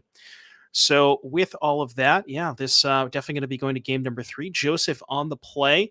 And yeah, I don't know. It kind of depends, like you said, just really what the hands look like. Does Joseph have a 1-drop? Does Blake have that turn 1 grief scam? Is there, a fast blood moon? And it really comes down to that. But yeah, we'll have to see exactly what happens. Interesting matchup. Yeah, that's for sure. And hey, it comes down to the end. And we talked about while we were looking at the matches before we got into this game here, the top 8 is going to be diverse. Whoever ends up making it, it is going to be a wide open, diverse top 8. As we've seen in Modern, we saw a handful of decks that you just kind of don't see at all. And we say, hey, this deck looks like a throwback. So, okay, a throwback. No, it looks like 2024 Modern, where you can play almost whatever you want and have a shot at the top 8. And it helps if you're playing some of the best decks in the format and have mastered them, as Joseph Peo with Domain Zoo and Blake Matson with Rakdos Scam have. And with that, we are off to the races. Turn 1, Ragavan eats a fatal push. This is kind of what we talked about game 1. Neither player having their broken start. We have no lane line of the Guild Pact here for Joseph and no turn 1 grief scam for Blake. So at least from what we can tell, this seems to be relatively fair magic, depending on your interpretation of Ragavan. But in any case, we'll see what 2-drop here. See what 2-drop Joseph has here. I see 2 copies of Tribal Flames. That's a lot of damage upstairs. It is, especially if Blake ends up fetch shocking once or twice here. It adds up very, very quickly. That said, Joseph might have been counting on that Ragavan to start poking in for some damage. Instead, it goes nowhere. He goes nowhere with his second turn, and now here comes Thoughtseize, which gets a little bit of a frown from Joseph. Yeah, it's just all burn and a binding. So, yeah, not the best type of hand. Wow. The 13. I mean, 13, too, from the Thoughtseize. Have to imagine, if Blake is planning on fetch shocking, or even if Blake's not, still might want to take one of those Tribal Flames because you just don't want to have to worry about dealing with 2 of them later on. Yeah, like say you take the binding here as you want to resolve a threat. Okay, that's sure fine. You're going to go to 15 off of your Thoughtseize. There's actually 13 points of burn represented in Joseph's hand right now. So all he really needed was 1 or 2 pokes from that Ragavan. Now doesn't get it, and as you mentioned, Blake Matson smartly tosses the Tribal Flames. The difference between 8 points of burn and 13 points of burn is vast. Oh yeah, for sure. Yeah, it gives Blake a lot more wiggle room if there's like you said, a shock or maybe another Thoughtseize or taking a hit from potentially a Cyanodraco later down the road or something along those lines. And we see Joseph fetching out the Zagoth Triumph. So there is a full domain. So, next turn, if Joseph doesn't find a threat, maybe he wants to try to deploy some of those burn spells. Like, say, for example, Joseph draws a land, maybe he wants to go Shock in the Red Source pass, or Shock in the Red Source, play the Tribal Flames pass to kind of just start getting that burn out of his hand to kind of avoid getting a Thoughtseized or Griefed. Love it. Take 5. What are you at? Here we go. 5 upstairs. and pass. Okay, and pass. Fetch. Deal yourself some more damage. Ooh, love to see it. See, we took the Tribal Flames, but then the fetch got us 1/5 of the way there. So 1 more Thoughtseize and we're golden. Everything's fine. Yeah, everyone's had that experience of playing a game of Magic where you're playing a really nice deck. You got fancy cards, the latest innovations. All of a sudden, you just get to a point you're like, wow, I just really need a lava spike right now. Right? Like, I just need to deal 3 damage to somebody. And hey, sometimes you have Tribal Flames in your deck. You can do it. All right, 2-mana dash Ragavan. Ooh, bolting the Ragavan. So we're going to respond. Oh. There is a not dead after all. So Ragavan is going to come back with that Wicked Roll token. That was a huge. The players breezed through that, but that was a huge interaction in terms of where this game goes from that point forward. Because Joseph was just sort of poking away at Blake's life total. Every draw step is an opportunity to draw more burn. There's a tribal flames in hand. It looks like, Oh. but just being able to protect that Ragavan there gave Blake a path forward and sets the stage for Joseph to have that leyline binding. Yeah, that was a really interesting exchange because we knew about the binding in Joseph's hand, and Joseph chose to cast the lightning bolt instead of the binding on the Yeah. Dash Ragavan. And not only does that walk into Blake's Not Dead after all, but also Joseph drew the second Tribal Flames. So Mhm. imagine if that bolt had gone upstairs, or maybe the binding goes at Ragavan and you still get to keep the bolt in hand to be able to Mhm. go upstairs, then Yes. you kind of have a lot more outs here for Joseph. Very well said, because that would make Ragavan an out, a Dash Ragavan, that sort of thing, another Lightning Bolt an out. All very, very relevant points. So, with that said, the state of things as they are now was that put Gigant? What was that? Gigantha in hand. Put Gigantha in the hand. Okay. Ragavan is exiling land the first time, and now Guild Leyline the second time for Joseph. He doesn't want those cards anyways. So 10 life to 5 life. Big draw step here. Now, what does Joseph draw? Do we find that other copy of Tribal Flames? That is the name of the game here. There are 3 down, so there's only 1 left. Not the Yeah. most likely thing to happen, but Especially if, I don't know what you trim on, but looks like that's a K command, Kolagon's command, joining Blake Madsen's hand over there. So he can sense it. He can feel it. Dashing Ragavan in again, getting these treasure tokens, now has access to a lot of mana. It is starting to come down to the wire here. It is closing the door on Joseph Peo. He's going to have to find something off the top this Yeah, turn, Joseph. or very possibly next, or Blake is going to punch his ticket to 8-1 and the top 8. Yeah, Joseph's going to be looking for. Obviously, Tribal Flames is the name of the game here, but even something like a Sign of Draco, which can get out Mhm. of range of Fatal Push and Lightning Bolt, that one has to be specifically taken out by a Terminate. So if Blake does not have a Terminate in hand, then Sign of Draco could be a good top deck here for Joseph. See what the draw step. Oh my God! It's the 4th Tribal Flames. What a draw there from Joseph, the 4th Tribal Flames. Blake did everything he could to play around it. He even thought seized one away earlier, but Joseph with the top 8 on the line at Oh the my NRG God. series finds the Tribal Flames for exactly lethal to Blake Madsen. Joseph Peo moving to 8-1 with the victory. What an ending. Wow. Wow is all I can really say. That was absolutely phenomenal. Joseph just ripping the top of the deck, that 4th copy of Tribal Flames. I know you would I heard you say it. You were like, I don't know if maybe he caught one of those Tribal Flames. We can confirm. Did not cut a Tribal It was in Flames. the deck. Yep, all 4. You love to see it. So congratulations to Joseph, likely advancing to our top 8 here. I'm going to take a look from the producer to see if we have a backup match for you. But wow, just absolutely wow. That was phenomenal. All right, and we are ready to go to our backup match. So let us bring you down on the action. I don't know if it's going to be as suspenseful as the 4th Tribal Flames, but we'll do our best. We'll see what we get here for you. Yeah, that's something to live up to, that's for sure. But here we go. We've got Domain Rhinos and Azorius Control. We could maybe take a break and breathe a little bit here in this one with the control on one side of the field. Absolutely. So this is yeah, like you said, Domain Rhinos against Azorius Control. Traditionally a matchup that not the best for Domain Rhinos. It used to be a little bit better with the presence of Violent Outburst, but now that that card has been removed from the equation, it's a lot harder for the Rhinos deck to kind of try to fight on the same axis as the blue-white control deck, since Yeah. all your Cascade spells are sorcery speed only now. So it's a lot harder to go like the, everybody had complained about the, Violent Outburst force your counter spell. And yeah, that did happen a lot in this specific matchup, but now that can't happen anymore. Yeah, and we've seen we'll get our early fix here, but I think we've seen sort of several blue white players finding success throughout the day because of that. Absolutely. So we see a heinous preordain. I'm just going to throw that out there. I don't, that's my opinion, but it is a preordain for those wondering at home. I was wondering at home, so thank you. It is a preordain. So yeah, we see a meticulous archive here. I think the player's name might be potentially might be a little off. So let me see. Yeah, we I can think just- we've got to get our overlay fixed here, but Yeah. we're working our way through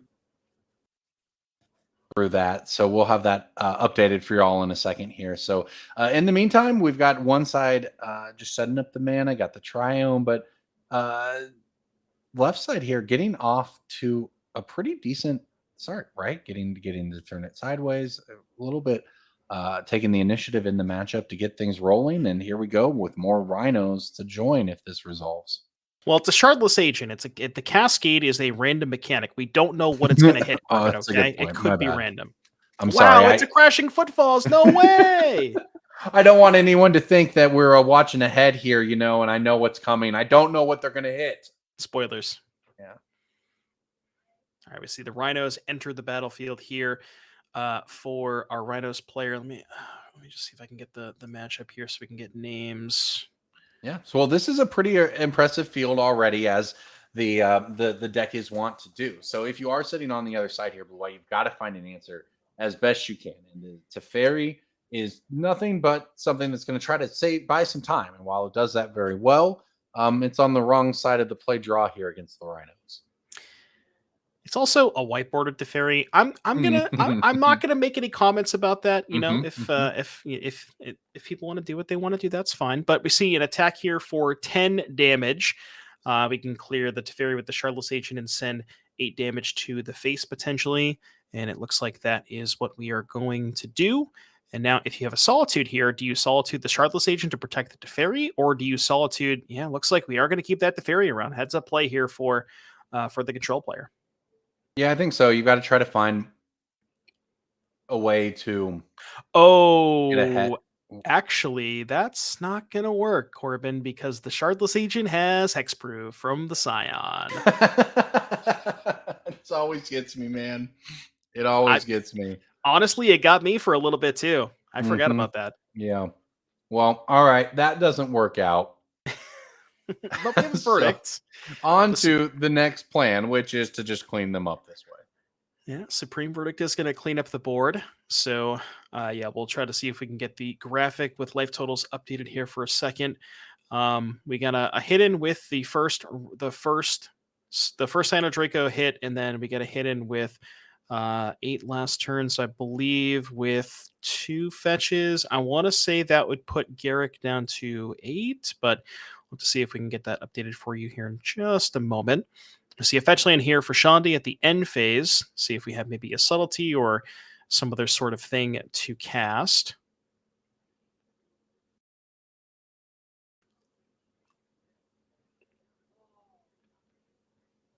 There we go. Left. I was close. I said 8. Garrick's at 7. I was pretty close. You were pretty close. We got there. And here we go. Shandil is going to play out a subtlety to try to get things rolling on the last few points of that. But Carrick, of course, sitting, we know, on the Solitude that we already saw. So plenty of options in the hand for how to navigate moving forward wherever we eventually end up. And that is what's going to happen is the Solitude is going to just take out pitching a Teferi, take out the creature, and that's that. Board clear. Absolutely. That was the Solitude that we knew about earlier. We suspend a Crashing Footfalls here for Shandil, and let's see if we have any additional follow-up. We do not, so no additional Cascade spells. That means there are no threats here for Shandil, and Carrick just going to go ahead and slam this One Ring, and no Force of Negation here for Shandil either. So this is a really tough spot here for our Rhinos player against a resolved One Ring, and no pressure in play. So yeah, we'll have to see how this game progresses from here. Shandil really needs to find some pressure this turn, and we got pressure in 4 turns. Okay. Well, that's a huge answer there, because if that ring had been able to sort of just sit around for a couple turns, it would have just taken over very quickly, as we've seen it do. So the Leyline Binding at least keeps the game going on in theory, but it looks like, is that Kahira into hand and Kahira into play? All right. 6 mana 3/2. Sure, why not?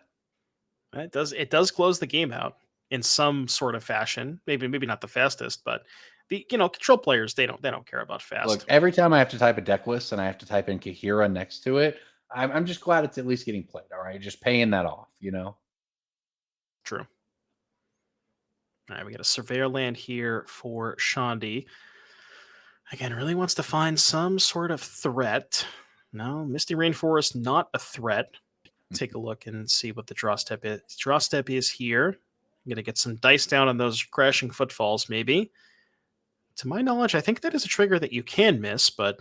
Yeah, we'll see what happens there. Garrick has got a handful of cards, but not sure how many of them are relevant. I see one counterspell.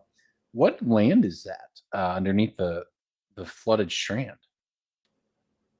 Let me tell you about my best friend, Is that a Gaia Reach Oh Sanitarium. yes, I didn't want to say it and be wrong. The Sanitarium making an So- appearance in Modern. Yeah, this particular blue-eye control list is featuring 4, yes, you heard it right, 4 copies of Narset Parter Avails, and that's why we have the 1 copy of Gaia Reach to kind of lock them out of their draw step, along with 1 singular copy of Days Undoing. So, this is the, I guess this is maybe the degenerate version of blue-eye control, as one would say, with the Narset lockout, but depending on how you look at that. So we see a Fire Ace going after a Kahira. Get that thing off the battlefield. But yeah, Gaia Reach Sanitarium, let's do it. Not great when you don't have the Narset, though, because you don't want to... I mean, I guess Shandil has no cards in hand, so it's kind of free to activate, but... See, Garrick fetching twice here, falling down to 4. Have to see... Yeah, this is definitely kind of a precarious spot here. Those footfalls are, gonna get there eventually, and looks like we're casting a Solitude. Okay. Yep, Solitude take care of the subtlety. But yeah, like you mentioned, those Rhinos are... One of them's going to be coming off this turn, going to be trading with a Force of Negation. Okay, that's why we had the double fetch, because we needed to fetch lands to be able to cast the Solitude and hold up the Force of Negation. And, well, usually you want it in your opening hand, but do what you got to do here if you're Shandil.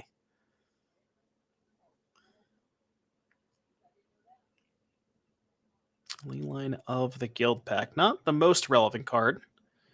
Yeah, Interesting, subtle. Shandil could have kept that card in hand to potentially discard to the Sanitarium. Yeah, this is definitely an interesting spot here all around. Here we go. The footfalls coming in.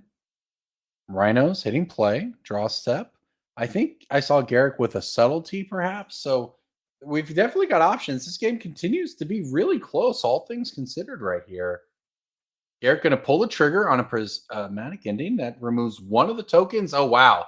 And a second one gets rid of the other one. And that's not the cleanest way to answer it in terms of card advantage. But it does clear the way for Solitude to continue the beatdown.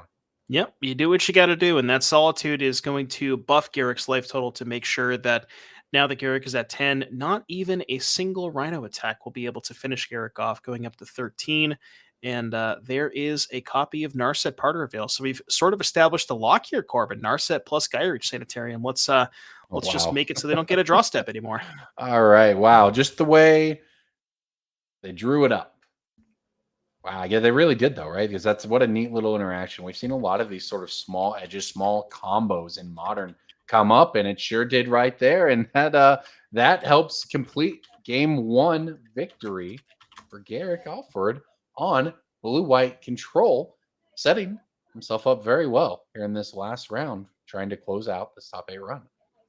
And yeah, for sure. So I think we are going to go ahead and get deck list up on screen for the backup feature. So we'll start with Shandil. We have Domain Rhino. So looking at the sideboard here for Shandil, we have 3 copies of Endurance, 2 Magus of the Moon, 2 Inevitable Betrayal, 2 Dismember, 3 Mystical Dispute, 2 Force of Vigor, and a Besiju. So definitely wants to go towards those mystical disputes. Very, very good at fighting over Teferis and counter spells and all that kind of stuff. Could sell me on Magus of the Moon potentially, because you did see quite a few non-basics out of Garrick's deck. They're they have the Leyline binding technology, so has a bunch of Triomes and then a bunch of kind of other random lands like Gaia Reach, Manamo, that kind of stuff. So maybe he wants to go towards those, but disputes seem like a slam dunk, and then maybe the endurances as well, just kind of more additional flash threats. Yeah, both players going to be kind of settling into the interaction battle back and forth, and who can resolve a big one here. So this is going to be the domain rhinos. The thing is, you can always just play your cascade card and put a threat out there and make the opponent interact and begin the whenever you want, right? And that is the strength of it. Whereas on the other side, we can take a look at blue white. You have to have your answers line up in a little more specific way so you don't just get overrun by rhinos and not have a verdict on hand or not have the right answer for it. So that is as we look towards the blue white sideboard here. Garrick will be looking towards his attempts to try to get onto the board, but I don't see a lot more interaction on the board. So where is the interaction going to come from if you're Garrick? Interaction's probably going to be on the stack, I guess. There's 2 force negations. Those ones seem pretty good at fighting over the, as we talked about, because without the presence of violent outburst, force negation gets quite a bit better against the Rhinos deck. So Right. Garrick probably Yeah. wants to go towards that. You could consider Veil of Summer because there are force of negations in the Rhinos deck, and you expect disputes to come in. It's kind of a weird one to bring in, but might be worth it. And then past that, not really a lot here. Rest in peace, Dress Down. I don't think you want to have Days Undoing against Dispute Force. Past that, like Surgical, again, kind of narrow, not the best. But yeah, besides the forces and the veils, I don't see a lot here for Garrick, but I also don't think he needs a lot. Yeah, that's exactly right. We saw how the deck can line up and will line up if you have the time to set up your hand, and that is what almost all of these cards allow them to do. And we saw a really clutch verdict in that first game. That's going to be one of the big cards, just as it always is for blue white control. But also the ring can be a big one. We saw a lot of subtlety and solitude back and forth play. Yeah, so you mentioned the interaction being on the stack. There's a lot of ways for these players to kind of establish what matters in the matchup, and then what's in play is kind of a function of that at the end. And maybe that's just one Rhino left over or one Narset Gyro Reach Sanitarium lock left over. Absolutely. So let's see if we can go ahead and bring you game number 2 here. Garrick Alfred on Blue White Control, Azorius Control, Shandy on Domain Rhinos on the left. Shandy is going to be on the play, and we'll have to see if we can maybe have like some kind of Leyline Scion start. But even the Leyline Scion stuff is not as good against Blue White because they do. I mean, Garrick has 3 Supreme Verdicts, so Right. yeah, not the best against Garrick. Yeah, and it looks like a mulligan for Shandy to start things off. Also, know what you're looking for. Garrick looking like a keep over there. Can't quite parse what's in the hand, but going to start up a card, which is good, especially when you're on the draw here, because the Domain Rhinos deck, if they have the turn 3 Cascade spell and they put Rhinos in play, you're not actually able to wrath that until a turn later. So that can be a big point when it comes to the play draw here. So you want the answers of Zoria's control, but you need the answers to line up in the right way. So as we get things started here, Shani puts a card on the bottom, just plays a land and passes the turn. No ley lines.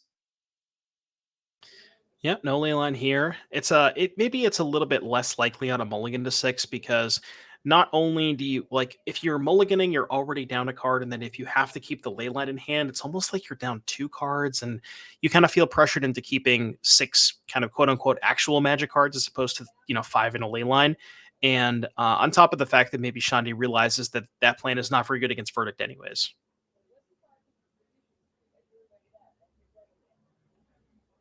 So we get a little surveil action here for Shandy. What are we looking at? Do we like it? Top or bottom? We got a little Looks George like Jabor jump scare in the background there. I saw that. I saw you, George.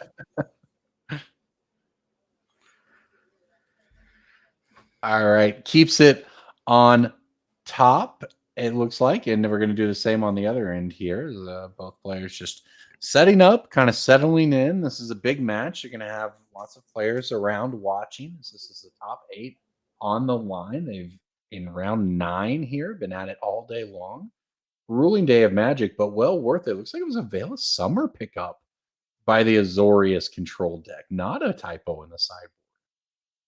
Yeah, no, I think that we talked about it during the sideboarding. I think that makes a little bit of sense, especially if you assume that the Rhino player is going to Mystical Dispute to fight over your counter spells, because a lot of Garrick's counter spells cost 2 mana. right? Right. So the Rhino player gets to be more mana efficient in the post-board games with Mystical Dispute, and you kind of want to match that mana efficiency because you're going to be fighting over like a 3-mana spell on turn 4, and you kind of need to be able to have that additional 1-mana answer. All right, looks like the Endurance coming down here. It attacks and blocks, that's for sure. Yeah, I kind of like Endurance in matchups like this. The ETB trigger, not going to do much 99% of the time, but what's really important is just having a flash threat, right? You don't want to play into the counter spells because you've lost those violent outbursts. You're much better, or you're much worse at fighting on your opponent's turn in terms of counter spells. So having additional flash threats to be able to like make your opponent like sort of quote unquote time walk them when they hold up mana, and you just don't play into their stuff. Yeah, and it looks like Garrick drew Narset here, and Narset is pretty good on an empty board and pretty terrible when your opponent just has a random 3-power creature in play. So that is the benefit too that Endurance is going to provide here. So we'll see what Garrick actually wants to do to dig out of it, and the answer is going to be just play out Narset anyway. Yeah, Narset holding up 1 mana. That Veil of Summer that we know is in hand. Shandi, maybe not expecting the Veil of Summer. It's also pretty good because, like, if you're the Rhinos player, you maybe wouldn't expect your opponent to bring in Veil, but ooh, and we're actually not even going to fight over it here for Garrick. That's very interesting to me. Yeah, you said it. Very interesting choice, but okay. So that we just kind of trade those cards, move on to the next interaction. I think maybe I spot a ring over in Garrick's hand, maybe deciding that that's what we want to fight over. But Shandi must be feeling okay. The board's still clear. I've got a creature in play to attack. We're going to untap and see where we go from here. Footfalls ticking on down to 3. Be relevant eventually. Yeah, and getting a glimpse at Garrick's hand, there's actually a second Narset, so it kind of makes sense to not fight. I didn't see the second Narset at first, but yeah, that Narset was kind of more of just a bait spell, just testing the waters, maybe get Shandi to use a spell on it, and yeah, it worked out. Garrick did get to trade that Narset for a card, so. Well, yeah, especially since otherwise the Narset would cash in for a card and then the Endurance takes it down anyways. In this case, you actually get a card out of Shandi's hand, which seems like a pretty good trade all around when you're the Azorius control deck and you're protecting your life total and just trying to make your land drops and get things rolling. So here we go. Polluted Delta hitting the graveyard. Island coming into play. 10 life for Garrick, staring down the Endurance and 5 untapped mana from Shandi. How will Garrick choose to dig back into this one? Yep, ring plus Veil up, and this is like you called it. Yep, had the ring, wanted to be able to fight over, and this Veil of Summer is going to be devastating here for Shandi. It sure is. Yeah, Shandi's a little shake of the head. Yep. Yeah. And there's the one ring. You know, Corbin, I'm a little torn here. So I'm looking at, Garrick's mana base. I see those nice basic planes and I see those nice fetch lands, but then that Narset, I just can't get over it. I do like the lands though. Lands are nice. Yeah, I'm not a white-bordered fan either. I'm not gonna lie. But more power to the people who have them. And hey, well, in this case, the Narset, Shandi didn't like it either. It countered it instantly, and it was just bait. So who knows what would have happened if it was a black-bordered Narset? Yeah, I think Shandi was just so offended by the white-bordered Narset that he's like, yeah, I don't know if it's right to counter this, but I just can't look at it. Honestly, reasonable. All right, we see Surveil, a basic land into the graveyard. Crashing Footfalls on 2. And remember, Garrick does have protection this turn. Is at 10 life. So, I've always been in this position where I play against the ring, and maybe you can kind of attest to this, but they get like the ring gets to the third counter and they're at 7 life, and it's like maybe they don't find another one, but usually they do find a second one.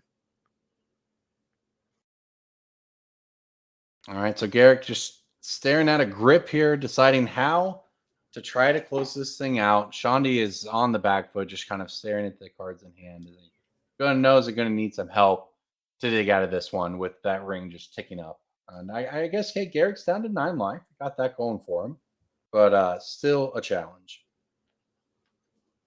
Yeah, see Shandi head in hand, just really in a rough position. Garrick staring at 10 trillion cards in hand. Yeah. The world is your oyster at this point. Shandi untap. Garrick says, we have effects in your upkeep. I have a response. We got Solitude, pitch the Kira.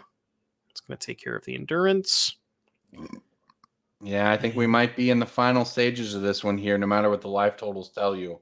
Garrick is looking to be in full control, and Shawnee just trying to dig out. If you're trying to, I guess, figure out, plot your way out of this hole, it involves the crashing footfalls coming off suspend next turn, and there's another possible crashing footfalls. Who knows what'll hit? Could do anything. Maybe Oh, crashing. maybe the inevitable betrayals came in out of the sideboard. Alas, it salty. is only a crashing footfalls. But hey, that's a lot of power here for Shandil if you're trying to find a way out. All it takes is somehow Garrick not having a board wipe, right? Because he's at 9 life. You're putting 10 power into play if all of this were to resolve. Now we know it's not going to, as a counter spell hits on the crashing footfalls. Yeah, but I mean, if you're Shandi, that's, I guess you're maybe better off. I don't know. Yeah, I was gonna say, what would you rather trade the crashing footfalls for, a counterspell or a wrath? And we know that Garrick didn't have the wrath, just had the counterspell. But yeah, I think there's also another counterspell in hand. Picked up a Preordain, has got a subtlety, I see a Narset in hand, just and a second copy of the One Ring. So kind of the thing that I had mentioned, where sometimes they just die to their own One Ring if they don't find a second one. That's less likely to happen now that Garrick has picked up that second copy of the ring.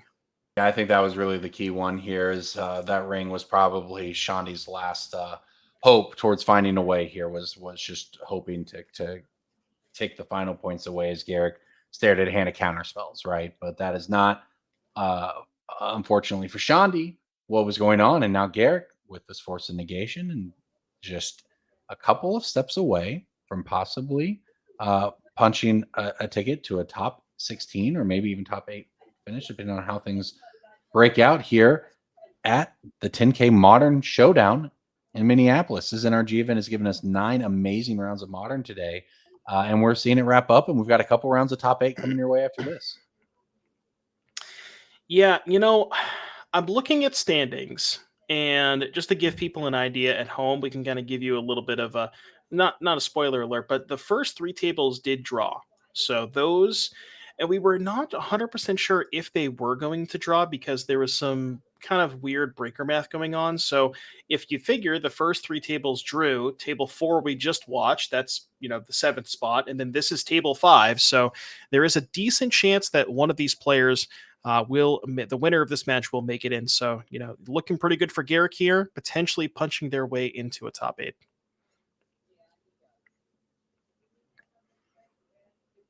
Look at Shandi. Shandi just seems like we're done here. Yeah, you can feel it. 6-1-1 coming into this. This is going to be an incredible performance. 6-2-1 if it breaks that way. For Shandi, absolutely important, especially when we talk about these events over the course of the season, right? There's a leaderboard, there's points, there's a lot on the line that is not just a single tournament. That said, it is always disappointing as you're watching the blue-white player put the blue-white finishing touches on an excruciatingly slow finish, as it feels like when you're staring it down in the final round like this. Yeah, I think at this point it's the question of how many more turns does Shandi want to endure this? Oh, we're shocking.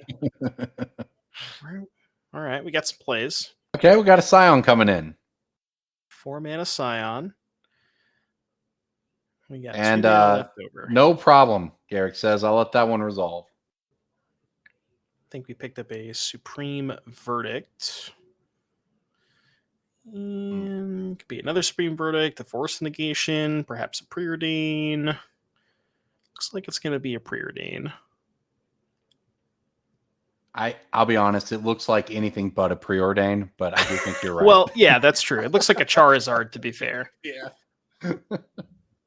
Well, okay, it looks like that is what happens here. Subtlety into the graveyard. Here comes the Supreme Verdict to clear the board away with Narset left over, with Gaia Reach Sanitarium left open.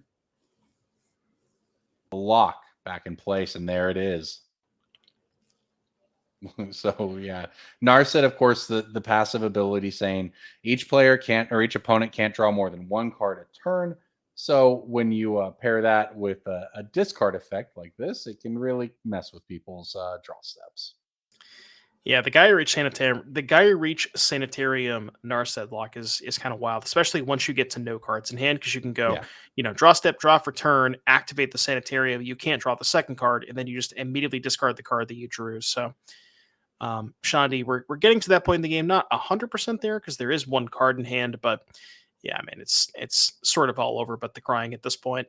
Yeah, Garrick, you can see knows where we're at, is working the way through this. Not going to activate that one ring.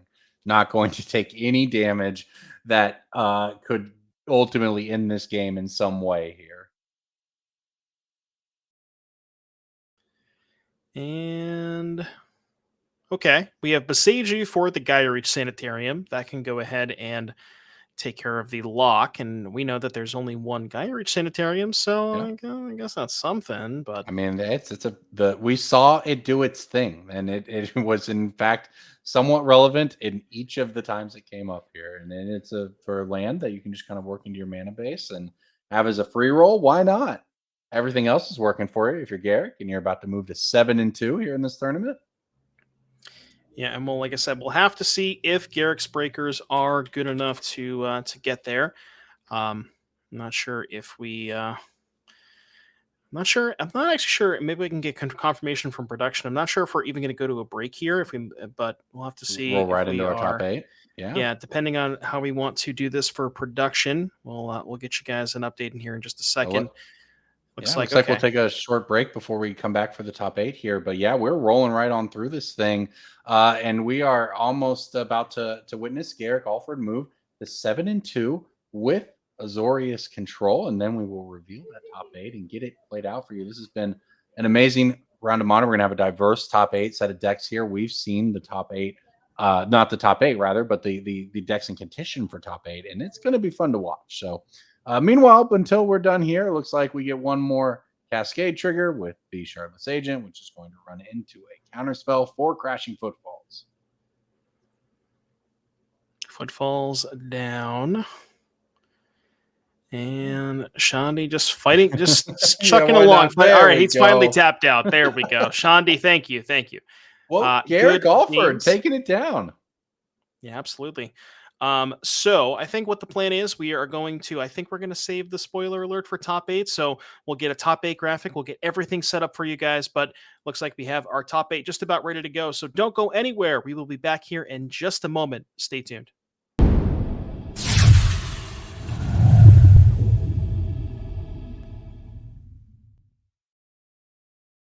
Hello, everybody, and welcome back to the NRG 10K Showdown here in Minneapolis, Minnesota. I am Devin, joined by Corbin, and we are here to bring you some top 8 action.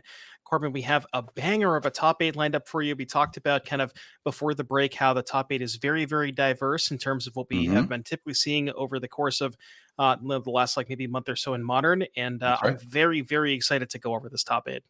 Yeah, this was a big top 8, especially we've had players who are chasing down points in the series over the course of the year, not just this tournament. And there you have it. Top 8 bracket. We will take it from the top. Joseph Peo, Domain Zoo, Corey Baldridge, Yawgmoth, Spencer Calling, Scapeshift, Dom Harvey, you saw in the later rounds of the tournament there with Amulet Tide making the top 8. Sam Bolio, Mono Black Coffers, Raja Sulaiman, Azorius Control, Joey DiGiacomo, Rakdos Scam, and rounding it out, Harrison Camper with Jund Creativity. That is, what is that? That is a lot of different decks in this top 8, is it not? That is an incredible accomplishment by all these players. Yeah, from my count, that's about 8 different decks. Yeah, there's nothing. 8 is certainly the most number of different decks that we can have. We are going to be starting with Joseph Peo on Domain Zoo against Corey Baldridge on Yawgmoth. We have, to my knowledge, I don't think we've seen a lot of Yawgmoth on camera today, so very interesting to see how this matchup plays out. That's going to be your 1/8 seed. Joseph Peo is the 1 seed. As far as the matchup is concerned, we'll just kind of go quick hits here on the matchups. I think I like the Yawgmoth side of things. Domain Zoo being able to put some small creatures into play. Yawgmoth generally pretty good against small creatures, so I think I'd prefer the Yawgmoth side of things there. As far as Spencer Colling and Dom Harvey, that is going to be your 4 or 5 seed. Spencer is the 4, Dom is the 5. Traditional, just big mana mirror match where it's just players throwing haymakers back and forth at each other. I have to imagine that matchup comes down a lot to who's in the play and who's in the draw. Although I will say that Dom generally a little bit faster than the Scape Shift deck, Right. right? The Scape Shift deck can only really kill on turn 4. Dom's deck can kill on turn 3, sometimes even turn 2. So we'll have to see how that matchup plays out as well. Our backup feature is going to be Sam Bolio on Mono Black Coffers against Raja on Azorius. That's going to be our 2-7. Sam is the 2 seed, Raja is the 7 seed. This matchup is interesting. I think I generally prefer the coffer side of things, just big mana, ton of threats, Field of Ruin to help kind of mess up the mana base and mess with Leyland Binding. So I think I like the coffer side of things there, but I think it's pretty close. And then the last matchup here, Joey DiGiacomo versus Harrison Canfor. That is, well, by process of elimination, that's going to be the 3-6 seed. Joey's the 3, Harrison is the 6. And I think I like Rakdos Scam in the play. So, with all of that said, I believe our players are just about ready to get into the feature match area. So, Corbin, talk to me. You excited to watch some Yawgmoth? Well, yeah. I mean, look, 8 different decks in the top 8 is just amazing, right? Okay, that's where we get to start with this top 8 that we're picking up today. And this is coming at the end of 9 rounds of Modern into this top 8. We're going to play the quarterfinals today. We're going to play the semifinals tonight. We're going to come back tomorrow for the finals. And there are some big prizes that this group is playing for, not just in this tournament, of course, but those points throughout the year. You can see first place, $2,400 cash. That little trophy means an invite and 30 points. Second place, $1,200, $800 for third and fourth, $400 for everyone guaranteed in the top 8. And everyone in the top 32 gets a cash out. Everyone who plays it all gets some points in the series. That is a lot to play for if you're at one of these weekends. If you're out to play in whether it's Modern, Pioneer, whether you just want to get around to different formats, play different events over different days, a lot of options available to you. And we can even make the finals and win an invite directly. Yeah, absolutely. And, we definitely saw a lot of players vying for those end of the year championship slots towards the end of last year. A lot of points up for grabs. Every single point matters both today and tomorrow. And players also going to be playing for their own custom coveted token in their own likeness. If you win any of our showdowns, you get a custom token from Inkling Customs. So shout out to Inkling. And like you see the token on your screen was Connor Mullaly, Theo Jung, Max Komanowski, who won the 2022 Season 2 Showdown. So yeah, that is an amazing prize to be able to have. Corbin, I'm going to put you on the spot. If you had your own token, what would you want to be? Go Adept. So it's a Merfolk, right? That's my favorite card. So okay, if it's a Merfolk, right? It's a 1/1 hexproof Merfolk that you can get off of all the enchantments from Ixalan. That's the one. The Master of Waves token would be a close follow-up, but that card's a little defunct. Silver Girl Adept, though, if we could make a token version of that card and I could get that would be the choice. What about you? I think I'd have to go by my old standby Rhinos, where I've played that deck a lot ever since the introduction of Shardless Agent into Modern, and maybe it's not quite as good now with the banning of Violent Outburst, but hey, still playable. We saw it on camera last round. Deck still got some legs to it. Well, what's interesting, you mentioned that, is that we see Rakdos Scam in this top 8. We see Domain Zoo in this top 8, which is a card deck that had to have its best card previously banned, Wild Mikado, of course. But seriously, we see decks that even after they get cards banned, they're very good. And that's the same. The Domain Rhinos is still a good deck despite losing a piece, right? And that's a nice part of the Modern ban list, I think, that they curated. But here we're seeing, you brought up Yawgmoth. Yawgmoth is an interesting deck too, because it's a deck that people thought would really kind of rise in prominence and dominance after the last several rounds of bannings in Modern. Instead, it hasn't. It's just been a very good deck as it is, but it's just been a deck despite all the things it can do. You asked me not to put you on the spot earlier with layers. I won't even pretend to even know what to ask you about Grist when it becomes involved. So oh boy, the deck could do a lot of things. I give the Soul Cauldron, give it a whole new angle, but it's just still a deck in Modern. And it'll be having an interesting matchup against the Domain Zoo deck here, which can definitely pressure its life total. Yeah, you mentioned the kind of the presence of Yawgmoth, and a lot of people had assumed that it was going to be a dominant force after the removal of Violent Outburst. Mhm. But it turns out that you know, not going to say the banning of Rhinos because Rhinos is still a deck, but the kind of the nerfing of Rhinos also had this sort of cascading effect where it also, you know, affected the bottom line of a lot of other matchups and a lot of other decks that were in the format. So even though Yawgmoth lost its worst matchup, there are other decks that Rhinos preyed upon previously that maybe got a little bit better, and those decks happen to be good against Yawgmoth. So it's all about metagame balance. That's right. Both players on 6 here. Joseph, again, the 1 seed on the play. Going to kick us off with a Windswept Teeth and a passing of the turn. No 1-drop here. No banned Wild the Cuddle here for Joseph. No, but we are off to the races. A slow start. 2 is off to the races, off to the, I guess, the warm-up before the races. The Yawgmoth of tap land here as well. Surveil over to you. Probably going to fetch and Surveil here, or just get a try on. Yeah, actually, I don't think Joseph is playing a Surveil. Let me take a look at the mana base here. Yeah, Breeding Pool, Sacred, Savai Triome, Vent Stomping, Temple Garden, Zagoth Triumph. So yeah, no Surveillance here for Joseph. And I think part of that is because the casting of Cyano Draco on turn 2 requires you to have Triumph into Shockland, and you don't want that Shockland to also be, you know, a tap land. So kind of makes sense. Yeah, well said. So we've actually watched Joseph play a handful of times on camera now. I've not seen turn 2 Scion off of Leyline, right? Turn 2 Scion, but haven't seen the Leyline and everything just kind of come together yet.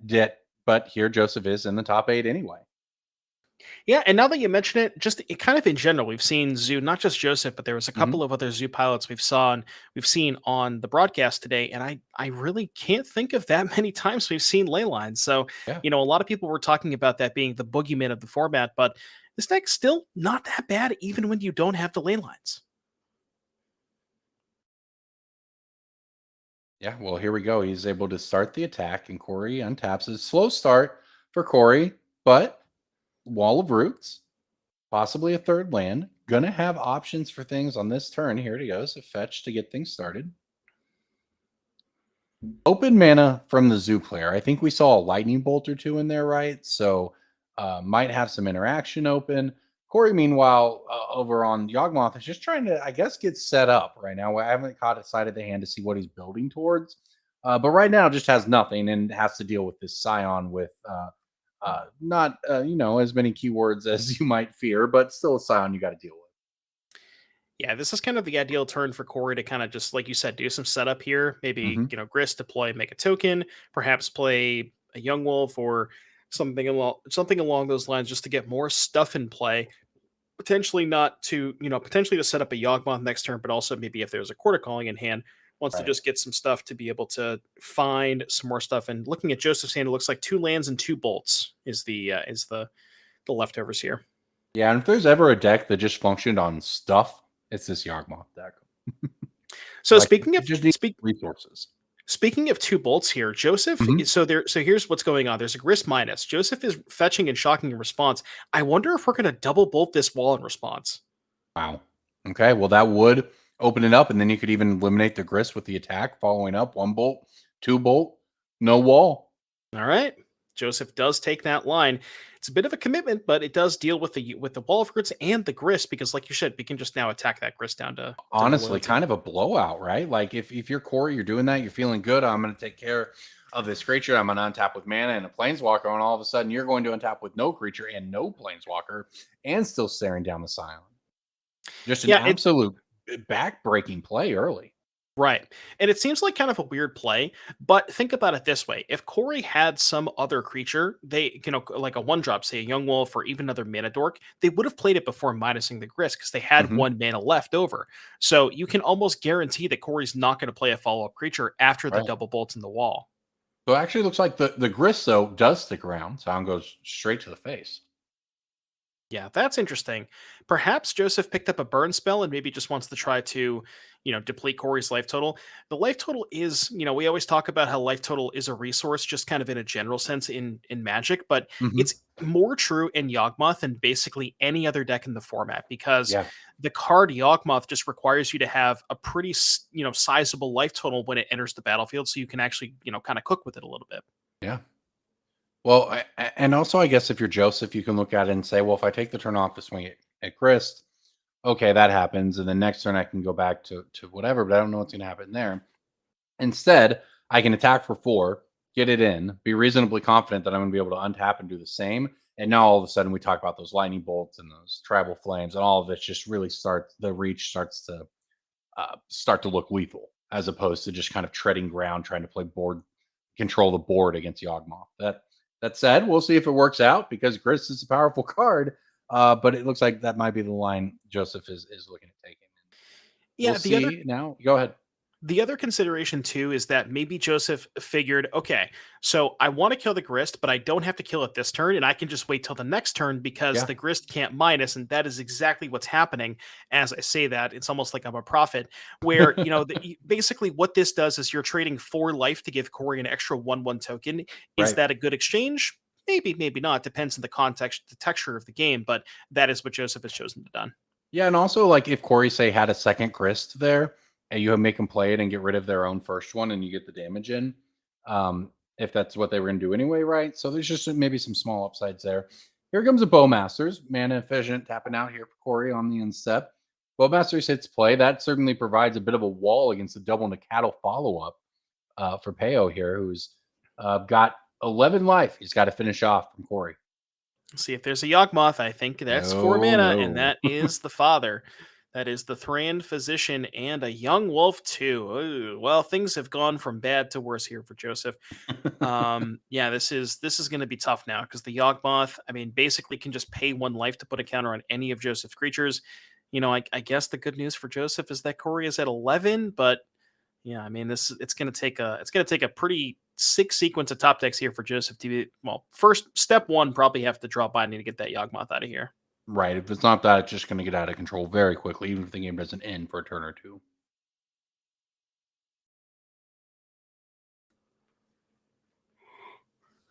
See an attack here from the Scion of Draco. Corey lining up. Looks like we're going to sack the Young Wolf to put a counter on the Draco. Young Wolf is going to come back into play. And then Corey will pick up a card and see if we want to do anything else.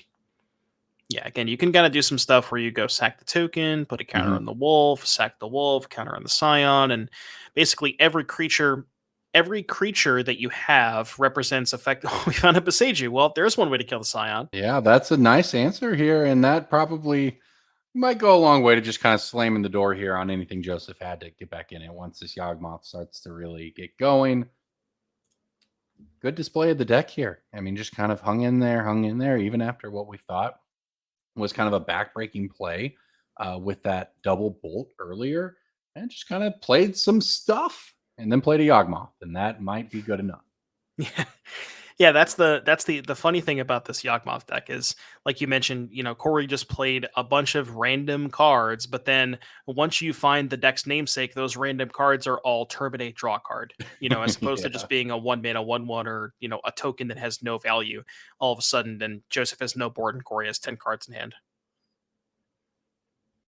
All right, so with all of that at his disposal, we will see how Corey wants to navigate this game here in the top 8 of the NRG Championship Series. We got the quarterfinals coming to you now. We've got the semifinals coming to you after this. The championship, the finals, will be in the morning. But Corey, step 1, trying to take the first game here off of Joseph Peo's Domain Zoo. See a fetch land here for Corey.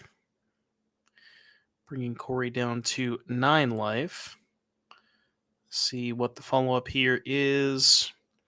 Ideally wants to find something like we are playing a Blood Artist, so wants to find either that or potentially a Court of Calling to find said Blood Artist.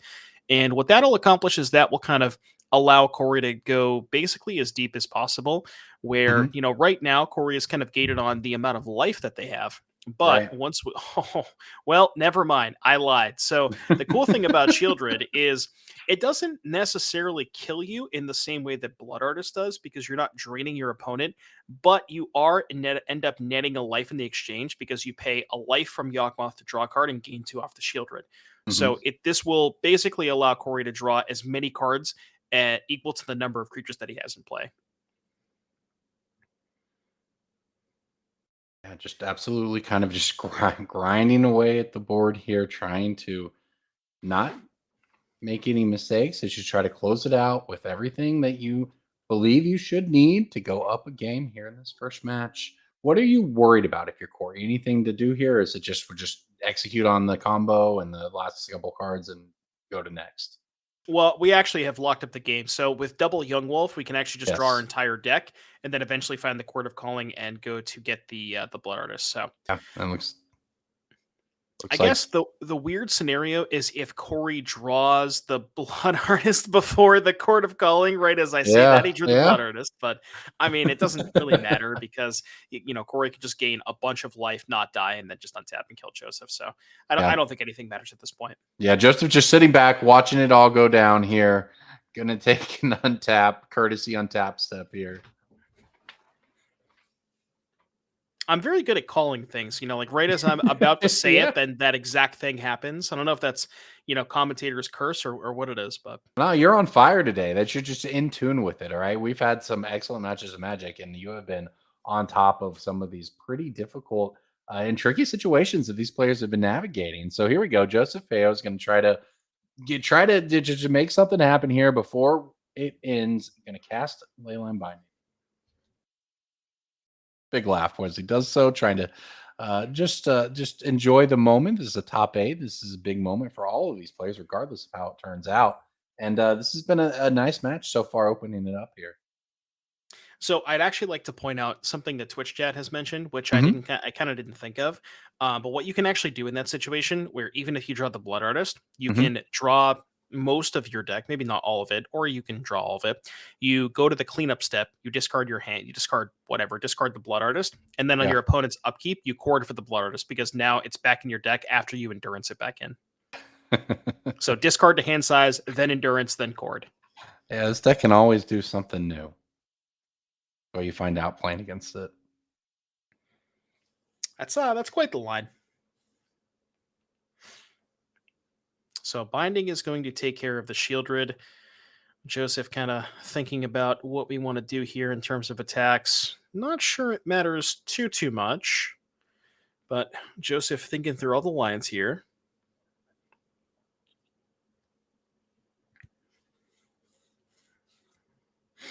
Corey's got approximately 10 million cards in hand. Yeah, draws the cord. Just trying to make sure that you wrap it up. You don't make any mistakes here. You don't, make any silly errors. Just clean it up and go on to the next one if you can. But here we go.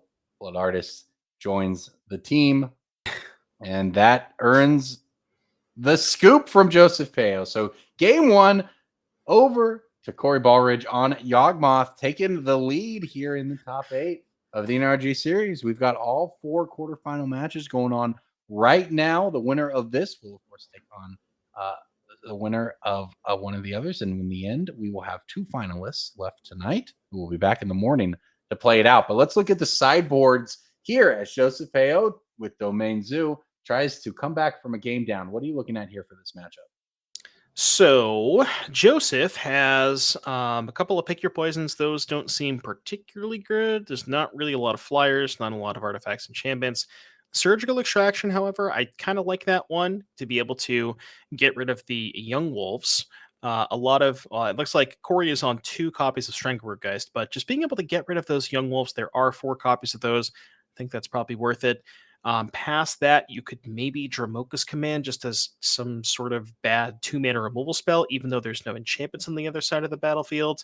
And then past that, definitely wants the Pithing Needles because, as we talked about, Corey's deck is very, very reliant on Yawgmoth. It's put a bunch of random stuff into play which doesn't do anything, and then eventually find Yawgmoth. And if you can Needle to shut that off, that's a pretty good spot to be in for Joseph.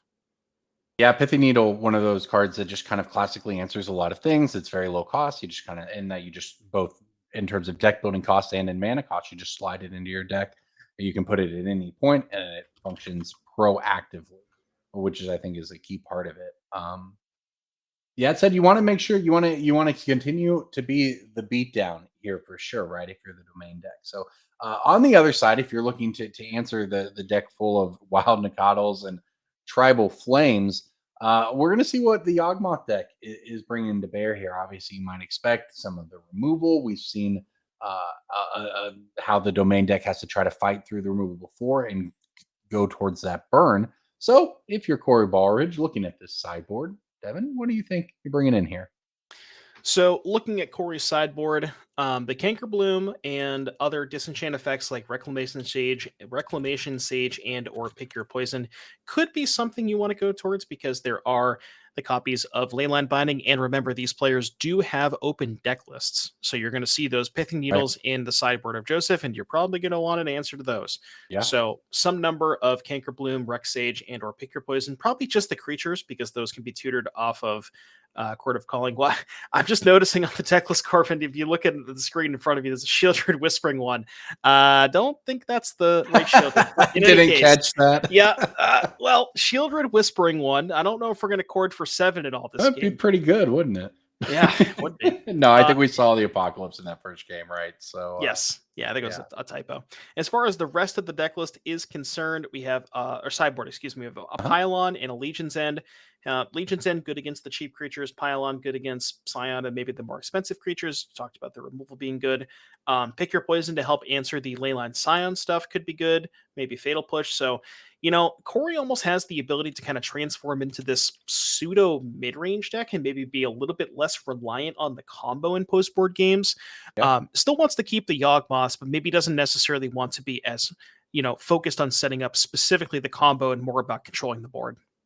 Yeah, and definitely has the options available. The Court of Calling gives you the toolbox, the grist give you a bunch of options. I mean, this deck is really adaptive and flexible. I've had games where I've watched Yawgmoth get surgical out of the deck entirely, and they're still able to just kind of piece their weird little creatures together until it becomes something that is greater than the sum of its, or the whole is greater than some of its parts, and becomes quite the machine. And that is what we're going to be looking for here. If you're Corey, Joseph wants to have an aggressive start. Now, look, I'll say this for Joseph. We've had Joseph on camera a few times today. Always smiling, always having a great time over there. That enjoying the run to the top 8, enjoying the deck.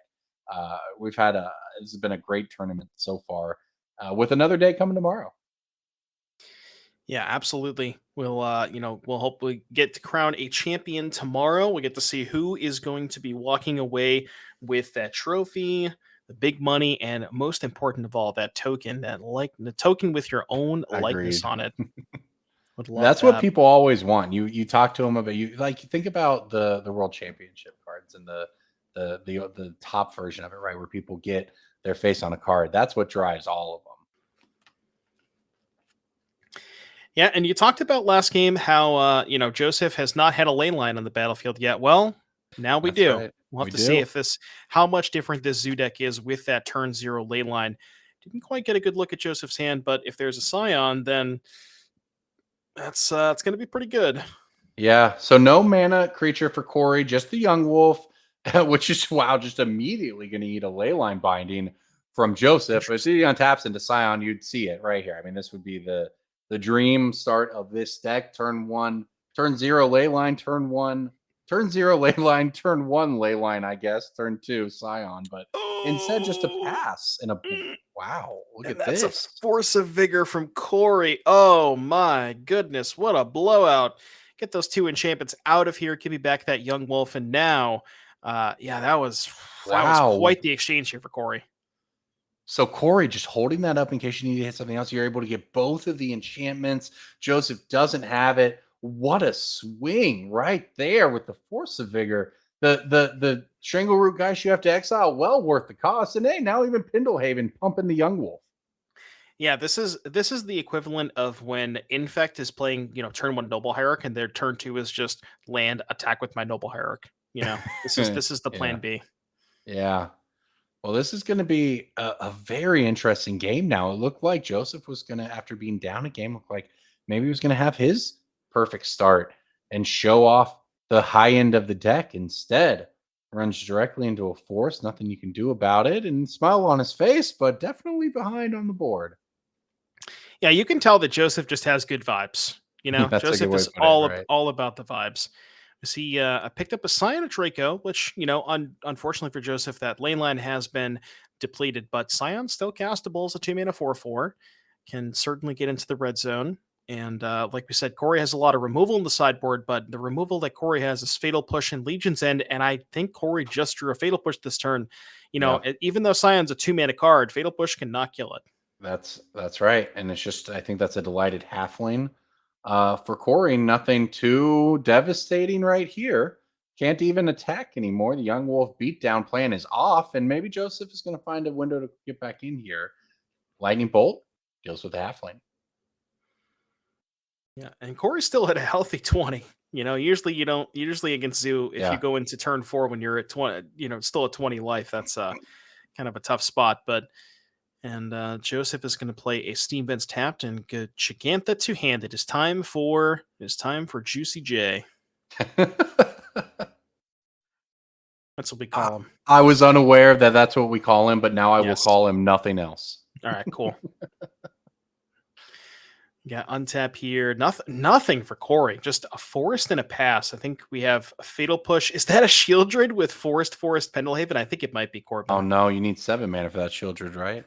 Oh, true. Right. Oh, we're a ways away from that. Oh, yeah. Not quite. Well, honestly, this is a weird game, but Gigantha hitting play for Joseph Feo. So Corey, despite having that really nice forest to get back in the game, is going to have to find something else, and we're going to start with Grist. That's a good grist. That is something else. Yeah, that's a good Grist. And that'll reset the Young Wolf and kill the Cyanide Draco. What is that? Oh, that's Surgical Extraction. So that's going to get...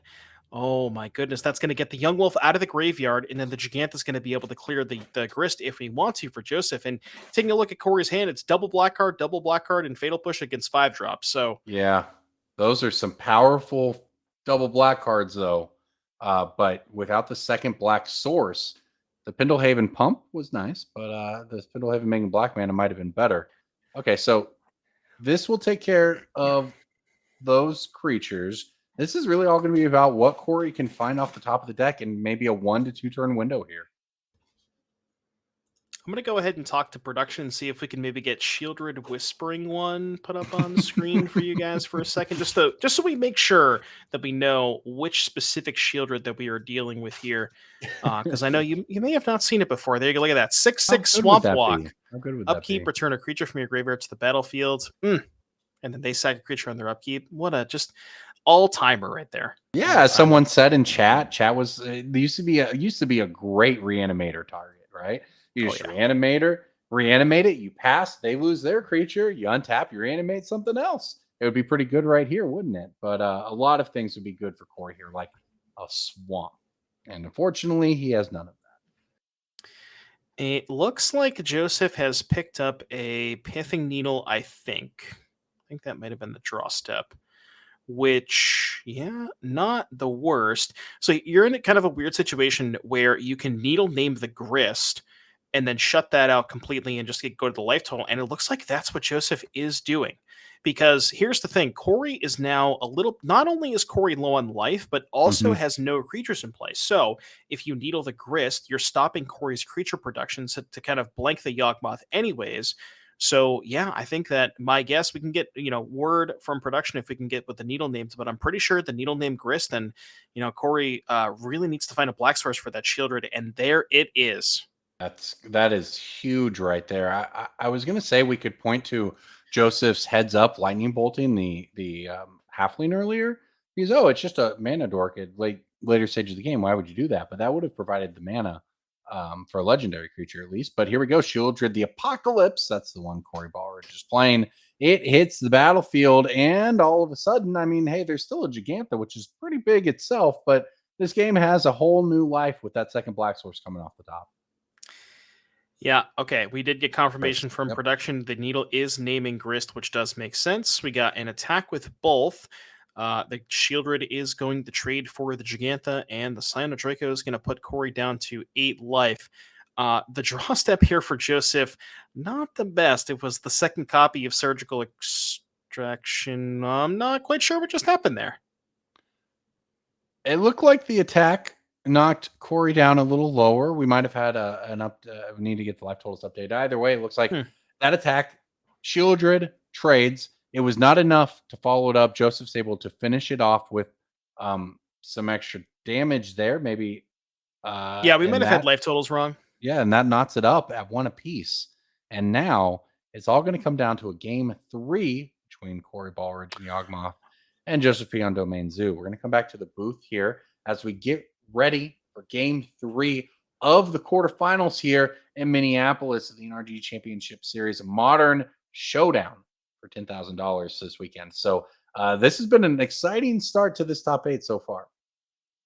Absolutely. This has been a phenomenal matchup so far. We've got to see, both decks kind of do their thing. We had the lane line, not quite the lane line Scion start for Joseph, but just, had the lane line. And, kind of surprising how we saw Joseph come back from that just absolutely backbreaking force of vigor. Just Yeah. killed, the lane line and the binding, got back the Young Wolf. But, a lot of time, couple of timely draws here for Joseph. That surgical off the top was massive to be able to not only remove the Young Wolves from the deck, but also the turn that the Young Wolf was going to come back, it would have protected the Grist. So, really, really good stuff there for Joseph. And we'll get to see Corey on the play here for game 3. I don't think much is going to change for sideboarding, but yeah, the matchup has felt pretty interesting. I did kind of think that Yawgmoth was favored, but, maybe in the post-board games, potentially Joseph gains enough. Well, yeah, and one of the interesting things too there is that it looked, oh wow, they just really overran it there at the end. But if that black source comes off the top of turn sooner, but then the Yawgmoth can get down, start affecting things. So it's definitely in a very close back and forth matchup, and you can see how tiny the margins are, right? So that said, Yawgmoth is going to get to go back on the play here in game 3, which is certainly where they want to be. So we'll head on down to the match here as these players try to secure themselves a spot in the semifinals of this tournament here.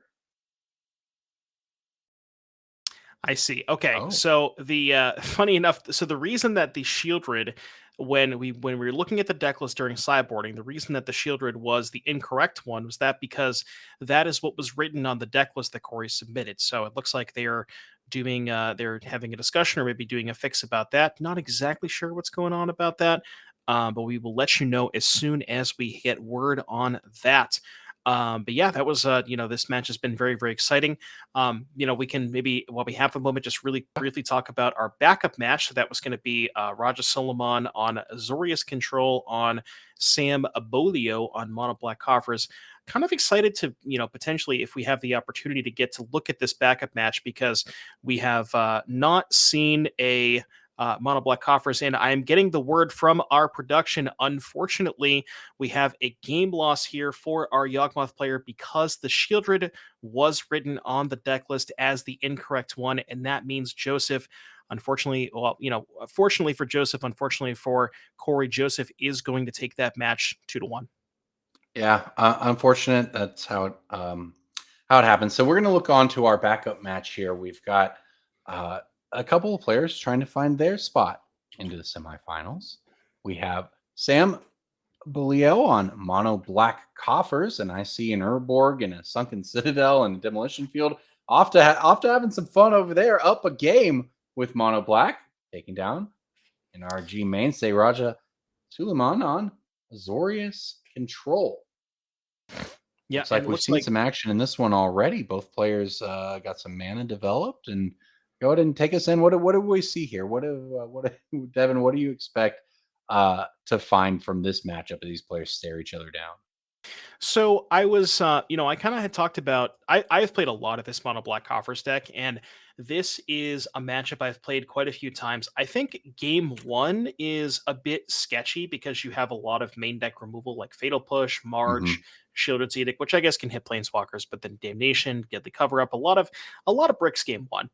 And I think that Sam is maybe slightly behind in the pre-board games, but once we get to the sideboards and is able to cut some of that nonsense and bring in some maybe more impactful cards, I do think the matchup is relatively good for the Coffers deck. Just the combination of a ton of mana. You can kind of get blue-white into these spots where you can, with Cabal Coffers and Urborg, generate enough mana to go discard spell into double threat and kind of overwhelm their counter magic that way. So I like the Coffer side of things, and it looks like Sam was even able to steal game 1 with all of those fatal pushes in the main deck. Yeah, and here we go, really settling in I would say. But the action, Sam's going to go ahead and pull the trigger on a Karn. How does Raja want to deal with this? This is one of these mini decision points that kind of come up is the mono black player offers up a threat. I think it's or his player decides how to best answer it. And you see, you can kind of grind out these small advantages. But I am seeing only 2 cards, it looks like, in Sam's hand over there, and quite a grip for Raja, who's going to go ahead and Archmage's Charm the Karn to the graveyard. Yeah, I think, as Sam plays their 6th land here, I think Rasha might be missing a couple of land drops. It looks like potentially picked up a copy of Zagoth Triumph. But yeah, you see Sam just played their 6th land. Raja was in the play this game just playing his 5th. So Yeah. and missed a land drop or 2 as we see a Profane Tutor hit the stack here. Raja is not going to fight over that. And oh boy, I don't know if you took a look at the hand there, but I saw an Invoke Despair. Oh, wow. That's a piece that we haven't seen since it was banned in Standard, if I recall. Yep. I forgot about that card. What a hit, though, in Modern. You can get all that mana from your Cabal coffers. You can do a lot with it. And against the Azorius player, they are not going to want to let that thing resolve. So that will certainly put them to the test. Yeah, it turns out that one's also pretty good against Leyline Scion, because you just get the Leyline and the Scion and Very maybe good draw there. cards. So yeah, that one's pretty good. Yeah, 5 mana, of course. Look, it's a 5 mana sorcery, and it doesn't say you win the game on it yet. Somehow, it is quite playable in Modern because this mono black coffers deck is really just a neat little. I don't even know if innovation is the right word. Mono black control is one of the oldest archetypes in Magic, but it's really nice to see it pop up and be able to interact with the format in such a way. Now, we see the guy reach Sanitarium over on Raj's side that we talked about earlier, but lots of land answers for Sam as you see the Demolition Field go ahead and start to pick off things from Raj's side.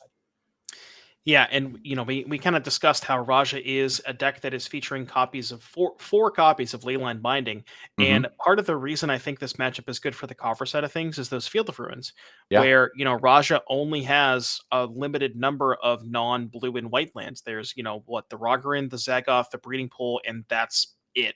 So if you can keep Raja off of those lands, you're going to always make sure that Binding is a 4-mana play. And there's a big difference between a 4-mana removal spell and a 1-mana removal spell.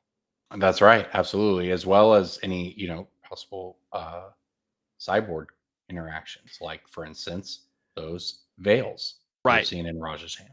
Yeah, I didn't even think about that. Yeah, that was massive because I guess the green source was tapped anyways, but Invoke Despair, if I'm remembering correctly, I know it's been a while since it was banned, it does target an opponent. So if Raja had a green source available, that could have been a much different turn. Yeah, and now Raja is not going to have him. It still doesn't have one available, and this is really Sam kind of putting the screws to him there. Now the Invoke had obviously baited out a spell. Here comes a solid. It looks like that was the guy who reached Sanitarium. Solitude in the yard. Land go from Raja, and Sam still putting pressure on. Yeah, that and gets countered as well. And look at Raja's hand. There's the Leyline Binding and the Veil of Summer. Now the Binding is castable, but again, it's 4 mana. It's just that Field of Ruin hitting the Zagoth Triumph just basically, I'm not going to say blanked Raja's entire hand, but it just made it so much more awkward. Yeah, and here's another field. And of course, Sam is any draw is live with the Cabal coffers. You have so much mana, you can do almost whatever you want. You can also just Field of Ruin the next green source that shows up and keep Raja from ever doing anything with that Veil. You can just completely strand it in hand. Now, this is it's an opportunity for Sam. Now he needs to draw something that actually goes somewhere, right? You need to find a ring, you need to find a finisher. You can't just draw swamps, but looks like he's counting up something here. We got Cling to Dust in the graveyard, so with that stocked of a graveyard, we can just Coffers gives you infinite mana, so you can just draw a ton of cards with this Cling to Dust here. So that I'm certain that will eventually find Sam a threat. That's right. Yeah, just gives you that velocity to keep churning through your deck, which is the thing you expect the blue-white deck to have. Where's the Sphinx's Revelations, right? But yeah, Cling to Dust really doing work here. Yeah, chat pointing out that there is an Urborg in play, so the Binding actually does cost 3 mana. I kind of forgot about that. Sure. Yeah, but still, 3 versus 1, there's still night and day. Yeah, the point is Raja is just getting taxed on every angle possible almost by this coffer stack right now. Got some more Cling to Dusts. just again, Sam just looking to cycle and eventually try and find one of those haymakers, either a Karn, maybe a Shieldred, maybe a One Ring. Only has one copy of the Invoke Despair. So actually, Sam is kind of threat light. Like if you look at Sam's deck list, it's 4 Karn, 3 Bowmaster, 3 One Ring, 1 Shieldred, the tutors, and then a bunch of interaction. I guess the clings too can eventually kind of cycle you and get you there, but not maybe a little more threat light than we typically see these coffers decks. Yeah, and there the Thoughtseize reveals the hand. Looks like a Teferi was the pickup here for Raja for that draw.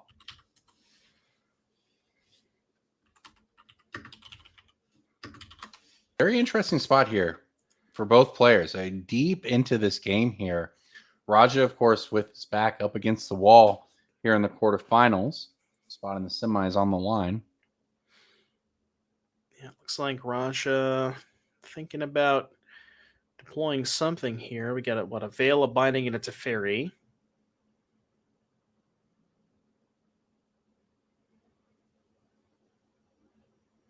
Yeah, that Veil of Summer just, on it, like we talked about, those Field of Ruins just, and Sam even recognizes, like, Sam does know the deck lists. Yeah. And see Gaia Reach discard the Veil of Summer. Yeah, just can't cast it.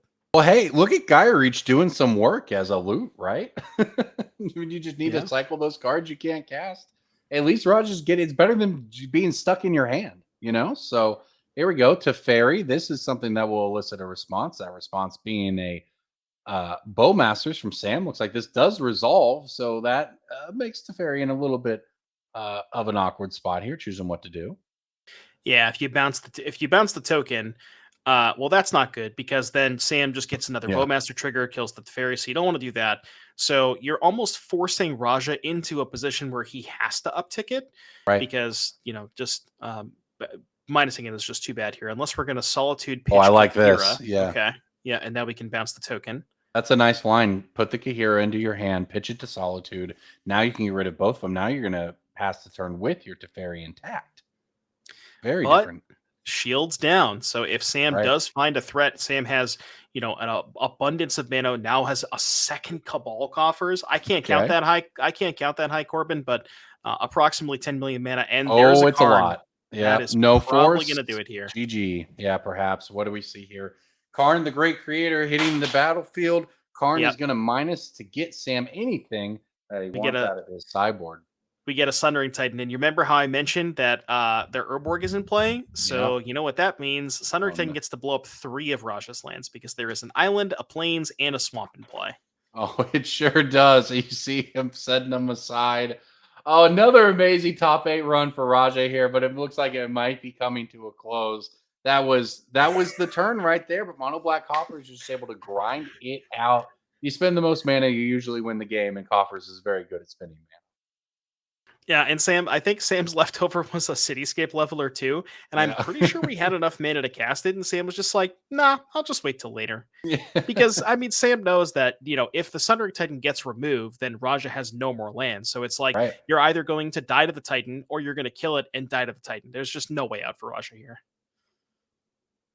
Yeah, a great run nonetheless. But how about Mono Black Coffers? If you'd asked me Mono Black against Azorius, I think I would have said that Azorius can just counter the couple of cards that matter from a Mono Black and coast to victory from there. But that's not how it played out, is it? It's looking like it could be a 2-0 victory here. Narset's going to try to get Raja back into the game. Yeah, I think the big issue with this specific matchup from Raja's side of things is, it's not necessarily like Mono Black Midrange versus Azorius Control. This Coffers deck is basically Tron, right? You have the mana generation, and it plays out very similarly to Tron in the sense of you're eventually going to get to a position where you have enough mana to just overload their counter spells. And, in this specific game, Raja didn't really have the opportunity to hold up a counter spell that turn, so it didn't matter. But yeah, frequently the matchup plays out where you just kind of make your land drops, cantrip, do some weird stuff, and then eventually get to a turn where you have 3 coffers and just go Thoughtseize, play 4 spells, and they can't counter everything. Yeah, I think it was 3 or 4 casts of Cling to Dust. Yeah. Just gave the velocity for Sam to just, when it came down to both players kind of, getting their last couple of cards in, was able to have the last big one. That's an O stone, it looks like. Oh my god. The O stone to blow up the lands. Wow, no permanence. Okay. All right, Raja, we can move on. I think Raja, it's fine. People, you'll be fine. All right. There we go. All right. The good game comes in, Roger, with an incredible top 8 run. But Sam Folio with Mono Black Coffers. Moving on to our semifinals. I'm Corbin Hostler here with Devin O'Donnell. We have been covering Modern all day for you. We had 9 rounds of Swiss. That was the quarterfinals here of the NRG Championship Series in Minneapolis. What a start to the top 8. Yeah, I can appreciate a good flawless victory. Sam giving us giving us something for the camera at home. But yeah, those were some pretty awesome matchups. Kind of played out, I guess, the way that I would have expected. I would have expected Mono Black to lose game 1 with those dead fatal pushes, but Right. I do think the matchup is not as bad as people think it is for Coffers. So congratulations to Sam and Joseph. Moving on to our top 4. So we will have to see what the other 2 results are in just a moment. I believe we are okay. Looks like we have go. updated bracket. There you go. So Joseph, we saw. Looks like Dom Harvey has defeated Spencer Calling on Scapeshift. Joey DiGiacomo has defeated Harrison on Gen Creativity, and Joey playing Scam. So we are going to get Joey versus Dominic. That's going to be Scam versus Amulet, and then the 2 matches we just saw: Joseph versus Sam, Domain Zoo versus Coffers. This should be, should be an amazing top 4 here, Corbin.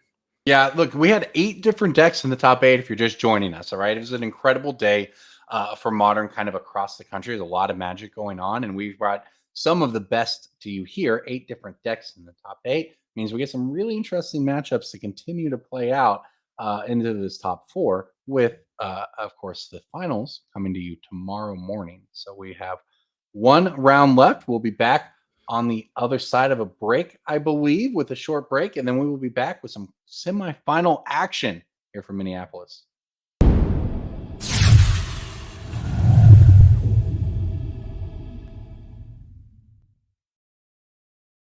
Hello, everybody. That was quick. We are back here with the NRG $10,000 Showdown in Minneapolis, Minnesota. I am Devin, joined by Corbin, and we are here ready to bring you the top 4 of our event.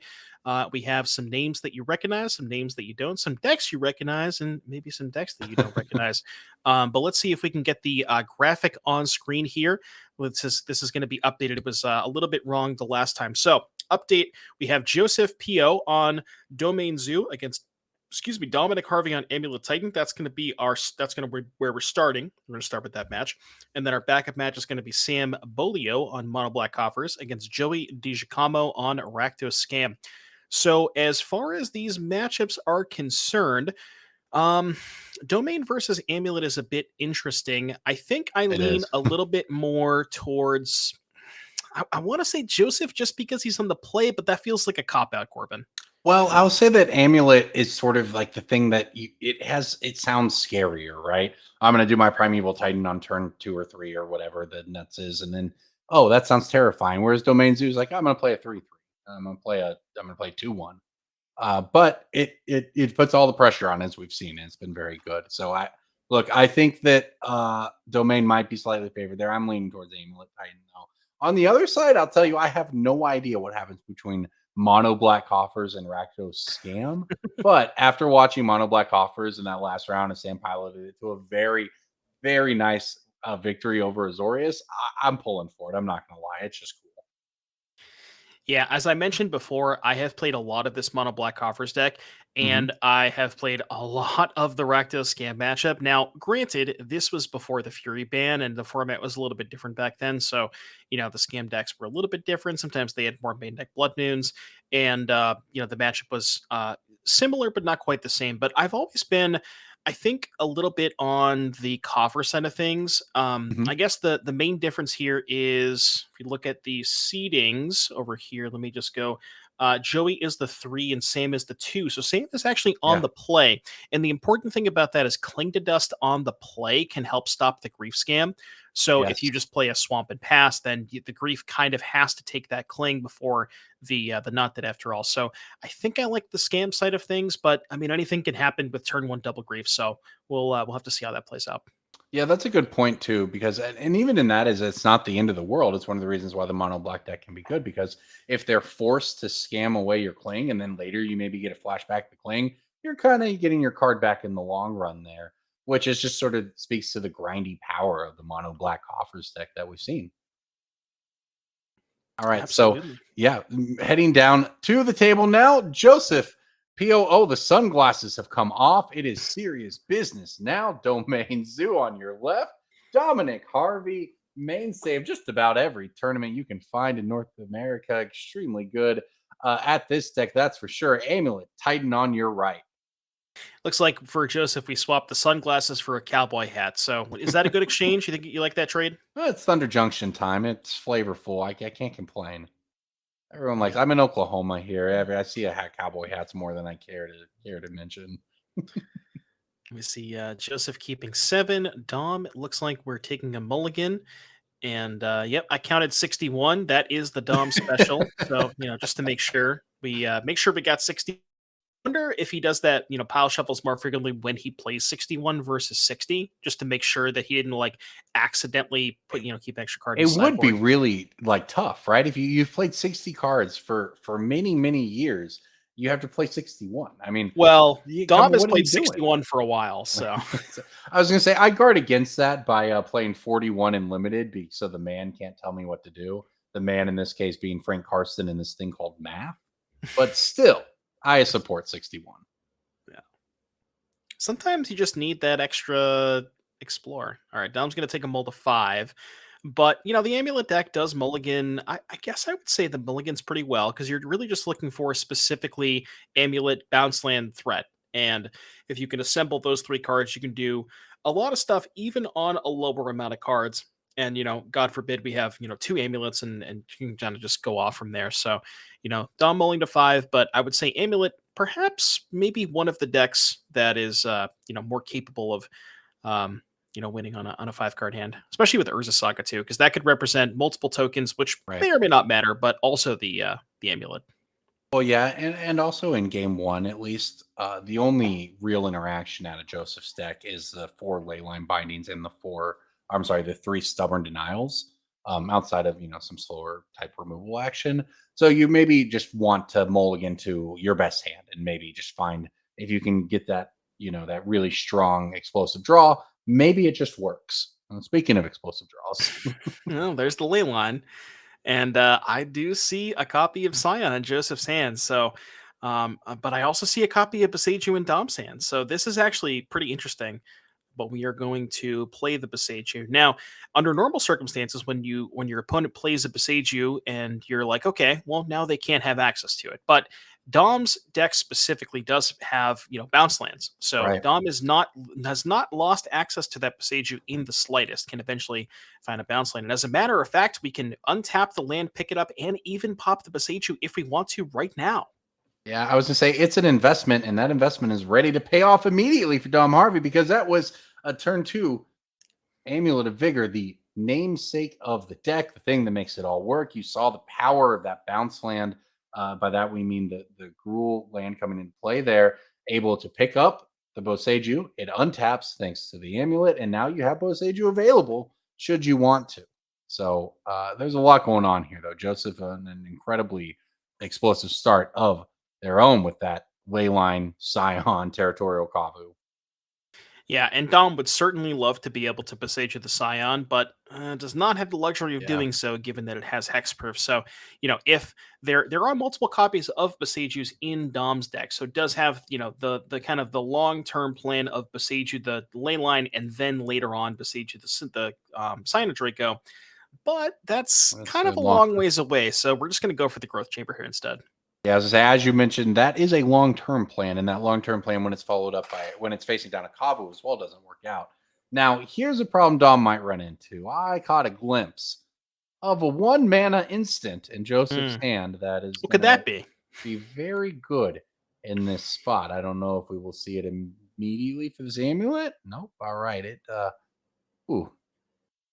Yeah, I don't think you need to counter the amulet here because there's only 1 mana floating, and worst case scenario, Bounceling gets us to 5, and that still can't be a Titan. So That's right. I think Joseph ideally wanted to save it for the One Ring, and there it is. Now There you Stubborn go. Denial taking care of the One Ring. Stubborn Denials. If you remember the Grixis Shadow days, it was always the Stubborn Denial that was just devastating, and it sure played the role here. Just an absolute stunning opening from Joseph Peo here over these first 3 or 4 turns, and Inti following it up, just in full control of the board. With all of that said, Dom, if he is not dead, is going to untap with 2 Amulet of Vigors in play, an Amulet Titan deck in hand, and no answers on the other side.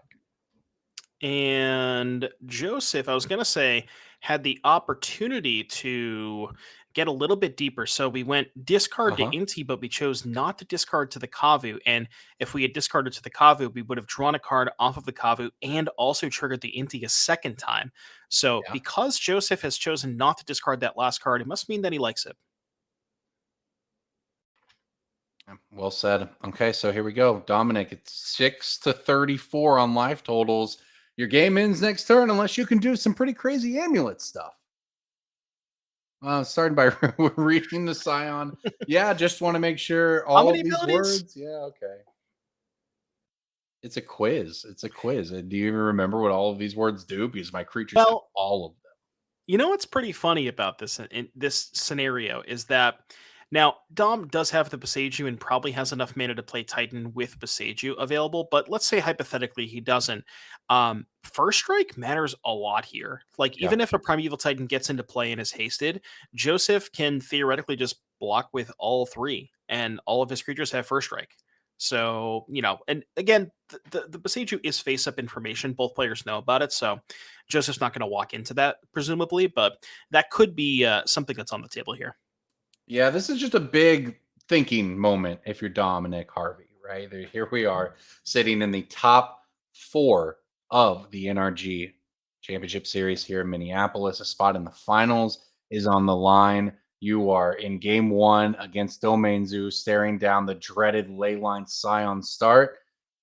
Can you come up with something on this turn? Can you do whatever the heck your Amulet Titan deck does? You see, he pulled out the forest, the island there. That's the mana count. That's what Dominic Harvey will be using to keep track of the mana entering his pool as he plays lands, taps lands, untaps lands, does things with Amulet of Vigor to try to come up with something at the end of all of this that deals with Joseph Peo's 36 life and huge board. Yeah, that's actually a good point too. With Joseph at 36, I'm not going to say there's necessarily like a specific cap on how much damage the Dom can deal in a given turn, but let's kind of assume for the sake of argument that the best case scenario happens for Dom where he gets to go attack with Titan, haste it, dry to the Elysian Grove, get some Valaka triggers. Even if all of that happens and Dom still has the ability to besiege the ley line of the guild pack, because remember, we can't get into combat unless that happens. Right. So even if all of that happens, you still have to deal 36 damage, which the Titans themselves deal 12, but then that's another, 36 minus 12 is 24. That's 8 Valaka triggers. Like, that seems like a lot. It's a lot of work. It is a very long hill that Dom Harvey must climb. And I'll tell you what, though, if he does, it's going to be a Amulet Titan turn for the ages. But it is possible because Primeval Titan has hit play. He's picked up his deck. He's thumbing through it as he's likely to do for the next 5 minutes or so as this turn unfolds. A lot of lands are going to. We're going to be here for a while. Yeah, but it's going to be fun. Like, this is what this deck does in the best way, right? There's 30 lands in this deck. If you just think about it as a function of deck building, we talked about this when Dominic Harvey was playing earlier before the top 8. How cool is it to design a deck where half of the deck is lands? They're almost all one-ofs, and they all do something very specific and very important. It's cool. And then you take it to a big tournament like the NRG Championship Series. You have a modern showdown. You've got huge prizes and invites on the line. You're playing it on camera in the semifinals. Like, it's just fun to watch. Corbin, I don't mean to alarm you, but Dom has pulled the mirror pool to the front. I don't know if we're going to be doing some mirror pool stuff, but Yeah, I'm sure a lot of people on watching this at home maybe have never seen this card before. It's a really sweet card, and Dom does have the colorless mana from the Vestige, but it allows you to sacrifice it for 5 mana to make a token that's a copy of a creature. So, in these weird spots, it kind of gives you like a discounted Titan, Mhm. where normally you'd have to pay 6 mana for a Titan, but this way you can do it and you can pay 5 mana for a Titan. So it kind of, I think what it opens up is it just allows you to do like anytime you can get a mana discount Yeah. anywhere throughout the combo, that helps you in very, very niche certain situations. And we may have found ourselves in one of those. Yeah, and that's why all of these bizarre lands are in the deck. So, okay, the the game continues here. The plan continues. We've got a token that's a copy of Primeval Titan. Dom's going to find the next two lands to keep things going. All right, now we're thinking. So we got to the mirror pool, step one. Now, Dom, what's step two? Yeah, this is rough because the thing is, even if your lands are, you get to all of this later, you need Valakut triggers. You don't even have 5 to 6 lands in play yet to get it started. It is a long way to go. I think that's an Echoing Deeps Oh, God, we're going to to copy copy the the mirror Mirror pool? Pool. Oh, jeez. Oh yeah, Oh, my goodness. this might have been a play I made in Commander recently with Echoing Deeps. So this is some wild stuff to see in Modern, but that's what Amulet Titan does. Echoing Deeps can come into play tapped as a copy of any land in a graveyard, except it's a cave. So it's become a copy of the Mirror Pool. It'll then untap with the Amulet of Vigors. They'll make all the mana. We'll make another Primeval Titan. We will continue to pull lands out of the deck. And there are now 3 Primeval Titans in play for Dominic Harvey. And none of these combos that have happened yet are even sort of like the original. I'm going to go get the Boros Garrison and the haste land for the Slayer Stronghold for Primeval Titan. We're not even there yet. Yeah, Dom is showing me lines that I have never even considered thinking about before. I don't even know what's happening. My brain is about to explode. I think we finally lined up the Hasteland and the Valakut. At least that's what we're thinking about. Now, remember, only 2 of these Titans can get haste because we have, the 2 copies of Amulet. So Right. we're going to give both copies haste, so we can attack with those 2. So I guess the question for Dom is, so okay, here's that situation I was talking about. Yeah. We have, I don't know, I can't tell if there's any mana floating, but it looks like we're going to combat with no. Oh, never mind, because we can just get mana from the attack. So okay, never mind. We can I was make gonna it. We can say, make mana in the attack, yeah, but it's gonna. yeah, We're at that point now. We've established 3 Primeval Titans, and now combat with Boseiju is what you're talking about with the attack, right? To try to yep. deal with this Scion. Yeah, because you can't really attack unless you have to besiege you the ley line at some point because all of Joseph's creatures have first strike. Right. And again, the Beseiju is face up information. Like the Beseiju was picked up on turn 1, so both players do know about it. Yeah, well, this has been a great game, and we thank all of you for joining us here. Remember, you can click that follow button on Twitch if you're enjoying the magic here. We've got more coming your way tomorrow. There'll be the finals of this tournament in Modern, also Legacy. So make sure to click that button here while you are watching with us, but don't go too far because we're on the edge of our seats here watching Dom Harvey try to pull this out on this giant Primeval Titan Amulet turn. So looking at Dom's deck list, and I think this is maybe kind of something that new lists are doing, but looking at the deck list, I do not see a copy of Sunhome, which is kind of the double strike land that these decks used to play. Yeah. Looks like that has mostly been moved out that's how we made room for the mirror pool, perhaps. But yeah, no double strike land in the deck list here, so it does not have the ability to give those Titans double strike. Okay, so here we go. Looks like we got a bounce land. We got an Otawara. If that ends up getting returned to hand, that can bounce something at some point. My goodness. Along with the Boseiju, we're starting to line up some answers here. Oh, okay. So Dom's doing this thing where he's just going to float a bunch of mana, pick up the Beseiju Otawara, and then just go Beseiju Leyline, Beseiju Scion, Otawara Kavu, and just remove every permanent in play from Joseph. Incredible stuff from Dominic Harvey. Just what a What master a line! class in this deck. What an absolute line! This is crazy. Like I said, I've never seen things happen with the mirror pool before. And if you think about it, so remember how we talked about mirror pool gives you a discount on the Titan because it copies for Yes. 5. Yeah. I mean, I guess does it really give you a discount because you're doing 5 and then Plus the the mirror pool tap. itself? So I guess it is kind of the same. It's additional But copies. And yeah, you make mana because of that loop with your right. amulets. Yeah. But Dom had exactly enough mana to cast to activate Mirror Pool twice and attack with these tokens, and it's just like when you see it play out the way that it does, it's I don't know, it's just like it's a piece of art. Yeah, you're right. This was on a mulligan, by the way. Yeah, This Dom is rolled why, the 5 this game. yeah, this deck is so cool. I'd never play it.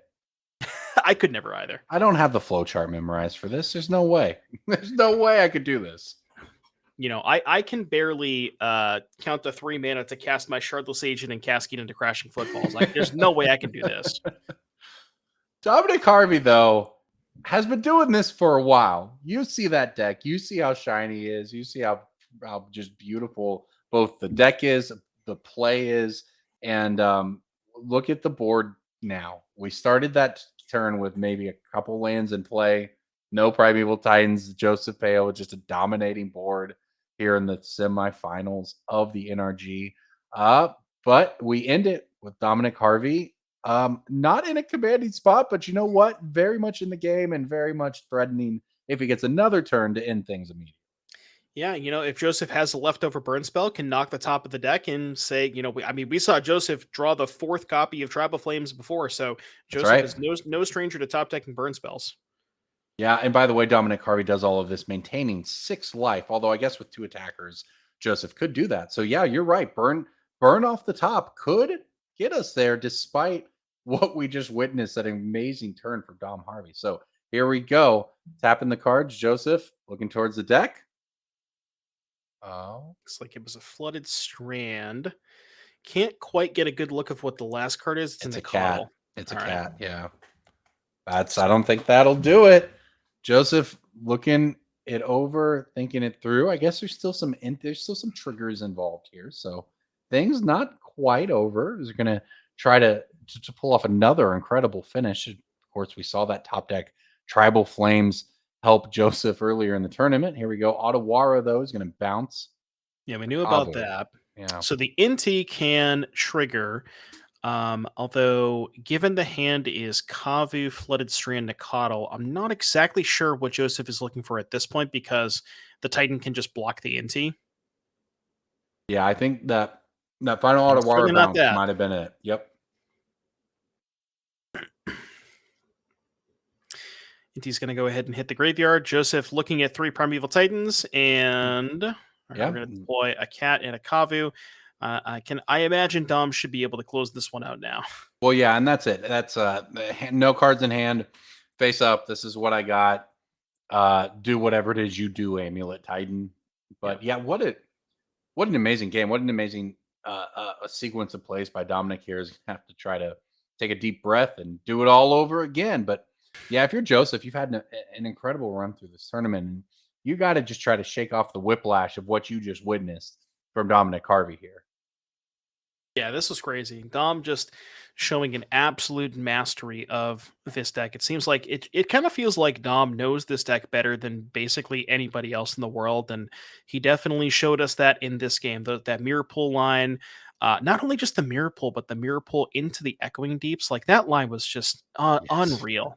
That's great. I love the Echoing Deeps. Come on. What an amazing a set of plays here by Dom. So, okay, so with all of that said, that is where things are at right now. The Valakut and Vesuva come into play. Dominant just putting the finishing touches on this. That said, you have to actually come up with lethal.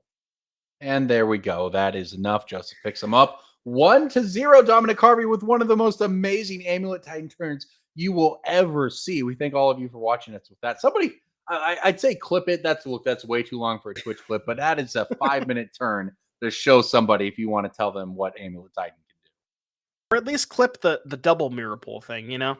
Yeah. But that was as amazing. we move to the post board games, we're going to take a look at Joseph's sideboard first here. Pick your poison. I think we talked about this matchup a little bit before, I think. Mhm. So pick your poison kind of wants to come in for the sagas and the one rings and the dryads and the amulets. So plenty of targets for that one. Surgical, probably a little too narrow. Deflecting palm. I don't know. I mean, I guess you can depalm a Titan, but I'm not. It seems a little bit too narrow. Mhm. The command and the wear tiers can be pretty good at fighting over Dryad and Ursa Saga, as well as Amulet. And then the Alpine Moons could be kind of interesting here. You can name Saga to make sure that, for those of you who don't know how it works, Alpine Moon does kill the Saga, or it means that they can't play it, basically. And Right. then last but not least, Pithing Needle could also potentially name Teleria West. Yeah, definitely gonna be looking for some help. You're scratching your head after that first one and trying to find something. But that's what Amulet Titan does. And conversely, sometimes Amulet Titan just draws the wrong combination of its 30 lands, and your domain zoo deck can just beat them down. So that's Joseph doesn't want to, take too much off of the I can play a 3/3, I can play a 4/3, and then now they're fives and attack you, travel flames you, right? You don't want to dilute too much of that, but you have to have some kind of game against what you just saw. So that's what Joseph Peo from the Domain Zoo side going to be on the play down a game trying to do. Of course, Dominic Harvey has a lot access to a lot of different ways to go in the sideboard, and we saw Roxanne even be relevant earlier. So go ahead and take us through. What do you think Dominic Harvey is looking for here against Domain Zoo? All right, big fan of Thragtusk. That guy, just God, I honestly, I just want to see Thragtusk hit the battlefield. Maybe I'm selfish, but Thragtusk, a good card against the 5/5s and whatnot of the world. So I think that one might come in, helps you buffer life against the burn spells too. Colossal Sky Turtle is kind of a weird bounce spell. Maybe the dismembers seem like slam dunks. You want to be able to kill the cheap creatures. And I don't know about the lands. Maybe the Radiant Fountain could come in if you're worried about getting burned down by bolts and travel flames and whatnot. Dom is on the draw, so I assume the Gemstone Cavern is going to come in. So my guess would be the Radiant Fountain, the Caverns, the Dismembers, and the Thragtusk. But you could maybe sell me on on the um, the Sky Turtle as well. Yeah, I definitely like the idea of the incidental life gain. That we saw it come up earlier even with the spelunking gaining life, but just the incidental life gain against a deck that can, have tribal flames is pretty important, I think. So yeah, we've got players into the sideboards right now. This is one of our two matches going on, of course, here in the top four of the NRG Championship Series. The winner of this match will meet the winner of the other match, which I believe is Sam Bolio versus Joey, I believe, is the other Yeah, Joey player in that. DiGiacomo. That's right, Dio Giacomo and our other Earth. That's right. So one of those two players will take on the winner of this one to become the champion of the NRG series. That match will be coming to you tomorrow morning before the Legacy kicks off, and you can watch all of it here. But until then, we are going to try to wrap up this Dominic Harvey Amulet Titan match against this Joseph's Zoo deck. It has been a lot of fun so far. That game one was incredible. Hard to top that one. Yeah, I like to think that we're gonna have a game better than the Mirror Pool into Echoing Deeps for Mirror Pool, but it's peak. I don't think we're getting any better than that. So, Yeah. Well, Mirror Pool your heart out. But as we talked about, we're gonna be crowning a winner of this match, and that player advances to the finals. So maybe we can go ahead and take a look at what these players are playing for, because not just a bunch of cash prizes, but also some points, excuse me, for the end of year leaderboard. You can kind of see the breakdown here. First is 2,400 and 30 points, along with the DreamHack invite, and then the token. Second is going to be 1,225 points, also the DreamHack invite, and then 800 third, fourth, 405 through 8, and then all the way down to 32nd place. And, as we talked about, the winner of today's event is also going to get their own token on their likeness on a token. That's a prize that every single NRG Showdown winner will get. So if you've ever wanted to have your own token, definitely head out to one of the NRG events and try to get your own today. Yeah, and if you haven't thought about whether you want yourself on a token, you do. You definitely do. Simple. Yeah, Oh, yeah. you do. Yeah. You'll enjoy it. It's great. Look at these. So that is if that's not reason enough, by the way. Yeah, no, there's lots on the line here. In addition to the prize money, the players can earn invites to other tournaments. They can get points for the end of the year. There's a lot going on at an NRG weekend for pretty much whatever format you want to play. If you want to play in these big modern open tournaments, legacy, binary, you can do that. If you just want to come jam some drafts, you can do that as well. We've got it all, including the really high level play that you're seeing in this modern top 8. What if I want to practice Amulet matchups where I just have Mirror Pool Echoing Deeps?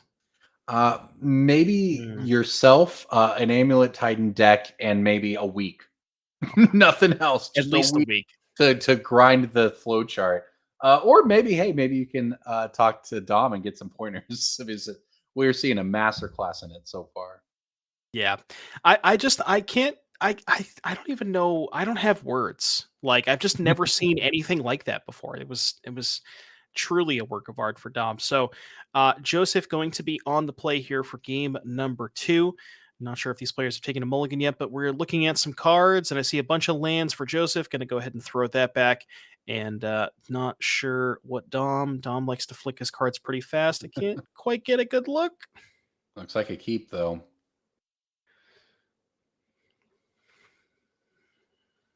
Yeah, I had a feeling we might be in for it in that last game when Dom just kind of got all the cards, laid them out, looked at the board, and then didn't pick them up, which means whatever was about to follow was a considered type action, right? We weren't just feeling our way through the dark when that started. Oh, I'll just do this. I'll pick up my deck. I'll figure out what I can do.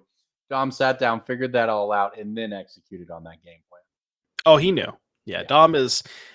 It seems like he just knows how to do the math a lot better than a lot of people with this deck because, like you said, he's just been playing it for so long. It's just mastered basically every in and out and knows every single line. And it's just truly, it's something to watch. It's really, really awesome. And it's great that Modern and to an extent Pioneer reward you for that, right? Reward you for knowing your deck and not just necessarily playing whatever the hottest new card is or the latest mid-range soup pile that's dominating standard. You learn your deck, you learn its matchups inside and out. You can do pretty well. And that's what we see in Modern time and time again, 8 different archetypes in this top 8. All right, looks like we are getting going here, and Dominic Harvey is getting it started on turn 0. Did Joseph bottom a card? Okay, I was confused. Yeah, because it looks like Joseph mulliganed, kept the hand, but then didn't bottom a card. So we're going to go ahead and do that now. There we go. Joseph bottom a card and does have the Gemstone Caverns. It is just that easy. You only need to play one. So much of Modern happening on turn 0 these days. How about that? But huge start for Dom. And of course, if you can follow it up, sometimes, you have this and then you've thrown away an extra card and you have to have something to do with it. But I think he's okay for that. Whenever Amulet Titan keeps 7 cards, I'm deathly afraid, especially if they have the turn 1 Caverns. Yeah, it feels like Affinity, right? Yeah. Back in that sense, it's like they keep 7, and you're like, I'm just gonna get cranial plating for sure. That's kind of how it feels when Amulet Titan keeps a good 7. You just know something bad's about to happen to you. Dom consulting the sideboard here as we resolve this hedge maze surveil. See if we can find. And we like it. And not deploying an amulet here, so maybe not the stone cold nuts, but good enough to keep on 7 here for Dom. Just just having the gemstone caverns in the opening hand is just such high upside. It is, absolutely. And I think I saw at least one bounce land over there. There's a colony garden as well. So just kind of some stuff to buy you time. Like time is so valuable. The colony garden buys you time by blocking. The gemstone cavern buys you time by just stealing the play away from your opponent. And you just got to find a payoff basically at that point and try to get it through. So we'll see. If you're on Joseph's side, though, you have you've got your 3/3 on turn 1. You're starting to attack. You're on the track. You can't really do anything but just play your way through and hope that things work out. So territorial Kavu on turn 2. Yeah, I mean, you can't ask for much more than this if you're Joseph. Mid turn 1, 3/3, turn 2, 5/5. Well, 5/5 next turn, presumably. and a Tribal Flames in hand too. So I'm going to do some quick math. The 3 puts Dom to 17. Attack for 8 puts Dom to 9. And the Tribal Flames puts Dom to 4. So potentially Joseph setting up a 2-turn clock here with that Tribal Flames. And Dom knows that too, right? You know that I'm in 20 life. I feel okay, but these things turn in the blink of an eye. And this is it's a good thing you had the Gemstone Caverns because that you're going to need it, but you don't have an Amulet of Vigor. We don't know exactly what's in the hand, but the fact that Dom is tanking here on all of turn 2 is generally not really a great spot if you're Amulet Titan. It means your game plan is not as straightforward and proactive as you want it to be. Well, maybe. It could mean that Dom's hand sucks. Or Or it could it be could the mean opposite. that Dom's hand has the most convoluted line to lethal on turn 2. So Well, fair enough. You're right, because it begins with the Summoner's Pact for Azusa. I guess you're right. It's one or the other, huh? Yeah. Yeah. Usually when your amulet opponent, well, see, here's the thing. When they keep 7 cards and then tank on turn 2, I'm scared to death, right? But if they're like mulliganing to 5 or 4 and taking on turn 2, then it's like, okay, I feel fine. You know? All right. Well, Azusa hits the battlefield. No amulet, so any bounce land wouldn't be as devastating. It's the Colony Garden to make a 1/1 that'll provide a chump blocker, and that's the mana ramp is going here for Dom. Another land comes in, picks up the Colony Garden, another blocker in the future. So this is that's 2 turns just bought from land drops against the Wild Mikado right there. Yeah, that's massive. Now, Joseph could find something like a Scion of Draco, which would give both of these creatures trample, but it looks like we don't have that because we probably go to cast that pre-combat. Discarding in a Shoba Brawler. That one does have trample, but unfortunately does not have haste. So can't cast that one. Or can't attack with it this turn, rather. Yeah. Oh, and it looks like Joseph maybe picked up the Scion off of the draw step off the Kavu. Or maybe it was a second Kavu. Okay, yeah. It was either a second Kavu or a Scion. I couldn't quite tell what it was. All right. Well, Joseph's still building up his board. Now, remember, Dom actually has to pay here for the Summoner's Pact. Yep. So we'll see what follows from here. But Dom is in danger. Life total is in a little bit of danger next turn. Colony Garden will give you a chump block, but this is going to be tough, I think, still from this spot. So we have Vasuva copying the Gruul Turf to make another Colony Garden. Wow, 3 plant tokens. Well, let's see if my read was right. I thought I might have seen a Scion of Draco in Joseph's hand, and if there is a Scion, that's massive. Yeah, I think he needed to find the land for it, and now it's there. Yep, Scion gives everything trample, which means you can only soak up. Even if you block with the Azusa, you can soak up 4 of 13, which is math quicks checks out. That's it's 9 damage, putting Dominic to 5. And you know what deals 5 damage, Corbin? Yeah, I sure do. It's the card that Joseph rode to the top 8, Tribal Flames, and we'll see what he's able to do on this turn. If he's able to finish this off, or Scion is Harvey there, will get a chance to untap.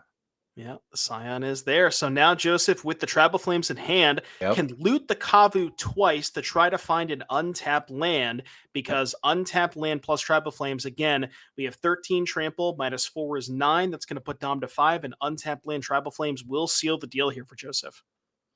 And if you're Dom, there's probably no way you actually block with the Zeus here, right? If it's not actual lethal, you just try to say, I need to try to untap with this and pull off another Amulet Titan turn like I did last game. But I don't know. This is big.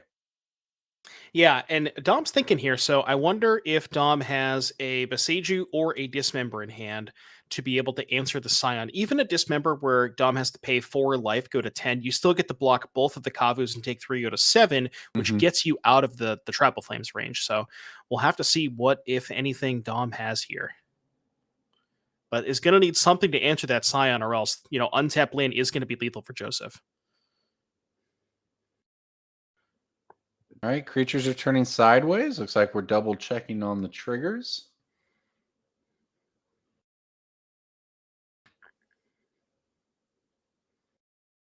This is a big moment, tense moment here.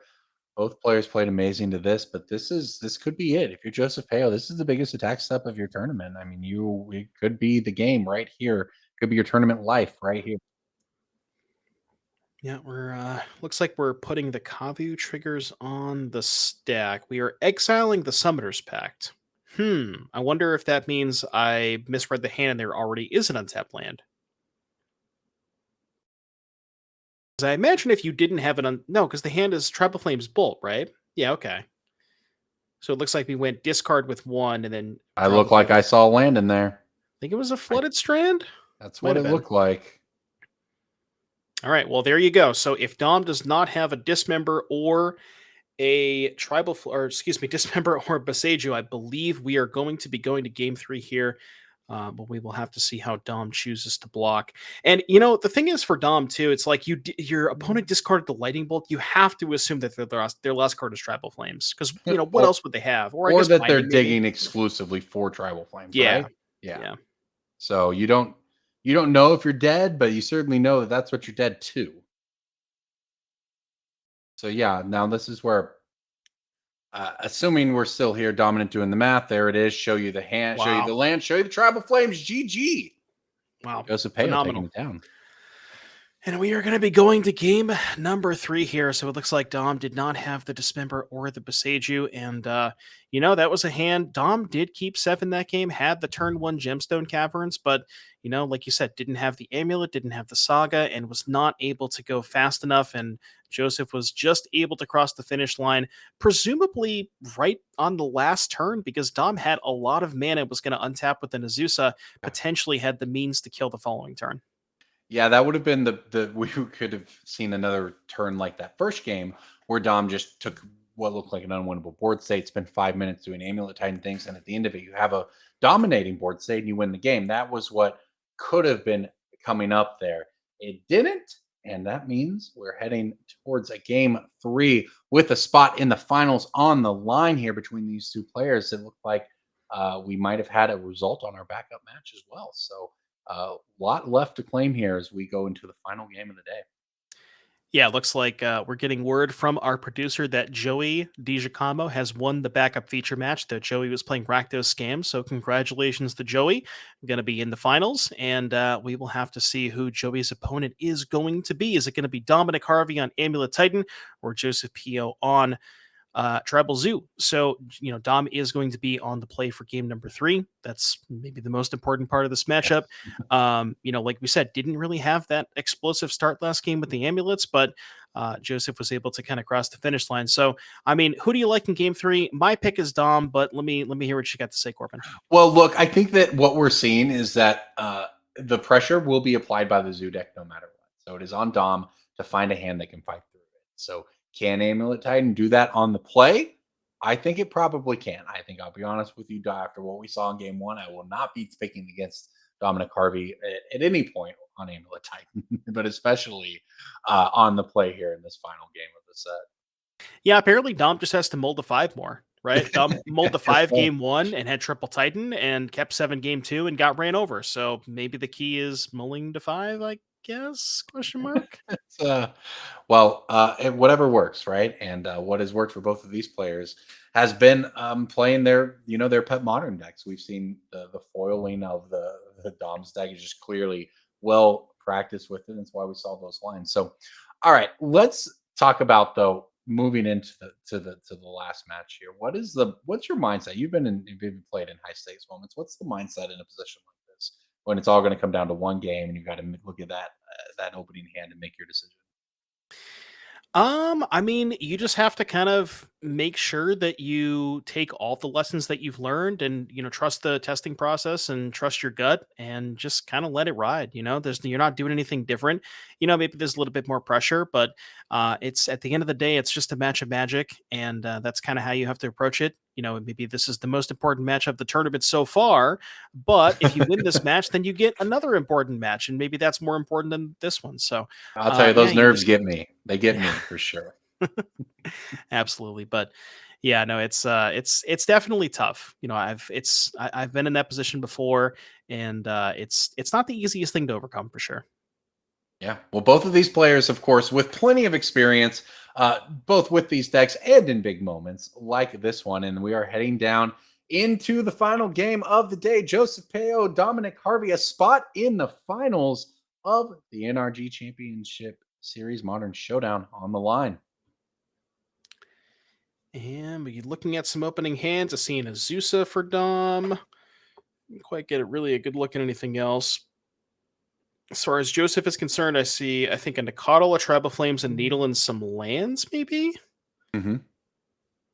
Perhaps. Yeah, I spotted Lisa Boseju over there for Dom. It looks like we're keeping. Okay, so here we go. Both players on the game. We start with Hammer Battlements, and there it is. Turn 1 Amulet of Vigor for Dominic Harvey. That's what he's looking for. And Joseph picked up a Stubborn Denial. So not, it really depends on what route Dom goes here. Like, for example, if Dom just goes, say, like Amulet this turn, Bounce Land, Azusa, do stuff, and then Joseph holds up Stub and Dom just has Titan, like your Stub's not good enough. It's only good against a specific number of things, and that's the second Amulet. Well, you better hope there's no Titans involved, because the Amulets are going to make any Bounce Land worth a bunch of mana. They're going to make any Titan. Basically, good game at this point already. So Peo is up against it. I see Stubborn Denial. I see Tribal Flames. I see Pithing Needle. I see a creature in play. It's got tools to work with, but will they be able to stop the double Amulet start and all the mana that represents from Dom? Yeah, I mean, you have a Pithing Needle in hand. I guess you can Pithing Needle the Haste Land if maybe that's where you want to go. Maybe you Pithing Needle Teleria West if you expect that Dom just has, that instead of Pact or Titan, but neither of those options seem particularly great. It looks like we're just going to go ahead. We are going to cast that Needle. Could also name the One Ring, which is not unreasonable. That's actually probably the right name. I didn't catch what the choice was there, but it's big. You're only going to get, if you're Joseph, 4 or 5 mana to spend this game. That's basically relevant, and what you do with this Pithy Needle mana really matters. So we'll catch what they named with the Pithy Needle. The One Ring, you named it, Devin. You have been calling it all day long, naming the One Ring, so it shuts off at least the activated ability from that. All right, so here's the thing, Corbin. We have an Azusa, and I see a Primeval Titan in hand. But you know what? The one thing Dom is missing is that Bounce Land, it looks like. So thing that the deck has a bunch of. Now, however, I will mention there is a Crumbling Vestige. Yes. So if you think there's 3 mana in play, the Crumbling Vestige, when it enters the battlefield, makes a mana, but it enters the battlefield tapped, which means it actually can untap twice with Amulet. So if you do some quick math, so you got 3 in play, the ETB trigger makes the 4th, and then the tap untap twice makes 6. And so importantly, I believe it adds any mana, mana of any color, so you can get your second green. Yep, exactly. So even if Dom does not find a Bounce Land, the Crumbling Vestige will allow him to cast an Amulet, even if there is a bolt on Azusa, right? Because the bolting Azusa is good for Joseph, but doesn't necessarily stop the double Amulet. So Joseph is going to need a way to answer one of those amulets. Yeah. Crumbling Vestige is one of those lands we talked about. It's just they print it. It's a piece of limited fixing. Oh, that's cool. And then, it just turns out it's busted in Amulet in a certain situation. And oh, by the way, here's that situation. So if you're a Joseph Peo fan, good news is we have Territorial Kavu with Stubborn Denial up. Unfortunately, Dom has Primeval Titan and not Summoner's Pact. So Summoner's Pact, Stubborn Denial, looks like cannot quite handle that Primeval Titan. Okay, well, you named it. Here we go. Crumbling Vestige, add a green, make 2 more mana. 1, 2, 3, 4, 5, 6. Cast Primeval Titan. Big sigh if you're Joseph. So I'm trying to think about this. So if you get, you go Teleria West Bounce Land. Teleria West makes 2. The Bounce Land makes 4. That's 6 mana. I guess you can't haste from that point. So you can go Red Source. Yeah, you'd have to get Red Source Vesuva because Dom drew the Battlements. The Battlements is currently in play.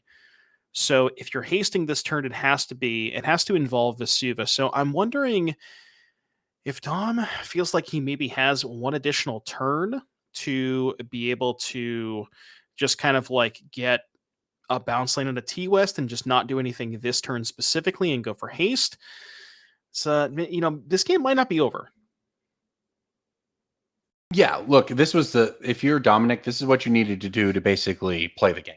And now you've done that. And if you're Joseph, this is probably where you hope to find some burn and hope that your stubborn denial that you're sitting on in hand here finds a way to become relevant. And that is the question. So it looks like Dom pulled a couple lands to the front there. I see a Vesuva, and it looks like a red-green bounce land. We'll see where things go from here. Of course, I'm not entirely sure where those last two cards in hand are either. Yes, we are going to go for Vesuva, presumably copying that hand rebellements. And then the Gruul Turf is going to give us the red-green to be able to haste the Titan. Yeah, checks out. This should be one trigger to pick one up, right? Yeah, and then I'm going to use the Vesuva, presumably to give the Titan haste. Assuming that is what it's copying, but... Yeah, that's what would make sense since we're seeing all this mana get added in this way. But well, I guess we'll see where Dom wants to go from here. And just working our way through that. Picks up the Vesuva. So I wonder if we activated it and then picked it up. Okay. Because we have additional land drop from the Azusa, sure.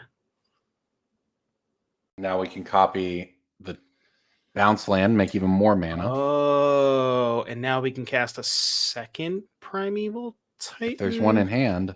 Yeah, okay. Looks like I can't tell what that green card is. It's some kind of green card. All right. Well, the Vesuva this time. Okay, here we go. Looks like now we're getting around to giving our Titan haste. Okay. Titan has haste. Still mana floating for. Is that an? Are we gonna haste the Generous Ent? Come on, let's do it. Right? I swear. yeah. Okay, we've got a Generous Ent Let's do hitting it. play and a Dom, food token. Dom, don't forget about the food token. Yeah, come on. Keep the game state right, please. Yeah, there we go. Get that food token. Wow. Okay, so people were asking. The needle is on the one ring. So if that were to come out, it would be needled. Dominic Harvey, however, is doing Titan stuff. Now the Titan is attacking. The Generous Ent is attacking because, at least I believe that's what's happening. Because why not? We're back into the deck here to pick up a couple more lands with Primeval Titan. Yeah, I'm still just trying to think of how Dom deals the full 15 this turn. Because we have... I was saying Valakut plus, but there's no... Unless we have a Dryad in hand, because the Dryad would give us an extra land drop. We can get double Valakut off this. Post-combat, play Dryad, play another land. I don't know. Because this is only 11 damage in play, and Joseph is at 15. I guess you can chump block the Generous and take 6, go to 9, and then Dryad double Valakut is only 6 more damage. So yeah, the problem for Joseph is that 14 is still going to be a very large number to come back from. So even if Dominic doesn't actually wrap it up this turn, he could end up with some number of blockers with the Colony Garden, which is what it looks like he may be pulling out over there. And it just shields up. You're not going to beat me once I untap, and you're not going to kill me this turn. Right. Yeah, so not lethal this turn, but, pretty darn close. Can also, we can even pick up the Boseiju and the Otawara. Yeah. As I would say, the one ring at this point would even be good because you can pick up the Boseiju, you can Otawara to get rid of Pithy Needle. There's just, you spend the most mana, you tend to win the game, and Amulet Titan spends mana. Amulet Titan is very good at spending mana. And Dominic Harvey is very good at Amulet Titan. It's been fun to watch all 3 games of this, that's for sure. Joseph Peo, being a great sport, is just forced to watch. Just at the mercy of, I'll play my creatures, pass the turn, see what happens. Yeah. Yeah, it looks like we're fixing the game state. It looks like Dom maybe picked up an extra land, just going through the motions a little bit too fast. We got a bounce land at a Colony Garden. The Colony Garden does not bounce the Boseiju and the Otawara, so only get to pick up one of those lands. Not that it matters too much. But yeah, just like you said, seems like a pretty just insurmountable board position here. Dom at 17 life. Joseph not really, in that last game was able to have enough stuff in play to top deck the Scions, maybe have enough trample, but now we only have 8 damage of trample, which even without a blocker gets Dom to 9. It's just, like you said, not really going to be close enough for Joseph to cross that finish line. Well, and that's the thing too, is when you play against Amulet Titan, is you spend so much time thinking, are they going to get me this turn without, if they don't, then they're probably just going to end up gaining a bunch of life with their lands and putting up blockers, and whether or not you get another turn is not necessarily indicative of whether or not you're going to be any closer to winning the game. And you see Dominic Harvey has just completely taken over this one with the power of the double amulet. Yeah. See Joseph attacking in here with the Kavu and the Wild Nacatl. Dom likely going to throw that plant under the bus, as we do. Taking 3, going to 14. I will say, at least we got to see Handwear battlements targeting Generosent. All right. I have to agree with you. I've not seen that one before. Now, the real question is, if Joseph does not concede and lets Dom attack, does Dom go get a mirror pool and mirror pool copy the Generosent? That's what I want to see. Well, hey, we were talking about the burn and all of the going to the face. You know what's good against that? Food tokens. Oh, so Joseph does Tribal Flames himself. I like that. Yeah, love that. Well, what an amazing run by Joseph Peo, but he extends the congratulations to Dominic Harvey, who takes it down here in the semifinals of the NRG series, with Amulet Titan setting himself up for a spot in the finals tomorrow. Yeah, that was quite the show. Dom put on one heck of a show for us, in both of those games. Just that I will never ever forget that for the rest of my life. That mirror pool, Echoing Deeps, copy mirror pool. That was just the most ridiculous line I've ever seen. Yeah. And Dom's brain is too large for his own good. So Dom is going to be playing against Joey DiGiacomo on Rakdos Scam in our finals tomorrow. Quick hits on the matchup, I guess, before we go. Who do you like in that matchup? I think I favor the Scam side of things. I'm not picking against Dom. Yeah, true. But are you correct? Absolutely. All right. Well, I think that might do it. That might wrap it up for today, because we are going to be, again, doing the finals tomorrow. So once again, I had an absolute blast. Thank you again to Corbin for being my partner today. It was a blast. Any last words before we let us all go, Corbin? No, that'll do it for me as well. Hey, thank you to you as well, and thank you to everyone at home for sticking with us. Remember, we'll be back tomorrow. You can click the follow button here on Twitch. You can catch all of the action. We appreciate your support. We appreciate you sticking with us. Look, it is fun to hang out and watch high-level Modern on a Saturday evening. So thank you, all of you, for sticking with us. We'll see you tomorrow.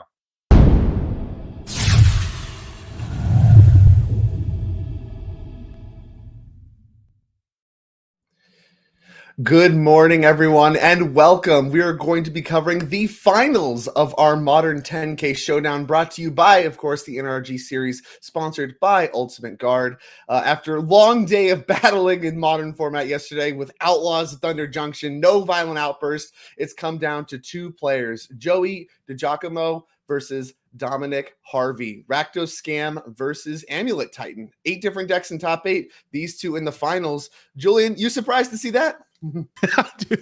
Hey Drake, when I got up in the morning and I looked up at which pairing we're going to be commentating in the finals, I was like, why do we even play this tournament, right? Dom makes it all the way to the finals once again, of course, with signature deck Amulet Titan going up against Joey Giacomo on Rakdos Scam. Dude, we could have just jumped straight into this, I would guess. Yeah, we could have gotten straight to this conclusion. A lot of new sweet tech, a lot of new sweet stuff, and some old favorites find themselves in the finals in the hands of 2 very talented players. I mean, Joey DiGiacomo, number 32 on our leaderboard, Dominic Harvey, number 36 on our leaderboard. So these are 2 players currently on the outside looking in for all of the NRG Championship Series stuff and all of the leaderboard contention. But this weekend is a huge weekend for both of them, and there's 2 more events that you'll be hearing about over the course of the day left in Season 1. So, a potential bid for end-of-year season point leaders for both of these players, given their impressive result here, but there's still more to play for them here, because one of them is going straight to the NRG Championship, because this is a Showdown event. So one of them will qualify directly to the end of year tournament. The other one will have some more work to do. And we will find out exactly who that will be as we get on screen here what these players are playing for. First place, $2,400, 30 NRG series points. And of course, both of these players already have their regional championship invites, but they still have a NRG championship invite to play for as well. So a little bit of fall off on money and points there, 1,225. And then of course, some awesome Ultimate Guard swag. And then all Showdown winners also receive a custom token from Inkling Customs. And those are high quality tokens that will be given out at the events. So a lot to play for with these Showdown events. There's a lot on the line for these players. They've already won a lot. They've already gotten a lot. And there's still even more to play for here on these Showdown events. So this is a high stakes match, and perhaps one of the highest stakes matches that you're going to see all weekend here, starting the day off in our finals. Let's get down to the players. I think they're shuffled up. You see that awesome trophy right there in the middle. These players do know what they're playing for. Both of them, again, familiar with our championship series and on our leaderboard as they get shuffled up and ready to play. Julian, what are you liking this matchup? Dude, this is so hard to tell, right? This is very, very classic. Like, you got one deck on the other on one side, Rakdos Scam trying to play a tempo game, maybe to hang in there for the mid-range, and then on the other side, Amulet Titan on Dominic Harvey's hand. It's the classic thing where Joe is going to try to disrupt Dominic a little bit early on and try to push across the finish line before Dom's big mana and like all the end game kicks in. So just matchup wise, I usually side with the well, I guess we can call it a tempo deck in that sense. But like, if you had somebody sitting across here playing Amulet Titan, who would it be other than Dom Harvey? So yeah, an expert in his craft, certainly among the best of the Amulet players that you even really could be playing against in the finals of an event. No, I definitely agree with that. And like you said, I do like the assessment there that there's going to be this tempo approach as we're very quickly fetching for what looks to be a Blood Crypt on turn 1 and a Ragavan Nimble Pilferer. Yeah, like taking a tempo approach, this Ragavan is going to contribute to that quite a bit. It's going to be important because the Primeval Titan pretty well renowned for going over the top of any kind of mid-range or control style plan you're going to try to execute. And so I think Joey DiGiacomo going to be trying to get this game over as quickly as possible and has to be happy to see no turn 1 Bordeaux Grazer. But Saga and the Amulet could represent a quick kill. Yeah, and John not afraid of getting the Amulet destroyed by like Angel's Rampage or something. He's just there, he's sitting here, and he's probably saying, you know what, if you got removed from my Amulet, so be it. Otherwise, I'm gonna explode onto the board on turn 2, maybe 3. And Joey doing what he's supposed to do, right? 1-drop into 2-drop, aggressive Thoughtseize here. And what do we see here? Bunch of lands. Nobody's surprised there. We see the Simic growth to give us a lot of mana. Do we have enough to get the ring down next turn? I don't think quite yet, right? A Boreal Grazer could maybe do something. Yeah, if we have a land plus the treasure from Ragavan next turn, we might be able to get the One Ring. But the One Ring you actually can get off of Dothy Voidwalker with this Thoughtseize. So this is that like kind of signature Dothy Voidwalker plus Thoughtseize combo. Honestly, looking for a Primeval Titan. If we can upgrade a Dothy Voidwalker into a Primeval Titan with this Thoughtseize, then that would actually be ideal. Just getting a One Ring on it, not actually that good. I think the three damage of pressure on average is going to be worth more than trying to get the One Ring down and going that direction. But we'll see exactly what Joey does want to do. He has a very aggressive start, and honestly one of the ideal starts you could have playing against Amulet, I'd say, having this Ragavan that is connecting and also the burst of mana to allow you to play Dothy and Thoughtseize on turn 2. You needed 3 mana to make that happen, and now Dom kind of under the gun, having been on the draw already, going to deploy a Boreal Grazer after playing Simic Growth Chamber and bouncing it, then a Zuza afterwards with the land from a Boreal Grazer. 2 more land drops this turn. We're starting out with complete brokenness, right? Flavor Fail on the one side, we got 2 the One Ring on the very first, on the second turn here, removed from Dom's deck. Like, Dom proved the fraud. Like, this is not the One Ring. I got a couple of those, and I mean, even just with the Urza Saga on board here, this is already pretty respectable, right? We're gonna get a lot of constructs out there, which already is making it quite tricky for Joey to try and get them. Maybe the One Ring will have to be deployed at some point. And of course, hoping that Dom doesn't add anything else to the board. Like, Drake, what are we gonna get of the ultimate of the Saga? Is this just gonna be another another amulet, or is there something that gives us a little bit more business that we can find? Yeah, I believe your only options in the main deck of Dom's deck is Expedition Map and Amulet of Vigor. Now, Expedition Map, of course, can find you Teleria West. So with the blue mana, assuming you get to keep Azusa around, of course, a little squishy against Scam, but if you get to keep Azusa around, you can do some transmuting Teleria West with your multiple land drops with the Simic Growth Chamber, and that will actually get you a Primeval Titan, which is the card that Dom is looking to draw here. This is a very classic Primeval Titan setup, right? Where you have all the mana, and you're just waiting for the Primeval Titan to come off the top. And Dom can do it the hard way with Expedition Map, but again, if he does something like Expedition Map, go grab like Teleria West or whatever, and in response to the first Simic Growth Chamber trigger, gets Azusa blown up, that could be potentially problematic for Dom to actually be able to transmute that. So we'll see exactly what direction he decides to go from there. And it looks like it's actually going to be not dead after all on Dauthi Voidwalker, doing a little bit of tricky stuff here. Not the Scam you're used to seeing, but will actually allow him to sacrifice it to cast the One Ring, which will bring Dauthi Voidwalker back into play with the roll on it, of course. I don't even This is some serious legacy power level at this point. Like we don't really do that in Legacy, but if I was up against this start in Legacy, I'd be scared. Like tons of damage coming my way, won't be able to block this. I get I get a 1/3 and like a Sousa there, but Dom needs to make something happen. Like this is the tempo game plan we talked about, right? Joe is sitting there on something like, well, I guess at least 4 damage a turn, but also drawing extra cards every single turn.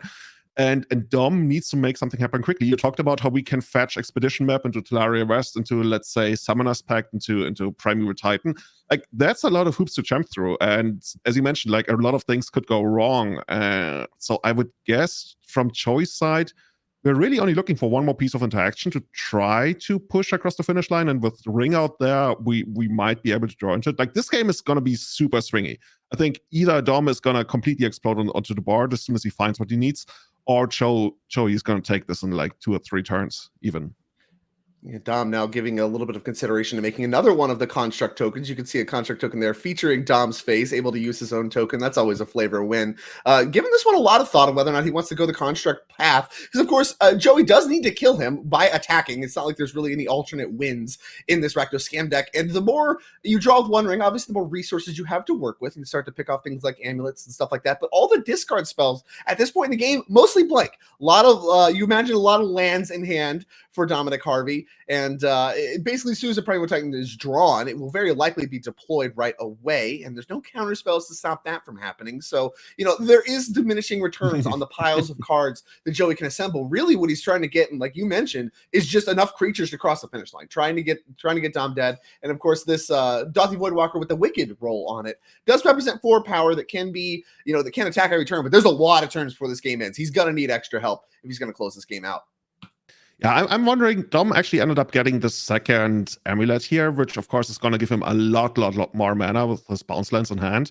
Of course, unless he's already got something in hand, right? There's 1 hidden card. I would almost guess that would be a business card if we don't grab Expedition Map here, but it's really hard to tell, especially should he end up passing the turn. Joe is gonna like put the ring on his finger so hard to try to find this card spell there. But just from Dom the looks like he has more to do. We'll see Dom. exactly what that unknown card is going to be. A lot of good draws here. Obviously, One Ring, I think a good draw. Teleria West itself, if you just naturally drew it, works. Summoner's Pact works. There's so many cards that actually just work, and that's part of the power of the Amulet Titan deck. There is so much redundancy baked into the deck. For as many one-ofs and what have you as it has, there's a lot of redundancy in specifically lands and Primeval Titan. So we'll see what that blank card is, but it looks like you said, based on this amulet grab, he has some alternative plan to get the Primeval Titan play and get the namesake Titan for the Amulet Titan into play alongside his motley crew of constructs, Grazer and Azusa. But that almost looks like a naturally drawn Primeval Titan. Oh, yeah, it sure is. And you see Joey kind of sink his head in his hands. Had one of the best starts, I'd say, outside of course, the iconic Grief Scam that you can have for the Scam deck, what it is named for. Really one of the best starts you can have against Amulet in the main deck games. And Dom, off the top, in classic Primeval Titan deck fashion, has top decked the Titan and has Summoner's Pact. And there is Primeval Titan off Castle Garenbrig. And here comes a bunch of lands. Now, one thing I do know is that Primeval Titan plus 2 amulets gets really ugly really fast.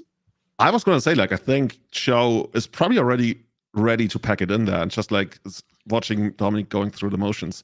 even if he was to pass the turn, I'm not even sure if Joey could even draw something to get him out of this. And for all I know, the game might even just end here. This is you talked about so mirror Raven pull the Brick. I card think fetch. we're using I think we're using Hanwire Battlements these days. I'm not quite sure, but I think correct. that's Hanwire Battlements was Valka is the way you give Titan haste, and there's a potential for a blowout if Joey does have the one copy of Terminate in his hand and goes to respond to the Primeval Titan haste ability from Hanwire Battlements with Terminate. That could be potentially very disruptive to what Dom has going on. Chooses to fetch for Tulare West plus Mirror Pool, I believe.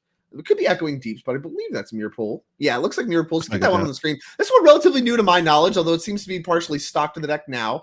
Allows you to use colorless mana to tap it, sacrifice it, and copy an instant or sorcery, or even more colorless mana. That's 4 and 8 colorless mana. Tap, sacrifice it to create a token that is a copy of target creature you control. So you can actually copy your Primeval Titan, get one for maybe a little bit cheaper from lands alone, a little bit cheaper than the Tulare West path. It looks like that is the direction we're going. So we have actually sacrificed Mirror Pool using the colorless mana. You can see the mana floating up the top of the screen there for Dom.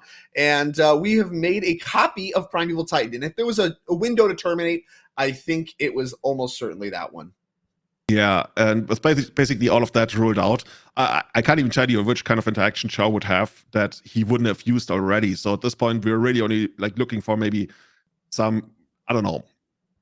I can't even tell you which kind of like mishap could happen to Dominic. Like he's done this hundreds, if not thousands of times. But I mean, it's still worth it just to try to sit there because, you know, every once 1,000 games, maybe the opponent messes up some sequence and they sit there and have to pass the turn.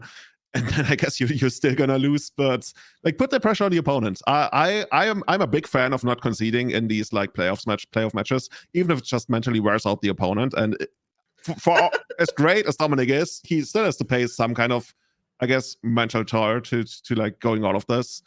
But yeah, it just reminds me so much. Like I don't know, Drake, if you've been watching the candidates tournament of chess lately, it reminds me so much of like when Magnus Carlsen sometimes like plays these super long games that are like 90% plus to be draws, and he really just wants to wear out the opponent for the next day. And I've not seen on a that. smaller scale, I kind of really want to do that in Magic playoff matches as well. The Reed Duke strategy, just we're playing it out. Kill me. Yeah, show me what you got. Can you really do it? Well, Dom is just taking the time to get fancy, and he has fetched, some lands, including Odawara, which he channeled to pick up his copy of the One Ring that was on Joey's side of the field from Dauthi Voidwalker. So that, of course, returned to his hand. He's got 4 more mana dialed up. And I believe the last 2 lands searched here were an Urza's Saga and a Forest. So making sure that we don't get Blood Moon. This is actually very heads up, because if Joey does have Blood Moon on the following turn, then he could Blood Moon and then potentially shut Dom off of green mana, and he would not be able to pay for the Summoner's Pack. He has grabbed a second Forest, so he is able to pay for Summoner's Pack, and that is enough. Joey is willing to pack it in for game number 1. Dom up a game very quickly here over Joey Giacomo, and Rakdos Scam had a pretty good start. So it wasn't good enough. Gonna need to make some improvements in the sideboard. Let's see what he has to work with here. It's pretty straightforward with regards to the cards that you definitely want. You definitely want the second Blood Moon. You also want the Magus of the Moon that you're going to get from the sideboard. And then I'm wondering, you could bring in Pithing Needle. I think it hits enough, and you probably want to take out some of your removal that doesn't really do all that much. So these are the cards that I am immediately drawn to. Other than that, there's tons of one-offs, and none of them really excite me. I don't know if like Zaczek is probably not some kind of strategy, since like in Modern we don't really go after the lands all that much. And yeah, technically, that would be strong if that's something you feel like you have to do. I think that would speak to you potentially having not a lot of plans. But like you said, a lot of the removal is not going to be very good. When we're talking about Fatal Pushes, Lightning Bolts, like some of that stuff's good, most of it's not. Lightning Bolts can kind of end the game because they can go face. Fatal Push needs some help to even work at all. But there's a lot of fair mid-range cards. I'm looking at cards like Shieldred, looking at cards like Fable. Like, you do need enough stuff to actually close the game out. But at the same time, these cards are not your best cards. The Orcish Bowmaster's included in that. Not a lot of extra cards drawn for the scam side. And honestly, reaching for something like Liliana the Veil wouldn't surprise me too, just to keep that kind of discard pressure on. Also be able to keep the board clear of like some of the random creatures that actually get in your way when you're trying to attack. Thinking about Grazer, thinking about like Azuzas and Dryads, just being able to pick those random creatures off, as well as the Planeswalker that's pressuring the hand. I think that's a lot of versatility. So I'm really liking a lot of the 3 drops that you called out. I like Blood Moon. I like Magus the Moon. I like Liliana the Veil. And honestly, you could reach for stuff like the Ingress Rampage Surgical Extraction if you have even more cards you want to bring out. That wouldn't surprise me, but I don't exactly know the direction that Joey does want to go there. Yeah, let's take a look at Dom's side of the board here. What is it? Drake, help me out. Why exactly are we playing Generous Ant? I was looking at this earlier today and was like, okay, I did not expect that. Maybe that's a big staple in Amulet and I just missed it, but like 2 copies of Generous Ant in the sideboard, that's quite something. Yeah, I think this is like a dual parts like Blood Moon Hedge, because here's a colorless way to grab a forest from your deck that doesn't require using a fetch land under a Blood Moon or anything like that. And also just like an extra threat. So actually it might be very much for this matchup, because even though it's just like a random bozo, you know that the scam side of the table, they're trying to Blood Moon you basically as quickly as they possibly can. Having an extra threat, which is going to be good against discard, just a big extra threat that blocks, as well as something that can grab forests underneath the Blood Moons, does seem like worthwhile to me to include in your deck in the sideboard games. You don't need to get the scam deck dead very quickly. You do win the long game, go over the top of them. So I think Generous Ant is something he's interested in. Outside of that, keeping with the theme of like extra threats, Roxanne's something you could reach for just to max out on extra threats. We saw that be very good against Nikachu yesterday, playing in the Merfolk deck, just picking off a bunch of little creatures with the powerful meteorites it does create. And beyond that, I mean, the Gemstone Caverns is one I always call out when you're on the draw. I'm pretty sure you want to bring that in every single time. That's just why it's in your sideboard. So I imagine that will come in here in the sideboard game. And then if there's a game 3, which, very much Joey is hoping for that, Dom maybe less so, that card will probably come out at that time. But I do think the Generous Ents are one of the bigger upgrades. You could reach your Thragtusk if you're really worried about getting aggroed down, but I think that's a little too aggressive. I don't think we're necessarily looking to reach for Thragtusk in this matchup. But the Generous Ents, I think, are actually a sizable upgrade for this matchup. Yeah, I was wondering that, because you don't want to get too drawn into the mid game, because like you can try to do that, but at that point, like Scam shines in the mid game as well. And if you want to like hatch against being Blood Moons, you already mentioned the Generous Ants, right? Which is one way to get out of there and also produce mana that we need Besiege for Besiege who endures to get rid of the Blood Moon. The Magus of the Moon a little trickier to deal with, I would guess, but also harder to find for Joy. I think he's only playing a single copy. But we probably just don't bring in removal against it, right? Is there anything we got? I guess you could bring in Colossal Sky Turtle or something. Yeah, I think Magus the Moon actually the better one. Normally the worst one, because it just does die to like lightning bolts and random matchups and things like that. But in this particular matchup, Beseiju is more common than any kind of spot removal. So yeah, the Magus the Moon, I think actually the best of the bunch, and part of the reason that split is actually a thing that people do in Modern. It's not like we're looking for Cabal therapy considerations or anything like that might matter for Legacy. You're actually doing it to handle that split of, okay, well, some of the decks I want to Blood Moon are maybe like Domain Zoo that have bolts in the deck where they can just pick it off. But some of the other decks that I want to Blood Moon are Amulet Titan, where they just have a bunch of Beseiju. So really trying to get your cards to line up with their cards becomes part of the equation, and you end up with a split in your sideboard. Yeah, that makes a lot of sense. Spelunking, I was wondering, like, basically that's just like another version of Amulet. So if you feel like you really want to get your Amulets on, but at that point I'm worried about, do we even have enough to side out? Like, is that worth it? Because the core of the Amulet Titan deck, there's only so many cards you really want to take out before it stops functioning. So I think that's probably too cute. But I mean, a deck that plays a ton of discards the way Joey's Scam deck does, that would be one of the decks that you might want to bring in Spelunking, but I'm not too sure, really. Well, let's go look at Spelunking. Spelunking on the screen here. When it enters the battlefield, you can draw a card, then you can put a land from your hand onto the battlefield. If it's cave, gain 4 life, and then lands into the battlefield on tap. So interesting thing about this Spelunking, it does, like you said, function as an extra amulet that is not weak to Artifact Hate. But I believe this also... I'm not necessarily confident in how this works with the amulets, but I think because they just enter untapped, you don't get the amulet triggers anymore. So there's diminishing returns on Spelunkings and Spelunking plus amulet. I think you mostly want those when you're just trying to kill your opponent as fast as you possibly can, and you want to max out on amulet effects because you definitely want one. You need one. And this matchup, I actually think you more or less kind of want to shave on these kinds of effects, because a lot of times Primeval Titan is just so powerful on its own. It's going to overpower these scam decks. You don't need to worry about necessarily comboing out. You just need to worry about getting your first Primeval Titan into play at all. And that is the tricky part and part of the reason the scam deck's so powerful. Now, turn 1 Ragavan from Joey, a powerful start as it always is, an iconic start in Modern, I'd say, at this point in time. And part of the reason Arboreal Grazer is as impactful as it is for this amulet deck is right now, it's just checking that Ragavan. And as you said, we probably boarded out a lot of removal. So the Grazer actually improves a little bit organically in the sideboard games. It is less likely that Joey A has removal and B wants to use it on this Grazer. You feel so bad, right? If you're sitting there and your turn 2 plays Terminate or Boreal Grazer just to get in there for the 2 damage and maybe doing something with the trigger, that's not a great spot to be in. But on the other hand, like there's not really too much Joey wants to do in the second turn anyway. Maybe, yeah, we're just Molten Collapse, get that out of the way. Simic Growth Chamber, the Exile, not going to do a lot, but the treasures are worth quite a bit for Joey. We'll see if he has a follow-up, and he does. It's Thoughtseize, a great follow-up. Let's get a look at the hand. Spelunking in there, Generous Ent, and a pile of lands, Gemstone Caverns among them. Don't believe we wanted to draw that one when we did. That one needed to be in the opening hand. Where were you? Probably the worst draw you could have on the very first turn.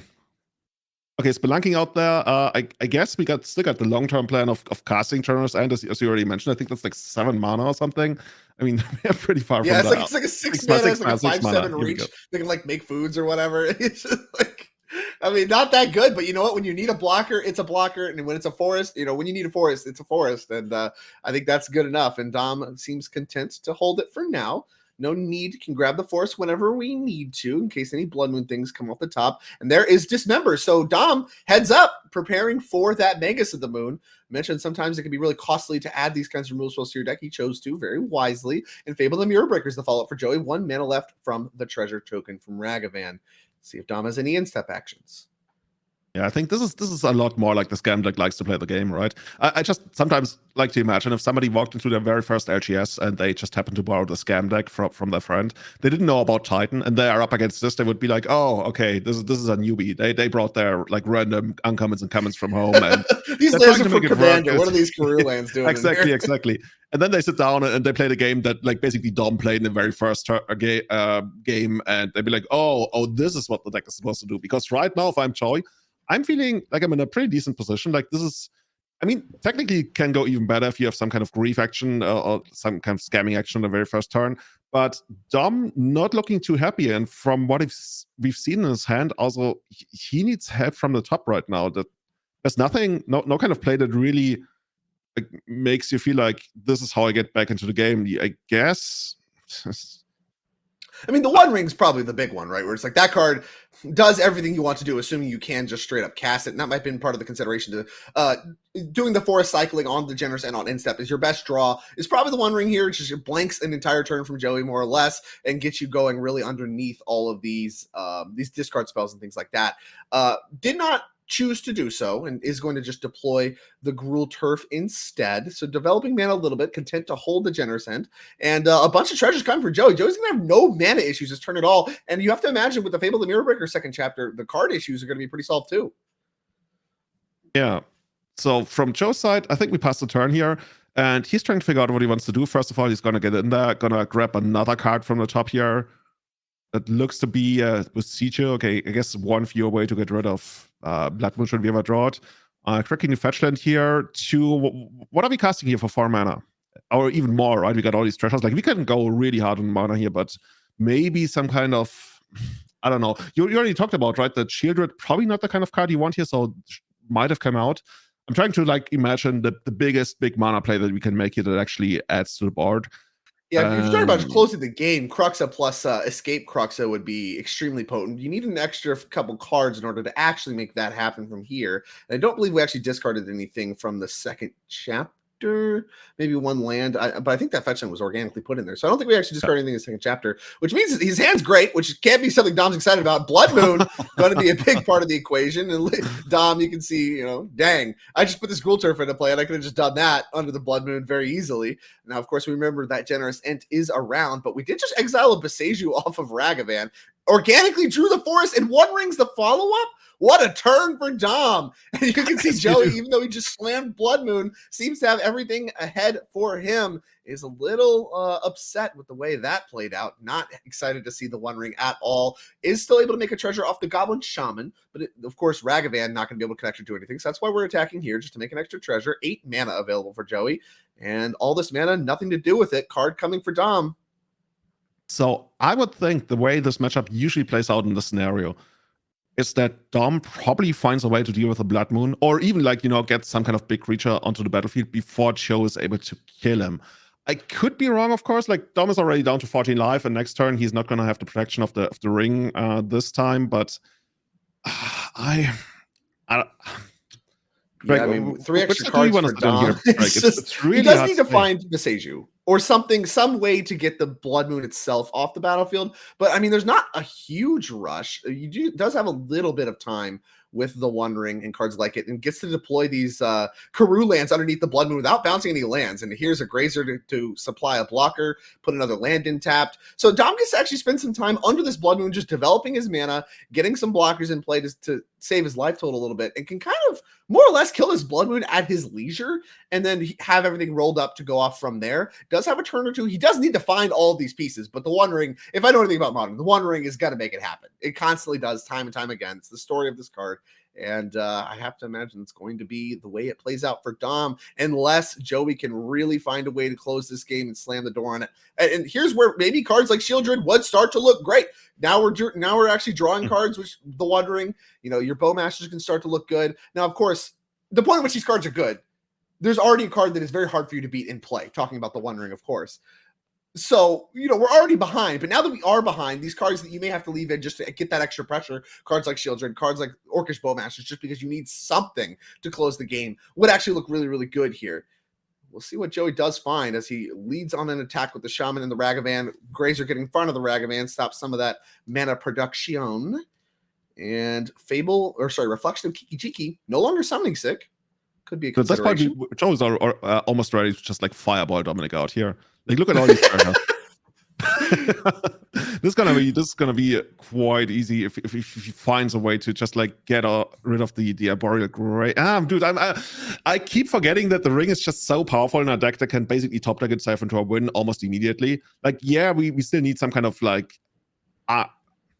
let's say we gotta find the Amulet, we gotta find a way to get rid of the Blood Moon, and then we can explode onto the board. That's a lot to ask for a player who doesn't really have any of those cards in hand already. But on the other hand, Dom just drew 4 cards for his turn. So yeah, 4 extra cards, 4 new cards to look at this turn. The One Ring drawn a total of 6 cards at this point in time. It's basically a brand new hand and is really showcasing why the One Ring is as impactful as it is. And now here's another one. How about that? How about we get a little bit more extra cards going? Go ahead and get some of that pressure. Get another copy of the that protection effect that the One Ring is very well known for. So get a little bit of a fog effect, if you will, which does matter. Again, Joey really looking to close this game with combat damage, and Dom looking to draw a card right now. Not happy with the 6 cards drawn from the previous ring. Need more cards, as Valak at the Molten Pinnacle does enter the fray. Untapped thanks to Blood Moon. And discard step we go. And there's potentially some in-step effects. Gonna make a copy of the Goblin Shaman token. Gonna give us even more mana on the next turn. Not really able to get in for extra damage, but Joe has the mana situation settled for the rest of basically the month. He's got enough mana to pay off anything. But from Dominic's side, at this point, once you've drawn so many cards, you already mentioned, right? We don't even need to draw into the removal for the Blood Moon right away. We can just chain together a couple of rings, as Dom has done here, and even if you get down additional blockers, you're going to stop the bleeding ever so slightly on every single turn. That Joey might not even be able to keep up with the creatures that Dominic will summon to the board. He's basically limited to 1 creature a turn, unless he finds another green source or something. But Fable here is huge. I think position.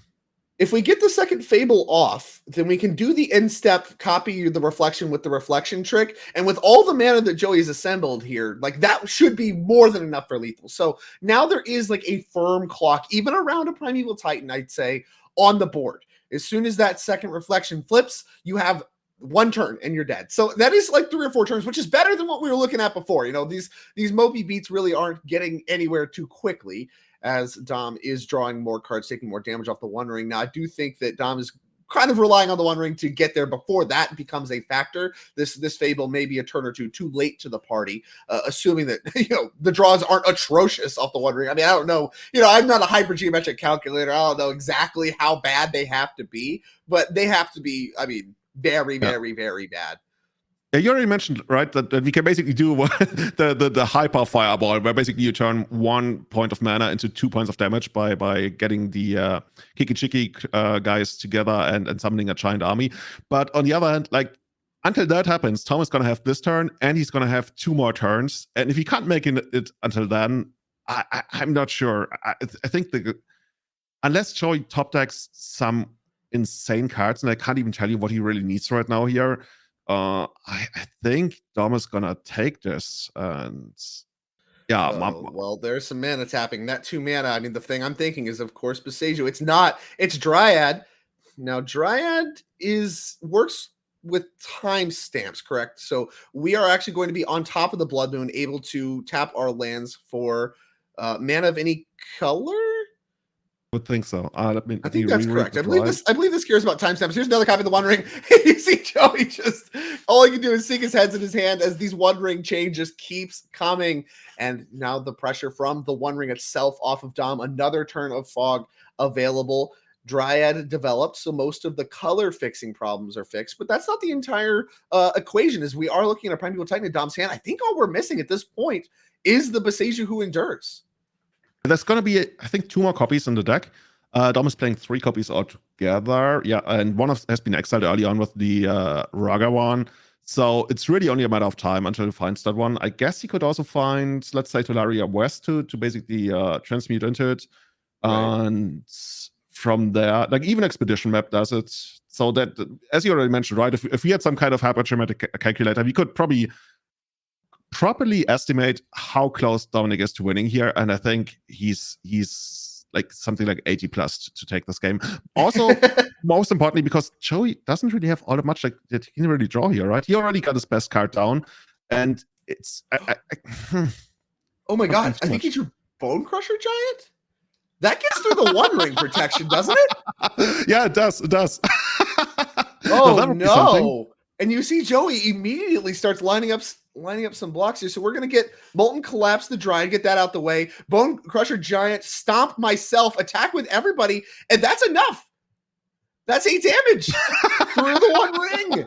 Oh my goodness. Damage can be prevented, of course, on the stomp mode of Bone Crusher Giant. It means that you actually are able to do damage underneath the protection granted by the One Ring, and that's going to win Joey game number 2. You mentioned about 80%. Yeah, there's a look at Bone Crusher Giant. That's stomp mode right there. Damage can't be prevented this turn, and protection prevents damage, which means that you get to get through underneath the protection granted, the protection from everything from the One Ring. Joey is going to win game number 2 and bring us to game number 3 with Dom on the play. Let's have a look at the sideboards. We got to see a little bit of the sideboard action, as I do see both players revisiting sideboards, actually. And so we will naturally as well. Dominic, Harvey, of course, the big switch here, I'd say, is the Gemstone Caverns leaving the deck. We did see a copy, I believe, of Spelunking in the deck. We definitely saw the Generous Ents. Now, having seen the Blood Moon plan and kind of the direction and the stomps and stuff like that, any changes you'd find yourself wanting to make? Is Roxanne better or worse or anything like that?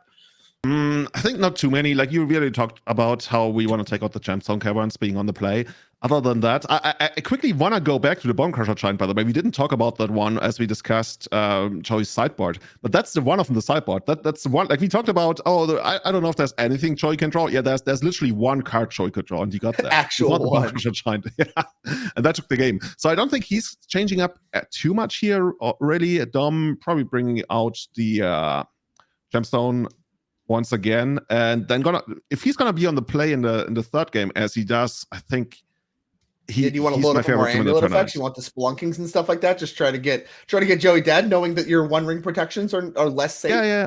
I mean, also from Joey's side, like if Joey is able to get Ragavan down, then he can go for the turn 2 Blood Moon. But other than that, he has to wait until the third turn. So being on the play, I think you feel pretty good if you can get somewhere where you like develop your board with either Spelunking or ideally an Amulet on one of the first 2 turns, or even on the first turn, then just like go crazy, knowing that there's probably not going to be a Blood Moon. While on Joey's side, there are a lot of hands, even post-board, that he probably wants to mulligan. Like, he needs to have some kind of game plan early on. Like, if his game plan, as you sometimes do with these decks, is to just, like, grind it out, mid-range it out, that's not happening. And that's definitely not happening on the draw. So I wouldn't be surprised. Is that a mulligan already on both sides, or are they still shuffling up? I'm not too sure, but I wouldn't be surprised. I would imagine they're probably still shuffling up. I think they did review deck lists and stuff like that. But yeah, like you said, I do think the Moon's effects were strong. The Bone Crusher Giant one we didn't really call out as getting through the One Ring protection. Also, just a little bit extra damage to get through. Looked incredible. A bunch of one-offs. Only 2 repeats in Legion's End and Call of God's Command in Joey's sideboard here. Everything else a one of. And so, of course, that Bone Crusher Giant that won him there, game number 2, a one of. And we did see some of the Blood Moon action show up. Of course, there's some of that going on in the main deck as well. And yeah, I have to imagine not a lot of changes here. Maybe you want to get a little bit more aggressive, but we didn't see a lot of Bowmasters or Shieldred stuff going on. So maybe some of the aggression is actually throttled back in game number 2 where Joey's on the play. And I don't think if that's your plan for game number 2, I don't think you want to do that for game number 3 as the players do shake hands and prepare for game number 3 of the finals. It all comes down to this: a token, an invite to the NRG Championship, $2,400, 30 NRG points. I mean, so much comes down to one game of Magic for these players. And Dominic, Harvey, who is, I'd say close to winning game 2, won game 1 convincingly, has to be stoked to be on the play here for game 3. No Grazer, though, means that there is a potential to get Ragavan. And Joey, we have not seen the turn 1 iconic grief scam stuff from him quite yet. Would be a opportune time to assemble that here for game number 3 of this finals, brought to you by the NRG series. We'll see what he does have. And it's Grief. No land yet, though, so it's just Grief pitching Ingress Rampage. And what are we looking at? Lands, Grazer, Dryad, and the One Ring. Tough choices, tough choices. So that's really, it's kind of hard to say, right? You kind of want to get rid of the One Ring just because it's so good against you. On the other hand, Dom is still pretty far away from making that happen. I guess you're going to get down the... Actually, he's not that far away from it, now that I think about it. Especially with the Simic growth chamber. Wow, yeah, they're actually taking out the Grazer. I can't imagine taking Grazer if you don't have Ragavan. So imagine here comes Ragavan. It is the nimble pilferer himself coming down. Of course, now that one's going to have a clear shot at Dom's life total to be able to get the mana started. And if you have a Blood Moon on turn 2, this is going to be a pretty good sequence from Joey. Now, of course, you do have to worry about the One Ring, but he did a good job. I mean, he slogged through 3 copies of the One Ring in game number 2. So if the One Ring is the plan, maybe Joey's more than comfortable to run that strategy back with the stomp from Bone Crusher's Giant. Yeah, and Dom deep in thought here, like how is he going to take this? I guess you're going to try to ramp up to the One Ring and just pass here. Okay, interesting. So we find the expedition map and play out the Tolaria West. So we're not going to go for any kind of tutoring here. We're just like slowly building up the mana to get the One Ring down. Next turn is going to be Dryad of Elysian Growth. Most likely. Actually, is it? I think we don't have an untapped land yet, do we? No, we do not. But you can crack. So Expedition Map allows you, if there is a Blood Moon that becomes part of the equation, you can either grab the Boseiju or grab the Forest if that's what you need. And that is kind of the big threat with Ragavan here, as Ragavan did hit Primeval Titan. But no play here for Joey on his turn 2, having 3 mana. A lot of good 3 mana plays in the Rakdos Scam deck. I mean, maybe the Grief pitch plus Ragavan was the primary game plan, but I have to imagine he's got some leftovers. Very interested to see exactly what he does decide to do. This expedition map representing Forest and Boseiju are the big ones. What else? It's actually so hard to make out what Joe has in hand right now. You already mentioned, right? He doesn't have discard because he would have gone after the One Ring most likely. He doesn't have extra creatures. He doesn't have anything really. Like what are we like? Especially this being post-board and that not being that much removal in the deck left for Joey. It's really hard to say. Like he might have an additional copy of Ragavan. Maybe he's sitting on Bowmasters that he wants to deploy at end of turn. That would maybe be my guess if those are still in the deck. Other than that, there's so many great things you might play there. We don't want to assume the worst, which is like a handful of lands at this point. But there's no way it's all lands. I don't believe that. I mean, I'm definitely willing to buy there's a few lands as a plant going to be made. Dom very heavily respecting the damage here from Ragavan, using his expedition map to grab Colony Garden and use that as a green source in order to make a plant and make a blocker for Ragavan.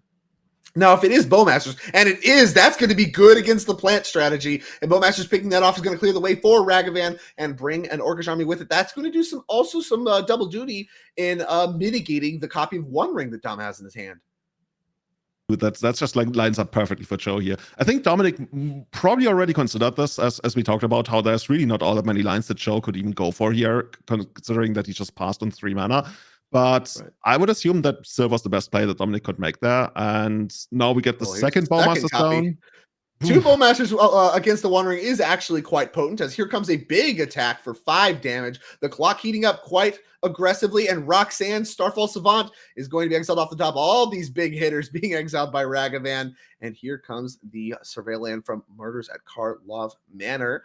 Going to take a look at the top card of Joey's library. See if he likes it. These He's giving surveillance it some is so good. thought. Like these decks, they even made it into Legacy, and I've seen some people even try to consider them for Vintage, but I don't think that's a thing there.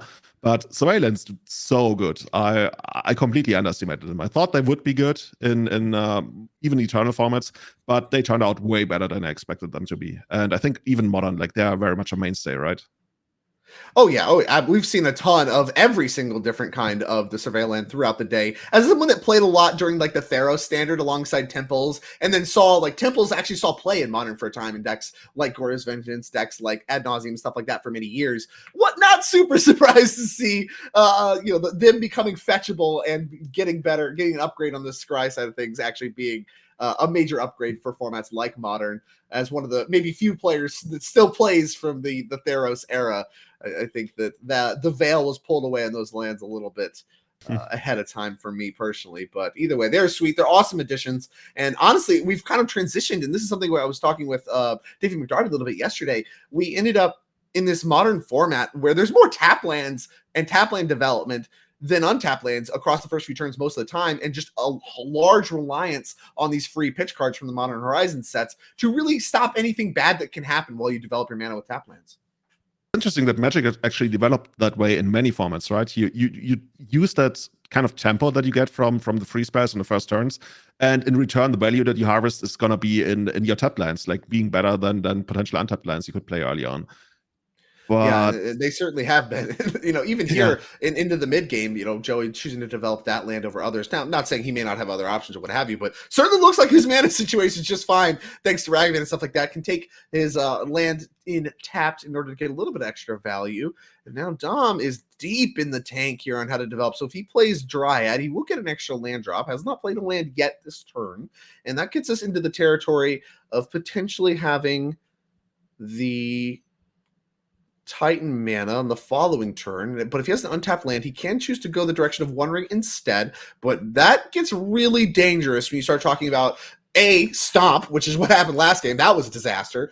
Or just as soon as you start drawing cards, this Orcish army grows instantly, just massive. And that's going to be a huge problem the first turn where you don't have that protection to take care of you, assuming that something like Stomp isn't even involved. So a little bit of risk to getting the One Ring deployed.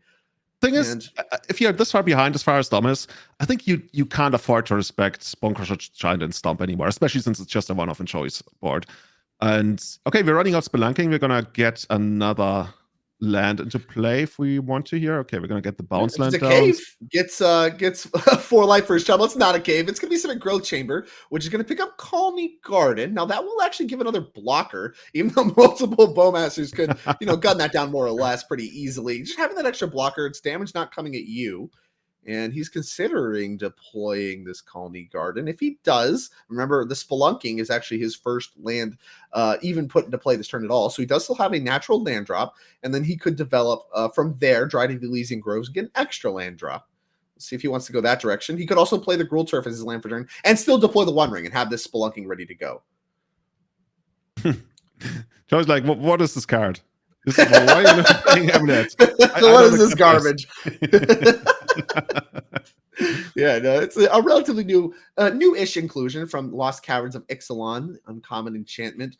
A little bit, like I said, of a non-bow as far as alongside the copies of Amulet. But if you just need a single copy of Amulet at all, it does serve the trick, and I believe that is part of the equation for Dom here. And get a good look at that enchantment. Does draw a card, as every card in Magic seems to these days. Then allows you to put a land into play from your hand if it's cave, gain 4 life. But it just says land you control into the battlefield tapped. So you don't get the Amulet trick where it's if it would enter tapped, then untap it or whatever that allows you to do all these crazy shenanigans the Amulet Titan deck has been known for many years. It just says, look, they say they're untapped. We're not playing with all these triggers and manipulating the triggers in the stack. They're just untapped. They're untapped.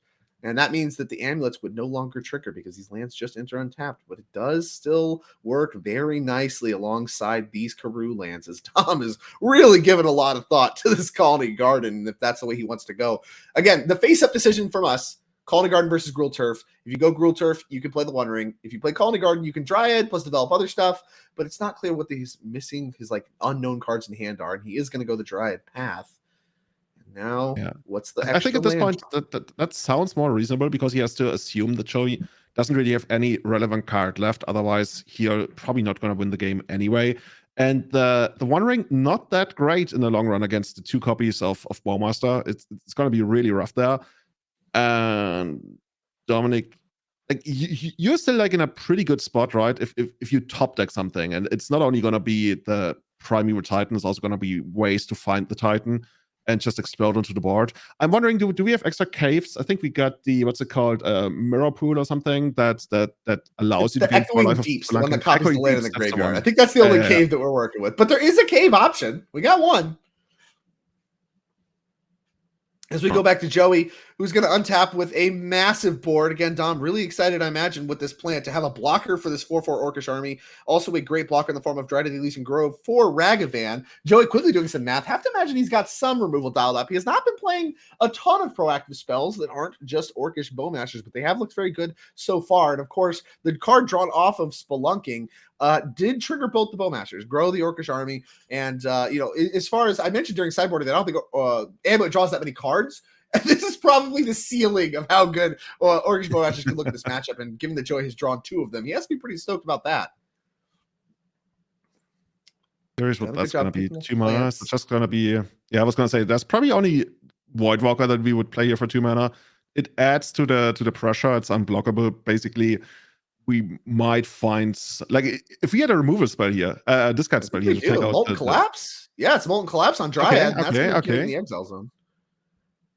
Okay. I think this puts Dom dead on the very next turn, right? I mean, he's going to run out the ring. It's going to, that way he's going to survive at least 1 more turn. So Joe's definitely going to need like this attack step and then 2 more to get there. Unless, of course, we draw a Bone Crusher Giant once again, the card that stole the second game, I want to say.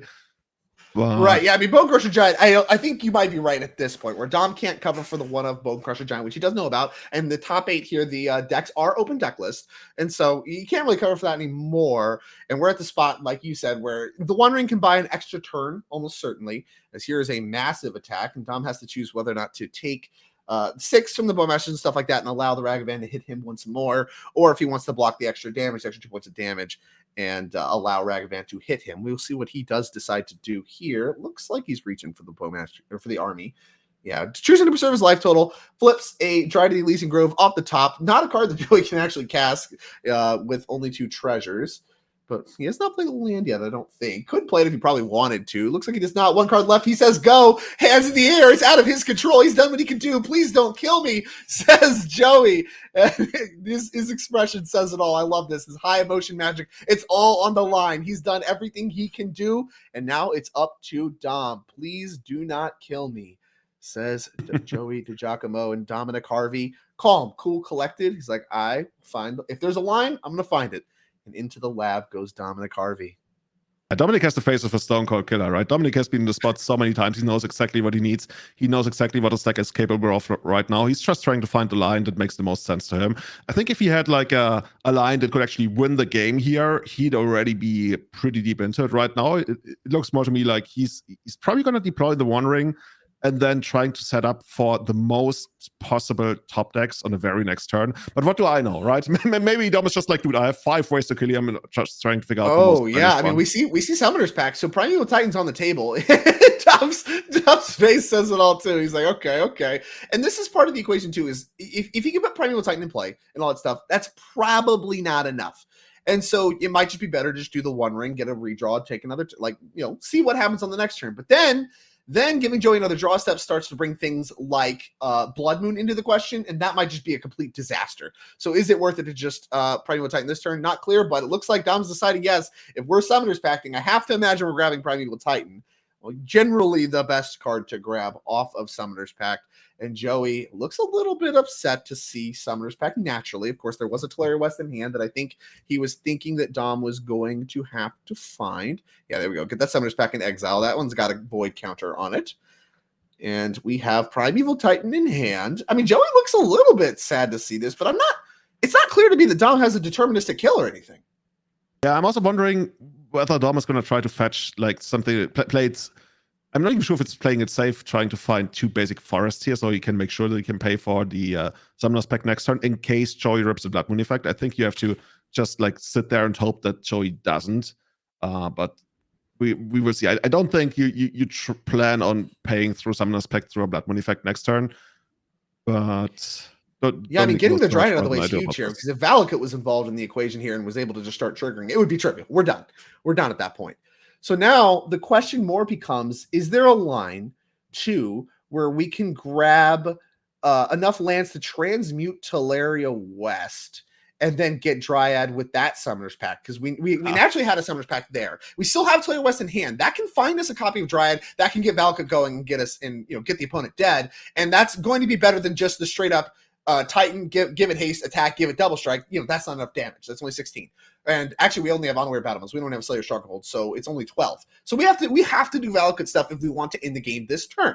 So it has to involve, I imagine, either gunning down the creatures in the opposing side of the field with Valakut triggers, and that way you have enough blockers and things like that, or it involves just killing the opponent with Valakut and stuff like that. So we'll see exactly what Dom came up with. So it is going to be give Titan haste by picking up the Gruul Turf, I think. That plus Gruul Turf gives Titan haste. So we have an untapped Simic Growth Chamber left over. That is usually pretty indicative of Teleria West shenanigans, because obviously that's half the way there as far as blue pips go, and you already got the colorless requirement or the generic mana requirement covered as well.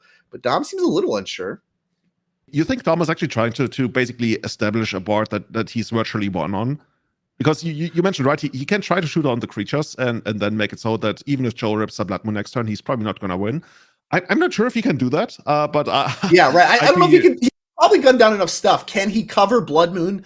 I'm less sure. But now, maybe you could do something like do this into the One Ring for protection, and then you don't need to leave any blockers back, and you say, all right, I grabbed Forests. Like, you grab Forest here, right? And just be like, all right, hit you for 6. Now... I can pay for Summoner's Pact even around Blood Moon, deploy One Ring, please don't have Bone Crusher Giant. That's like a direction he could go, but it's not clear that is, more or less correct. Like, this is really where you get into these like amulet puzzle territory that I start to lose my familiarity. I'm a big fan of pick a path, find a plan, pick a path, commit to it. If it works or it doesn't. But part of the appeal of this amulet deck is these wild amulet puzzles where you try to figure out exactly what's correct. Can you get him just dead this turn with all of the weird interaction and the niche plays? And Dom, very familiar with that territory. So I do trust that whatever he comes up with is correct. Did not get confirmation of exactly what this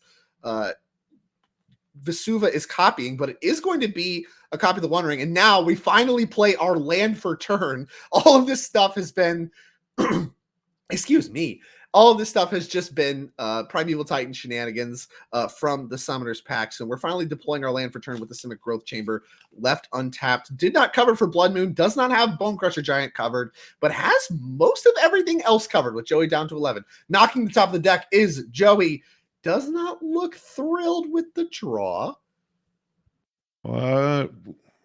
There's some kind of decision to make for him. I would guess, like, probably not attacking here, because there's not too much point into Yeah, this is tough. tricky. Now, yeah, okay. Yeah, he's pointing at the Summoner's Pact. If this could fetch any creature, you can just grab Bone Crusher Giant and get it. But unfortunately, Summoner's Pact does only grab green creatures, and that seems to be a big sticking point for Joey right now. Now, of course, the One Ring getting tapped would be Dom wanting to use the trophy as his plant token. Like, hey, I can block. I love it. Dom opening up the crack of the shell here a little bit in what is certainly the final turn of the game. And Joey shaking his head. I can't imagine it was a good top deck. But, I mean, the One Ring can't be tapped. We have enough blockers.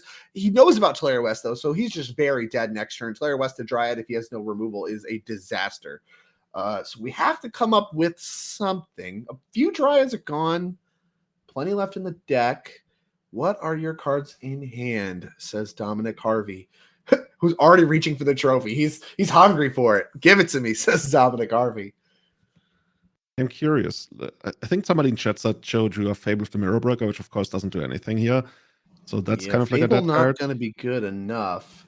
2 cards in hand, though. I don't know what the other card is. I mean, there's a little bit. I mean, he doesn't seem thrilled. Okay, we're just revealing him. It's Ingress Rampage, and he can't target his opponent, which doesn't do anything. Dom catches that very quickly. It's a Fable, which also doesn't do anything, and he knows that he's deterministically dead. So Dom, looking confident, I think this might be it.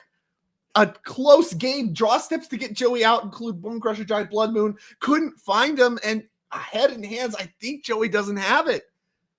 Joey did everything he could do, right? He also made great use of a card that's not that great in the matchup to begin with, and the Bowmasters. Had a decent start, but just couldn't push across the finish line. Like 2 turns ago, Dom, like, it didn't really look good for him, but this is the beauty of I guess some guys would call it beauty, some people would call it, like, I don't know, the evilness of the deck, which is randomly top decking the Titan and just going to town like no tomorrow. Yeah, just top decking that Summers pack was such a big deal. And that's been, I mean, that's the story of this matchup a lot of the time when you talk about these fair decks, is like that you can get them low resources with the discard spells, the griefs, the Thoughtseize, the things like that. And it's a handshake. Dominic Harvey is your 10K Modern Showdown champion, reaches for the trophy right away, and he is stoked, getting it done with his take on Amulet Titan. Week 1 of Outlaws of Thunder Junction did choose to play a copy of Roxanne Starfall Savant. Going to get to ask him a few questions in just a moment about that, but an impressive display of prowess with the Amulet matchup. I mean, we mentioned in that final turn, there was some trickiness about what you could beat, what you can't beat, you know, as far as draw steps from Joey and stuff like that. Dominic navigated the game perfectly and was rewarded with a victory. Yeah, I don't know what's going on with that deck, dude. This is... You know, this is Where the force of wills. I think I'm not the only one, but I think a lot of people for the last 5 years plus have told themselves, you know what? Maybe now is the time to get into Amulet. Maybe now I'm gonna do it. Maybe now I'm gonna learn it. Gonna make all these mistakes that I'm gonna make for weeks and months on end, and then I'm slowly gonna get into it. And nobody ever does it. And then you get somebody like Dom running around, like killing people left and right with the deck, and you're like, oh, this guy is so far ahead of me at this point. Like, is there even any point in trying to should I even try? He's so much better at me than the head-to-head. I'm just doomed. Whatever. You know, you can always get lucky. And, you know, Dominic, like I said, somebody that we've seen play Amulet for years at this point. We're talking 5+ years. This is someone that has been known as part of that entire Canadian squad of Amulet masters and able to get it done here. Now we have him in the booth with his trophy. Dom, congratulations. Thank you. Well, I always love covering these events, and I wasn't doing it this weekend, so I thought the only way I could get on camera is to win the event. So that's what I did. Very, very reasonable. If you can't find yourself in the booth, get on camera and we'll have a little chat anyway. And of course, I love working with you in the booth, and I love seeing you win out there. Talk to me about your preparation for this event. So, Violent Outburst Band, first weekend of Outlaws of Thunder Junction, a lot of new sweet cards to play with, and you found one to play with yourself. Talk to me about that process. Yeah, so I didn't prepare at all for this event because the Pro Tour is next weekend, and that's standard and limited. So really being here at all is highly irresponsible. But I wanted a little bit of a diversion before it's full nose to the grindstone time. And so I played the deck, which I obviously know the best, and which I think is the best deck still. I was telling people coming in that I wasn't sure how great its positioning was. I didn't have time to test that for myself, see how some of these new matchups like Domain Zoo, Esper Gorios, stuff like that. So I wasn't sure how great it was, but as we've seen this weekend, the deck is just so fundamentally powerful that if the deck is carrying you, then yeah, you're going to have a good weekend. I'm wondering, if I was to get into the deck, or anybody looking to get into the deck, like, where do we even start? Well, is there some kind of primer out there that you got? Yeah, so if you find and follow me on Twitter at @DominHarvey, then my pinned tweet is the, I think it's 100-something page now, Amulet guide that I've been working on over the past year and change, and that's free, that's public for everyone to read. So I would highly encourage people to do that. Do, of course, offer coaching as well for people who want a more direct introduction to things. But yeah, I would highly recommend it. I don't know if the deck will either be completely broken again or not exist after MH3 in like 2 months. So this might be its last hurrah, but if it is, then it's a pretty good one. So if you're saying, you said 100+ pages? Well, it's not getting smaller, is the thing. They keep printing Okay, new cards, and so it only gets longer over time. Oh, dude, I'm going to wait for the audiobook version of this. We're going to get some, I don't know, Patrick Stewart to read it or something. Well, I have a pretty good, I have a voice for radio is what I was always told. So I could do like an audiobook, I could read it to people. And again, I can offer that for a fee too, if that's what people are interested in. Put that one behind the Patreon wall. You can read it for free if you want it read to you. That one's going to cost you. Well, Dom, no preparation, came in, decided to play Roxanne, looked incredible on camera versus the Merfolk master himself, and then now find yourself, with a victory with your beautiful foil Amulet Titan deck, of which you've written over 100 pages about, and now you've also qualified yourself for the next RC and the NRG champs. Yeah, I was already qualified for the Canadian RC, and now I'm qualified for the American one too, which I imagine I'll be going to instead, but that's a decision I didn't anticipate having to make, so I'll have to actually think about that. I do need to buy a foil Roxanne if anyone has one of those. Possibly NRG, possibly 401 Games. Use my discount code 401 Dom and Harvey for 10% off your first singles order. But yeah, Roxanne it's like the one new card from the set that I wanted to try, and it just massively overperformed. It's, what Maze of the Moon has always been this deck's right whale, and there's just been no tutable way that's good to deal with that. So you have completely embarrassing cards like Thornscape Battle Mage, and there's some dinosaur whose name I'm not going to try to pronounce. But this card, it kills Magus and leaves the mana source around, even if they have another Magus, so you can just pay for your pack, and it then just kills everything and kills them. It's great. And kills them. It just does it all. Just rename the deck into Amulet Roxanne or whatever. It's kind of like Valakut and Busicho in one card. Yeah, it's one of these cards these days which just does so much of everything that even if it's less than the sum of its parts, then it's still worth an audition. And this is much more than the sum of its parts. I would recommend main decking it now. I think it's just a phenomenal card.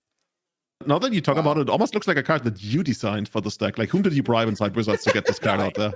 I do love feral jellicles that just throw meteorites at me, and this is exactly what I wanted.